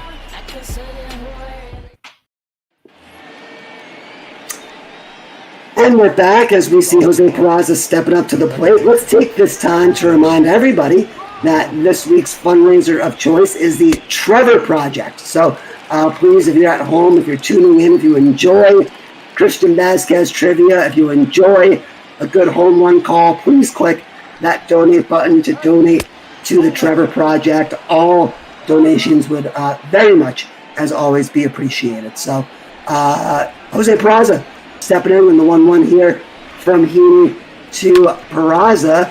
Peraza grounds that one to second. Won't be a problem to throw to first in time. 1 down here in the top of the 3rd. The left fielder, number 5, Kevin Pillar. And as we take a look over at our Twitch feed here, NP242 says, with that home run, Upton's like what funk? I agree. Upton trying to break out in a big way, and that was certainly a no doubt about it. So with that being said here, we've got Kevin Pillar in at the plate here. Andrew Heaney facing him, the 0-1 low for a ball. Count moves to 1-1. Well, Pillar last at bat went opposite field down the line for the single, which set up the ability for him to score later on. Nonetheless, it's just shown the ability for this Red Sox team to start off early, get the opportunity to get on base, get those 3, 4, 5 hitters to run them home. And that worked out last time at bat in the first inning. We'll see if they can do that again here. Give the opportunity for J.D. Martinez, Rafael Devers, and Tanner Bogaerts to do something at the plate. Yes, the count now moves full here as we see Julio Daniel Martinez on deck here. The 3-2 upcoming from Heaney in this tie ball game. Fouls it off, and we'll do the 3-2 all over again.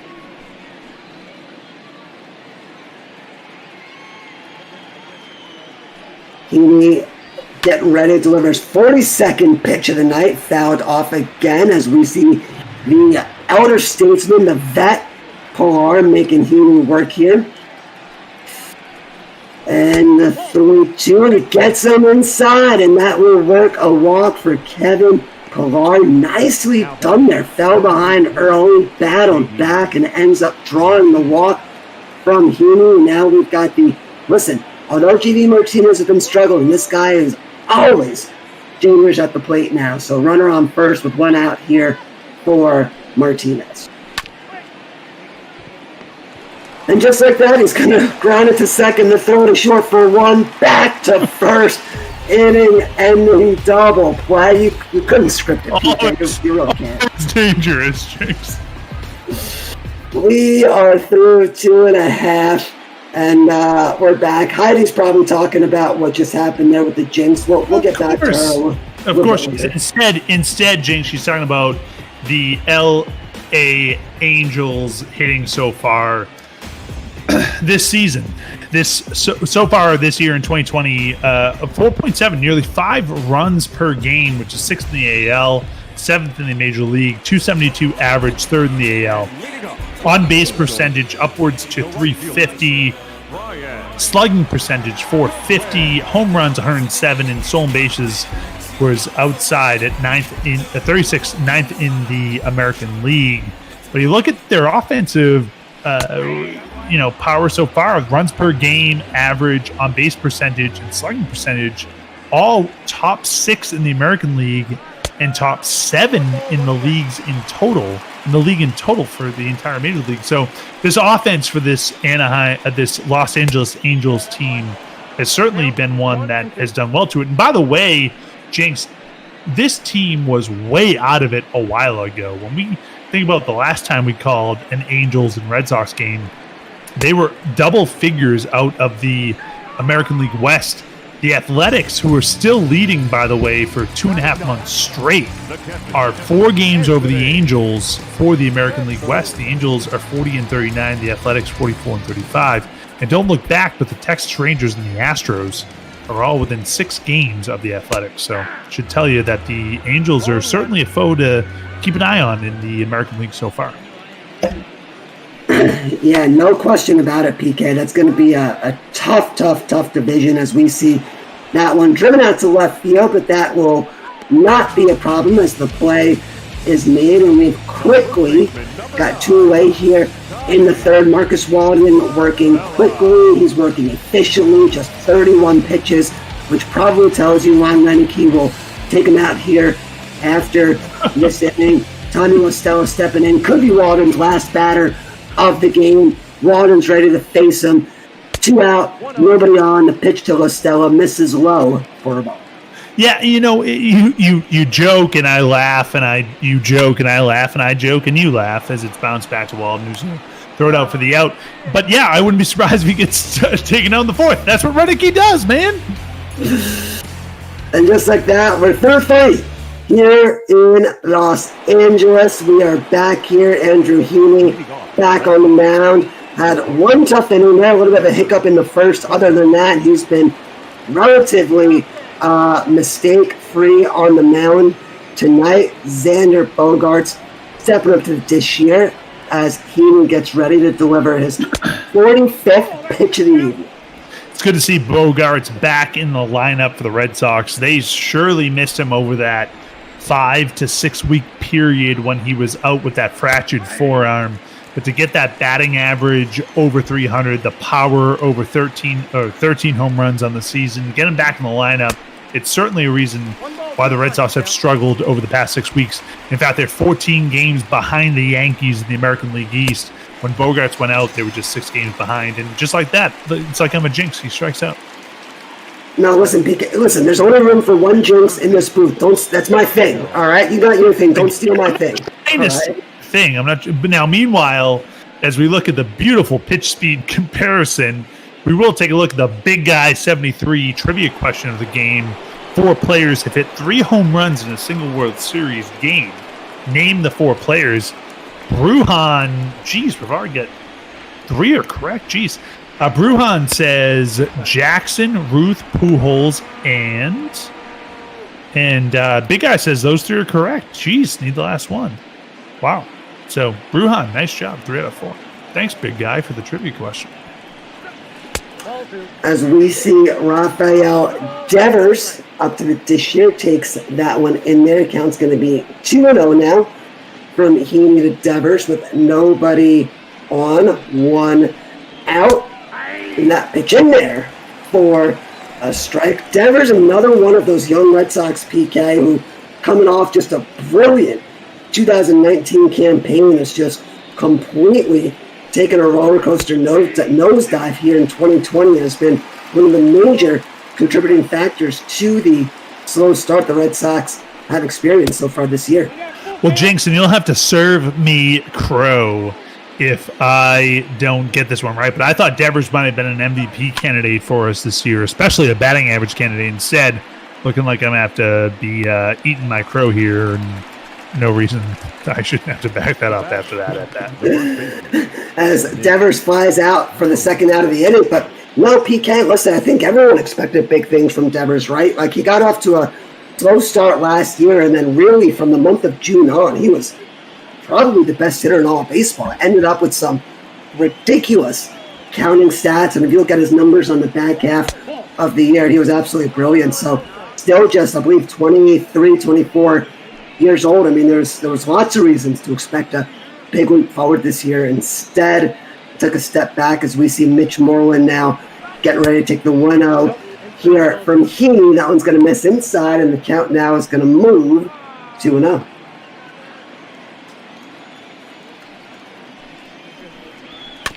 Just want to take the moment to thank all those servers out there. As we know, they take care of us all day, Jinx, and it's tough to imagine what we would do without them. So thanks so much for those servers. Yeah, and as you said earlier, PK, don't forget to tip those servers. So important to give the tip. As the 2-2 here from Heaney in there for strike 3 to Mitch Moreland. Heaney is locked and loaded. We are now through 3.5 here in Los Angeles. Still 1-1 ball game. And as we go to the middle of the inning, we'll go to a couple of guests to the Big Guy question about the trivia question of the game, which was 4 players have hit 3 home runs in a single World Series game.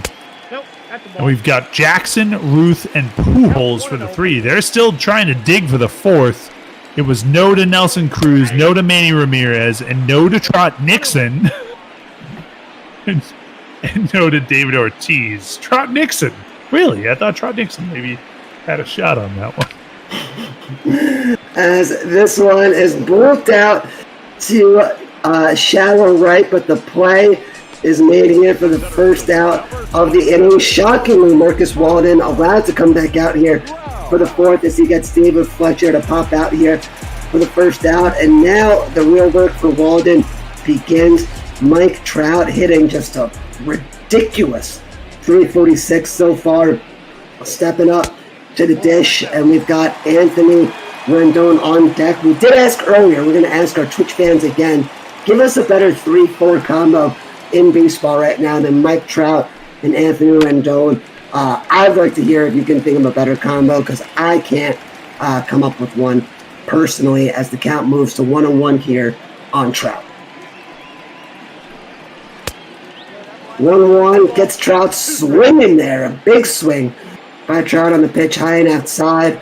Count now moves to 1-2. Walden working quickly. That one just low. Walden kind of giving an extra look at the home plate umpire. Thought that one might have been in there, but instead, Cat's going to move 2-2.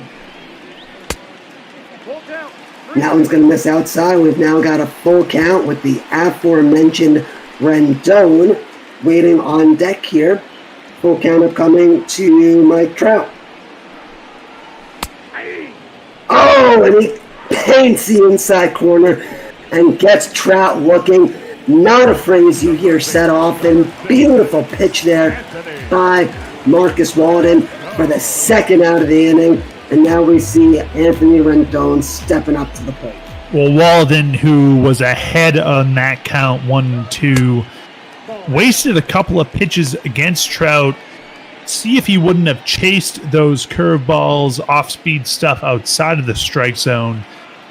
Gave him a couple. Instead, went after him at the 3-2. I like the aggression out of Walden. Certainly requires a little bit of gusto for him to be able to go and throw a curveball in the inside corner. Trout certainly wasn't expecting it. Worked out for Walden. Yeah, there's no question as Walden jumps ahead here on Rendon quickly. 1-2 with 2 outs, nobody on, game tied at 1. Rendon with a weak grounder to second. The play is made, and that will end the inning. Walden with 4 brilliant innings of work so far. We are through 4 here in Los Angeles, and it's a 1-1 ball game.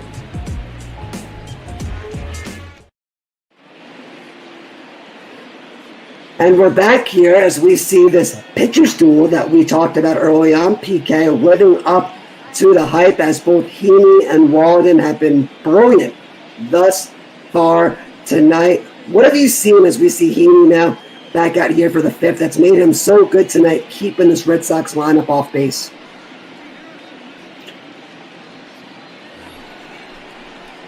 You know, I think Healy's been okay so far. He's been challenging the Red Sox, been able to show off the fastball speed with the off and on curveball and off-speed stuff.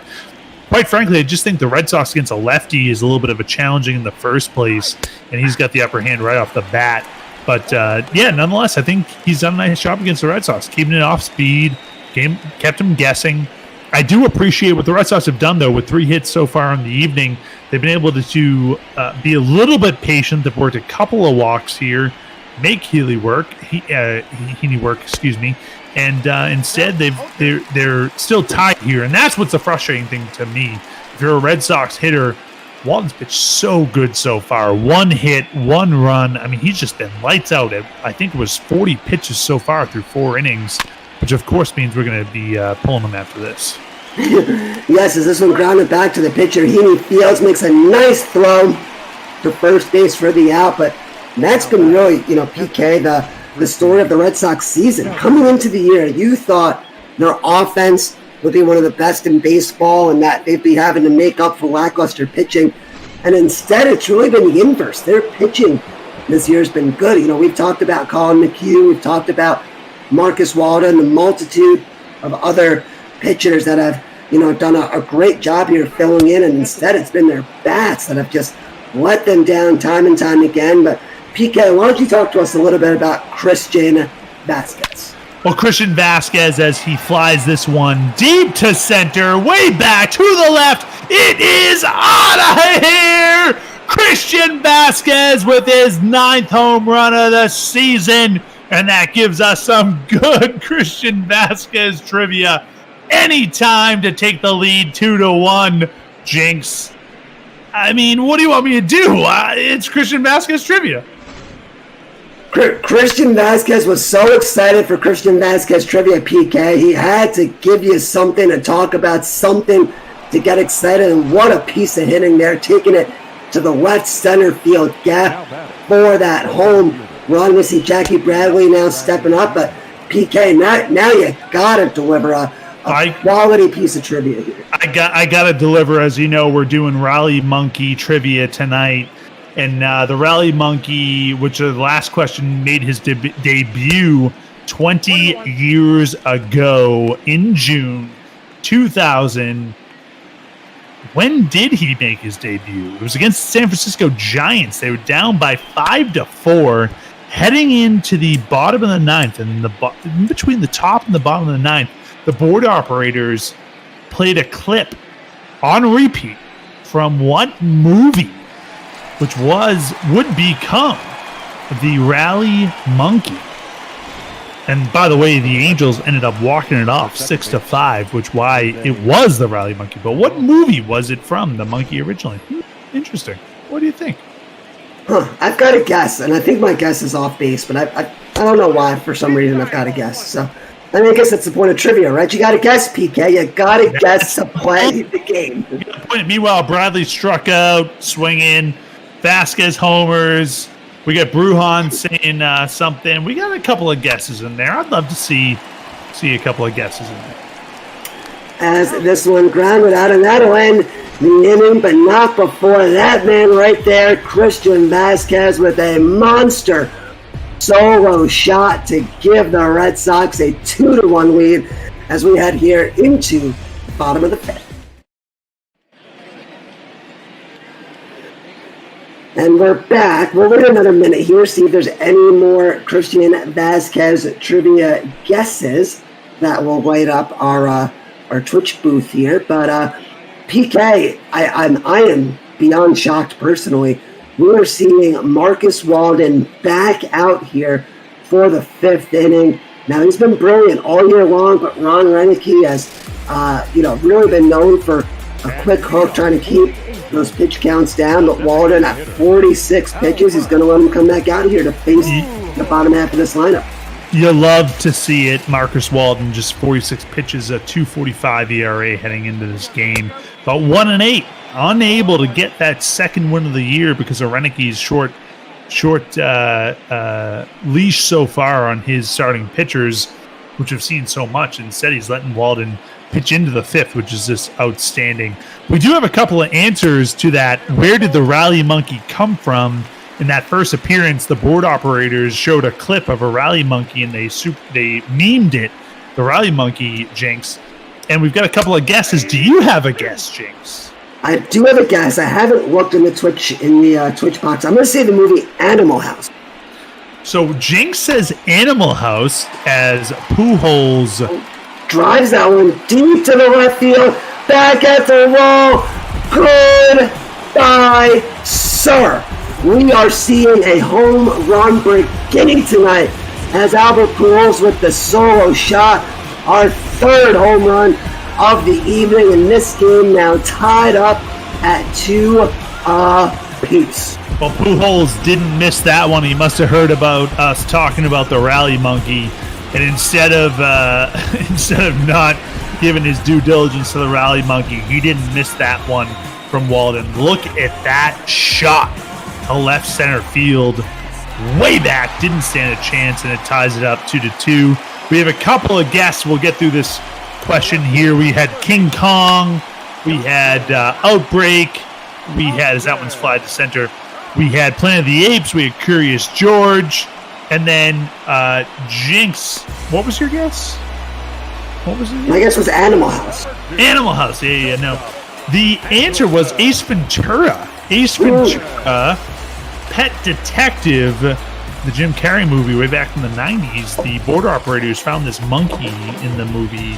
It jumped up and down. They replayed it, memed it, Rally Monkey, and that's how the Rally Monkey was born, believe it or not. Back to the baseball action that we're all here for. Andrelton Simmons up to the dish here, getting ready to take the 1-0 here with 1 out and what's now a 2-2 ball game. And listen, PK, this is crazy to think about, but you gotta imagine Ron Renneke probably kicking himself. I'm sure he wanted to pull Walden after 4, and it's probably like, you know what? Boston media has been slaughtering me all year long for pulling these guys. I'm gonna leave Walden out there. And then what does Walden do? Guy gives up a solo shot. You hate to see it. You hate to see it, no doubt. He's probably thinking, I've been ripped day after day. We're 14 games behind of the New York Yankees. Let's go to Brazier. Let's go to somebody in the pen who can take this one to the 6th inning with us the lead. He sticks with his guy that's only 46 pitches in. Instead, they tie it up. Renneke can't win, I guess, is really the unfortunate end of this story. Yeah, there's no doubt as the full count here to Simmons misses high. Simmons now working a walk, and Walden all of a sudden in trouble. PK guy was absolutely lights out through 4, and now running into some trouble in the 5th. Already gave up the solo shot to Pujols. He now starting to get wild. He walks Simmons, and we now see the speedster Brian Goodwin stepping up to the dish. Simmons also known to have some speed now and again. And if Walden isn't careful here, he could quickly find himself behind in this ballgame. The 1-0 to Goodwin, swings through it and fouls it back. We're evening up the count at 1 apiece.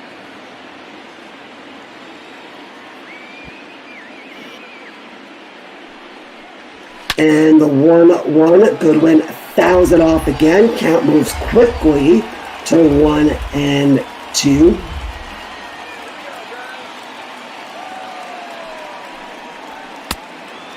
Oh, and Walden gets him swinging for the strikeout. His fourth strikeout of the evening, and a big one, as he was in trouble here with the runner on first. And we now see Anthony Bandon stepping up to the dish here with the runner on and 2 outs in this tie ball game here. First pitch gets him swinging on the check swing there for a strike. Well, Walden got Goodwin, by the way, on that one. That was a great pitch by Walden. Inside, didn't give much of a chance for Goodwin to hit it. Instead, swung right through. Great pitch by Walden.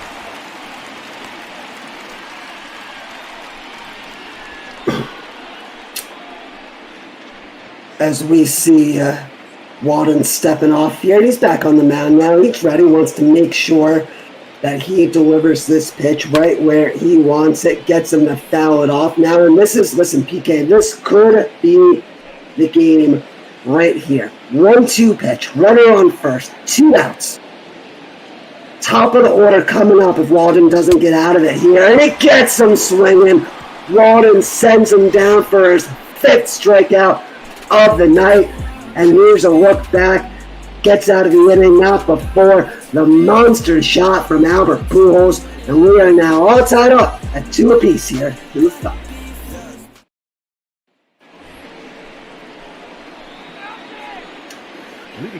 And we're back here, PK, as Andrew Heaney back out here for the 6th inning at just 70 pitches here through 5, working very economically as we see the heart of the Red Sox lineup due up here, starting with the number 2 hitter, Kevin Pillar. And listen, if the Red Sox are going to, it's a tie game, but they got to get something going here off Heaney soon. Yeah, I want to just go back to that last pitch by Walden there. I believe it was a 1-2 pitch. Is that one singled up for the middle by Bar there? You know, Walden's pitch there, that was a sinker, 93 miles per hour inside. Great action to the lefty, swung through it. That's a huge pitch. I mean, you're tied 2-2. You're heading to the top of the 6th inning. I don't want to overlook how big of a pitch that was for Walden. He's still low in his pitch count. We'll see if Greinke sticks with him here in the 6th.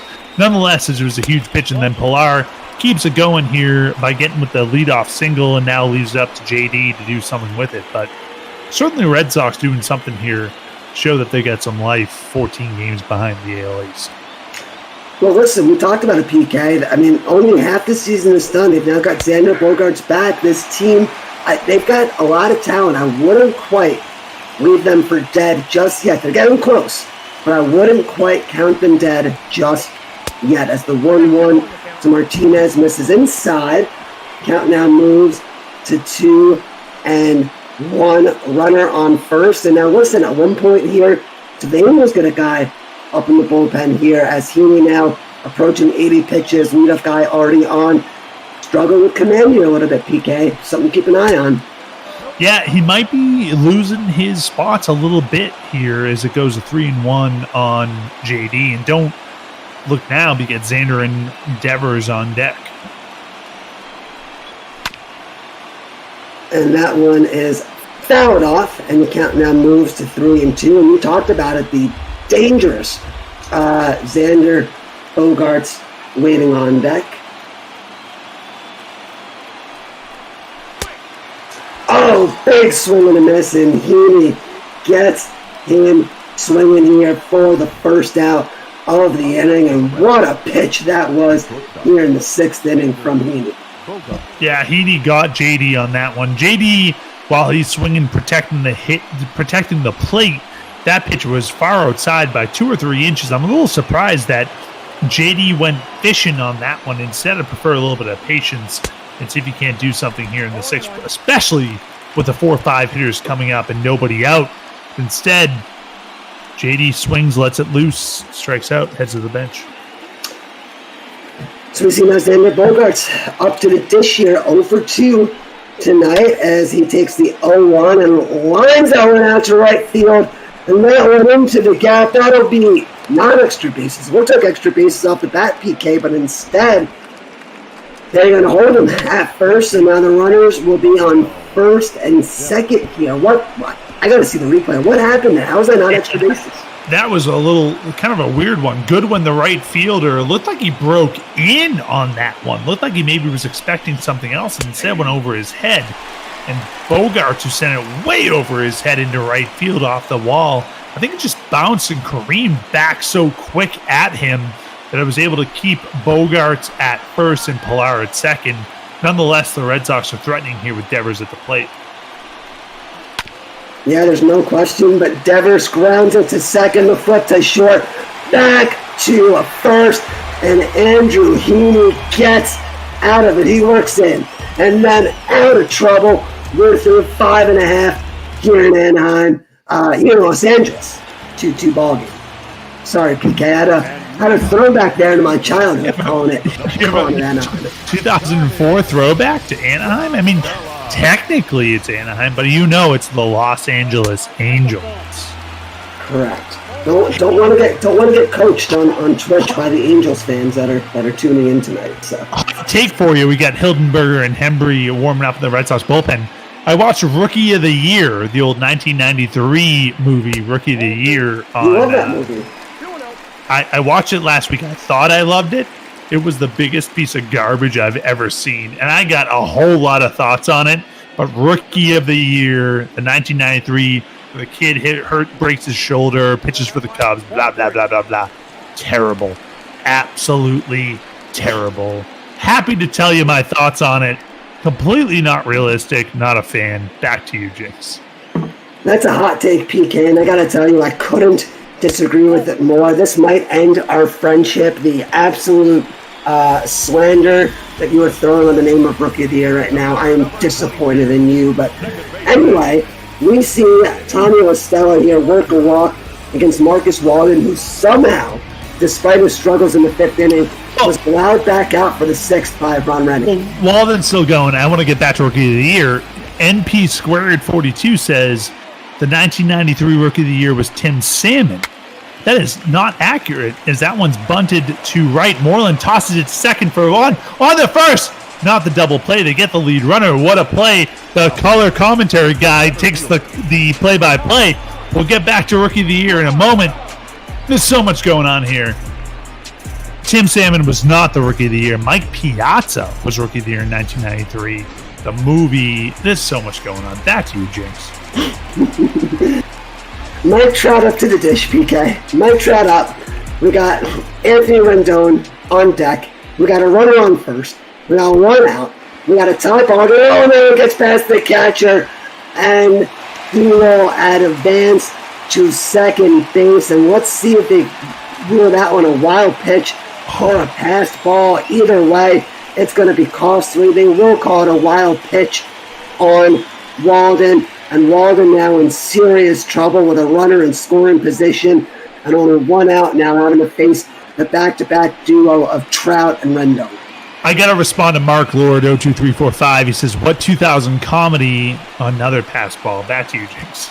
Oh, my goodness. Walden just falling apart here in the 6th. Back-to-back wild pitches, looking like prime Rick Ankiel on the mound here as the runner now advances to third with just one out. Yeah, so no doubt, and I'd love to give some commentary on that, but I prefer to put my attention to Mark Lord, 02345, who says, PK, there are 2 Rookie of the Years for each year, 1 NL, 1 AL. Yeah, I understand that, Mark Lord, but Mike Piazza was the National League Rookie of the Year in 1993, and they gave it to this kid who pitched 2 months, who only pitched August and September for the movie for the Cubs. It's a long story.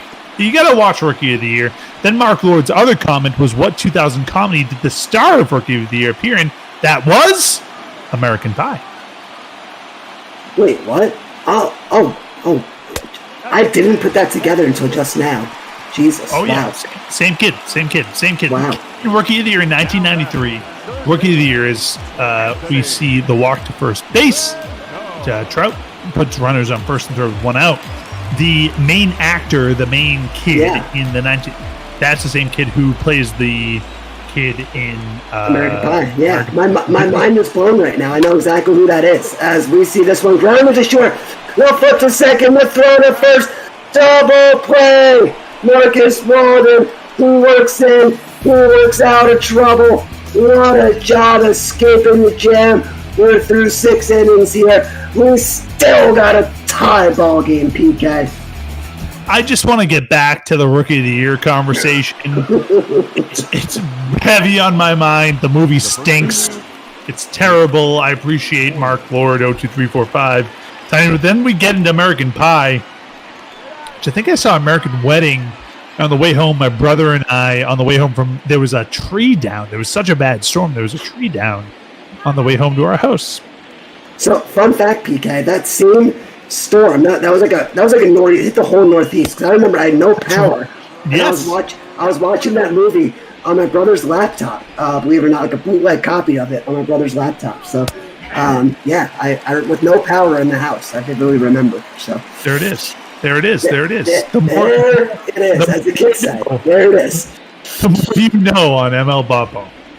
Mitch Moreland up to the dish, as we've seen. Listen, Andrew Heaney back out, and we just got to talk about this, PK. Both these pitchers were on the rope in the 6th inning. First Heaney, and then we got a huge inning double play, as this one is going to be grounded through the infield for a leadoff single here in the 7th. The Heaney looked destined to fall behind in the top of the 6th.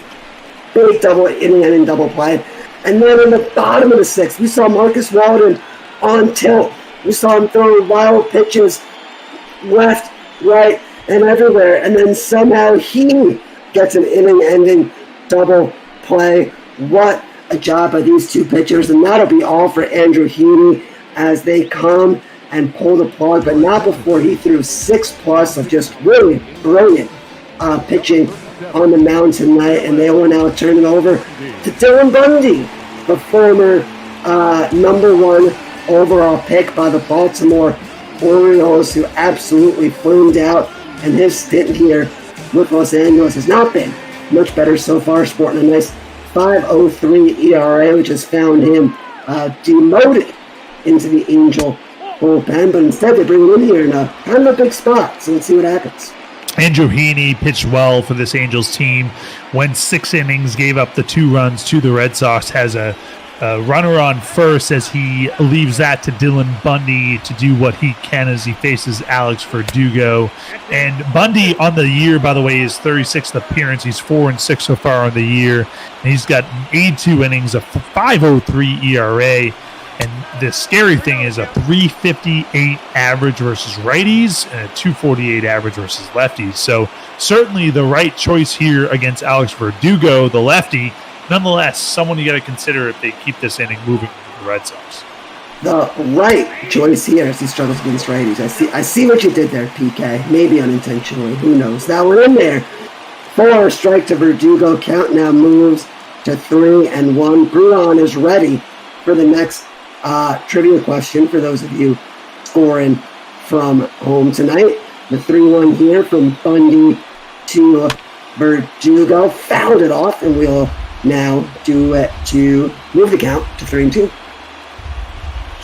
Let's also take this time, PK, after this pitch, to talk about the Trevor Project for a minute, as this one's going to be grounded back up the middle. A game of double plays. A flip to second for 1. To first, double play. Dylan Bundy gets the double play. What a job here by both pitchers, both teams on the mound tonight, just getting those ground balls when they're needed most. And now we've got Christian Vasquez at the plate, PK. Well, Christian Vasquez, trivia tonight, is the Rally Monkey major person for us that we're revolving around tonight, as that one's in there for a strike. So, here's a good one. After the initial Rally Monkey on June 6th, and they realized they had something going in Anaheim, they decided to hire a real monkey her name was Katie to be the real Rally Monkey. She previously starred in what sitcom? In what sitcom was she previously a monkey? And the Angels just noticed this and hired her. Her real name is Katie. She had a different name on the sitcom, but what was the real monkey's name? And what was the sitcom? Back to you, Jinx. I don't even know if I'm going to have a guess for that one, PK. I've got no idea. As we see Jackie Bradley Jr. on deck as Darren Bundy falls behind Christian Vasquez. 3-1 here. And the 3-1 offer gets them to foul that one off. The Cat now moves 3-2.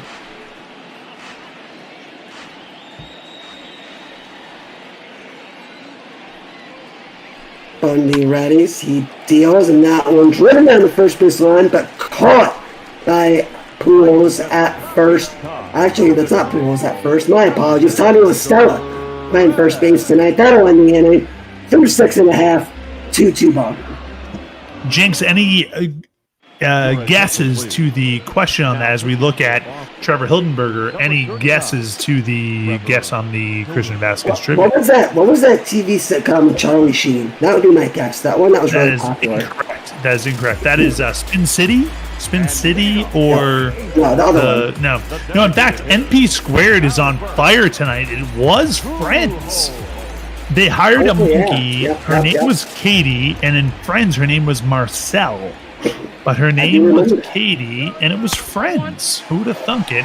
And we take a look at Trevor Hildenberger, by the way. This is 18th appearance. He's 3-0 in the year so far in 18 and 2/3 innings and 3.86 ERA. A 16-2 strikeout to walk ratio. Righties have hit 324 off of them, and lefties 293. He's looking to keep this a 2-2 game heading to the top of the eighth. And while we've got a quick break here in the action with Albert Pujols at the dish, friendly reminder to everybody, tonight we are raising money for the Trevor Project, which is the world's largest suicide prevention organization for LGBTQ youth. So please, guys, if you're enjoying Christian Vasquez trivia, if you're enjoying a good Jinx experience, please go click the button, donate $5, $10, anything. You guys can give an incredible cause that the Trevor Project takes on. So anything you can give certainly counts. As we now see Justin Upton coming up to the dish here with one out, as we saw Pujols ground out to, for the first out here. Hildenberger readies. He deals the first pitch to Upton outside for a ball. Yeah, it's interesting to see Hildenberger go tonight. And by the way, can we just talk about Walden for a minute? 6 innings. I thought it was 6 great innings, Jinx. 2 runs, limited base runners on the pass. I mean, I thought it was one of the best outings he's had all year. Certainly kept that ERA below what he came into the year with. Now, unfortunately, he's going to keep that record at 1-8 on the year, and that's not going to help him. But that's disappointing. But I would say he absolutely gave his team the opportunity to win one tonight, and I think he pitched pretty well for the Sox. Yeah, there's no question, as this one is driven out to right field. The catch is made, and we've now got 2 outs here in the bottom of the 7th inning here for the Angels, as we now see Andrelton Simmons coming up to the plate here, 0 for 1 with a walk on the night. And once again, I want to thank all of our Twitch commentators and just people who are giving a little attention to us tonight. Thank you so much. NP Squared has done a nice job. He's had a couple of trivia questions tonight, so thanks so much for you. And then to Bruhan and Mark Lord, Anna Square. I mean, you guys have just done such a nice job joining us. Thanks so much. Bad Cab 13. Hey guys, is baseball actually going to be played? Bad Cab 13 just jumped in. So thanks for joining us, Bad Cab. I don't know if as that one's rounded out, and we're going to head to the top of the 8th there. Jinx, I don't know if you want to answer that. I'll give my perspective as we go to the break here. But I would say I hope and I think baseball will be played in the meantime. I think we got a really good thing going here with Major League Bot Ball. Jinx, I'll throw it to you if you have anything more to say to Bad Cab. Well, I mean, we've got a great thing going with Major League Baseball, but listen, for those of you that know me, PK, and I think you do, I mean, I've been the only one for the last month that's been saying baseball is going to be played. And listen, I was vindicated yesterday, PK. We've got an agreement. We've got baseball coming up, and listen, we'll continue doing ball to help, keep everyone interested and to help, continue this awesome thing we have going. But listen, I've been saying it since day one. We're going to get baseball, and this guy right here was vindicated with that agreement yesterday. So as we see this one grounded into the shift for the first out here in the top of the 8th inning. Bundy back out for his second inning of work here as we take a look at that pitcher comparison we talked about earlier, PK. Yeah, I mean, they were almost to the point, to the line outside of the hits there. They were almost identical for runners, on the bases, 6 innings each, 2 runs each. They both allowed, 5 runners for Walden, 8 runners for Heaney, and 6 strikeouts for Heaney, 5 strikeouts for Walden. So certainly, I would say 2 great outings for Heaney and Walden. And then back to Bad Cab 13, who's just looking for that opportunity to see what baseball is ahead. I get it. I think you're itching for baseball. It's going to be a couple of months here. But we appreciate your viewership here. We appreciate your support. And anything you can do for STI or anything you can do for us to be able to bring you ML Ball, we appreciate it. Jose Peraza up to the dish here. 1 out. And it made me laugh, by the way, Jinx, because Bad Cab said, I hope you're right and don't jinx it. Get it? Because the Reds are winning a shortened season is what Bad Cab's thoughts are. So that made me laugh there towards the end of it. But we appreciate everything SCI you can do. Peraza fouls that one off here. Count moves to 2-2. We appreciate Bad Cab and everybody chiming in on Twitch tonight. The 2-2 here from Bundy to Peraza outside 3-2. And you guys are seeing a classic tonight. We saw pitchers duel. We've seen some exciting home runs. We've seen some great defense. We've seen it all, PK. Just a couple of regular Joes like you and me as we see Jose Peraza go down swinging. Dylan Bundy on his game tonight. But listen, we're calling a classic, PK. You'll love it. It's a good one, man. It's a good one for sure. As you see that one there for the great pitch. Got him guessing there, down and away, but instead you got Kevin Pillar there. Peraza, not a great game so far to this point. As you see Pillar come to the plate, who's 2 for 2 so far with 2 singles. Pillar's had a nice game for himself. This is the type of offense you need from this Red Sox. Top of the lineup sets the stage for the 3, 4, 5 hitters. Now that they've got them with no Benintendi, it certainly creates a little bit of a wrench in the offense because you've got to be able to swap out one for the other. But nonetheless, they've done a nice job at the top of the lineup between Pillar and Peraza. Yeah, there's no question as we see Bundy now jump ahead on Pillar. It's interesting, PK, as the 1-2 pitch is grounded to third, and this will end the inning. But nice relief appearance by Bundy. He struggled all year out of the rotation, but since being moved to the bullpen, guy looks completely different tonight. 2 scoreless innings for Bundy. We're through 7.5 here in LA, and we've got a 2-2 ball game, but you got to give it up here. That was a gutsy call bringing in Bundy in what was a tough situation in the 7th. There was a runner on, nobody out. And listen, the guy delivered.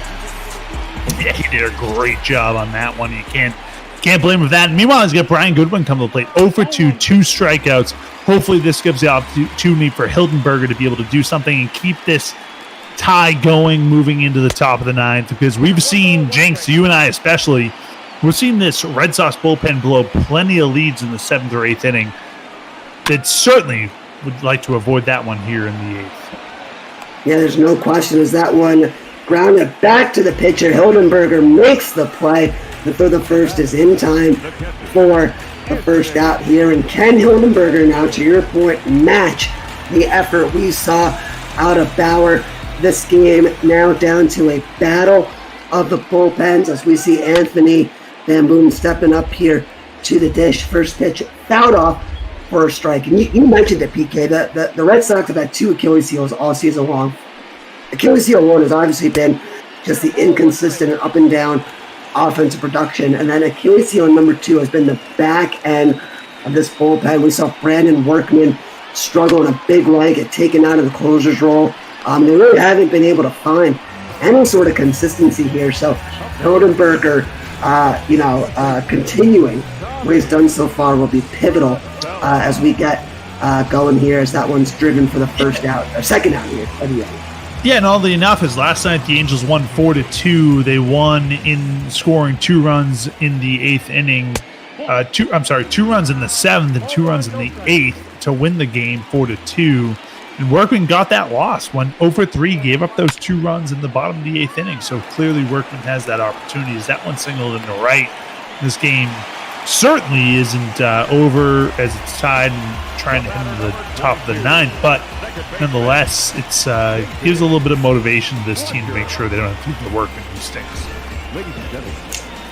Yes, we now see a pinch runner, Michael Hermosillo, coming in to pinch run here with 2 outs. So it'll be interesting. And Hildenberger knows about the speed that man possesses, already checking over on first. So the Angels are going to go for it all here in the bottom of the 8th, bringing in the pinch runner with 2 outs, David Fletcher. Although he's running in the throw to second, not in time.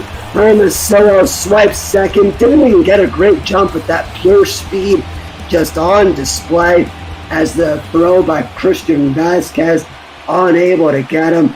And Fletcher now with a big spot here with the runner in scoring position. Well, Hildenberger has a really slow, deliberate delivery to the plate, and certainly was taking advantage of there. That play wasn't even close. Even the throw from Vasquez was great to second base. Couldn't get him. As this one's driven out to deep left field. Oh, and he makes the catch. What a job chasing that one down. That one looked trouble off the bat of Fletcher, but instead Kevin Pillar able to make the play. We're through 8 innings here in LA. We've got a tie ball game. And Jenks, as we go to the middle innings here, we go to the top of the 9th, and you see Taylor Ward taking over at first base for the Angels. We did have a Twitch commentary from Bruhan as J.D. Martinez comes to the plate. So if this game goes into extras, will a bot ball runner be placed on second base to start the inning, like we've seen about the opportunities that when baseball comes back, will there be a runner placed on second as that one swung on a miss? So, Jenks, maybe your commentary as you play-by-play this one. Yes, we see the 0-2 here to Martinez. Big swing and a miss. Down goes Bundy out for his 3rd inning of work, and he starts off by getting J.D. Martinez swinging. Xander Bogaerts now stepping up, single in his last at bat here, as we see him come up here with 1 out and nobody on. And PK, I don't believe we'll see the new innings institute just yet for bot ball. If this game goes extras, which we love free bot ball here in these parts here in the great Northeast, I don't believe we'll be playing with the new rules just quite yet. As that one is fouled off, and count now to Bogaerts and moves to 2-1.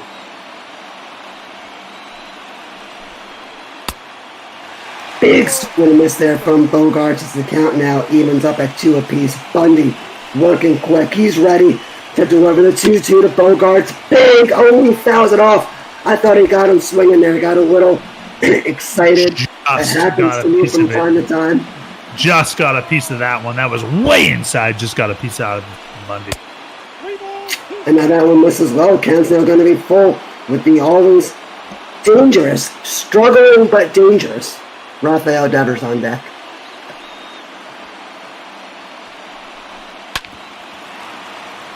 And the 3-2 grounded to first base. Stella makes the play, and we've now got 2 down, nobody on, and Rafael Devers is going. I'm sorry, David Ward at first base. I'm off my game, PK. They did the switch after the They did the switch. It's okay. It happens to the best of us. You got Rafael Devers at the plate, Bundy at the mound. Let's see what happens here. And that one's single. CNI grounder, as the young Bucks Gen Z likes to call it. And you see Devers fired up, trying to get the round going. Mitch Moreland now stepping up to the plate. PK, I think you were going to say something there. Yeah, good piece of hitting by Devers, by the way, going to right field. Knew that there was a gap there between first and second. As you said, seeing eye single, certainly a bit of a piece of hitting by Devers, and gets this inning continued here with 2 outs. You see Moreland, who's 1 for 3 on the night. Maybe we get something going here if you're a Red Sox fan. Yeah, big spot here from Moreland, who's had his fair share of big hits, clutch hits over his time in a Red Sox uniform. This one could be a season turner, PK. When you think about, the effort they got from Walden tonight, letting them go 6 innings, trying to keep the bullpen fresh. A win here, a walk-off, or wouldn't be a walk-off, but a go-ahead run here would be big. But instead, Moreland's going to fly out to the right field line, and LA now coming up here in the bottom of the 9th with a chance to walk it off. Part of the lineup is going to be Kershaw, Trout, Rendon, and Pujols, all coming up as we now see Heath Hembry coming in. PK, what can you tell us about Heath? Yeah, Heath Hembry so far this season had started off really strong in the first month and a half, 2 months of the season. This is 50th appearance, 4-1 on the year so far. 4.41 ERA has risen by about a run earned over the past 3.5 weeks. 62-17 strikeout to walk ratio is one you got to watch out for. The big thing here is lefties are hitting over 300 against him. Righties 276. Maybe he's got an advantage here against the righty here of Trout. We'll see. Trout fouls that one off, and Hembry quickly ahead on Trout, 0-2 here. Listen, PK, what happens if we go to extras here? We know this Boston bullpen, certainly not the strongest unit in ball currently.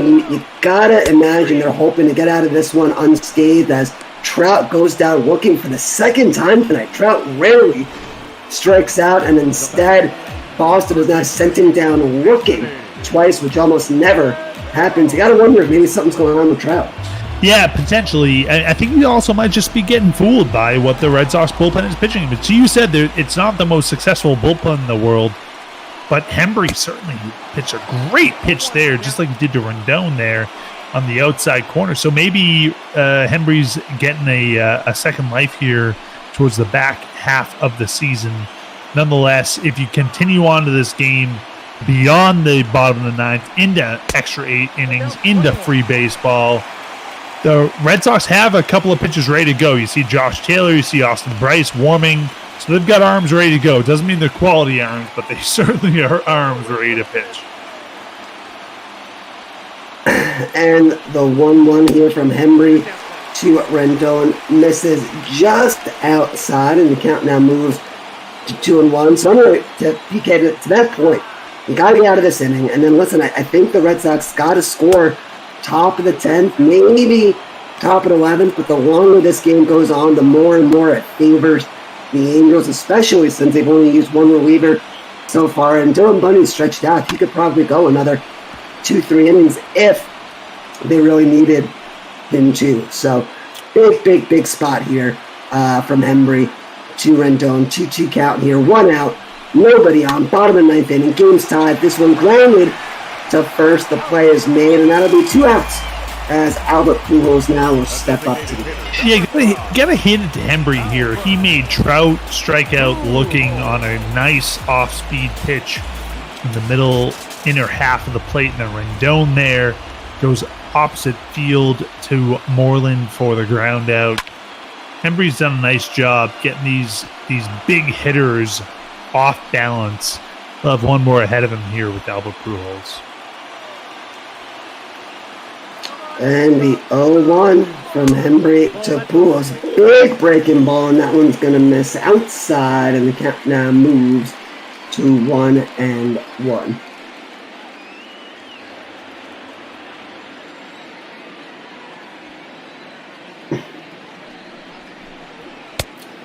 The 1-1 to Pujols, and he gets him swinging through that one. 96 miles an hour from Hendricks. What a pitch there. Pujols unable to catch up to it. Now the 1-2 fouled off as the Grizzly bat Pujols staying alive.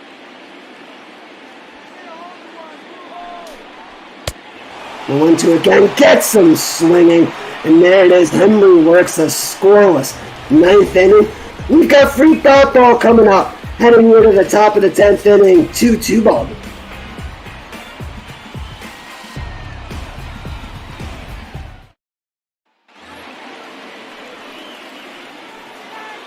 Leading off for the Red Sox, the right fielder, number 99. You know, Jinx, I feel like we've had free ball for a few in a row for us. Wouldn't you agree?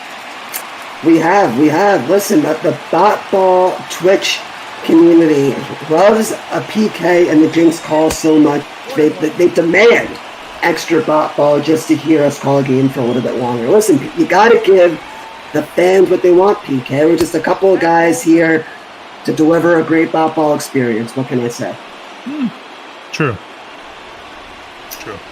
And MP squared 42, excited to see Alex Verdugo up at the dish. I think we have found Alex Verdugo's hidden Twitch account. It's called MP squared 42, as Verdugo now takes the 3-1 offering here from Bundy. Back up the middle for a base knock, and Alex Verdugo is on with a leadoff single.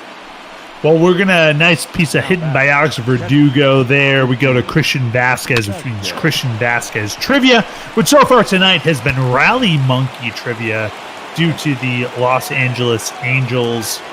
Back in the day, the Anaheim Angels.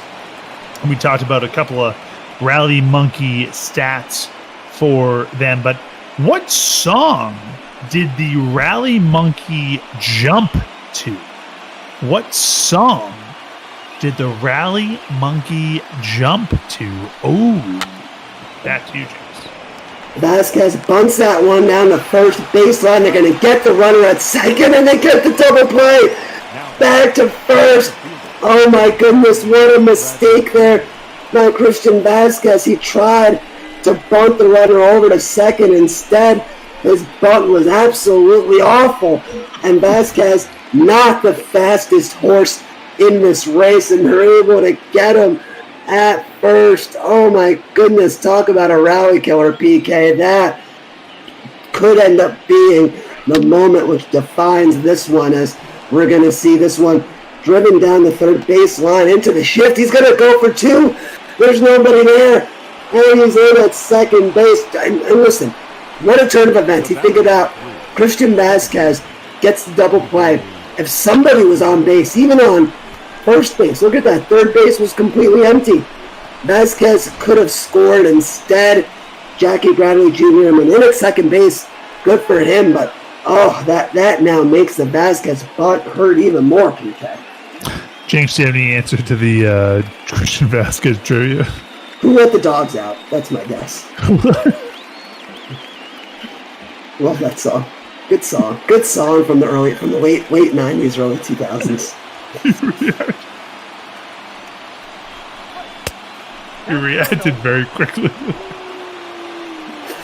Jose Peraza up. The aforementioned Bradley Jr. on second. 2 outs. Big spot here as we're in extras. We got free bot ball for those of you scoring from home tonight. Dylan Bundy still on the mound. Get ready to throw his 52nd pitch, his 4th inning of relief here right now. Big spot, Jose Peraza, the 1-1 offering. Big swing and a miss, but it's going to be fouled. You know, you answered who let the dogs out so quickly on that. It's almost like you were just thinking about it so much. I mean, who doesn't like that song, PK? When you think about that era, like, doesn't that song just come to mind? It's a terrible song. Meanwhile, NP squared 42 has the correct answer. Jump around. Jump I was around. close. Who let the dogs out? Jump around there, directionally. As Peraza grounds out one to third, the throw to first in time. And Dylan Bundy gets out of the jam thanks to a colossal mistake by Christian Vasquez. Right near to the bottom of the 10th inning, game tied at 2. PK, I did just get a text from one of my friends, a big Red Sox fan, watching this game tonight with a couple of his friends. He is saying they're going to start a movement in Boston to get Christian Vasquez trivia renamed to another player after that failed awful butt in the 10th inning. No. That is incredulous. That is terrible. It is Christian Vasquez trivia for a reason. Once we ran out of Christian Vasquez trivia, we started going anything we could find. Man, that's what we do. I mean, listen, Eric got it. Jump around. Listen, don't hate the messenger. I'm just simply passing along the thoughts of a couple. Oh, no, I'll hate the messenger all I want. Like I'll hate the messenger more than anything. The point is, I'm not going to shoot the messenger, but I'm going to hate the messenger. You know what I'm saying? Well, that escalated quickly because I thought we were friends. Anyway, that one misses for a ball. 2-2 count here on Justin Upton. Want to give a big shout out to MP squared 42 as he gets some swinging for strike 3. Nice pitch there by Henry for his 3rd strikeout of the night. MP squared's gotten that back. Who Let the Dogs Out is a good song, says MP squared. So I certainly it's not a bad song. appreciate that. But meanwhile, Hembry, though, a great pitch there. And then we got Bruhan, who guessed Jump by Van Halen. Excellent song. In fact, if you want to get a great YouTube video, do the Jump. What are those things? They're not anteaters. Oh. They go off the mountain? I'll Google this. Give me a moment. I'm going to give you a good... Yeah, I literally don't know what you're talking about right now. Okay. I have no idea at all. Okay. Go back to calling the game. I'll get you something good to YouTube later. Heath Embry facing Anderson Simmons, bottom of the 10th. One swing on the bat can walk this one off. The 2-1 to Simmons, and he fouls that one off for a minute there, PK. I thought I might have reverse jinxed, a walk-off, but instead, just a measly little foul ball. The 2-2, and Simmons gives this one a ride out to left field, but certainly playable for Kevin Pillar to make the catch here for the 2nd out of the inning.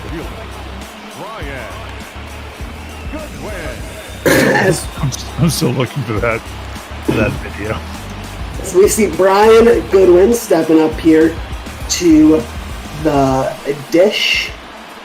Those of you scoring from home, the Dodgers and Diamondbacks. Those of you looking to tune in, coming up here at 9 o'clock, we've got our good friend Duggo along with Jake Ian getting ready to call that one. So stick around. We're in some free ball territory right now, but still on pace for a good 9 o'clock start with our friend Duggo as Heath Hembry falls behind Goodwin here 2-0 with 2 outs here in the bottom of the 10th inning. We've seen a pitcher's duel tonight for those of you joining us a bit late. Andrew Heaney and Marcus Walden dueled through 6 innings each, and since then it's been a battle of the bullpen as Hembry gets Goodwin to swing it there, and the count now moves to 2-2. Lemmings. There's a lot to go through here. It's a Van Halen song, Jump, against the Lemmings, which every year they go through their process of jumping off cliffs into water. It's this whole nature thing. I know Lemmings. I remember the game. It was a game, right? I remember the game. There's an outstanding Lemmings jumping off the cliff to Jump by Van Halen. Check it out. That's what I got.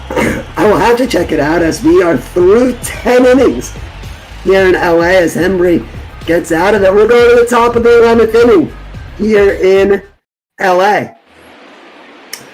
Yeah, PK. I used to be a big Lemons guy when I was young. I used to play that for I don't remember if it was even on MS-DOS or Windows 95. I'm definitely showing my age, but fun little computer game back in the day. It was a Wednesday, for those of you scoring from home, as we see Dylan Bundy back out now for his 5th inning of work out of the bullpen. They are not messing around with the stretched out starter turned reliever, as he now will face Kevin Pillar. And listen, PK, if the Angels go on to win this game, without question in my mind, Dylan Bundy's your MVP of the night.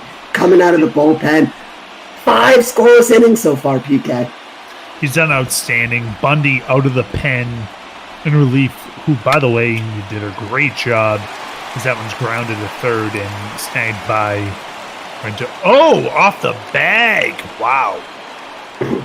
Costly play by the typically short-handed Rendon, one of the better defensive third baseman in baseball, makes an errant throw there, and that one could be costly as he now put a runner on with the heart of this Boston lineup. Martinez, Xander Bogaerts, all due up. First pitch hit from Bundy, high to Martinez for a ball. And the 1-0, Martinez grounds it to second. The flip to short for 1. Back to first. And wouldn't it surprise you? Of course it doesn't. Another GIDP for DB Dylan Bundy. The double plays have just absolutely killed the Red Sox offensively here in big positions, by the way, with low number of outs. They just ground out in the double play. And big hitters, by the way, JD Martinez here, nobody out, gets the double play there with 2 outs. Now leaves up to Xander Bogaerts to do something here in the top of the 11th. Not a good look for the Red Sox offense. Once again, Jinx, it just highlights this offensive struggle for this Boston Red Sox team. They've been unable to put together much of an offense at all. And then when they do, when they have a leadoff hitter, when they have someone that's on the base, when they have somebody that's able to run and do something, they just immediately ground to the double play. Just really demoralizing as a Red Sox fan, player, and anyone that wears the B as a hat. As we see the count now moving to 2-2 here on Bogart. A big spot here in the top of the 11th inning. And Bogart fouls it off to keep this one alive here at 2-2. Hey, Jinx, we got a Bruhan recommends that they should reconsider a ball runner on second to start the inning in extra innings, which they would conceivably do with the real baseball season coming up. What are your thoughts on that? Well, here's the deal: is that one is fouled off. In a full season, I'm all against it. In the short season, I like it. When you think about, they're going to be playing 60 games in 66 days. A 15 or 16 inning game as he gets Bogaerts looking there to end the inning as we head to the bottom of the 11th. When you think about a 16 inning game with only 6 days off the whole year, I don't think that could actually end your season. When you think about how many arms you go through in the bullpen, et cetera, et cetera. So for the 2020 campaign, I like it as we see Austin Bryce coming in, 6 appearances so far on the year, sporting a nice 0.000 ERA. But for the 2020 campaign, I'm good with it. Well, I think you're going to have a lot of Twitch commentators that absolutely hate you and obliterate you from here on out. For 1 year, PK. What's wrong with one year? I'm not speaking for myself. I'm speaking for the Twitch. Listen, I will not get any more hate than you'll get for saying that Rookie of the Year is a bad movie. For those of you just tuning in, getting ready for Duggo and Jake, WD, and Colin, Dodgers Diamondbacks at 9 o'clock. PK said that Rookie of the Year is an awful movie. So yeah, it stinks. It stinks. Throw your comments in the Twitch box with that slander. But Austin Bryce, everyone's favorite Red Sox reliever, he's in the game right now. Yeah, Austin Bryce. This is 7th appearance on the year. He's no decision so far. Just called up in the past few days. 7 innings, no earned runs, which is a nice little addition to this Red Sox bullpen. 4 strikeouts to 1 walk so far. Righties are hitting 250, lefties 294. As this one grounded back to Bryce, he makes the play for the first out of the inning. We're in the bottom of the 11th inning. For those of you just joining us, we had a nice little pitcher's duel from Marcus Walden and Andrew Heaney. Both pitched very well through 6 innings, and since then, battle of the bullpens. Dylan Bundy has thrown 5 scoreless innings out of the bullpen for LA, while we've seen Heath Hembry, Hildenberger, and who else? PK? Now Bryce. Yep. Combined to shut out the Angels and get us here through 1 out in the 11th. We see Taylor Ward, who entered the game as a defensive replacement after the Angels went for gold in the bottom of the 8th, throwing in a pinch runner trying to win the game. Their efforts were failed, but we see Ward slap that one into the gap. He's hustling. He's going to be in there at second base with a big 1-out double. And the Angels are threatening here in the bottom of the 11th, PK. Well, Verdugo went over to cut that one off, trying to keep him to the single, but nonetheless, he was able to dig it out and get to second. And this has just got bad news written all over it as C. Funcher coming to the bat. 0 for 4 so far, by the way. And in the year, though, hitting 295. So he's got certainly an average that can give some sort of ability to get that runner home from second. This is a huge, huge spot for Austin Bryce, who's yet to allow a run. This could be his first opportunity to lose a game and give up a run. PK, is it fair to say this could be the game? Big swing and a miss there from Fletcher, though, to move the count now to 1-1. Yes. Excuse me there. I had to cough for a second. You hate to see it. Count now moves 2-1 here, as Bryce now starting to struggle a little bit, and you got to wonder if this moment might be too big for the young righty. He has not been used in a high leverage situation like this yet this season. That one misses inside, and geez, you do not want to walk this guy with Mike Trout waiting for you on deck. No, this is a huge at-bat for Bryce. We'll see what he does here.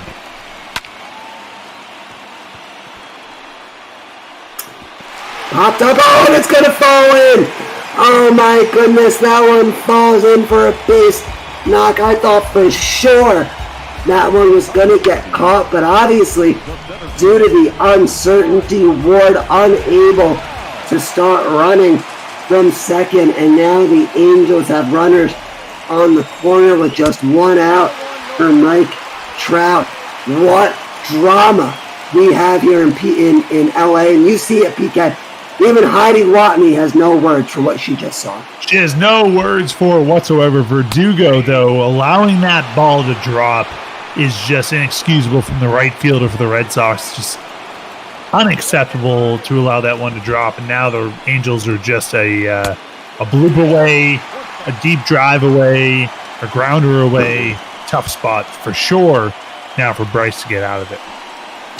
But as we've seen tonight, the double play has been every pitcher's best friend, and can Bryce get another one? And what is the biggest spot of the night? That one misses low, though. 3-1 now on Trout with the always dangerous Anthony Rendon waiting on deck. The 3-1 here from Bryce to Trout in there. 4-strike Trout looking. Trout struggling tonight. 0 for 3. He's had some trouble reading the zone as he's gone down looking 2 times. Big spot here to full count. Trout fouls it off, and we'll do the 3-2 all over again. Ward Chonky tells us that could have been a big mistake, PK. I can't agree more. I think he's talking about the base running error, not reading that fly ball wasn't going to be caught. You got to imagine Ward had a pretty good view of it from second base, so who knows. Full count, 3-2 to Trout. Grounded. Out with the foot to short for one back to first. Double play. Austin Bryce gets the double play, and we are now through 11 here in LA. It's still a 2-2 ball game. Oh my goodness, PK. I hate to say I called it, but I mean, I called the double play. I want some credit. You know, Jinx, I'll give you credit on that one. What a defensive play there to make this game continue to the 12th inning. As you see Devers single to left field, that was just an absolute incredible work out of the Red Sox defense. Great spot, great play. And now you get the Red Sox going into the top of the 12th here. Seeing what they can do as Devers starts off with a single to keep this game going. I mean, I don't know what to say much other than the fact that we've got the 12th inning here. Listen, I think free ball. Everyone loves free ball. Oh, everyone loves free ball. You know who the only people that don't like free ball are? You and me. The announcers. The announcers traditionally don't like free ball, but that's okay. We've all been through it. And if you're here for the Dodgers at the Diamondbacks, which is a good pitching matchup, by the way, Kershaw versus Bumgarner. We got Duggo and Jake Dean coming up for it. That's a good matchup. I was going to say, PK, what's better, the pitching matchup or the commentary booth? Yeah, that's a tough answer either way. It's great. The pitching match was great. The commentary is great. And by the way, the team matchup, the Dodgers lead the Diamondbacks by just 2 games in the AL West. So what a game. And this one's driven into the gap in right field.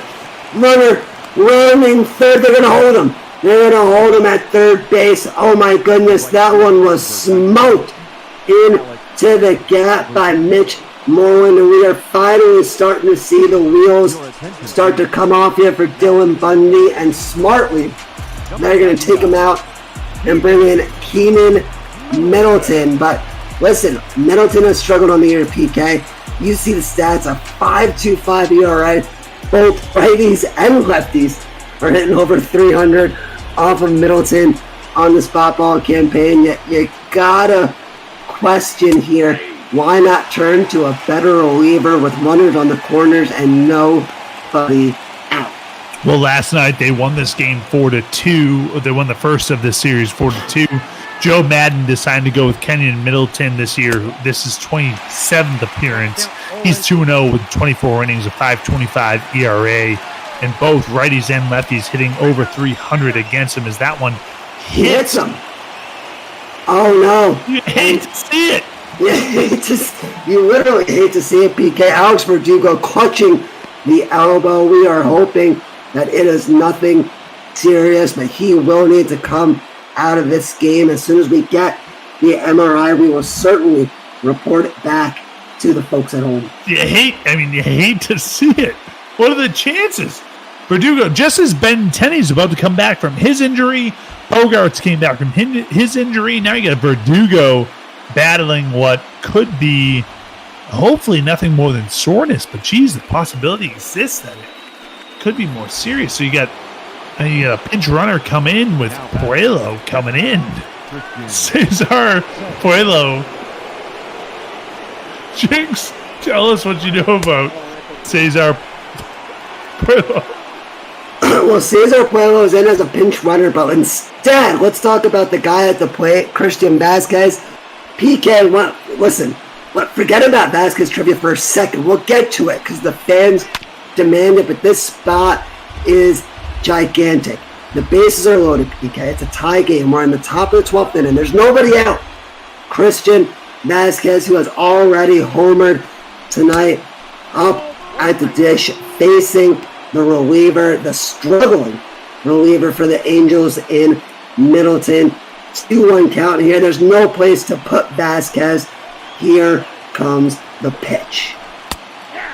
In there for a strike, and I promise you guys, as soon as this at-bat ends, we will certainly get the Christian Vasquez in. You got Puello on first. You got Devers. We got a bunch of guys on base. Vasquez, outside, and PK. This could be the ball game. 3-2 pitch to Vasquez. And he walks him. Middleton walks in. The go-ahead run for Boston, and what a job by Vasquez taking that one there with the sharp eye. What a eye from Christian Vasquez.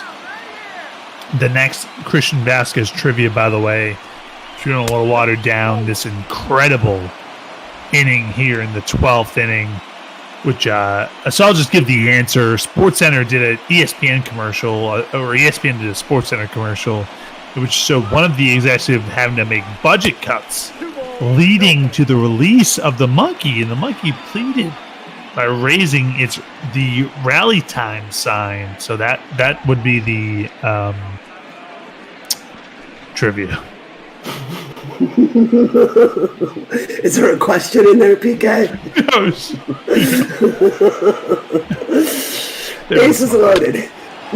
This one gonna be driven out to shallow left field. The catch is made. That won't score a run. Not deep enough. First out of the inning as Middleton finally records an out, as we see now Jose Peraza stepping up to the dish. And now listen, PK, Red Sox just scored on the go-ahead walk, obviously, to Vasquez. But listen, this game ain't over. We know the Boston bullpen has been known to blow a lead or two. It's going to be pivotal that Middleton gets out of this one here without any further damage. This is huge here.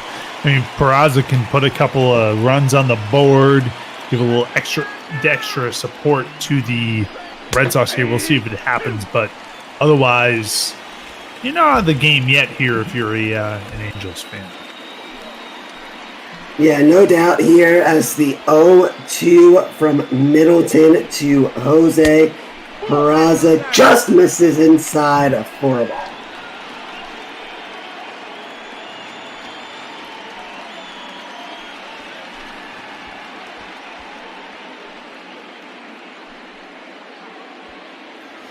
And here it comes. Big spot, PK. The suspense is building. 1-2 pitch. 1 out. Bases loaded. Middleton to Peraza. Big swing, and he fouls that one off, and we'll do it again. Well, Peraza 0 for 5 certainly saw an opportunity there to take one into the outfield. We'll see what happens here. And there it is. Down goes Peraza for the second out of the inning, and Middleton just 1 out away from getting out of this one relatively unscathed. You got to think about it. With the bases loaded and nobody out, to only get out of it with just 1 run given up, you got to like that given the damage that could have been done. But Kevin Pillar says, I've got something to say about that as he steps up to the plate here. Takes strike 1 here. 2 outs and the 0-1. To Pillar inside. Count moves to 1-1. Well, Kevin Pillar here, 2 for 4 in the evening so far. This would be a great spot for him to give the Red Sox a little bit of insurance lead. This is gets that one for a strike. 2 for 4 though. Middleton got an opportunity here. See what Pillar does with it.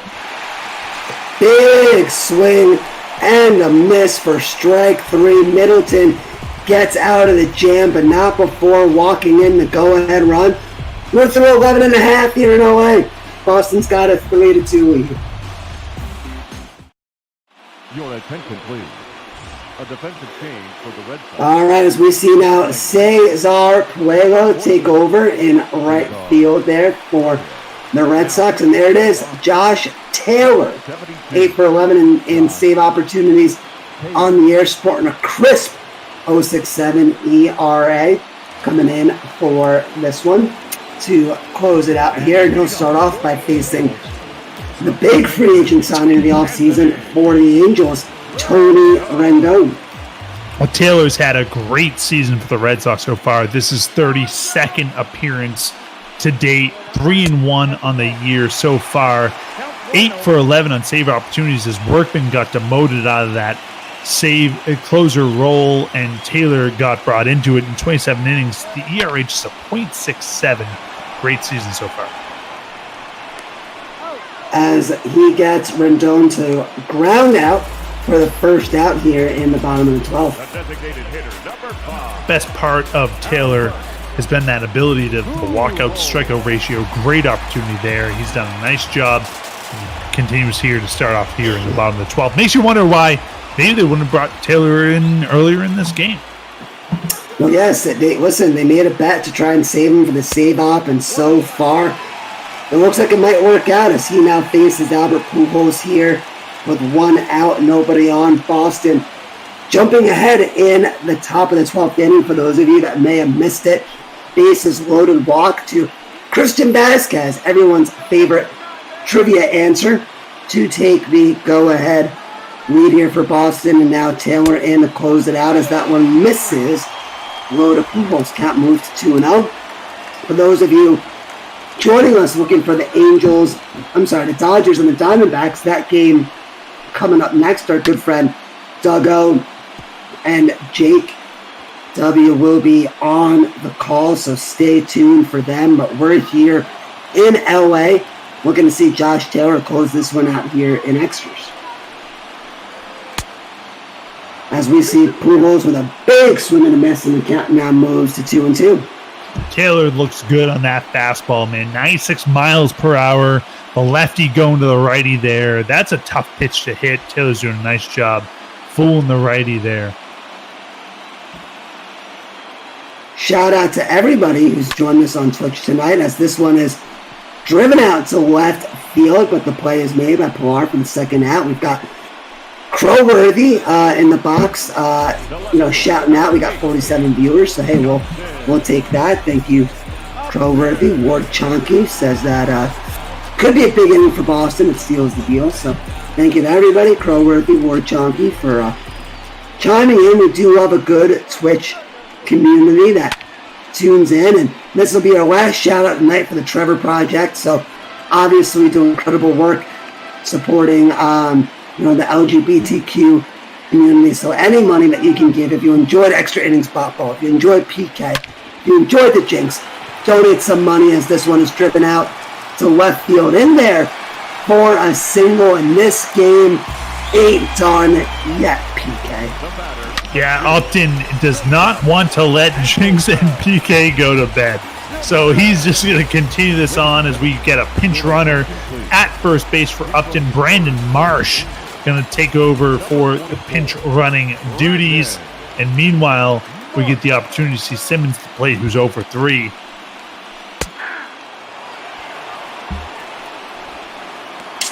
Yeah, there's no question. Simmons trying to keep this one alive. With a runner on first, the 0-1 from Taylor to Simmons, and that one's going to be driven to short. The catch is made, and that won the ball game, PK. And what a win for the Boston Red Sox. You see Bryce celebrating in the bullpen. He's going to be your winning pitcher, and this is the sort of win, PK, that can turn around a season. A stellar pitching effort from Marcus Walden on the mound. This team gritted and gutted out this inning, this extra innings win. And listen, we said that the season is only halfway done. The Red Sox getting Xander Bogaerts back from injury could be a team to watch in the second half, and this is the sort of win, PK, which catapults a run and gets a team going. Yeah, a couple things that stood out to me here. First of all, Greinke, who gave Walden the opportunity to pitch beyond the third or fourth inning. And sure enough, you see Christian Vasquez, who is the player of the game tonight. Our Christian Vasquez trivia, obviously, all night. But yeah, I think for me, if you look at the Red Sox giving the ability for Walden to pitch, and you'll take a look at the highlights as you see him here happen, with the Red Sox took the lead early on with that J.D. Martinez double to right, which scored the first run of the game. I loved how they gave the opportunity, and Greinke specifically gave the opportunity to Walden to pitch early on here. And then it got a little scary as Upton hit that homer. But I liked how they gave Walden the ability to pitch a little bit deeper into these games and give the opportunity to see if the Red Sox can't do something with it. And I thought that was a good way of handling this game.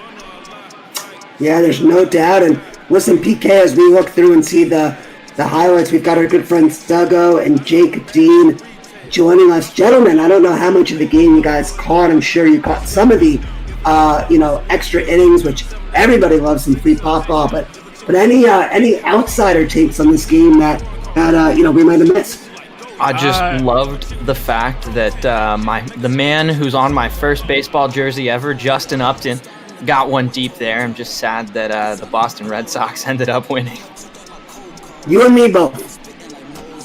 I was surprised to see Trout had a good opportunity to get it in, even if he just got that half a step further on the bag, just legged it out. That would have been the winning run crossing the plate, but surprised to see Trout blow in such a clutch situation. I'll tell you, Douglas, something was off on Trout all night. You talked about that guy rarely gets doubled up. He actually struck out looking a couple of times tonight. I think that we got to keep an eye out for Trout to the IL at some point. Dude, that guy doesn't look healthy at the plate, man. That's never good for baseball, having Trout looking unnatural. I'll just say the extra innings tonight gave the opportunity to see that this Red Sox team has the ability to win a close game. That really made a Red Sox fan feel good tonight. And I get it, Duggo. I get you. I see you. You got this I got this Diamondbacks team, and I'm in the, I've got the ability to be in the second place, 2 games behind the Dodgers. I understand you. I see you. Listen, I see you. And I see the Jinx, and the Jinx is like, oh, the Yankees are first place. Like, what is a 14-game, 13.5 game place behind the New York Yankees in the American League East Division? I'm just happy to see my team win a game. Can I just get a win, gentlemen? Can I just get a win?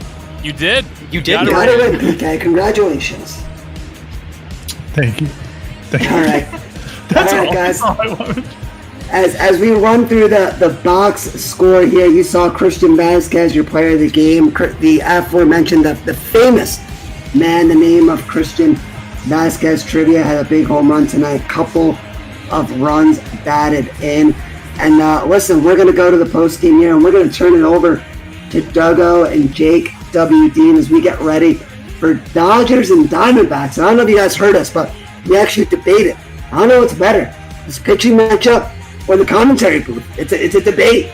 Great matchup, great commentators. You guys enjoy, and best of luck. Always appreciate it, guys. It's always lovely to get warmed up. I feel like a stand-up comic that's really come to, when you've got somebody warming up the crowd for you like that. Yeah, Don't call me a stand-up comic. All right, how about a sit-down comic? That's fine. I'll take whatever you give me, Duggo. Thank you, sir. I love you, my friend. I think that everyone's really, really here for the Duggo calls. So all the praise should be given to him, the D-back announcer extraordinaire. But don't put yourself down, Jake W. Dean. Don't you put yourself down for a second. You show yourself against Duggo. Okay, love it, PK. But it feels good, Duggo, to be back here in the Snakes booth. We haven't been here for a couple days. It feels weird when we're not on the call.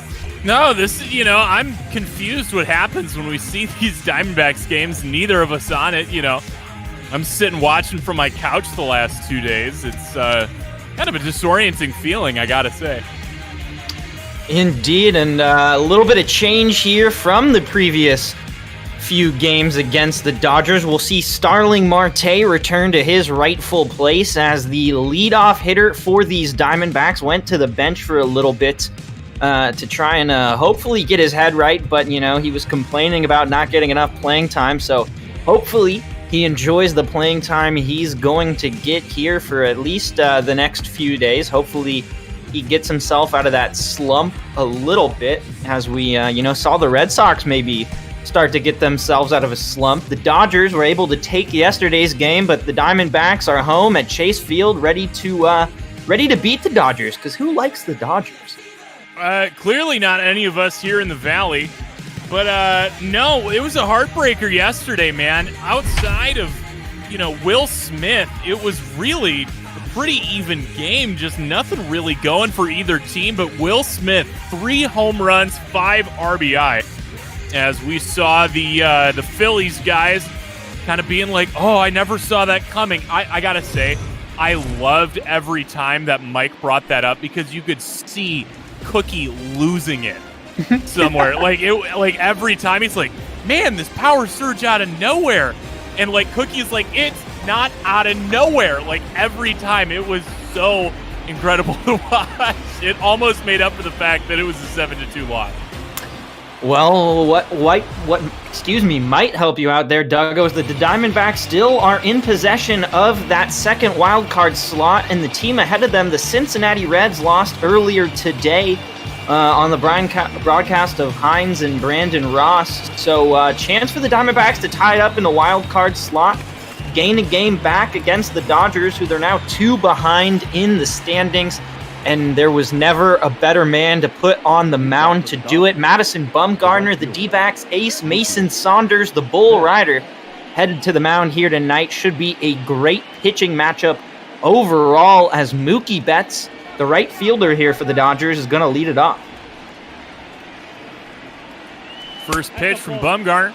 It's going to be a fastball high, as it will be an incredible match on the mound for both teams.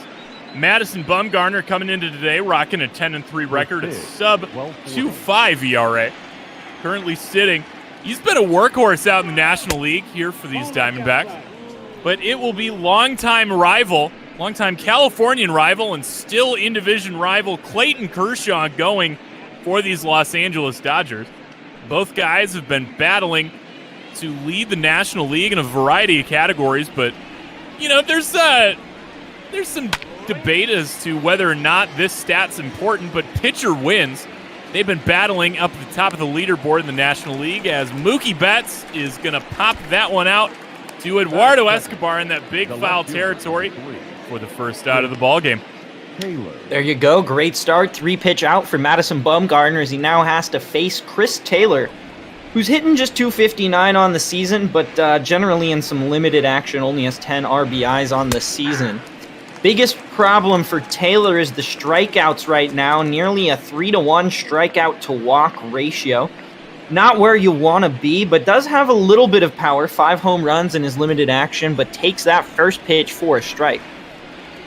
You know, this is the kind of things that you'll see happen with this lineup, especially with the absence of Justin Turner over there at third base. You see Kike Hernandez is part of the starting lineup, hitting just a $180.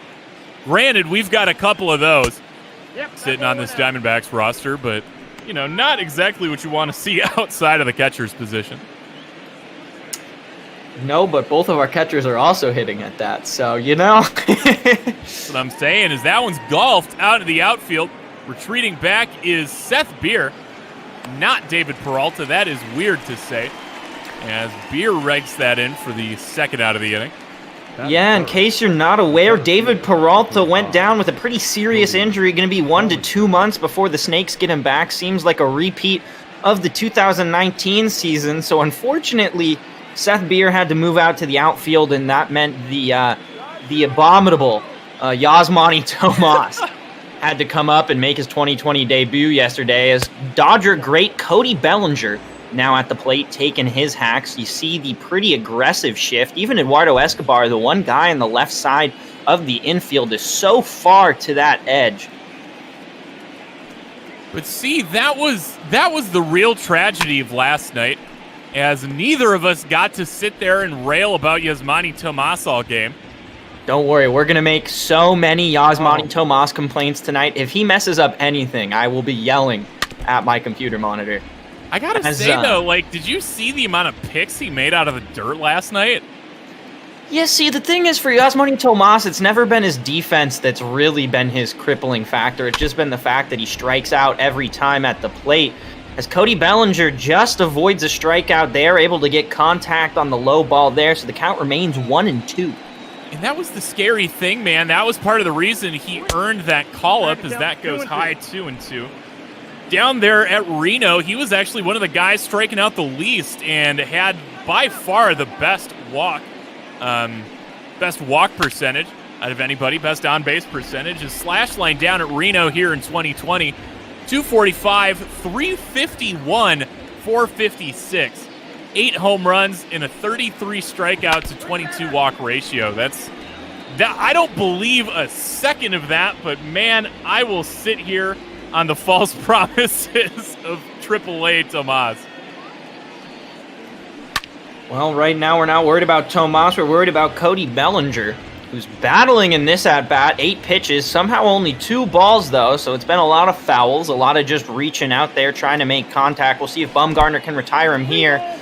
Not going to do it with that pitch bouncing in the dirt, so it looked like a quick inning here for the D-backs ace. Starting to creep over that 15 pitch per inning count that you really like to see. And he is just battling up there now, double digits in this at-bat for Cody Bellinger. Quick first 2 outs for Bumgarner, and now nice little battle here. Nope. As Cody eventually is going to walk away victorious. Works a walk, and that'll put a man on for Max Muncy. The first baseman, Max Muncy. Max Muncy hitting in that cleanup spot for the Dodgers. Does have 21 home runs on the season, so he's brought the power definitely, but outside of that, not getting as many RBIs as you'd expect for somebody with just a boatload of home runs to this point in the season. I mean, yeah, the 104 strikeouts also jumps out at me. You know, we've got a lot of boom or bust going on for these Dodgers. Fortunately, it's been boom enough, at least with the pitching staff they have, as well as Muncy. First pitch, swinging, pops it up. Thank God after that long Bellinger at bat. Bumgarner gets out of it. The Dodgers strand one on a walk, and we'll see what if we can get a Marte Parte going here in the bottom of the first. Yeah, you know, talking about Max Muncy kind of being those 3 true outcomes kind of guy there, though. Able to get an out in the field, but we're going to see Clayton Kershaw, Dodgers ace, regular season ace, sometimes okay in the postseason. You know, probably better in the postseason than most people think, but so far this ball season, like we said, he's been great. 10-4 record, 2.88 ERA. You know, he's just doing Clayton Kershaw things like you'd expect. In his first test will be Starling Marte, who's back now in the starting lineup after Tim LeCastro replaced him for a few days. As that one's going to be fouled off for the first pitch, and I just realized the biggest thing we forgot to do to here today, Jake. What's that? Historic, man, you want to talk about historic matchups between Diamondbacks and Clayton Kershaw. Christian Walker just has Clayton Kershaw's name, but he is nowhere to be seen in the starting 9 today, as Kike Hernandez grabs the little dribbler and is going to toss out Marte for the first out. You know, this is what we get, Duggo, for discussing D-backs roster moves in the DMs and then not telling our beautiful janitor / league commissioner there and Garrett the proper information, as that's going to be the first out there. So Starling does not get on base. It'll be the other Marte here in this Diamondbacks lineup, Ketel. Behind 0-1 on a big foul ball. Ketel Marte has been one of the pieces that still stayed hot. Thank God somebody has, as Eduardo Escobar has been seemingly ice cold for the last month or so. No Peralta means that they've had to get big contributions out of a lot of guys that wouldn't expect to have to ask out. Indeed, but Ketel Marte, you know, he's producing like he did, you know, last year. That 307 average, a single right there out and to right. So a good start for the Snakes. That first quick out by Clayton Kershaw, quickly followed by the second half of the Marte Parte right there. And you just got to love what Ketel has done in terms of growth the last couple of seasons. We were unsure if he was going to be able to continue it this year, but leading the National League in doubles and runs, I'd say that's following through on your promise. Eduardo Escobar, however, is not going to follow through on anything. He's going to hit that one. What? Oh, my God. Oh, my. I don't know what Ketel Marte was doing there. Somehow gets doubled up on a shallow fly ball that, yeah, I don't know. That's San Diego Studios, there's something wrong in your code. He should not have been leading off there. He should have known to hang back. Instead, it'll be a double play, and Kike Hernandez now will come up as the 5th batter here in this Dodgers lineup. All right, guess that's something we missed. Apparently the hit and run was on, and it was a hard trying to put the brakes on and get back to first for Ketel Marte. Either way, they're going to score that a 9-3 double play to end the inning. As it'll be 5-6-7 here for the Dodgers in the top of the second. Kike Hernandez with the super light bat here this year. Looking at a 2-1 count to start off the inning. Bumgarner would like to get back in control this inning after a long at-bat with Cody Bellinger. As that one is popped up, Eduardo Escobar waving off everybody in the world. Makes the catch for the first out. Not sure anyone really thought they were coming for that baseball. I think Nick Ahmed knew that Eduardo has it. Eduardo has really shown, especially last season, that he is absolutely fantastic with his glove. I don't know if our Eduardo Escobar fan number 1 is in the chat right now, but if he is, he can give me a big Ed. Give me some big Eds. Where my Eds at? But we'll see Gavin Lux now come to the plate, hitting 6th for the Dodgers here today. 243, 308, 440 slash line on the season, and takes 2 quick strikes here. That cutter really nailing the corner there. Beautiful pitch by Bumgarner. Go, quick 0-2 count here to Lux. Would like a 1-2-3 inning. Would like to avoid Will Smith. I really just want to get around Will Smith today. As he's going to go down looking. First strikeout of the day for Gavin Lux, and that is the 100th strikeout of the season for Madison Bumgarner. Yeah, that doesn't necessarily give us polar pops yet, but we're well on our way. Gavin Lux set down, and now we will see Corey Seager, 235 average, 10 home runs, 8th in National League shortstop all-star voting. Corey Seager's one of those guys that I really expected to be better over the last couple of seasons. Had a few injury-filled years with Seattle and LA. Are you getting your Sears confused? As that one's driven into the gap. And is that going to be a splashdown? It will be. No, it will be a ground rule double. As I clearly need to clean my glasses or something. And I need to remember my Seekers better, you're right. About to say, they're both clearly rocking the injury bug, but this Corey here going to get the first hit of the ball game for these Dodgers. Hops the fence into the pool. So a man on second, 2 outs for a man with 3 home runs last night, the road warrior Will Smith. Yeah, he came out and declared, "I am legend." Oh, he was. It was kind of gross, man. I got sick of seeing that. Even through all the Norco last night, I had no positive feelings for that. Yeah, I mean, he was in the pursuit of happiness last night, and, he should have gone home happy. 3 home runs. I didn't even do that in Little League, except Will Smith now doing it out here in the majors. However, that time not going to be a home run, just going to be a light fly ball out there. The inning is over. Bumgarner's through 2. Gave up that double, but it's no problem for the D-backs ace. We head to the bottom of the second. Both teams with no runs and 1 hit. So I'm a J-Bot on that. I'm down with calling 3 home runs in a game here in the bot-ball world of Millennium. I mean, I just want to make as many Will Smith movie puns as I can today, so we'll see how it goes. See what Seth Beers got in store, the new cleanup hitter for these Diamondbacks. He's going to have a damn good rookie. Good start to his rookie campaign. He's been called up since, who was it that, what exactly, was it just the fact that we hadn't seen Jake Lamb do anything? Yeah, we just didn't like Jake Lamb.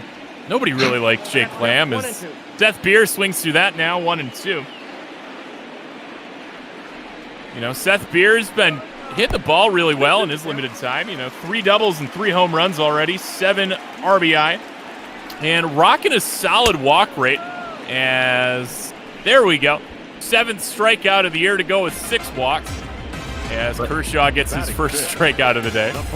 Now coming up to the plate, Yasmani Tomas, the highest paid man in the D-backs organization this season, he's somehow making more money than Madison Bumgarner on his contract this year. You know, I don't want to call him a criminal because technically it was a legal contract, but this man has stolen more money from the state of Arizona than I'd like to admit. He's broken my heart more times than I'd like to admit, and he definitely doesn't deserve the name El Tanque, but I guess we'll give it to him because, you know, I can't change nicknames by myself. So we'll see if Yasmani can do something other than his 0 for 3 night last night in his 2020 debut. My guess is he will not, but that's why we play the games, right, Dugga? That is, in fact, as that one's in the zone 1 and 2. And I kind of zoned out there because it felt like everything you were saying. There was somebody else making his making an appearance in Arizona last night, and I think it pretty much I think it was all pretty much the same things you were saying just there. Talking about stealing money from the state of Arizona and just being a disgusting criminal. But that's neither here nor there. Count runs 2 and 2 now to Tomas. Kershaw looking to get the second out of the inning as Tomas will have his first hit of the 2020 season, his first hit at the major league level since 2017. And there you go, the reverse jinx, Duggo. Maybe if we just trash talk Yasmani more, he'll produce for this Diamondbacks ball club. I guess, you know, we do deserve our money's worth, which we'll never get, but at least, you know, a 5% return on investment would be nice. Give me, just give me any sort of production for the $17.5 million he's making this year. The $68.5 million over 6 years that was shelled out to the Cuban import. And it's been all bad ever since. As Nick Ahmed looking bad on that swing. Going through it 0-1 here from Clayton Kershaw. Second pitch is going to be fouled off. Tomas over there at first. I am not going to get used to saying that. No, and, you know, I would say hopefully we don't have to, but I guess I do have to root for Yasmani's success. Kershaw getting ready to throw the 0-2 in here to Gold Glove shortstop Nick Ahmed, who uses his excellent eye at the plate there to take it inside. That four-seamer missed by quite a bit, 1-2. Ahmed's been a fairly quiet contributor to this Diamondbacks lineup. Would like to continue that here, let the Snakes jump out to an early lead, or worst case here, just make Clayton Kershaw throw some pitches. As that one's inside, it'll be 2-2 from number 22. Kershaw takes the big stretch on the mound. He takes forever to throw pitches. Yeah, he really does. It's, I don't know, man. It's kind of nice if you're actually at the game because it buys you that much more time in the stadium. That's fair. That's fair. But, you know, I don't know if they needed to, like, agree. You know, if they're not going to give me, like, the Kevin Ginkel pitching stance, but they're going to give me the Clayton Kershaw one. You know, I got some problems with San Diego Studios, but the full count pitch in here, Nick Ahmed able to foul it off, so he continues to battle in this at-bat. Really like to see this from Slick Nick. I'm really, like, lost on the fact that you just compared Clayton Kershaw to Kevin Ginkel. I mean, look, I don't think that you should decide which pitcher gets animations based on how good they are. I think that just everyone deserves it. As that one's going to go far, far, far to the foul wall, but it is going to be caught out there, so Nick Ahmed brings the count full, but he will be retired out there by Kike Hernandez. Little Enrique as Carson Kelly now steps up. Tomas on first, 2 outs. Diamondbacks had a runner on in the first, got doubled up on a botched hit and run. Like to not strand another one here. As last night's game taught us, even though it was a blowout, every run counts, because if you took Will Smith out of the equation, we'd be looking at extras last night. As that one's going to be inside to Kelly, 2-0.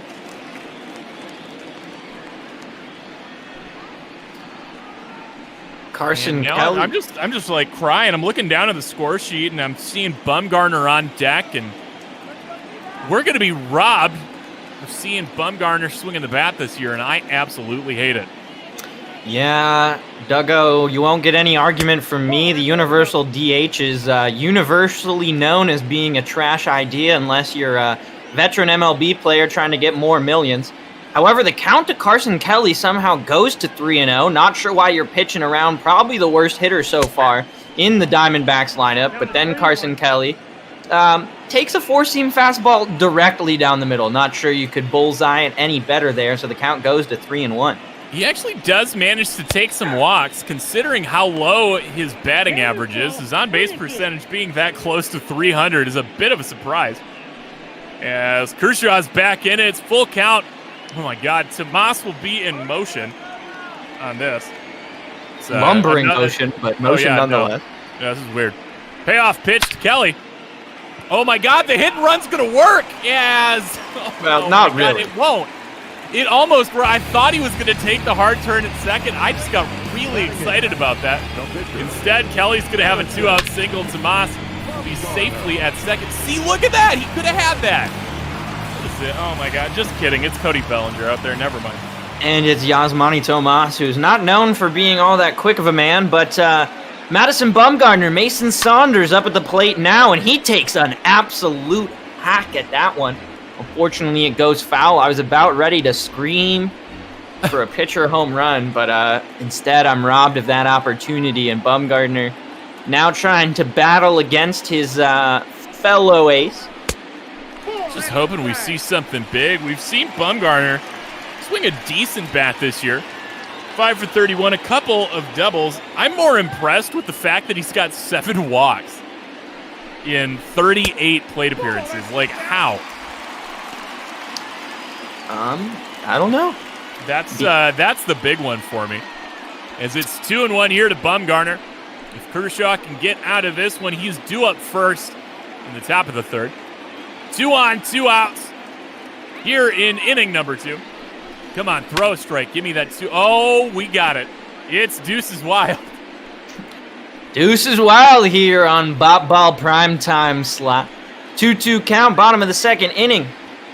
It is time for Bumgarner to hit one, just, maybe into the outfield, get Tomas around. Instead, he's going to swing through it for the strikeout. The fastball on the inside of the plate works for Kershaw, and that'll end the second inning. The D-backs strand 2. Tomas and Kelly, the unlikeliest of suspects, both get singles, but Bumgarner strikes out to end the inning, and we're going to see back-to-back pitcher duels here as Kershaw now heads to the plate with a 171 average. Okay, man. So 2 on, 2 out, 2-2 count. Inning number 2. Pitch from number 22 gets strikeout number 2 of his day. That's the stuff that baseball guys like feast on, man. That's great. I mean, I hate it. 2 left on base. I hate that, but everything else about it, I love. It's stupid. All right, well, it's also a 2-0 count here to Kershaw, but he's going to swing at that pitch high there. So the cutter working well early for Madison Bumgarner. Not necessarily the pitch you want to throw super high, but gets it there as Kershaw takes it for a little bit of a ride, but thankfully it's a ride right to a D-backs glove, and that'll be the first out here in the top of the third. So coming into play today, the Diamondbacks could have tied it up last night in the top of the National League West standings, but a Dodger win and an Arizona loss brings it to where we are now. The Diamondbacks currently 2 back of these Dodgers entering play today. And as you said, a half game up in the wild card standings. So they are in the playoffs as it stands today, but currently missing out on that division title. Yeah, well, the Dodgers have won, 7 consecutive division titles, so I don't think anyone's necessarily surprised, but the D-backs have a chance to pull within 1 here tonight. Instead, Bumgarner's going to get squeezed on a pitch there against Mookie Betts. That high pitch does not get called for a strike, and that one won't either. So Bumgarner trying to paint the zone, and in my opinion, doing it effectively. However, the man behind the plate does not agree. Finally, Betts will swing at one there to bring the count to 2-1. Betts popped out to start it off in quick fashion. The 2-1 pitch from Bumgarner. Driven hard, but driven high and driven foul. Count runs to 2-2 here to Mookie Betts. You know, if we're going to see long hits by the Dodgers, I want them to be long strikes, so we like that. 2-2 count. Pitch comes in from Bumgarner. And is going to be hit up the middle. Nick Ahmed's not going to have a chance to get to that one. Ketel's going to be running in. I feel like he gave up on that one a little bit early.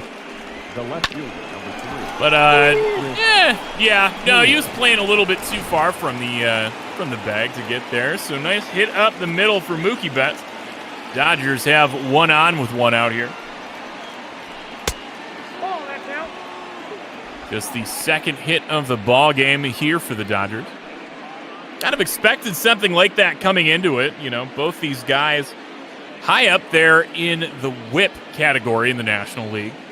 You know, didn't expect a whole lot of walks or base runners, and kind of figured it's going to be a game of the bullpens once these teams can push these starters out of it. 1-1 to Chris Taylor. It is a called strike now, 1-2. Good job of Bumgarner keeping the ball low in the zone. Could induce that weak contact to try to get that double play. Get out of the inning just a little bit quicker. Mr. Saunders comes set. Pitch comes in, looked at for strike 3. There you go. Chris Taylor now 0 for 3 in this series. Bumgarner able to get him down without much issue. That'll be his 32nd strikeout on the year to just 11 walks. And now Cody Bellinger, who took a walk back in the first, will come back up here. He has a massive at bat in the first inning that eventually ended in a Cody Bellinger walk. It was up there, I think, 11 pitches. I mean, that makes sense on a season. Despite that .235 batting average, he has a sky-high .347 on base percentage, and that's due to nearly 50 walks on the season now. Does have quite a few strikeouts, but balancing out with those walks and getting some home runs. Either way, I don't think it's quite the season that Dodgers fans expected out of Bellinger. As another look over to Betts will get him. Betts getting a little bit aggressive with his lead, as the Dodgers will make the third out on the base pass. Cody Bellinger's at bat will have to wait, as we now head to the bottom of the third. Vargas and the Marte Parte due up. And Heidi Watney will give us some great commentary that we once again can't hear. Someone needs to check on her mic. And Duggo, why do I feel like these stat rankings just continue to drop for the D-backs over recent weeks? I felt like for a while they were first or second in every category in the National League, but now they're starting to slip a bit. The power really hasn't been there as you expected. Still, it's a decent offensive season for the Diamondbacks, but sometimes it feels like if they don't strike early, they won't strike at all. So hopefully Ildemaro Vargas can get some early offense going, as he's going to take that one high into the air, but that's not going to get it done. Mookie Betts, who just got caught out on the base pass, is going to catch that one out in right field for out number 1 here in the bottom of the third. And the lineup card will turn over. We're going to see the Marte Parte. I mean, you said it's, everything seemed to be slipping downhill as far as hitting production for these Diamondbacks. But stats don't matter so much as long as you get the wins. And last night's loss broke a 5-game win streak that the Diamondbacks had been on. So regardless of whether or not, maybe production seems to be falling off the cliff, they still seem to be getting those W's. We've seen the Diamondbacks crawl within closer to the National League West Division title. And, also finally crept into the wild card spots again. First time since April, I think, that they had been in a spot to be in the postseason if the season ended. But we'll see Starling Marte getting ahead of Kershaw. 3 straight balls here. And he's going to lose him on 4 straight. Well, there you go. That's what we like to see from our leadoff guy, doing a little bit better of a job than Timmy LaCastro was in that first batting position and taking the walk there. I don't necessarily agree that Marte's a better walker than Tim LaCastro, but at least Botball thinks so. And Ketel Marte, who's already 1 for 1 on his day, has a chance to advance the runner here and create a true Marte-Parte dugout. Love to see it here. It was a Ketel Marte single. That was the first hit of the ball game for these Snakes, as the look over to keep Marte on the bag here. You know, it was the first hit of the ball game for the Snakes. Could have been a lot more dangerous with a man on, so we'll see what Ketel's got up his sleeve here. Already 1 for 1. Pitch out from Kershaw. He's going to try to keep Marte honest there. 16 stolen bases coming into play today. Good for 3rd in the National League. Trailing only Jonathan VR and, of course, Trey Turner.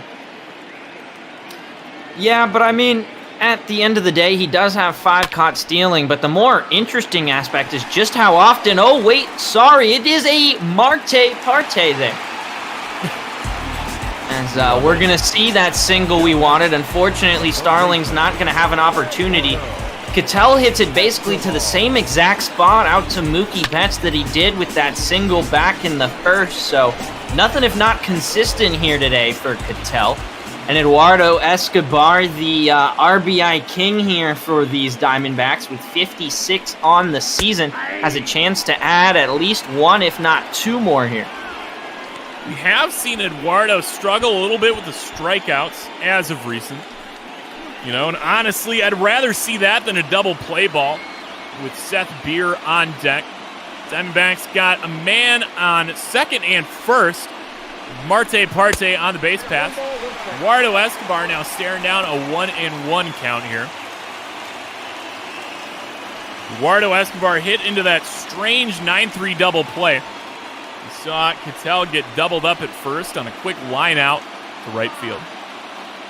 Yeah, one of the few times actually the hit and run hasn't worked out for the Diamondbacks this season. A rather quick team overall, so it's been an effective tactic. Oh, I thought. Oh, no! Oh, okay. God. Okay, all right. I thought the hesitation on the lead runner scared me so bad. I was like, no, we are not going to see guys get thrown out on force plays on really bad hits by Eduardo Escobar. But we did not see Kike go to cover the bag. If he goes and covers the bag, that throw comes in, and we got 2 outs. But instead, 1 out, bases loaded here for Seth Beer. Indeed, the youngin coming in here, 2 for 9 with 2 doubles and 2 RBIs in the season.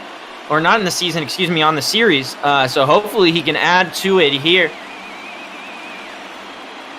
0-1 count from Kershaw. Kershaw readies himself slowly. Pitch to the plate. And that's going to be called a strike somehow. It looked like it was a bit outside. Instead, though, the slider's going to be called for strike number 2. Seth Beer looking to take over the first base mashing skills from Christian Walker. Not going to do it. He goes down swinging. Second time today, 3rd strikeout for Kershaw today. And now it's a situation we're dreading, Jake. Yasmani Tomas somehow got a single the last time he went to the bat. I expect him to strike out here in big situations because that's just what Yasmani Tomas does. He fouls that first fastball back. But this is the beauty of Botball Tomas. He's not here to perform to our real-life expectations, Jake. He's here to crush the souls of Dodgers fans. Well, you know, I always love some good Dodger soul crushing, and I'd love to see some here. Kershaw throws the 0-1 in, and that's going to be a ball just high. So the strike zone at the top there has not been forgiving for either Bumgarner or Kershaw. 1-1 to Tomas. Bases juiced. 2 outs. Diamondbacks looking to put the first run on the board for either team. Kershaw's avoiding the zone. It's 2-1. Yeah, that's 12. Yasmani Tomas with a crazy walk rate down there at Reno, and if Kershaw isn't careful, he could walk in the first run of the game. Yeah, that 12-6 curveball wasn't anywhere near the zone, but that one, that changeup there at 84 is just going to slip into the bottom of the zone. Tomas tries to swing. Instead, though, there wasn't any trash can banging, so he wasn't ready for it. 2-2 to Tomas. Bases loaded, 2 outs. Pitch in. Swing and a miss, and the Diamondbacks leave him loaded. Did I not say he was going to strike out? You don't want it to happen, but it does. The Diamondbacks will strand 3, the go-ahead run just 90 feet away, as we are through 3. No score. Leading off for the Dodgers, the center fielder. And now Cody Bellinger will come back up to bat. He was batting in the middle of last inning, but then Mookie Betts got thrown out at first, so he'll see a new count here. Oh, that's, I like that. I like that too, J-Bot. That's pretty solid. Yasmani Nomas. So Bellinger getting his second chance here. Technically his third chance. As you said there, Mookie Betts thrown out on the base pass in his second at-bat to end the third inning. Starting out the fourth, he'll go down looking, as every strikeout of Bumgarner's day has been going down looking. Yeah, just a beautiful curveball there as we head to the farm system there for a report. Josh Rojas, who might be soon on his way up to the Diamondbacks if we continue to see Tomas struggle in big situations. He had an absolutely great game with those home runs and 5 RBIs there for the Reno Aces. But here's the thing, man. With David Peralta going down, there's only so much contact you can bring up. I know that, Josh Rojas showing there, hitting home runs in his last couple games, but not particularly a strong power hitter. That's kind of where, if Yasmani Tomas can somehow be the guy that had the plate discipline he's had in Reno, and be able to show that power, that's the kind of bat that these Diamondbacks need, to at least hopefully tide him over until we can really see how long that injury is going to keep David out. Well, right now I'm just more worried about Bumgarner trying to throw a strike here to Max Muncy. He's gotten himself deep in the hole 3-0. And he's going to get one there on the outside edge. Nice little call there by the umpire for the Snakes. That fastball finds its way in as Bumgarner throws his 51st pitch of this ball game. EB in chat saying that the 0-0 record for the Jackson Generals can't be right, as that one's flared off the bat. It'll be 3-2. AA over there has 2 halves to their season. And if I'm not mistaken, basically the way their championship works is whoever wins or leads the league in the first half wins that, and whoever leads the league in the second half. And that's kind of how they work that. So, yes, they did just have the AA All-Star game, so it is a brand new half of the season. As that'll be a walk to Max Muncy, the first walk offered up here by Bumgarner today. And J-Bot, I just don't. Well, right Hernandez now, up here.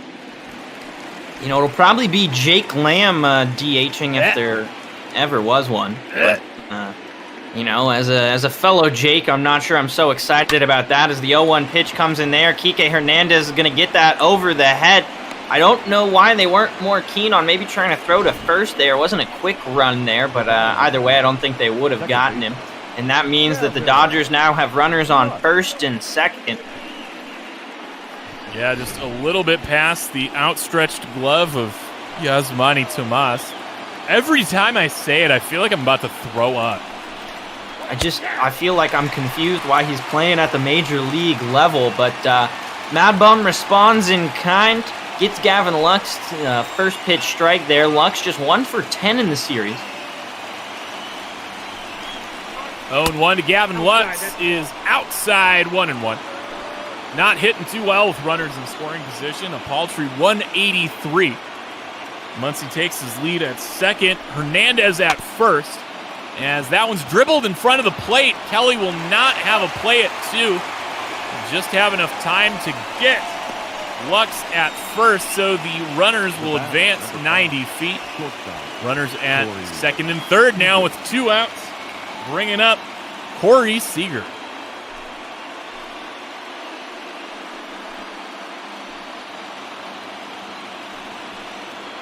Seager doubled back in his first plate appearance. Did it with nobody on, as he was left stranded there at second. So wondering what he could do here with the run just 90 feet away. Dribbles that. Eduardo charges in, makes the play. Dodgers strand 2. And this is going to be this is just hapless so far. Heading now to the bottom of the 4th. Diamondbacks hoping to not strand any more here today. Indeed, both teams have had opportunities so far in this bot ball matchup to get some runs across the plate, but both Kershaw and Bumgarner, seasoned veterans, able to work their way out of it. And now Nick Ahmed, who's 0 for 1 on the day, will get his second opportunity here to bat. All right, but J-Bot, here's the honest answer. It's likely going to be a combination of Jake Lamb against right-handed pitching and Kevin Crone, King Kong's in the trunk, against left-handed pitching. I almost would like to see what a full season of Kevin Crone swinging the bat could be, and I'd really like to see Seth Beer be part of that taxi squad and maybe end up on the 40-man roster by the end of the year. You know, I think giving him a full season of reps would be big, as this lost season development is going to hinder a lot of guys across the entire major leagues, you know, or across the minor leagues, I guess. As Ahmed's going to fly out to right to start off the bottom of the 4th. Now coming up is Carson Kelly, who did get a first at-bat hit, but not one known for an abundance of offense, at least not in this bot ball season. I thought towards the end of last year he'd kind of figured out the offensive side more for the Diamondbacks after becoming a pretty valuable member of at least the pitch calling aspect of the Diamondbacks operation. However, so far on the season, just a 180 average, 0 for 3 last night. Big swing and a miss out of Carson Kelly on the first 2 pitches he sees, 0-2. And Carlos, to your answer, so far the Diamondbacks have left 5, and the Dodgers have left 4. As that one goes low, it's 1-2.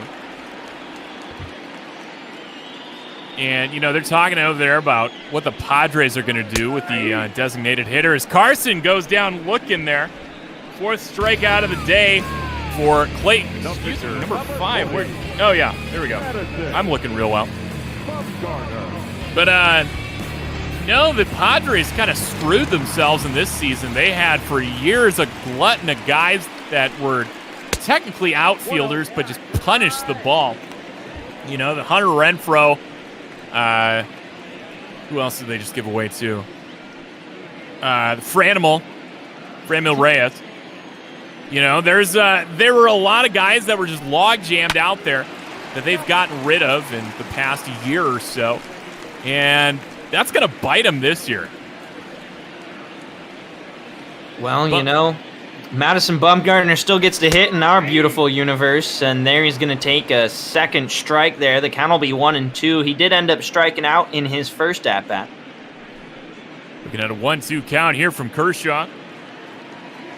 It was Bumgarner going down on strikes to end the second. Would like to avoid it here in the 4th, as he gives that one a ride. Retreating back and making the catch is Chris Taylor out in left. Well, Mason Saunders made some nice contact, but it does not matter. So we're through 4. It's 0-0 here from the desert. And it's now time to remind y'all that Doug and I do this just for our love of the game, our love of the Diamondbacks, but we're raising money for a great cause here this week. So if you feel like you got a few spare dollars or you want to support what we're doing, please donate at the link below this Twitch stream, or just type !donate into the Twitch chat. We're raising money for the Trevor Project, an absolutely fantastic organization helping out the LGBTQ+ community.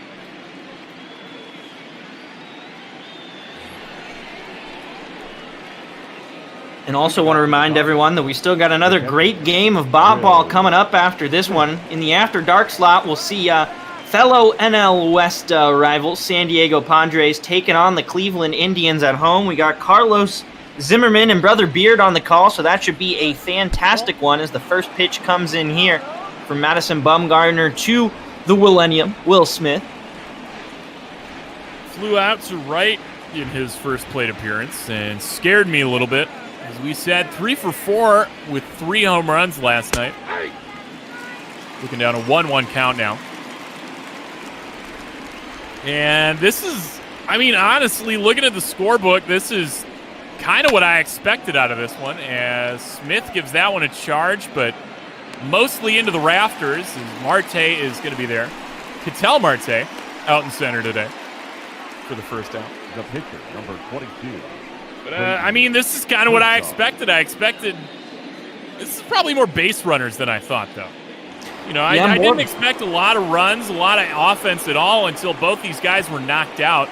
As Kershaw and Bumgarner both look to be the first guy in the NL West to hit 11 wins. They were battling back and forth, trying to top each other for the best wins in baseball. Patrick Corbin, though, former Diamondback, current Washington National, was the first in the National League to hit 11 wins, so neither guy will get the pleasure of that mantle to themselves. But they're still looking for number 11 as Kershaw says, screw your DH, and he takes it down the line for a single here. Yeah, nice piece of hitting there from Clayton Kershaw. Just ropes it down the line. Eduardo Escobar tries to get to it, but is unable. Seth Beer makes a good play, though, hustling over there to make sure it doesn't get behind him. And now the Dodgers lineup will go back to the top of the order. Mookie Betts, who's 1 for 2 so far, hit a single in the third, but then got caught out on the base pass on a throw over from Bumgarner to Tomas there at first.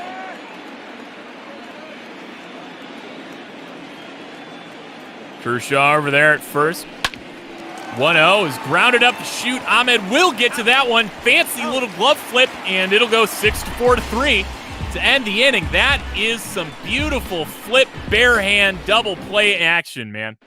Yeah, Ildemaro Vargas making it look easy over there with the transition, but grabbing that ball out of the air and throwing on over in time is no easy feat. The Diamondbacks able to pull it off, though. And we will head to the bottom of the 5th. We're halfway through this baseball game. We still have yet to see anybody score. However, the Diamondbacks trying to change that here. Still battling against Dodger great Clayton Kershaw, but the man who was a big part of that last double play there, Ildemaro Vargas, the 9-hole hitter, will now come up. And he's been doing some good stuff here for these Diamondbacks. Was pinch hitting wizard early on in the season, but it's been proving his worth out there, getting starting time at second base with some of the, floating action of Ketel Marte out to center field when needed. Definitely needed now with the injury to David Peralta, as that one's going to be called strike 2. Despite it being at least 3 inches off the plate, someone might need to check the glasses of the man in blue behind the plate. He's got to learn that he's not cheering for the team in blue as Ildemaro hits that over to Hernandez at third. He's going to throw it on, get him in plenty of time. So there'll be one down here for the Snakes in the bottom of the 5th as the Marte Parte gets ready to come back up here. We hope to see a repeat of the last time. Marte walked, then Ketel got a hit to move him to second. Unfortunately, the Diamondbacks unable to get Starling in. Diamondbacks left the bases loaded after getting him there with just the 1 out. On a Seth Beer strikeout, followed by a Yasmani Tomas strikeout.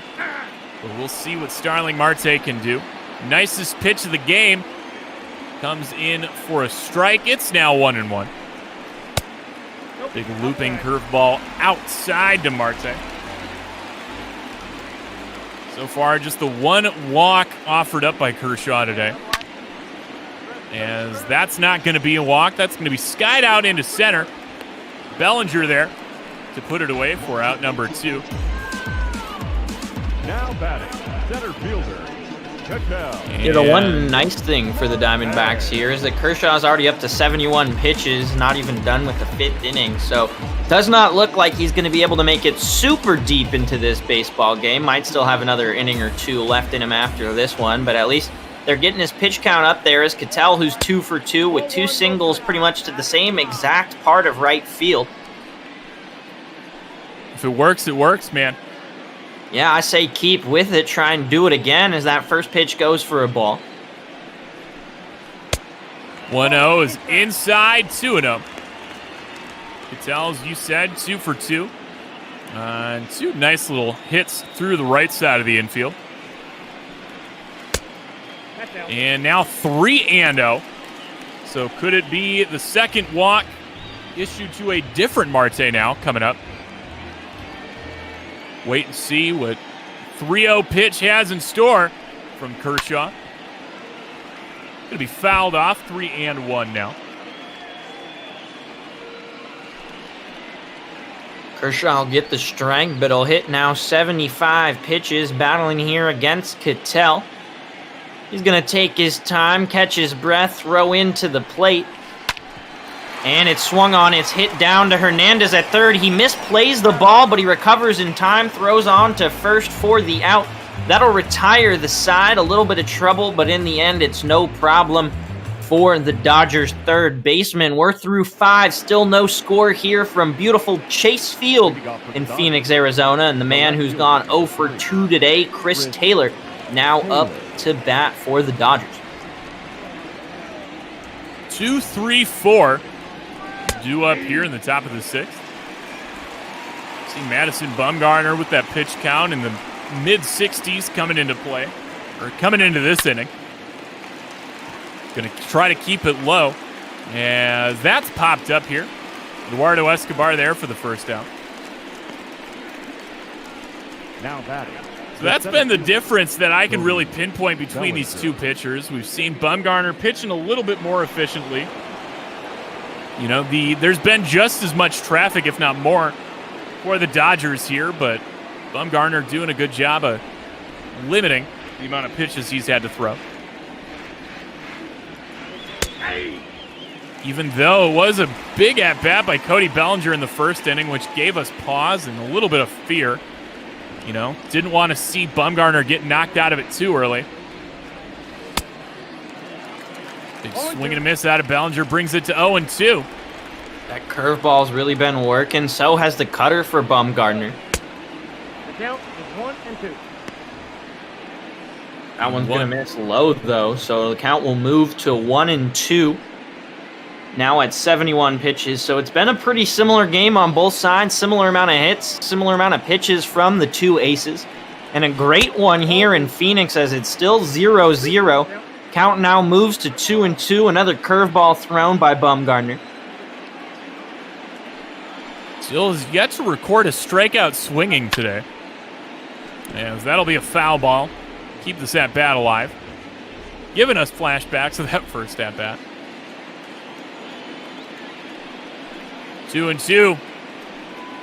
Pitch comes in. And who'd have thunk? It's a foul ball. So Bellinger once again battling in the count. We've seen it multiple times here today. In fact, I swear that he's responsible for like a quarter of Madison Bumgarner's pitches. That one, though, he's going to get a hold of. He's going to hit it out to right field. Thankfully, the Diamondbacks will track that one down, and that'll be out number 2 in the inning. Up next for the Dodgers, the first base. There we go. Like to keep those big bats quiet. So far, Cody Bellinger, just a walk to his name as far as positive things. Same with Max Muncy, 0 for 1 with a walk here.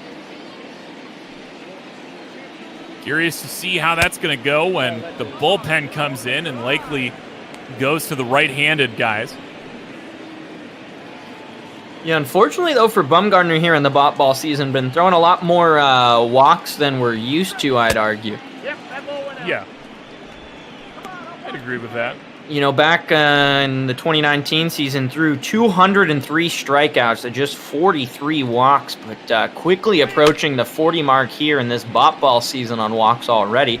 And we're not even really, through the bulk of the season. So Hopefully he can get a bit better control of his pitches down this kind of second half. As he gets a swing and a miss there from Max Muncy to bring the count to 2-2. That four-seamer low at 92 miles an hour.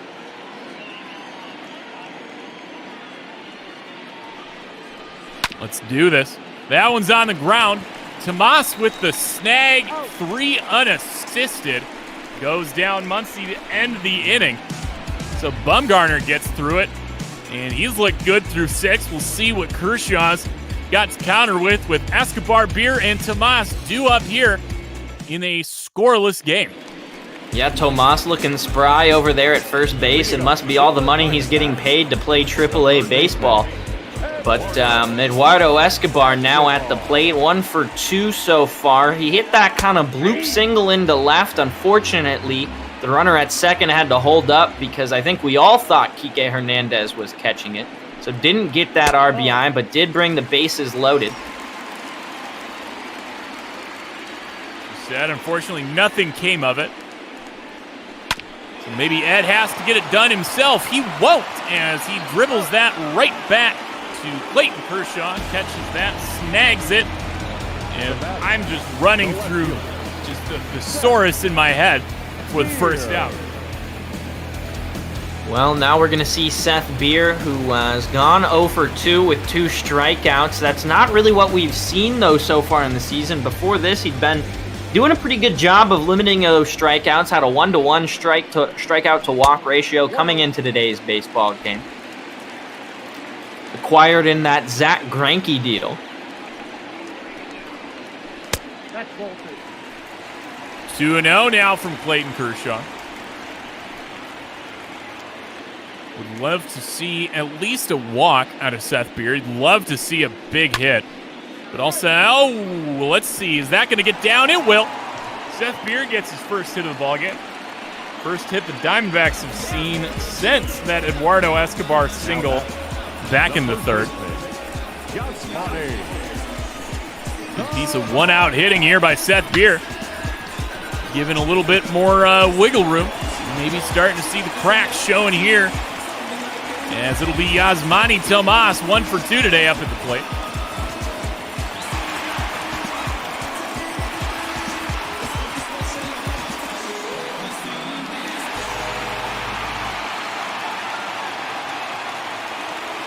Kershaw takes that big stretch, much like a cat. Looks over at Beer. First pitch to Tomas, in there for strike 1. Yasmani Tomas, as it shows there, signed out of Cuba. You know, much like Yoenis Cespedes, probably highly overpaid. Yoenis Cespedes, there's an argument to be made that he's produced at least at the major league level, something Tomas has never really done. 0-2 now to Tomas. Tomas struck out in his last big plate appearance with the bases juiced. Like to avoid that same situation. Instead, he's going to do it. 2 strikeouts here for Tomas today, number 6 for Clayton Kershaw. Kind of wish we'd remembered Christian Walker exists. Yeah. I kind of wish we didn't have to bring Yasmani Tomas up. I just wish that David Peralta has a speedy recovery there. But now that'll bring up Nick Ahmed as the last chance for the D-backs 6th, and he takes a strike right down Main Street.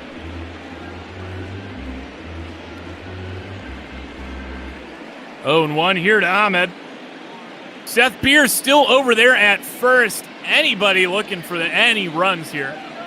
It's been a sparse one. We knew it coming in, but like to see something going, and we'll have to wait. Nick Ahmed pops that one up behind the plate.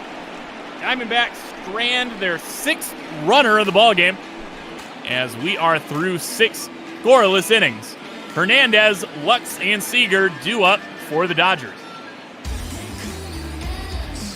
Looking to be a good end in store for us here, Duggo. But before we get there, gotta welcome ML Botball organist Shark Shavery to the booth. Howdy, howdy. I half dozed off with this game on after dinner and dreamt that Kevin Ginkel was in. woke up and was very relieved because my dream was not going well. No, instead we get the D-backs ace, who's been throwing a beautiful one here so far and gets a first pitch strike to start out the top of the 7th inning. Kike Hernandez and Madison Bumgarner have a lot of history, and Kike Hernandez has a history of being successful. 1 for 2 on his day so far, and not his best at bat as he swings at that changeup super duper low. Good spot for Bumgarner to pick up another one here. 0-2 pitch is driven hard, but that will hook just foul into the Diamondbacks bullpen there, and that was spooky, to say the least. Another 0-2 pitch, and another foul ball. Yeah, that cutter's been getting some swings and misses, been getting some nice contact, but they're able to foul it off. Another 0-2 pitch in is going to be fouled off once again, so Kike Hernandez battling here. Maybe it's those glasses allowing him to see the ball better. Do another 0-2, and another foul ball. This is exactly what Arizona didn't need to start this off. Bumgarner doing a great job cruising through it, but has been stymied by a few long at-bats, mostly out of Cody Bellinger, but now this one with Kike Hernandez driving up that pitch count. Yeah, and Bumgarner throwing a lot of changeup this at-bat. Not really one of his 3 main pitches, mostly just a curveball, sinker, four-seamer guy. Does throw that changeup occasionally, but mostly as just kind of that off-speed, kind of just mix-it-up pitch, but throws another one down there low, so the count goes 2-2, 8 pitches in this at-bat alone. Bumgarner now at 88 overall. Still trying to get Hernandez out, and he will finally do it as Hernandez skies that one into the gap, but too much under it as Ketel Marte is under it for the first out. The second baseman. The first out. Jeez. Well, hopefully Gavin Lux will make it a bit quicker here as he's done so far today. Struck out and grounded out. Probably just below the 240 mark now on the season. Swings at the first thing he sees and laces that, but a diving stop will not get the ball in the glove. A stop is all it will be. As Gavin Lux laces that one into right for a 1-out single. Yeah, Starling Marte, a 2-time Gold Glove Award winner. You kind of expect him to make those spectacular plays out there. Unfortunately, he's unable, so that'll bring up Corey Seager, who hit a double back in the second, wasn't able to come around and score, though, and he'll take a first pitch strike here. Would be a good spot for Bumgarner to try and use a pitch low to get a double play ball. Gavin Lux, not the fastest guy in the base path. 0-1 to Seager is going to be low. 1-1. You see the 2 long men for these Diamondbacks, Alex Young and John Duplantier, getting loose out there. You get 2 youngsters out there in the Diamondbacks bullpen, but hopefully we don't have to see him this inning. Love to see Bumgarner get through 7. He's going to throw that one in there and get a strike, so maybe he's battling back a bit. Once again, relying really heavily on the changeup here this inning. Kind of surprising to see. 1-2. Gets a foul ball out of him there. Cutter coming in at 88. Again, Duggo, just not getting swing and miss stuff. No. Well, I mean, yeah, he is yet to record a strikeout swinging in this one. That is very un-Bumgarner-ish, as that one is off the edge of the bat, and it will drop in front of Seth Beer out and left. A lazy Susan of a single there for Corey Seager. Yeah, it didn't really look like Beer gave much effort there. Not sure, though, he had a chance. And unfortunately for the Diamondbacks, the hero of yesterday's game, Will Smith, who was, a collateral beauty to that pretty big 7-2 win for the Dodgers. Not sure how many Will Smith puns people have gotten so far that I've used, but... Not enough. As the first one is going to be roped foul there. Will Smith there with that batting average low there with runners in scoring position. I'd really be curious to see the slugging percentage with runners in scoring position. Oh no, he gives that one a ride. Seth Beer is back. He will make the grab though. We will see Lux tag up from second as the first run of the ball game could be 90 feet away, but it'll take a single as Kershaw comes up to bat. Runners at the corners, 2 out, top of the 7th. Man, this is National League Baseball. Bumgarner and Kershaw throwing late into a scoreless game, swinging the bats for themselves. This is what you're going to miss out on with your universal DH BS. Well, we don't have to deal with it here as it's the 98th pitch for Bumgarner, but a first pitch strike to Clayton Kershaw, who got a hit earlier, but is going to take that one and find himself deep in the hole, 0-2. The Dodgers and the Diamondbacks, have found runners in scoring position, but with 2 outs, the batter at the plate hasn't been able to get it done. We'll see what Kershaw does here. Bumgarner gets ready to throw his 100th pitch of this one. And it's swung on and missed for the strikeout. So, Bumgarner able to get out of it, and we head to the stretch.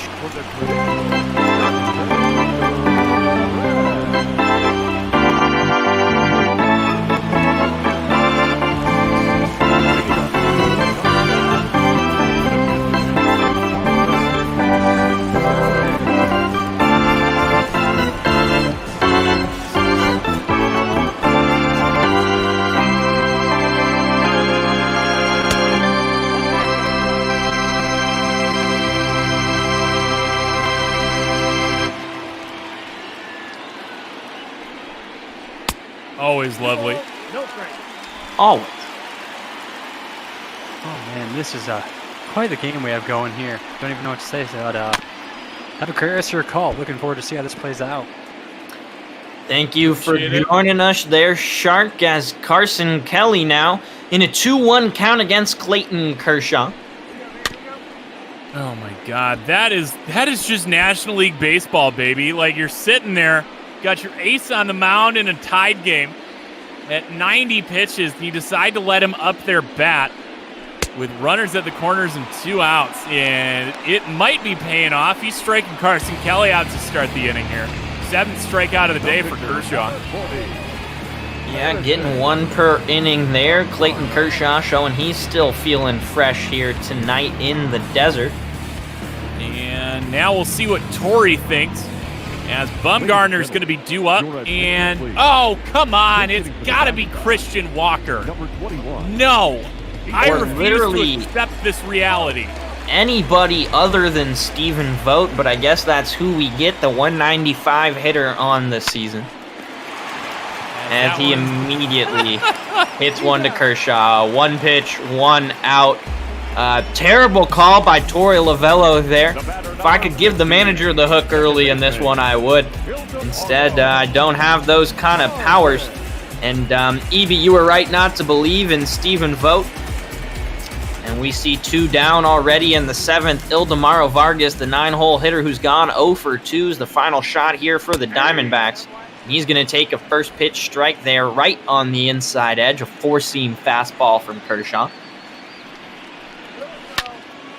As that one is going to be over the head of Gavin Lux at second base.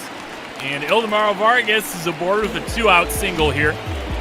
Yeah, just missed getting that one to the gap. Would have liked to see if it could have just been a couple feet to the left. Instead, Mookie Betts able to get to that one out in right field. And you'll see the Dodgers bullpen start firing there to Stripling and Floro out there. As Starling Marte in the top of the Diamondbacks order comes up to bat here. Starling Marte 0 for 2 with a walk, 0 for 4 in the series. The 0-1 here to Starling Marte. Vargas over there at first. Diamondbacks would really enjoy not stranding another runner, and they won't have to worry about that for a little bit, as that one's going to be down the line. And that'll be extra bases for Starling Marte. Vargas will stop at third, as the Diamondbacks are able to put 2 men in scoring position here as Kershaw is starting to tire out here, and man, this could be the spot that they jump on it.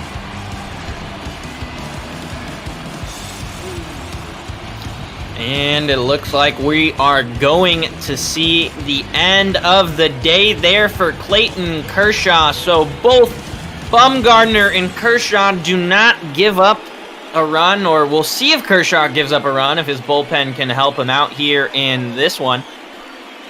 We'll see who they bring in. It will be Ross Stripling. 42 appearances so far on the year for the Dodgers. Been used in a few hold situations through his 55 2/3 innings. 3.23 ERA, an absolutely fantastic strikeout to walk ratio.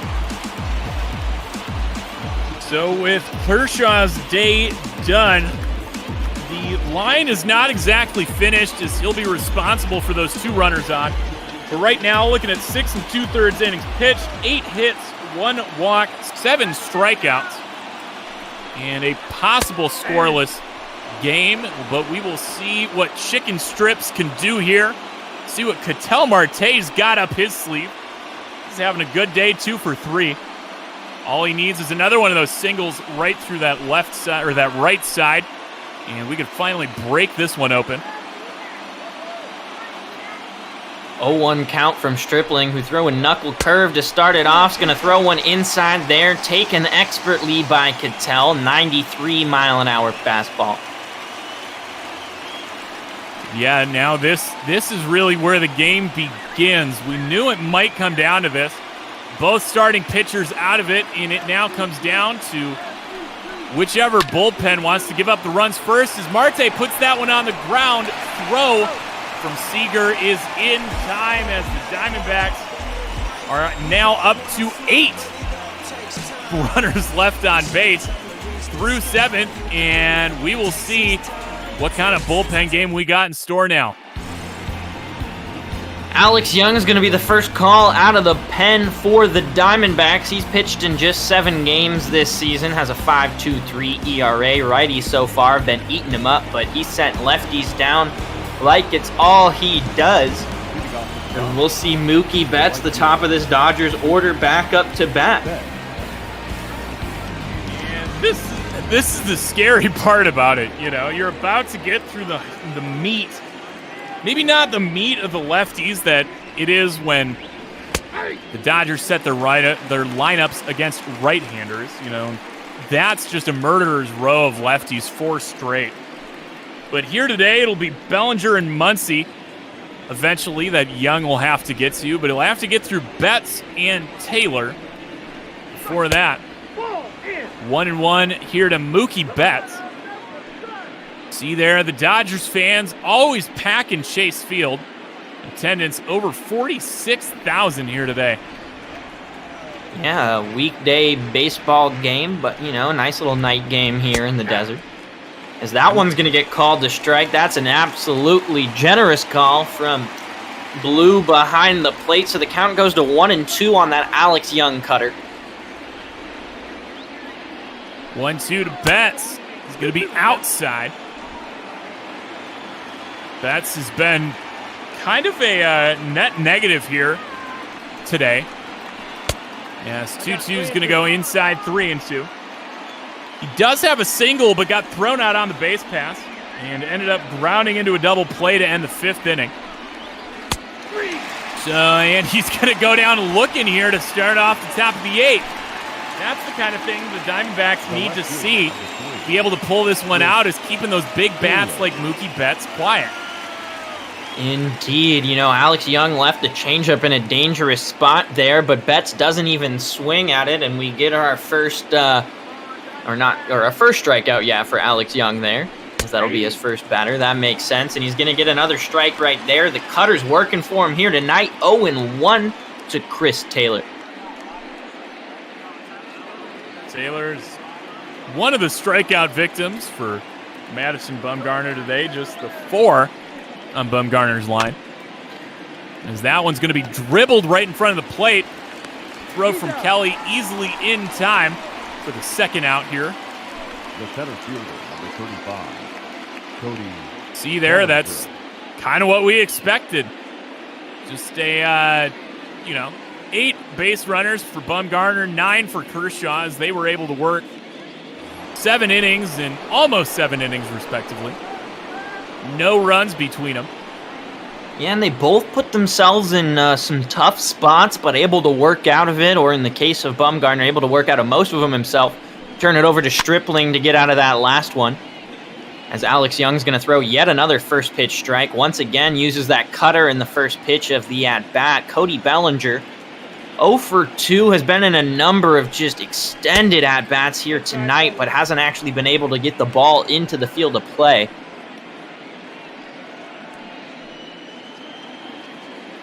The 1-1 here to Bellinger.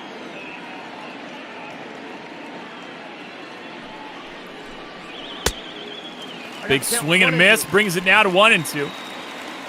And yeah, the Dodgers aren't the Yankees, but they are the West Coast Yankees for all intents and purposes. As 1-2, going to be fouled off again by Bellinger. But you can't tell me that against a right-handed pitcher, Bellinger, Muncy, Seager, and Peterson isn't one of like the gnarliest splits out of anybody, as Bellinger finally retired in an easy fashion here. Goes down swinging to end the inning. Well, we're midway through 8, still nobody scoring in this baseball game. Could we see back-to-back extra inning games in bot ball here tonight? We'll see.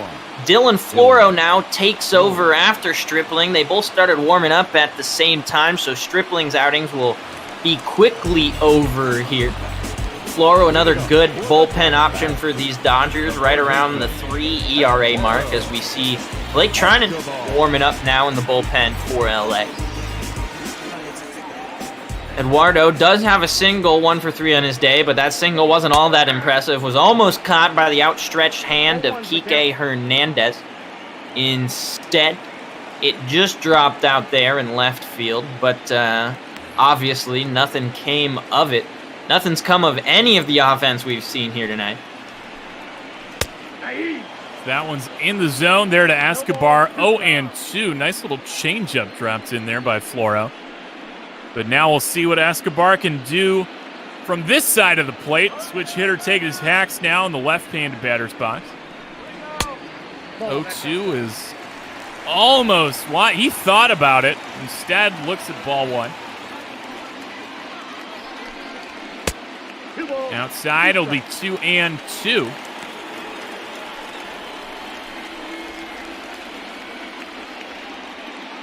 Like to see Escobar come up big. We haven't seen it in a while.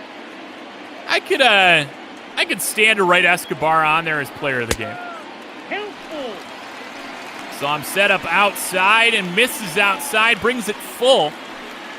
Seth Beer stands on deck with no outs here in the bottom of the 8th. Payoff pitch coming in from Dylan Floro. Gonna be low, but Escobar's gonna swing through it. The sinker tricked him there. The sinking action made him swing over. And that'll be Floro's first strikeout here on the day, bringing up D-backs rookie Seth Beer, trying to maybe hit another home run here. I think that's what it might take for either of these teams to score. Count 1-0. You know, both these guys that started today were great at limiting the long ball all season. No exceptions here today.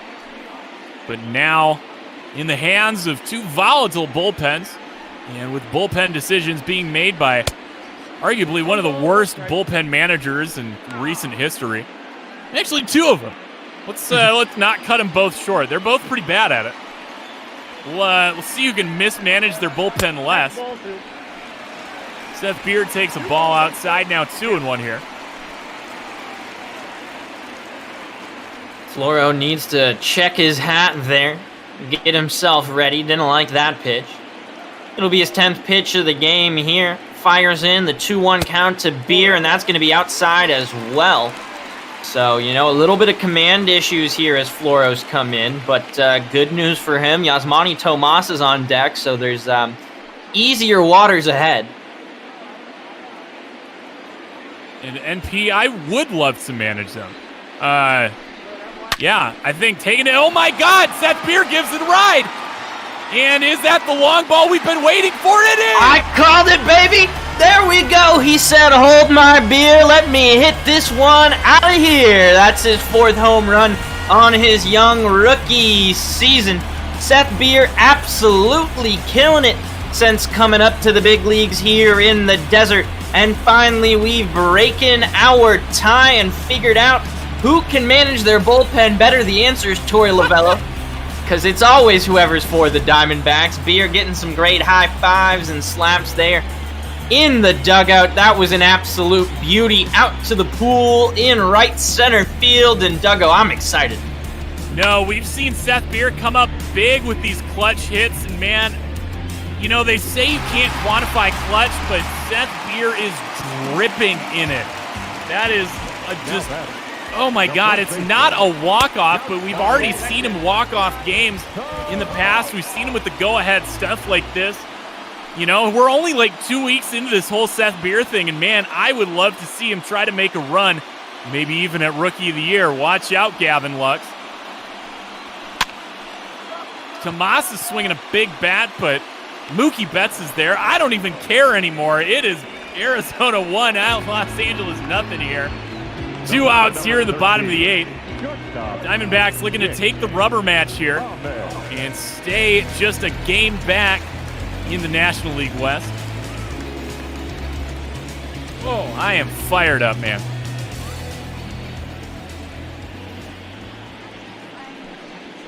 Brings up Nick Ahmed. Juicy one from Floro looked at. 0-1 here. Another big swing and a miss. Ahmed still looking for his first hit today. Been getting under him all day. 2 pop-outs and a fly-out. And not going to get under that. That one's going to be just under the radar. Looked at for strike 3, but Seth Beer doing it with the splash-down tie buster. Diamondbacks with a 1-run lead now, heading to the top of the 9th. Well, there you go. And we're going to see a double switch here. Interesting to see who's going to get pulled out of this one for Torey. Ladies and gentlemen, if I had to guess, Christian Walker now probably in playing first for the Diamondbacks. Yasmani Tomas out. We've seen that happen. I think that happened last night. But it'll be Archie. Oh, sorry. Could also be a Tim LeCastro sub in there for Nick Ahmed. But like you were about to say, Archie Bradley coming in for the save opportunity. It's always an exciting ball game when Archie Bradley has to save it because he's liable to give up at least 2 base runners. The Muncy Hernandez Lux that Bradley will have to navigate. I'm still waiting on the A.J. Pollock Archie Bradley matchup. And it is Christian Walker in. Thank you, EB, for verifying that for us. So Christian Walker now in playing first. 1 and 2. Stefan Crichton, for some reason, getting some bullpen work out there and left. You know, it's never a bad idea to have a backup option to Archie Bradley in a clutch situation. All right, but why not make it Yohan Lopez or somebody that actually matters? Yeah, that one misses low. It's 2-2 here to Muncy. Not a guy you want to give a favorable count to.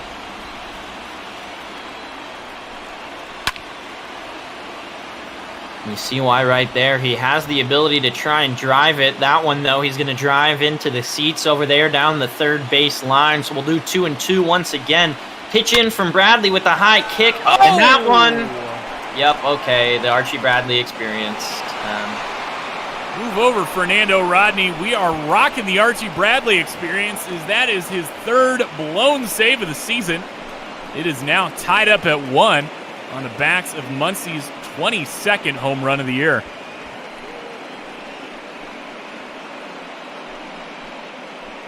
The Archie Bradley experience. We're all just living in it. Well, he knew it was coming there. I now have called, back-to-back home runs. I regret the second one. Oh, my God. 453 feet. That is a big one. Well, Archie Bradley still got to get 3 outs here, as they're now also going to bring up Bracho in the pen. Archie Bradley never been a guy to really take hold of that closer role, much because of what you just saw there. Can't really trust him. You can trust him to hit triples in playoff games, but that's just about it. That'll be 1-1 here to Kike Hernandez. And thanks for reminding me, EB, that Matt Kemp is no longer with the Dodgers. That's always a spooky one with Archie Bradley.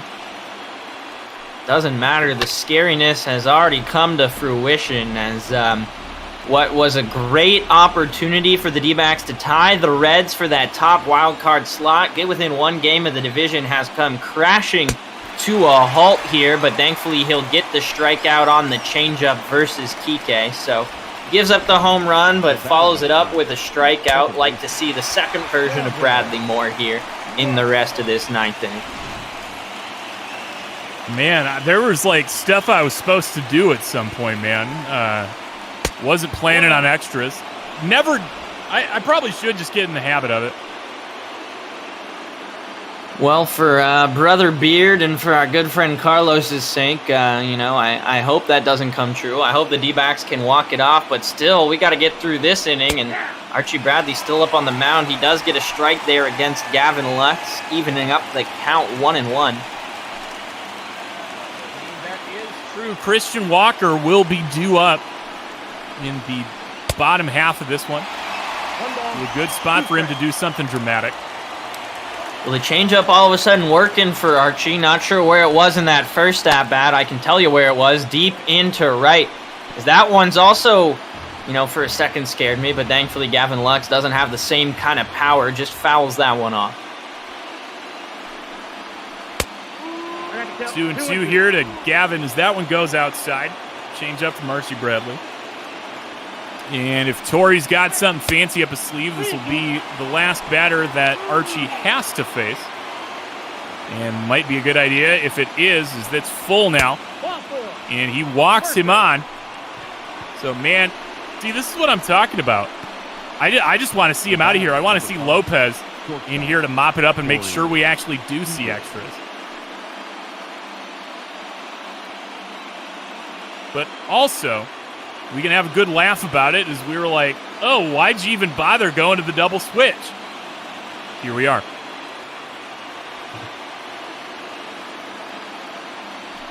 Corey Seager up now with a man on first, 1 out. Seager's career numbers against Bradley do not bode well for the Snakes here today. 7 for 19.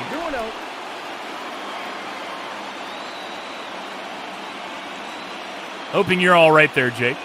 Yeah, I'm fine. All right. I'm down in the feels, man, as, all right. Doesn't get a second home run there. Thankfully, Seth Beer able to track it down in deep left field. Headed towards the warning track, and the runner will have to tag back to first, so he won't advance. Now Will Smith, though, the hero from yesterday's game, has a chance to, declare his independence this day and really come to the forefront here for the Dodgers. But he's gone 0 for 3 so far. And he's going to take a first pitch strike there, 0-1.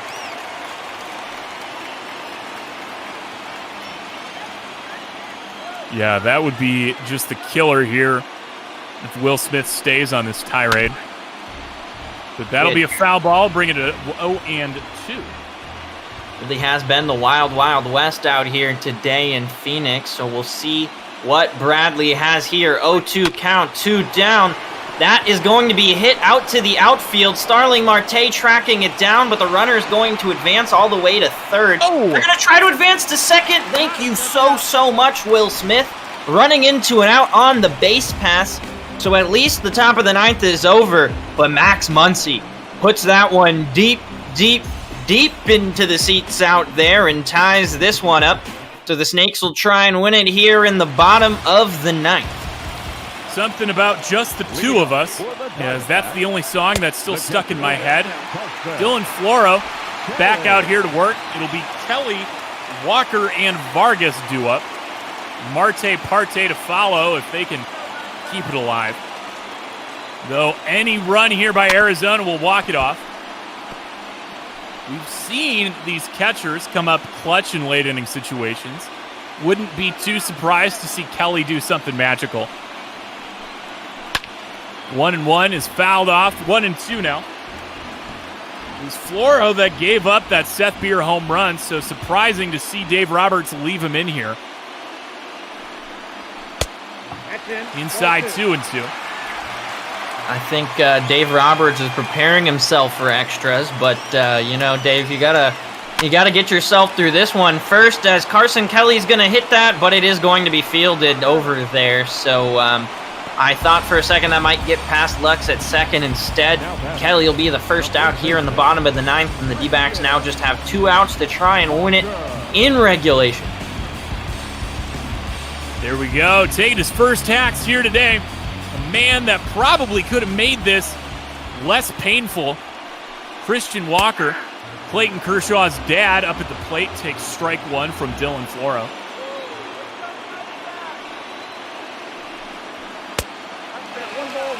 One in the dirt, now 1-1. Seen Christian Walker have some pretty dramatic splits. They favor him here, as that one's going to be on the ground, hit hard, but Kike Hernandez is right there. It's an unfortunate hit. The bat speed was there. Oh my God, that easily could have been a single, but good job of being right in position, as Hernandez puts it away for the second out. Bringing up Ildemaro Vargas, 1 for 3 on his day. Singled back in the 7th. Fouls off the first one, 0-1. Vargas, just 1 home run on the season. Trying to will that into existence. Gonna have to wait as Gavin Lux makes the overrated throw at second. 4-3 goes Vargas. They go down in order, and it's extras time. Floro, Betts, and Taylor for the Dodgers. Well, we get back-to-back free baseball as Silvino Bracho, who's been warming up for quite some time, it feels like, in this game, is going to come up to pitch. He's been throwing pretty solid for these Snakes, that 2.82 ERA over 21 appearances. And we are going to see a pinch hitter here, it looks like. Matt Beatty coming in to pinch hit for Dylan Floro, so his day is over. Archie Bradley's day is over. Thank God. Count 1-0. Yeah, I really wish Torrey would have brought Yoan in to try and close it down, but we can't cry over spilled milk. So the 200 hitter and Matt Beatty will be up. 1-0 count to him from Bracho. Fires in the second pitch, and that'll be a called strike on the outside edge. Not sure I'd agree with that call, but I'll definitely take it. So I gotta say, something's about to spill if we don't end up finishing this one too soon. Otherwise, maybe I'll have to give you a half inning to yourself here. Had to have my antibiotics delivered to me, as I definitely went over on that. Did not expect us to still be here. Got to take them 4 times a day, Jake. No, there you go, as it's a 2-2 count. 4 pitches now here for Bracho. And that one's going to be fouled off. The slider there, inside and high, doesn't confuse Beatty. He's able to just foul that one off, stay alive. 2-2. Going to be outside, 3-2 with Mookie Betts on deck. Not a way you want to start off an inning. Payoff pitch. Bracho readies himself. Throws in. And he's going to lose him. So there you go. Bracho comes in and immediately gives up a walk. The two-seamer there just looks like it broke a little bit the wrong way for Bracho. And Beatty finds himself on base. And now the Dodgers have an opportunity to try and take the lead here. Mookie Betts, the leadoff man up. He singled back early in this one, but he's gone 1 for 4 today overall. Been pretty critical, you would say, to Bumgarner's success. All those misses, as that one's going to get behind Kelly, but he'll quickly corral it. so the runner is going to stay over there. Lopez and Crichton getting loose for the Diamondbacks. And if there's any silver lining to this here today, it's the fact that both these teams have an off day. So no matter what happens, there'll be at least a little bit of a light at the end of the tunnel for some of these arms. As that one's on the ground, that's going to be the second double play by Mookie Betts here today. Another 6-4-3 as the Dodgers continue to squander opportunities here in the 10th. All right, well, we're in extras for the second time this series. These two teams are battling to try and win this series. The first and second place teams here in the NL West, and it's been an absolutely fantastic battle. It'll continue here with Chris Taylor, who's gone 0 for 4 on his day. Fly out, pop out, ground out, strikeout on Chris Taylor's day. Who are you going to give a shout out to, though? I was just going to give a shout out to all about 50 of you for sticking with us late night here into our second game of extras. You know, don't worry, we will be bringing you Padres baseball after this still. As that one's going to be singled out there in front of Starling Marte. So Taylor able to break his 0 for 4 streak, finally gets one in the field of play there. Just rockets that one right off the barrel of the bat. I'm just really glad that I don't have on-the-ear headphones right now. I would be crying. This would not be having a fun time. As Bellinger looks at a curveball at the top of the zone for strike one. Yeah, Bellinger with some interesting stats this series. Just 1 for 14, but that one was a solo home run.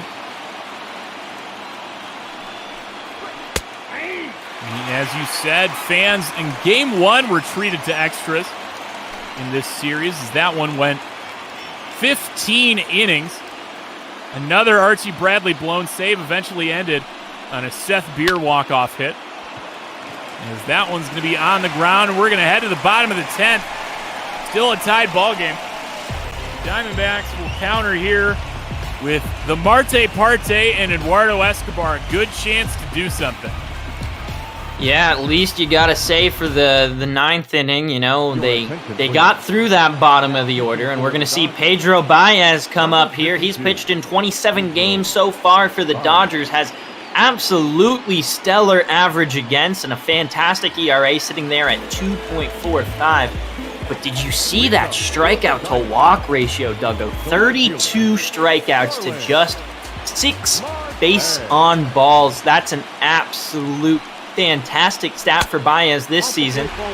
D-backs, though, hoping to change that. Marte working towards it there, takes that first pitch right on the edge for a ball.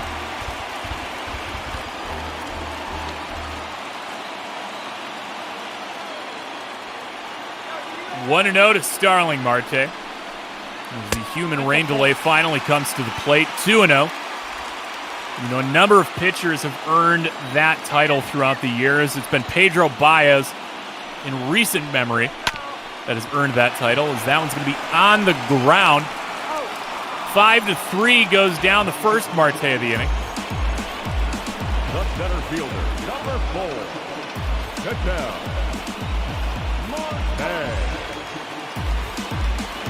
Yeah, I was about to say something until I realized I'm not supposed to encourage any sort of drug use on air. I'm going to talk about, you know, the possibilities, how fun this one could get as Marte gives that one a drive, and that one is going to clear the fence. That's the ball game. It's an abnormal Marte Parte. Just one half of it is all we needed. Cattell takes that one deep to right. The Diamondbacks gather at home. Cole Calhoun leading the charge. And man, oh man, the people in Phoenix gonna go home happy tonight. The division lead cut down to 1. The wild card lead for the Reds down to a half game. And the Snakes will party here tonight. So 2 home runs is all the offense that the Diamondbacks would get, and apparently all they would need. Seth Beer home run tied it up, eventually let us get to where we are, and here in the 10th, Ketel Marte, who needs David Peralta, When we can do that, it is a 2-1 ball game. It is a 2-1 series here. The Diamondbacks will leave here today just a game back of the Dodgers as they will head over to Philadelphia for a 4-game set that will head from Friday to Monday with the Phillies.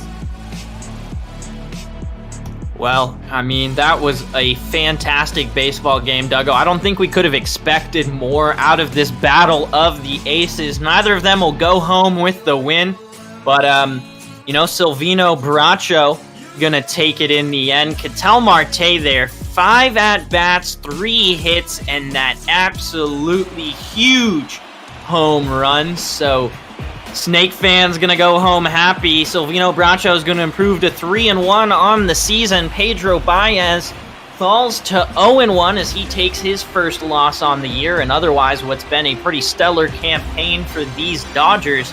And of the relief pitchers to come in for Dave Roberts, I really didn't expect Baez to be the one to give it up, but I'm very happy it was in the end, as we're going to quickly go through the highlights here.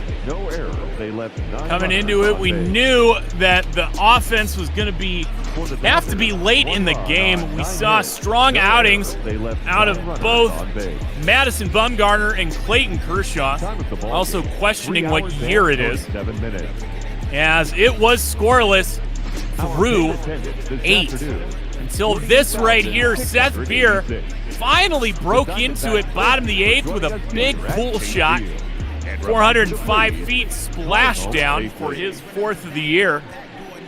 But it was the Dodgers countering just a half frame later with a Max Muncy solo shot on Archie Bradley's 3rd blown save of the year.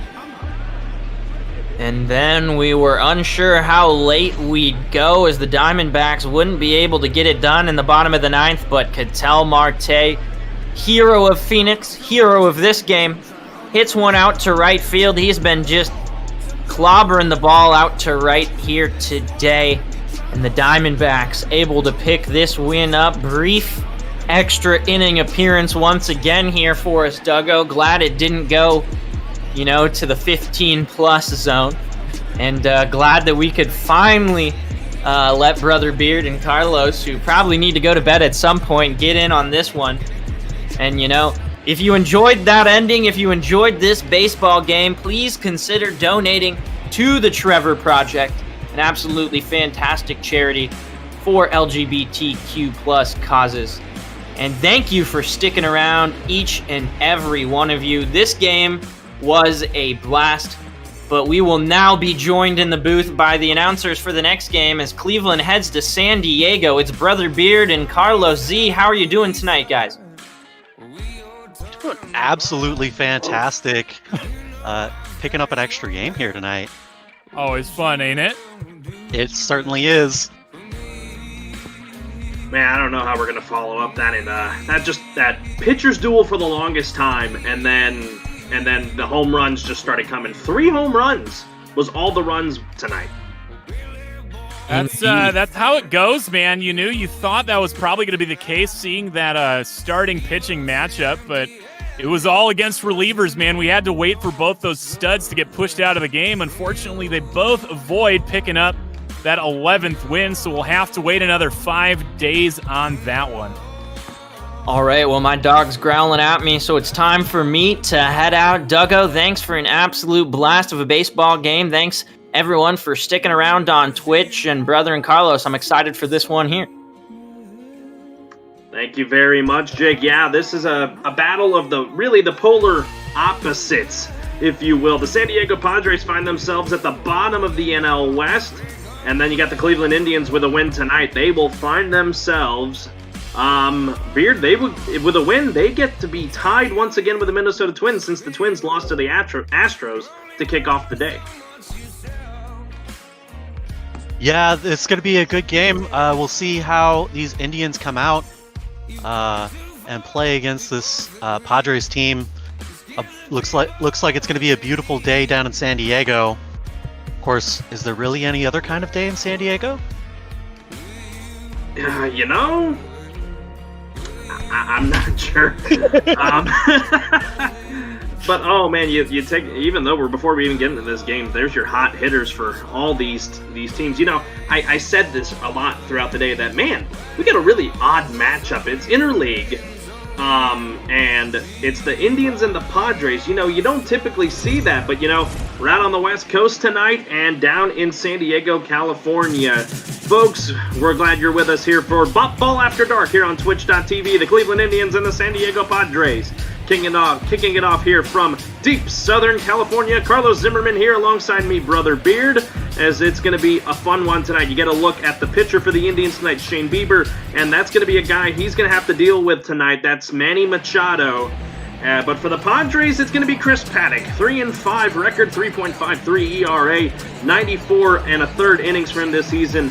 93 strikeouts to 28 walks. Beard, what's going to be the ticket for him tonight to be able to handle the Tribe hitters? Well, it's going to be a tough one for him. This division-leading Tribe, they've been hitting well at the plate so far. It's going to be all about getting strikeouts, getting ground balls, and hopefully keeping runners off base. And the first pitch of the ball game to Francisco Lindor is going to bounce in on the outside for a ball. You can see it there. The Padres down in the basement of the NL West, as we mentioned, having just not the season that they want as you look around the infield here. They got to really have a turnaround right now as we approach the All-Star break, as Paddack will deliver the 1-0, and that one again is low, 2-0.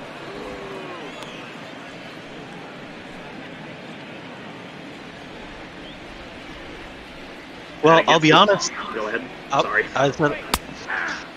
I'll be honest. I don't really know a whole lot about the Padres here, but you know, any team that I share a spring training facility with, being the Padres, I'm willing to root for them, especially going up against a Cleveland Indians team who I have nothing but respect for as a good baseball team, but a little bit of loathing as a team that's taken away, that has beaten the Mariners in their only playoff appearance. The 2-2 pitch from Paddack is outside and low. It'll be a quick full count here as Francisco Lindor is able to work at full. Mercado on deck for the Indians. They come in today with a lot to play for. The Astros knocked off the Twins earlier this afternoon.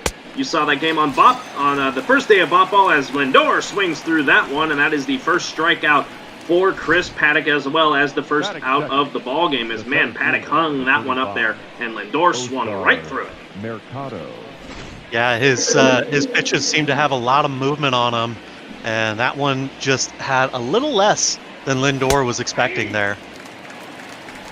First pitch to the man who's fourth in the AL center field all-star vote, Oscar Mercado, batting .289 this season, hoping to get something started here for the Indians. I was mentioning the Indians, yeah, they're really fighting for a tie in the division lead as that one misses. So this is a big game for them. You know, you wouldn't think it'd be too big, but, you know, every game counts this season.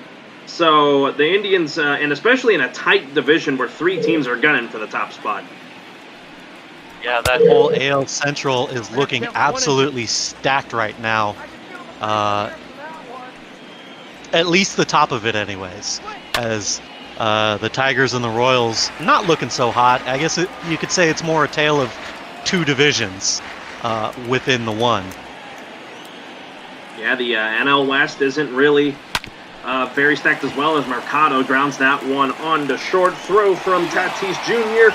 over to Hosmer, gets Mercado, and that'll be 2 out in the inning. Pretty good crowd on hand here tonight at Petco Park. Very interesting to see it. Got a good crowd here with a team that's down in the basement. But as I was saying, the NL West, it's a tale of just two teams dominating. You know, you just saw it, the Dodgers and the Diamondbacks. So the Dodgers taking a loss tonight to the Diamondbacks isn't going to help their cause. But everybody else, Rockies, Padres, and Giants, all below 500. Yeah, as I look at the standings for the NL West, I see the Dodgers and Diamondbacks are just going to be punching each other throughout the rest of this season. And Colorado really the only team that might have a chance, being the closest to 500, but not really much of one, as they start to put some distance between the two tiers of that division as well. Paddack down 3-0 in this count. Santana looking to get a walk here, but that one right down the pipe. 3-1 now, the count on a 94-mile-an-hour fastball from Chris Paddack. Santana is at the plate for the Indians, the number 3 hole hitter, batting .263 this season as he corks that one foul, and that'll run the count full. Well, Chris Paddack, just 24 years of age, making the start here tonight. You know, he's got 1 year under his belt. That one is going to bounce in left field and over the wall. So a ground rule double for Carlos Santana as the left fielder, Jurickson Profar, made to try to get a beat on it, but just it was way out to his left as Santana beats the shift. And the Tribe, they have a runner at second with 2 out. And now Franmil Reyes, the former Padre, at the plate. Looks at a pitch in there, 0-1. Franmil Reyes batting .235 this season. He's got a lot of pop in his bat this season, Beard, but the average isn't showing it.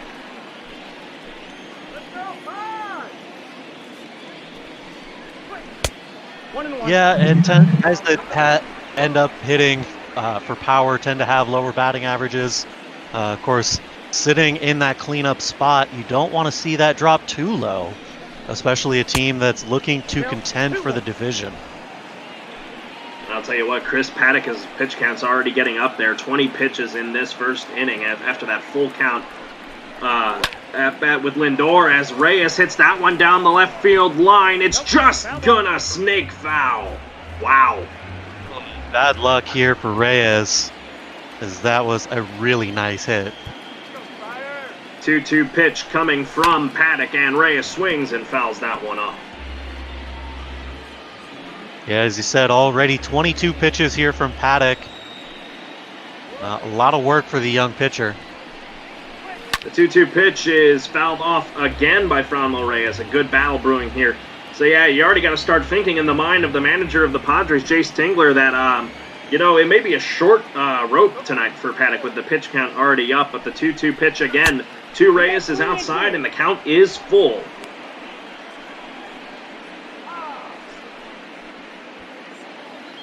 And he really needs to get an out here, as leaving a runner out there is going to be huge for the morale of his team.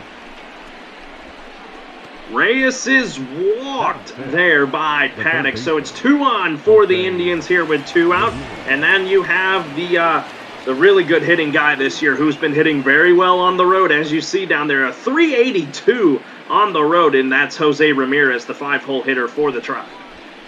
That is absolutely bonkers. It's hard for me to believe that this long into the season that somebody is still hitting almost 400 in one split or another. It's almost unheard of. And then you're batting .312, which is really good for just your overall. As the next pitch from Ramirez is hit on to first. Hosmer has it, and he'll run it to the bag 3 unassisted. So the Indians get 2 on, but Paddack is able to work around it. We head to the bottom of the first. Tatis Jr., Pham, and Hosmer to lead it off for the Friars. In the bottom of the first, you're watching Bop Ball After Dark on Twitch.tv. And now, Beard, you get to have a look here at the Cleveland Indians starter Shane Bieber, 5-7, 4.22 ERA across 98 innings of work, 100 strikeouts even to 27 walks. Bieber, he's one of those good workhorses for the Indians, but hasn't been really himself as we saw in 2019. Yeah, of course, in 2019, pitching across 214 and a third innings. He's able to pick up 15 wins and really contribute for this Indians team. Fernando Tatis Jr., first pitch swinging, and 1 pitch, 1 out, and that's all you can ask for Shane Bieber, as the throw from Ramirez over to the first baseman Santana was successful. And now you'll see Tommy Pham, the former Cardinal up now at the plate, here to face Shane Bieber. Will he first pitch swing? Yes, he will, and he'll foul it off, 0-1.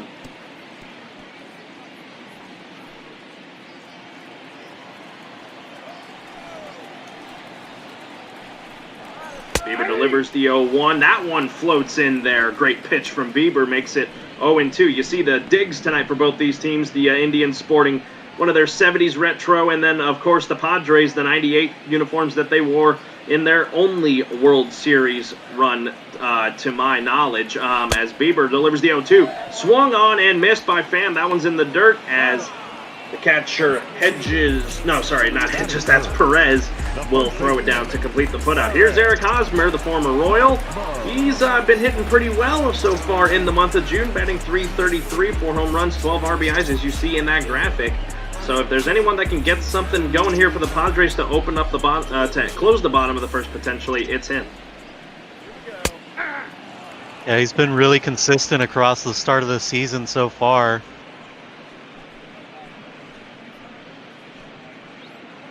As I said, the former longtime Kansas City Royal won a championship with them in 2015. Shane Bieber here, if he can get Hosmer out here, he's looking pretty good as that one is fouled off to the left side, 0-2. If he gets him here, that's a 7-pitch inning for Shane Bieber. Talk about efficiency. You usually want to see him keep it around 10 to 15, but anything less, I mean, that's just icing on the cake. That one there missed, so it's 1-2 now. Bieber will now deliver that one too, as that swung on by Hosmer and fouled off to the left side. So the at-bat will continue here between the battle here between Bieber and Hosmer. 1-2 pitch is swung on and just got a piece of it to hit Hosmer. Yeah, staying alive. Of course, still only 9 pitches here in the AB. Eric Hosmer trying to draw this out a little bit. That one's in the dirt, 2-2, as Bieber couldn't locate the pitch there and couldn't get Hosmer to chase. So a good battle continuing to go on. Due up for the Indians in the top of the second is Cesar Hernandez, Jordan Luplow, and Roberto Perez, as Hosmer looks at the 2-2, swung on and diving play by the first baseman Carlos Santana to get the end of the inning. 3 unassisted for Carlos. And that'll stunt anything going for the Padres as he lays out a 1-2-3 inning for Shane Bieber. We'll head to the top of the second. No score in San Diego. What a beautiful play there over at first base. You love to see the big guy lay out for those.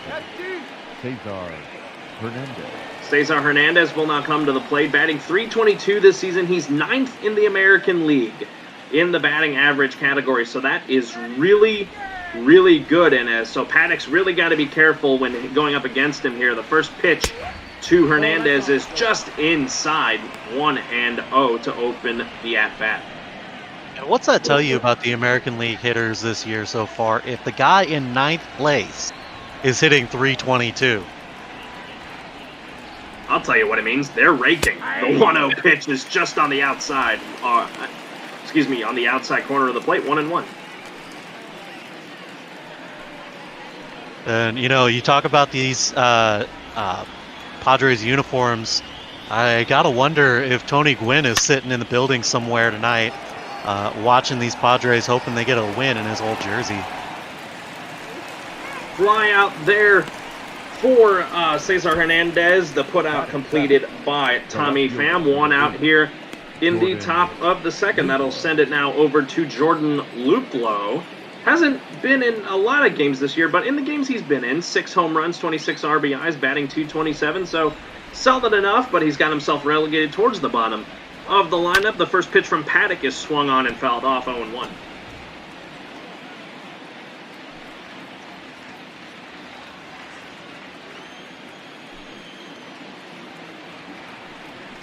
Paddack's 0-1 pitch, as looks like Luplow did check his swing there according to the home plate umpire. It's 1-1.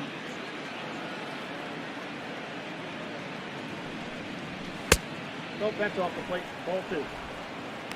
Now, I got to ask you, Beard, with Luplow here, you got nobody out. I think you try and get Paddack to fall behind here in the count, as he already has. and will continue to do so as that one's way outside 3-1. If Luplo can get on here, Perez hasn't really been hitting well this year, so you got to think that could spell trouble for the Indians if Luplo gets on. Yeah, and I'm of the opinion that when a pitcher is struggling, you put that bat back on your shoulder and wait for the one pitch. As we see him do right here, a ball right down the middle, an easy base hit out into the outfield. Second hit of the ball game for the Indians as Luplo was able to get a ball that hung too far over the plate, pushes it out to right field, and he is now on with one out here in the top of the second. As mentioned, here is the catcher Roberto Perez batting 167 this season. You know, the batting averages, you know, for catchers, they're not expected to be high. I can't really name a catcher that really comes to mind whenever it comes to that. Maybe Yasmani Grandal, or if you want me to go further back, you know, the Brad Ausmus for the Astros, he had a lot of pop in his bat when he was playing for them. So, again, catchers not really known for their bat, and it shows with Perez. Yeah, one that comes to mind for myself would be Dan Wilson. Definitely had a good bit of pop in his bat, but that average stayed right around 220, 230. So it's, you know, that's pretty average for a catcher. But to see somebody hitting 167, the trade-off of that is he's got to be really good on the defense. And Perez has been able to work the count full here against Paddack. Man, Paddack already up to 40 pitches here in just the top of the second with only one out. So that short hook in the mind of Jace Tingler is definitely something to think about as Paddack sets and delivers the 3-2 pitch. Swung on and fouled off by Perez. And believe it or not, folks, we're in an NL ballpark tonight. So Shane Bieber is going to get up to bat here should there be no double play. That pitch is low. It's a walk for Roberto Perez. 2 on, 1 out, and here he comes, Shane Bieber. Well, Shane Bieber is going to get a chance to try and drive somebody in here. His first at-bat of the season, as it looks like. And he'll get it with 1 out and runner in scoring position. And he's going to be showing bunt on the sacrifice. That's grounded to third. Machado throws it over to second to get the double play. Yes, sir, they got it. Machado to the second baseman. Dozier on to Hosmer. What a play there. 5-4-3 double play, and we'll head to the bottom of the second. Still no score in San Diego. As, man, that one just beat Bieber there on the sacrifice attempt. Man, how slow do you got to be to not be able to get into second there when you got a guy making a throw, charging towards home, throwing against his body and basically behind him. Here's Manny Machado, the start of that double play, as that one is down the line fair, and that'll get to the wall. Gloving it out there is the left fielder Profar, but Machado, has a stand-up double, and that is his 16th on the season. That ties him with his teammate Fernando Tatis Jr., so that battle is going to be something interesting there, a battle within the team. So the Padres' first hit of the game gets somebody over at second, and here's Jurickson Profar. Well, from double play to double down the line, big contribution here today so far from Manny Machado. Bieber will now stare in at Profar. Trying to maybe get something on the ground here to just get the out there as that one misses low, 1-0. Profar in his last game, as you see there, 0-for-3 with a strikeout. So, and his batting average doesn't do much of it justice either. So you got to think that Profar's trying to turn it around, so to speak. 271's not horrible, but you know it's not as great either as he fouls that one off 1-1. You say that, but I would be extremely happy if I could have a couple of guys hitting 271. This is very true. You know, you could be batting 230, 240 as he swings through that one. The count now 1-2 here. Bieber trying to get a punch out here and keep Machado over at second. And we're going to see What happens here? The 1-2 to Profar is hit in the left, and that one is going to fall. Machado makes the turn to home. Throw from the left fielder. Luplo is not in time and offline, and the Padres strike first. It's 1-0.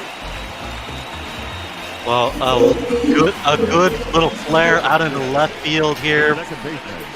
As you see here, he just gets his bat on the inside of that, and it comes down just inside the line and short.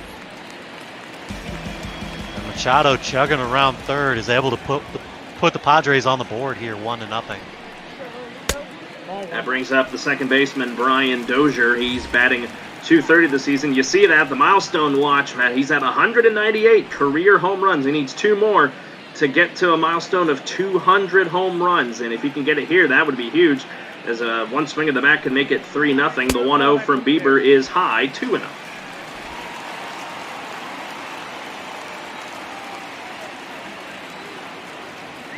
Well, after a great inning here, Bieber giving up hits to the first couple of guys here in the second. Brian Dozier looking to jump on and capitalize on this hit train. Absolutely. He's ahead of the count right now, 2-1. Nobody out. Runner at first, as that one's down the low center portion of the plate, and he fouled it off. 2-2 the count now, as Bieber's hoping here that he can get the punch out he needs to at least force the idea that a ground ball could get him out of the inning. 2-2 to Dozier is in there. Strike 3, as Dozier is sent down looking. Second strikeout for Shane Bieber. Batting 7, the right fielder, Yeah, I don't know what he's waiting for there. With 2 strikes, you got to protect the plate. And with that, that will bring up, oh man, I should have asked for a pronunciation thing before this. Frankie Cordero, I believe, as he's at the plate here. Hasn't played in much games this year, batting .286 with 2 home runs, 8 RBI. So this is going to be interesting to see here. A righty versus a lefty here. The idea is to put this one outside. But a lot of the hits tonight have been hitting out to left field. So pitching to the outside here might not be the wisest idea, as the count is now 1-1.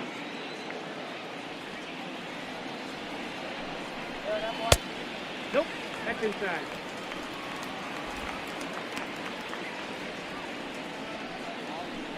Again, Bieber falls behind in the count, 2-1, with the runner over at first. Any ground ball could get him out of the inning and keep the damage only at 1, as the 2-1 pitch from Bieber is swung on and hit into left field. Camping under it is Luplo, and he will make the catch for the second out of the inning. Big out there for Bieber. Yeah, finally able to get a couple of easy outs here. And now he'll only have to worry about Austin Hedges coming up. Hedges this year batting 188, a bit under the Mendoza line, but again, you expect catchers to not be the greatest of hitters. He's got 5 home runs, so he tends to do have pop in that bat, as that one just catches the lower inside corner. 0-1. Last 3 games he's had a double and 2 RBIs, so the hitting's been good for him. Just overall on the season, he hasn't been as hot. Runner at first, 2 out. Bieber delivers the 0-1 and fouled off by Hedges there, 0-2.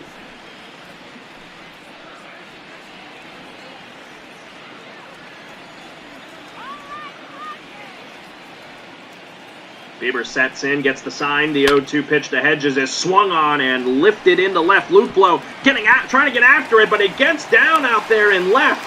So a base hit for Austin Hedges. That'll also move over Profar over to second. So it's 2 on, 2 out here for Chris Paddack. Well, what an interesting hit there. That looked like it was going to go a long way, but it didn't have a lot coming off the bat and just drops into left. 0-1's the count. Paddack stares at one right down the pipe, 0-1. Man, I don't know if I'd want to be in Paddack's position right now. You got 2 on with a runner in scoring position to pad your lead and help yourself, but you're the pitcher. You got to see what you can do here as Paddack swings through that one, 0-2. Well, and I think we'll have Duggo and Jake jumping down our throats if we don't mention that, we're playing a National League ball game, so you got to go up there and try and hit a ball. The 0-2 from Bieber to Paddack is swung on and missed. Strike 3. So the Padres, they get a run across on the RBI hit by Profar scoring Machado, but that's all they get as they leave 2. Heading to the top of the 3rd, Friars in front of the Tribe, 1-0.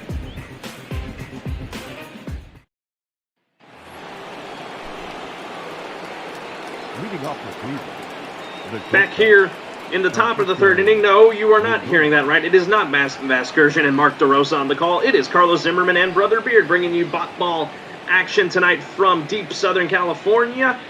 The After Dark segment, you know, this is always a fun one. You know, the late night people hanging around. We're glad you're with us here on Twitch.tv. Back around to the top of the order for the Indians as the Padres again are up 1-0. Lindor stares at that first pitch 0-1, and then quickly, second pitch there misses 1-1.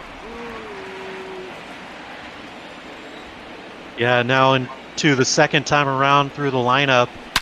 Paddack has already had some trouble here today, but I'll be interested to see how these Indians are going to approach him.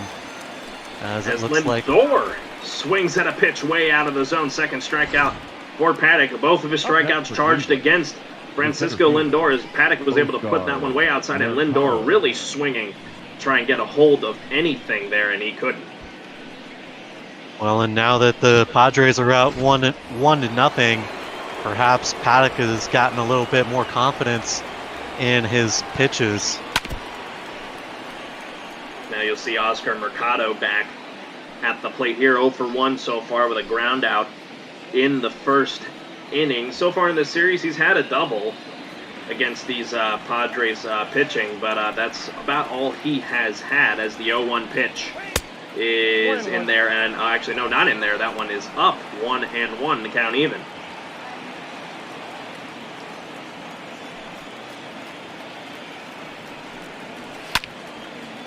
Mercado fouls off another one, 1-2 now the count as Paddack's doing some good efficient work here to get ahead in counts.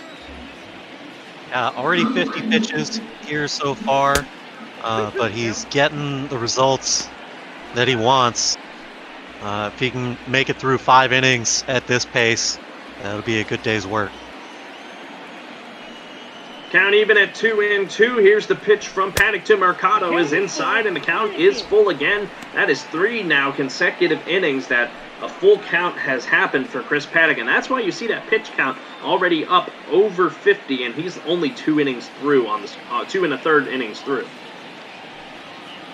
Well, I'll go back to my... Oh boy, that one he just laced in there. That's a strikeout there. Looking backwards K for Chris Paddack. Man, that one looked kind of low there, Beard.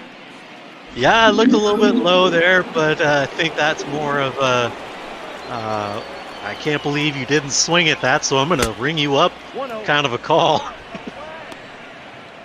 Regardless, that brings up Carlos Santana, who had a double in the first inning. As he's going to try and get something going here against Chris Paddack. His team already down 1-0 here as that pitch is somehow outside, 2-0. See that there, 24 home runs. He has been hitting very, very well for these Indians, and he's definitely a key part in the why they're second in the Central and only half a game behind the Twins as the 2-0 pitch is outside, 3-0. So maybe a green light here for Santana with how good he's been hitting. I gotta imagine he's got the green light whenever he needs it. As as we reach the 81st game of the season here, the official halfway point. 24 home runs is a good point to be setting at. So he draws the walk here. Yeah, Paddack just could not locate that pitch there. You see it, 2 2/3 of innings pitched, only 2 hits allowed and 3 strikeouts, but that pitch count at 58. It's not what you want if you're manager Jace Tingler, but if you're Tito Francona on the other side, you're loving what you're seeing. As you might be able to run the pitcher, the starting pitcher out early on in this one. As here's Franmil Reyes. Count 1-0. Yeah, and Paddack, of course, got the 1 year of work under his belt so far. at the major league level. Last year he pitched 140 innings of work, so he's got plenty of major league experience. He just doesn't seem to be able to hit the zone here today. Reyes swings through one there, 1-1. Paddack coming over from the Miami Marlins organization back in 2016. Been coming up through the minors here in the San Diego system and has now found himself in a really good spot in the rotation for the San Diego Padres. Swinging there is Reyes, 1-2 the count now. Paddack hoping to get out of the inning right here. The 1-2 swung on and missed. Big swing from from Reyes. He will strike out the side there. All 3 outs being by punch out. As we'll head to the bottom of the third, 1-0 the score as the top of the order due up for the Padres.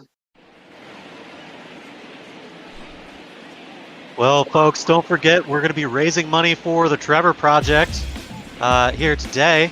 Any sort of a donation you can give us is going to be greatly appreciated, especially by all of us here at Ball. It's something that means a lot to us, and we hope you are enjoying the product that we're putting together for you. You can show how much you enjoy this product by going to hit that donate button.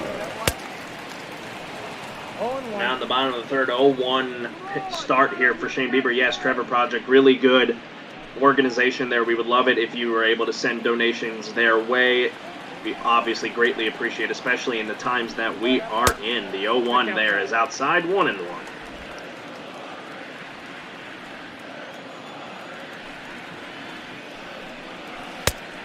Pitch there from Bieber is low, 2-1. Falling behind in the count again, and you don't want to do that against the leadoff guys. He's just missing with his off-speed stuff. The 2-1 here to Tatis is also low, 3-1.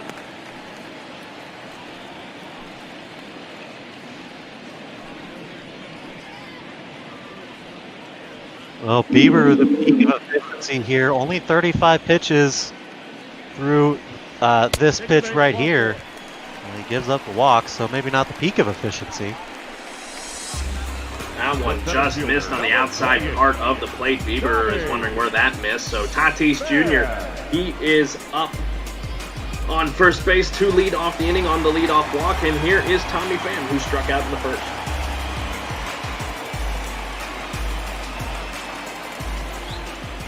Bieber hoping to not give up more runs here than he already has with a lead at 1-0, as Pham was hoping to try and swing at that one, but he holds up there. 1-0 as that one just missed inside.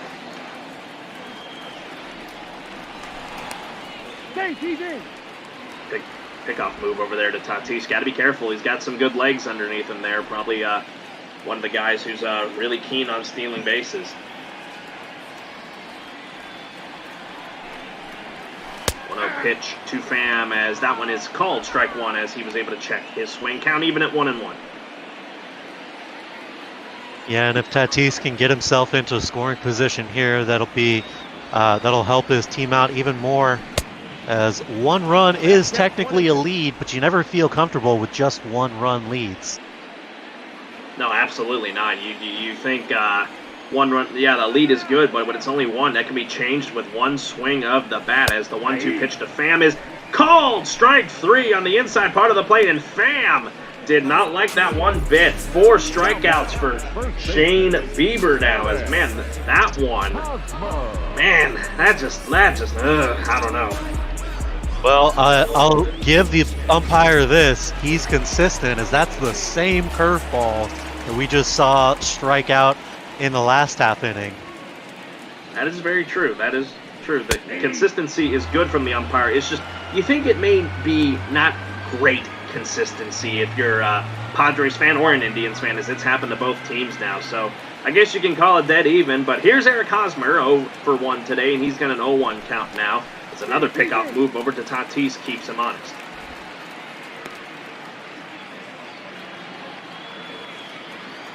I think with 1 out, is the hit and run on?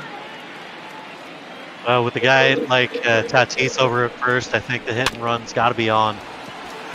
Grounder over to second, throw on to first, gets him. The lead runner, Tatis, moves over to second as a good play there from Hernandez over to Santana is able to get Hosmer. So 2 out, but a runner in scoring position now is Tatis there, but that'll set up now Manny Machado.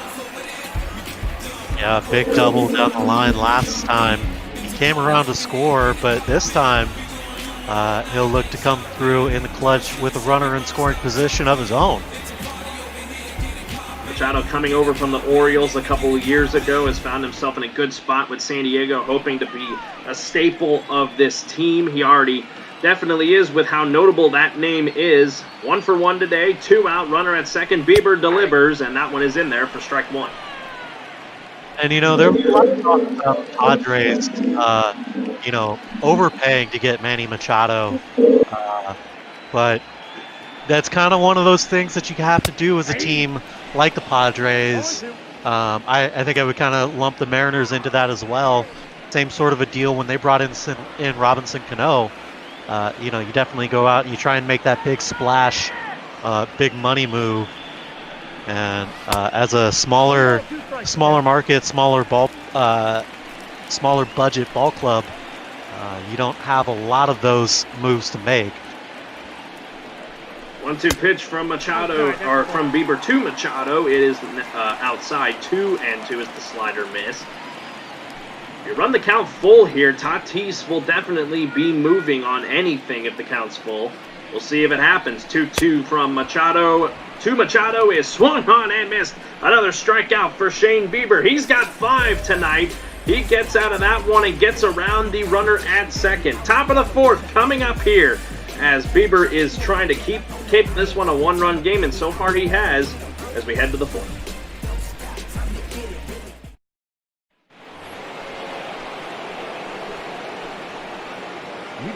You'll see Jose Ramirez here to kick off the top of the 4th inning. 1-0 to score in favor of the Friars. Carlos Zimmerman here alongside Brother Beard, bringing you some interleague ball after dark. It's been a good one so far, as Chris Paddack will now go into his 4th inning of work, and his first pitch to Ramirez is in there, 0-1. And there you see it, the shift is on.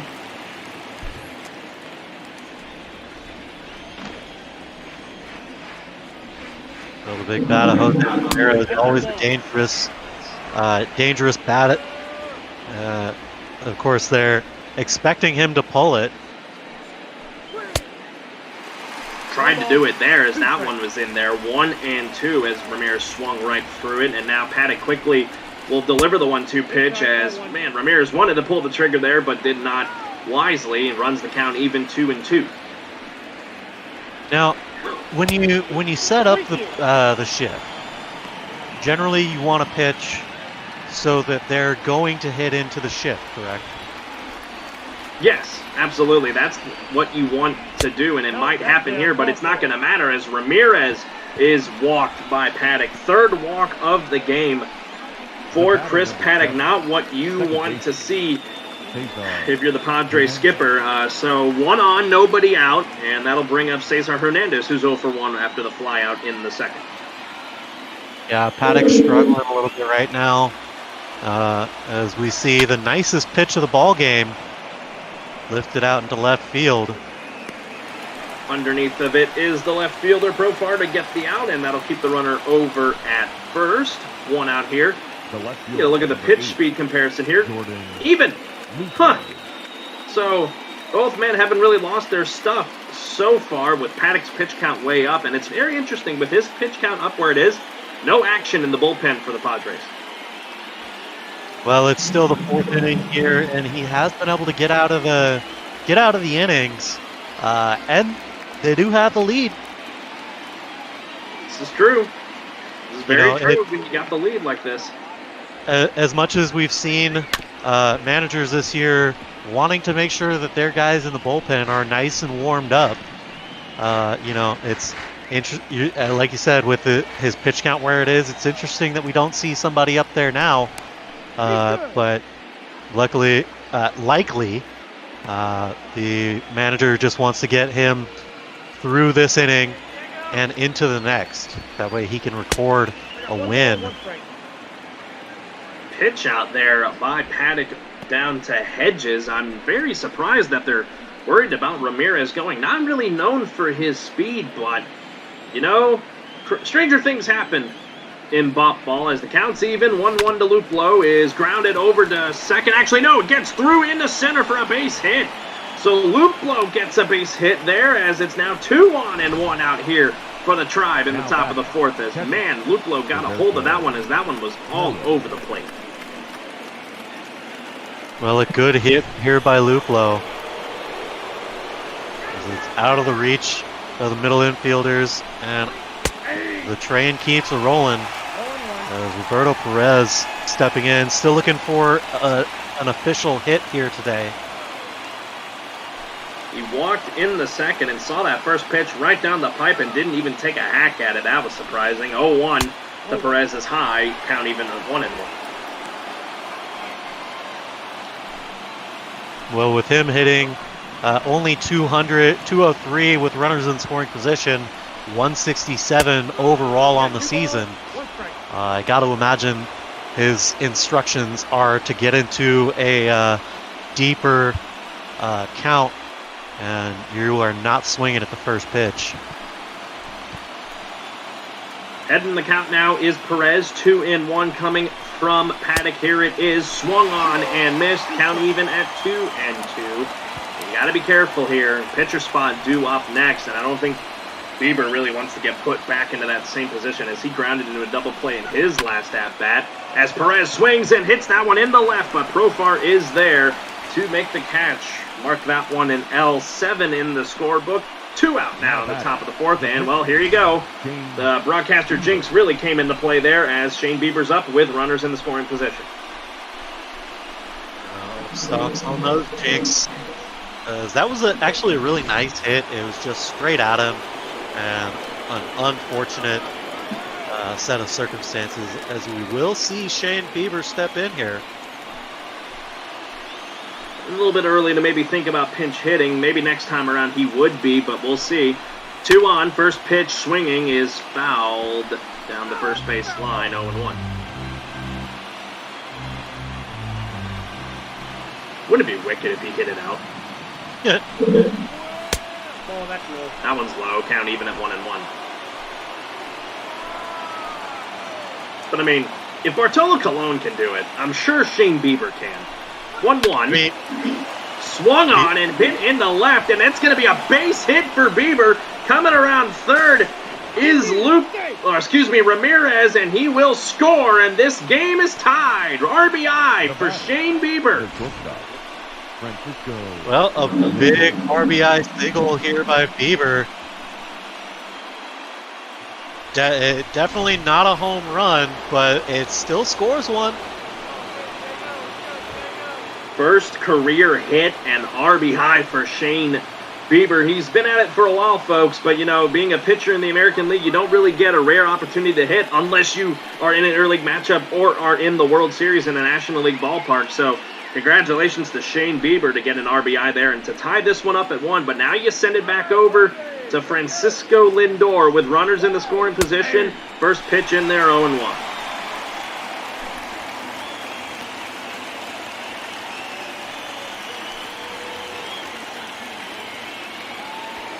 Looking for career home run number 150 here would be Lindor.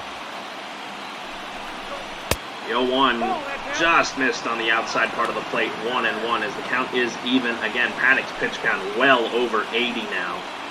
Man, these Indian hitters, they haven't really gotten much other than the 1 run, but they know how to work these counts.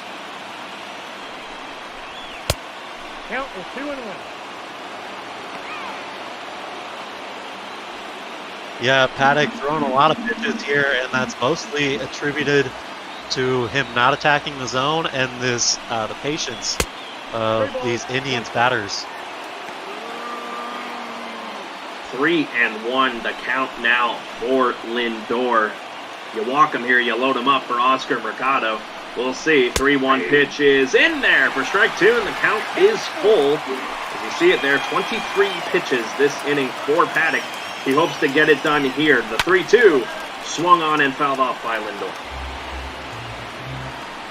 A good battle here brewing already. Lindor 0 for 2 today, 2 strikeouts, 3-2 pitch is swung on and hit into left field. Under it will be Profar, and that will end the inning.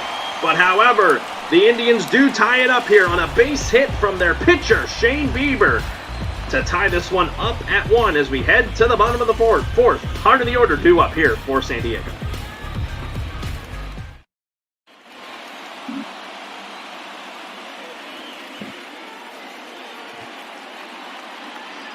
Again, get a look at Heidi Watney. Still haven't gotten the mic fixed, so I don't know if we'll ever get to hear her speak. But it's got a great night. It's been a great night so far here.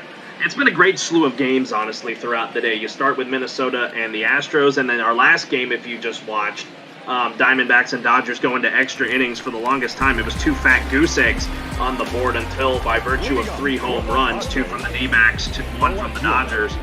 That game, incredible. Probably the game of the day. Yeah, that was quite a ball game tuning into the second half of that one. I mean, that is going to be the rivalry to watch throughout the rest of this season, as both of those teams, the Dodgers and the Diamondbacks, are absolutely stacked. And, you know, we'll be keeping a close eye on those 2 teams here this season. Profar quickly down 0-2 as a good waste pitch there by Shane Bieber, as that will now make the count 1-2. Profar 1 for 1 today with a single and an RBI back in the second inning.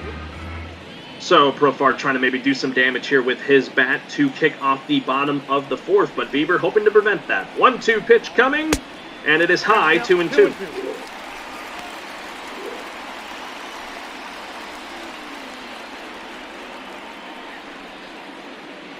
Well, the difference in pitch counts here between Bieber and Paddack.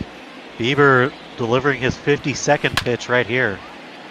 Profar hits that one into left. Luplo will camp under it and will get the first out of the inning here in the bottom of the fourth. That'll now handed over to the second baseman, Brian Dozier, who's 0 for 1 today with a strikeout. Bieber, a good at-bat there against Jerickson. Profar.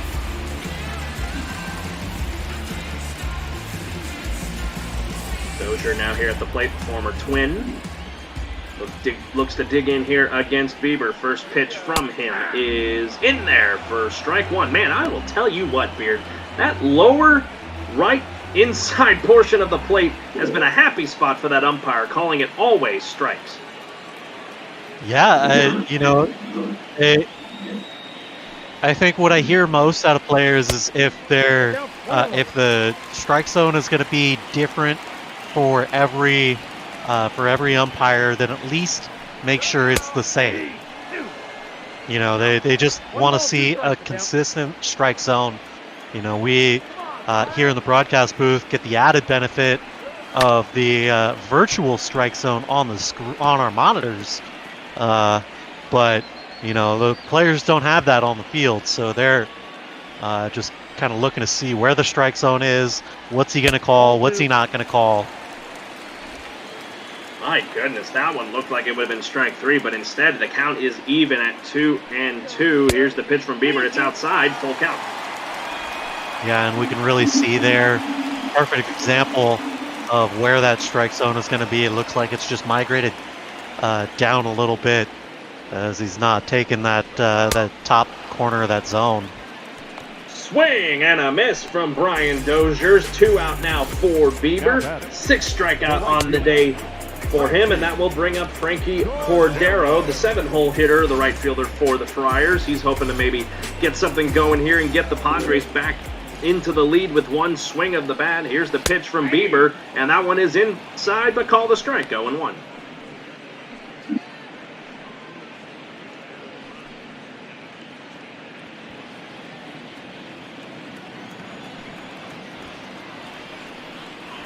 From Bieber is swung on and fouled off to the left side, 0-2.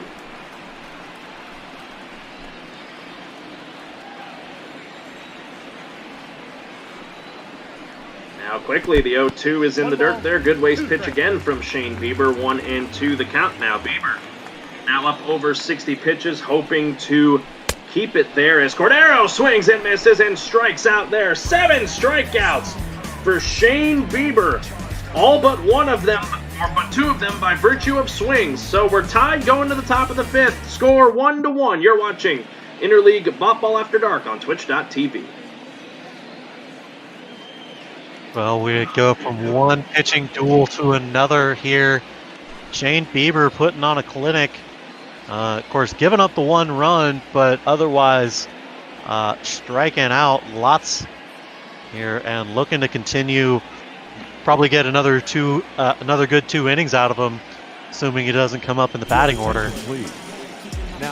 That's going to be the end of the night for Chris Paddack, as here he is, I guess, in an emergency starting pitcher role or long reliever role. Drew Pomeranz, 2-5 this season, 0-2 in saves and opportunities, and he's a former starting pitcher across many different teams, but now finds himself in a relieving role here, but he's a lefty now. So you got to think these Cleveland hitters are going to have to think differently than they were when they were against Paddack, as Mercado swings at the first pitch, 0-1.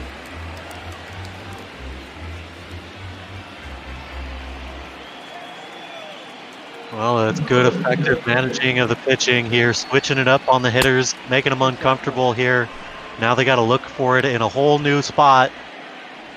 And, we take a look down at the Padres bullpen. Luis Perdomo up and throwing.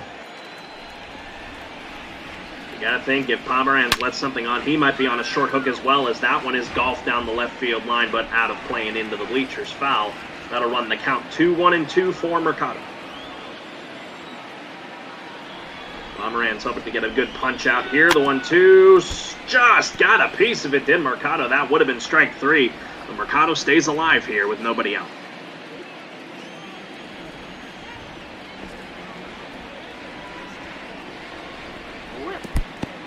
That one misses low, 2-2.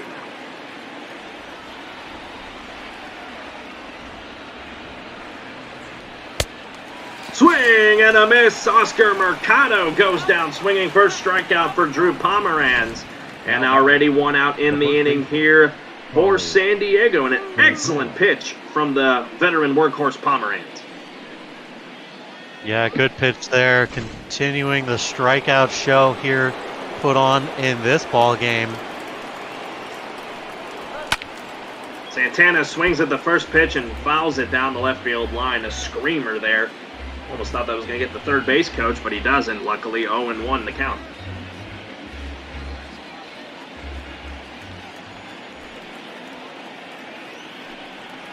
The 0-1 from Pomeranz misses low, 1-1. Carlos Santana, he's 1 for 1 today with a double and a walk.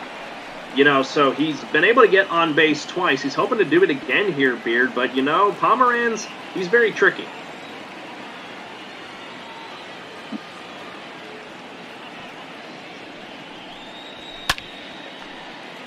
Yeah, Pomeranz, the wily veteran here, able to continue this AB and not give up a hit so far. Knock on wood.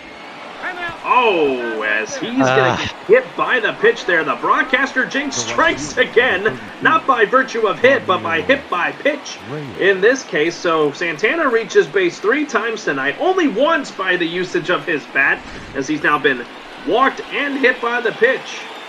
As that'll bring up Franmil Reyes again, the former Padre. He's 0 for 1 with a walk in the first inning. So a base runner for the Indians here, and so far tonight, that hasn't spelled really well for the Padres, despite it only being 1-1.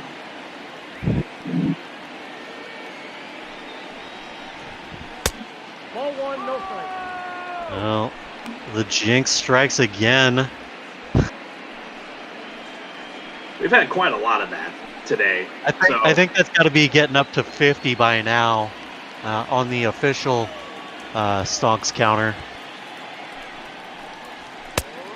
Nope. That pitch there misses outside, 2-0 to Franmil Reyes. To all 34 of you still tuning in, we appreciate you guys joining us. As we mentioned before, please donate to the Trevor Project if you like what you see. Great organization there, so they're wonderful. So please donate to them if you are just enjoying what you see. And we're enjoying what we're seeing right now. 2 games back-to-back tonight with great pitching duels in a 1-1 ball game right now. Fran Reyes in a 2-1 count right now, and that will now become 2-2 as that one floats in there. A great knuckle curve action there from Pomeranz, hoping to get Reyes here to get 2 out. 3 balls, 2 strikes. Full count. Full count's been very interesting tonight for the Padres. A lot of those for Paddack, and now Pomeranz sees his first one. Yeah, it definitely goes to show the patience of the tribe here tonight. They're perfectly willing to let them pitch themselves into a jam. And the downside of that being they've had quite a few looking strikeouts here so far as well. That one froze from Reyes as the umpire rings him up there looking. A backwards K for Pomeranz. That's 2 for him. And that'll bring it around now to the hard-hitting Jose Ramirez, who's 0 for 1 with a walk and a run scored. Looks at that one there. That one looked all right, but missed. 1-0.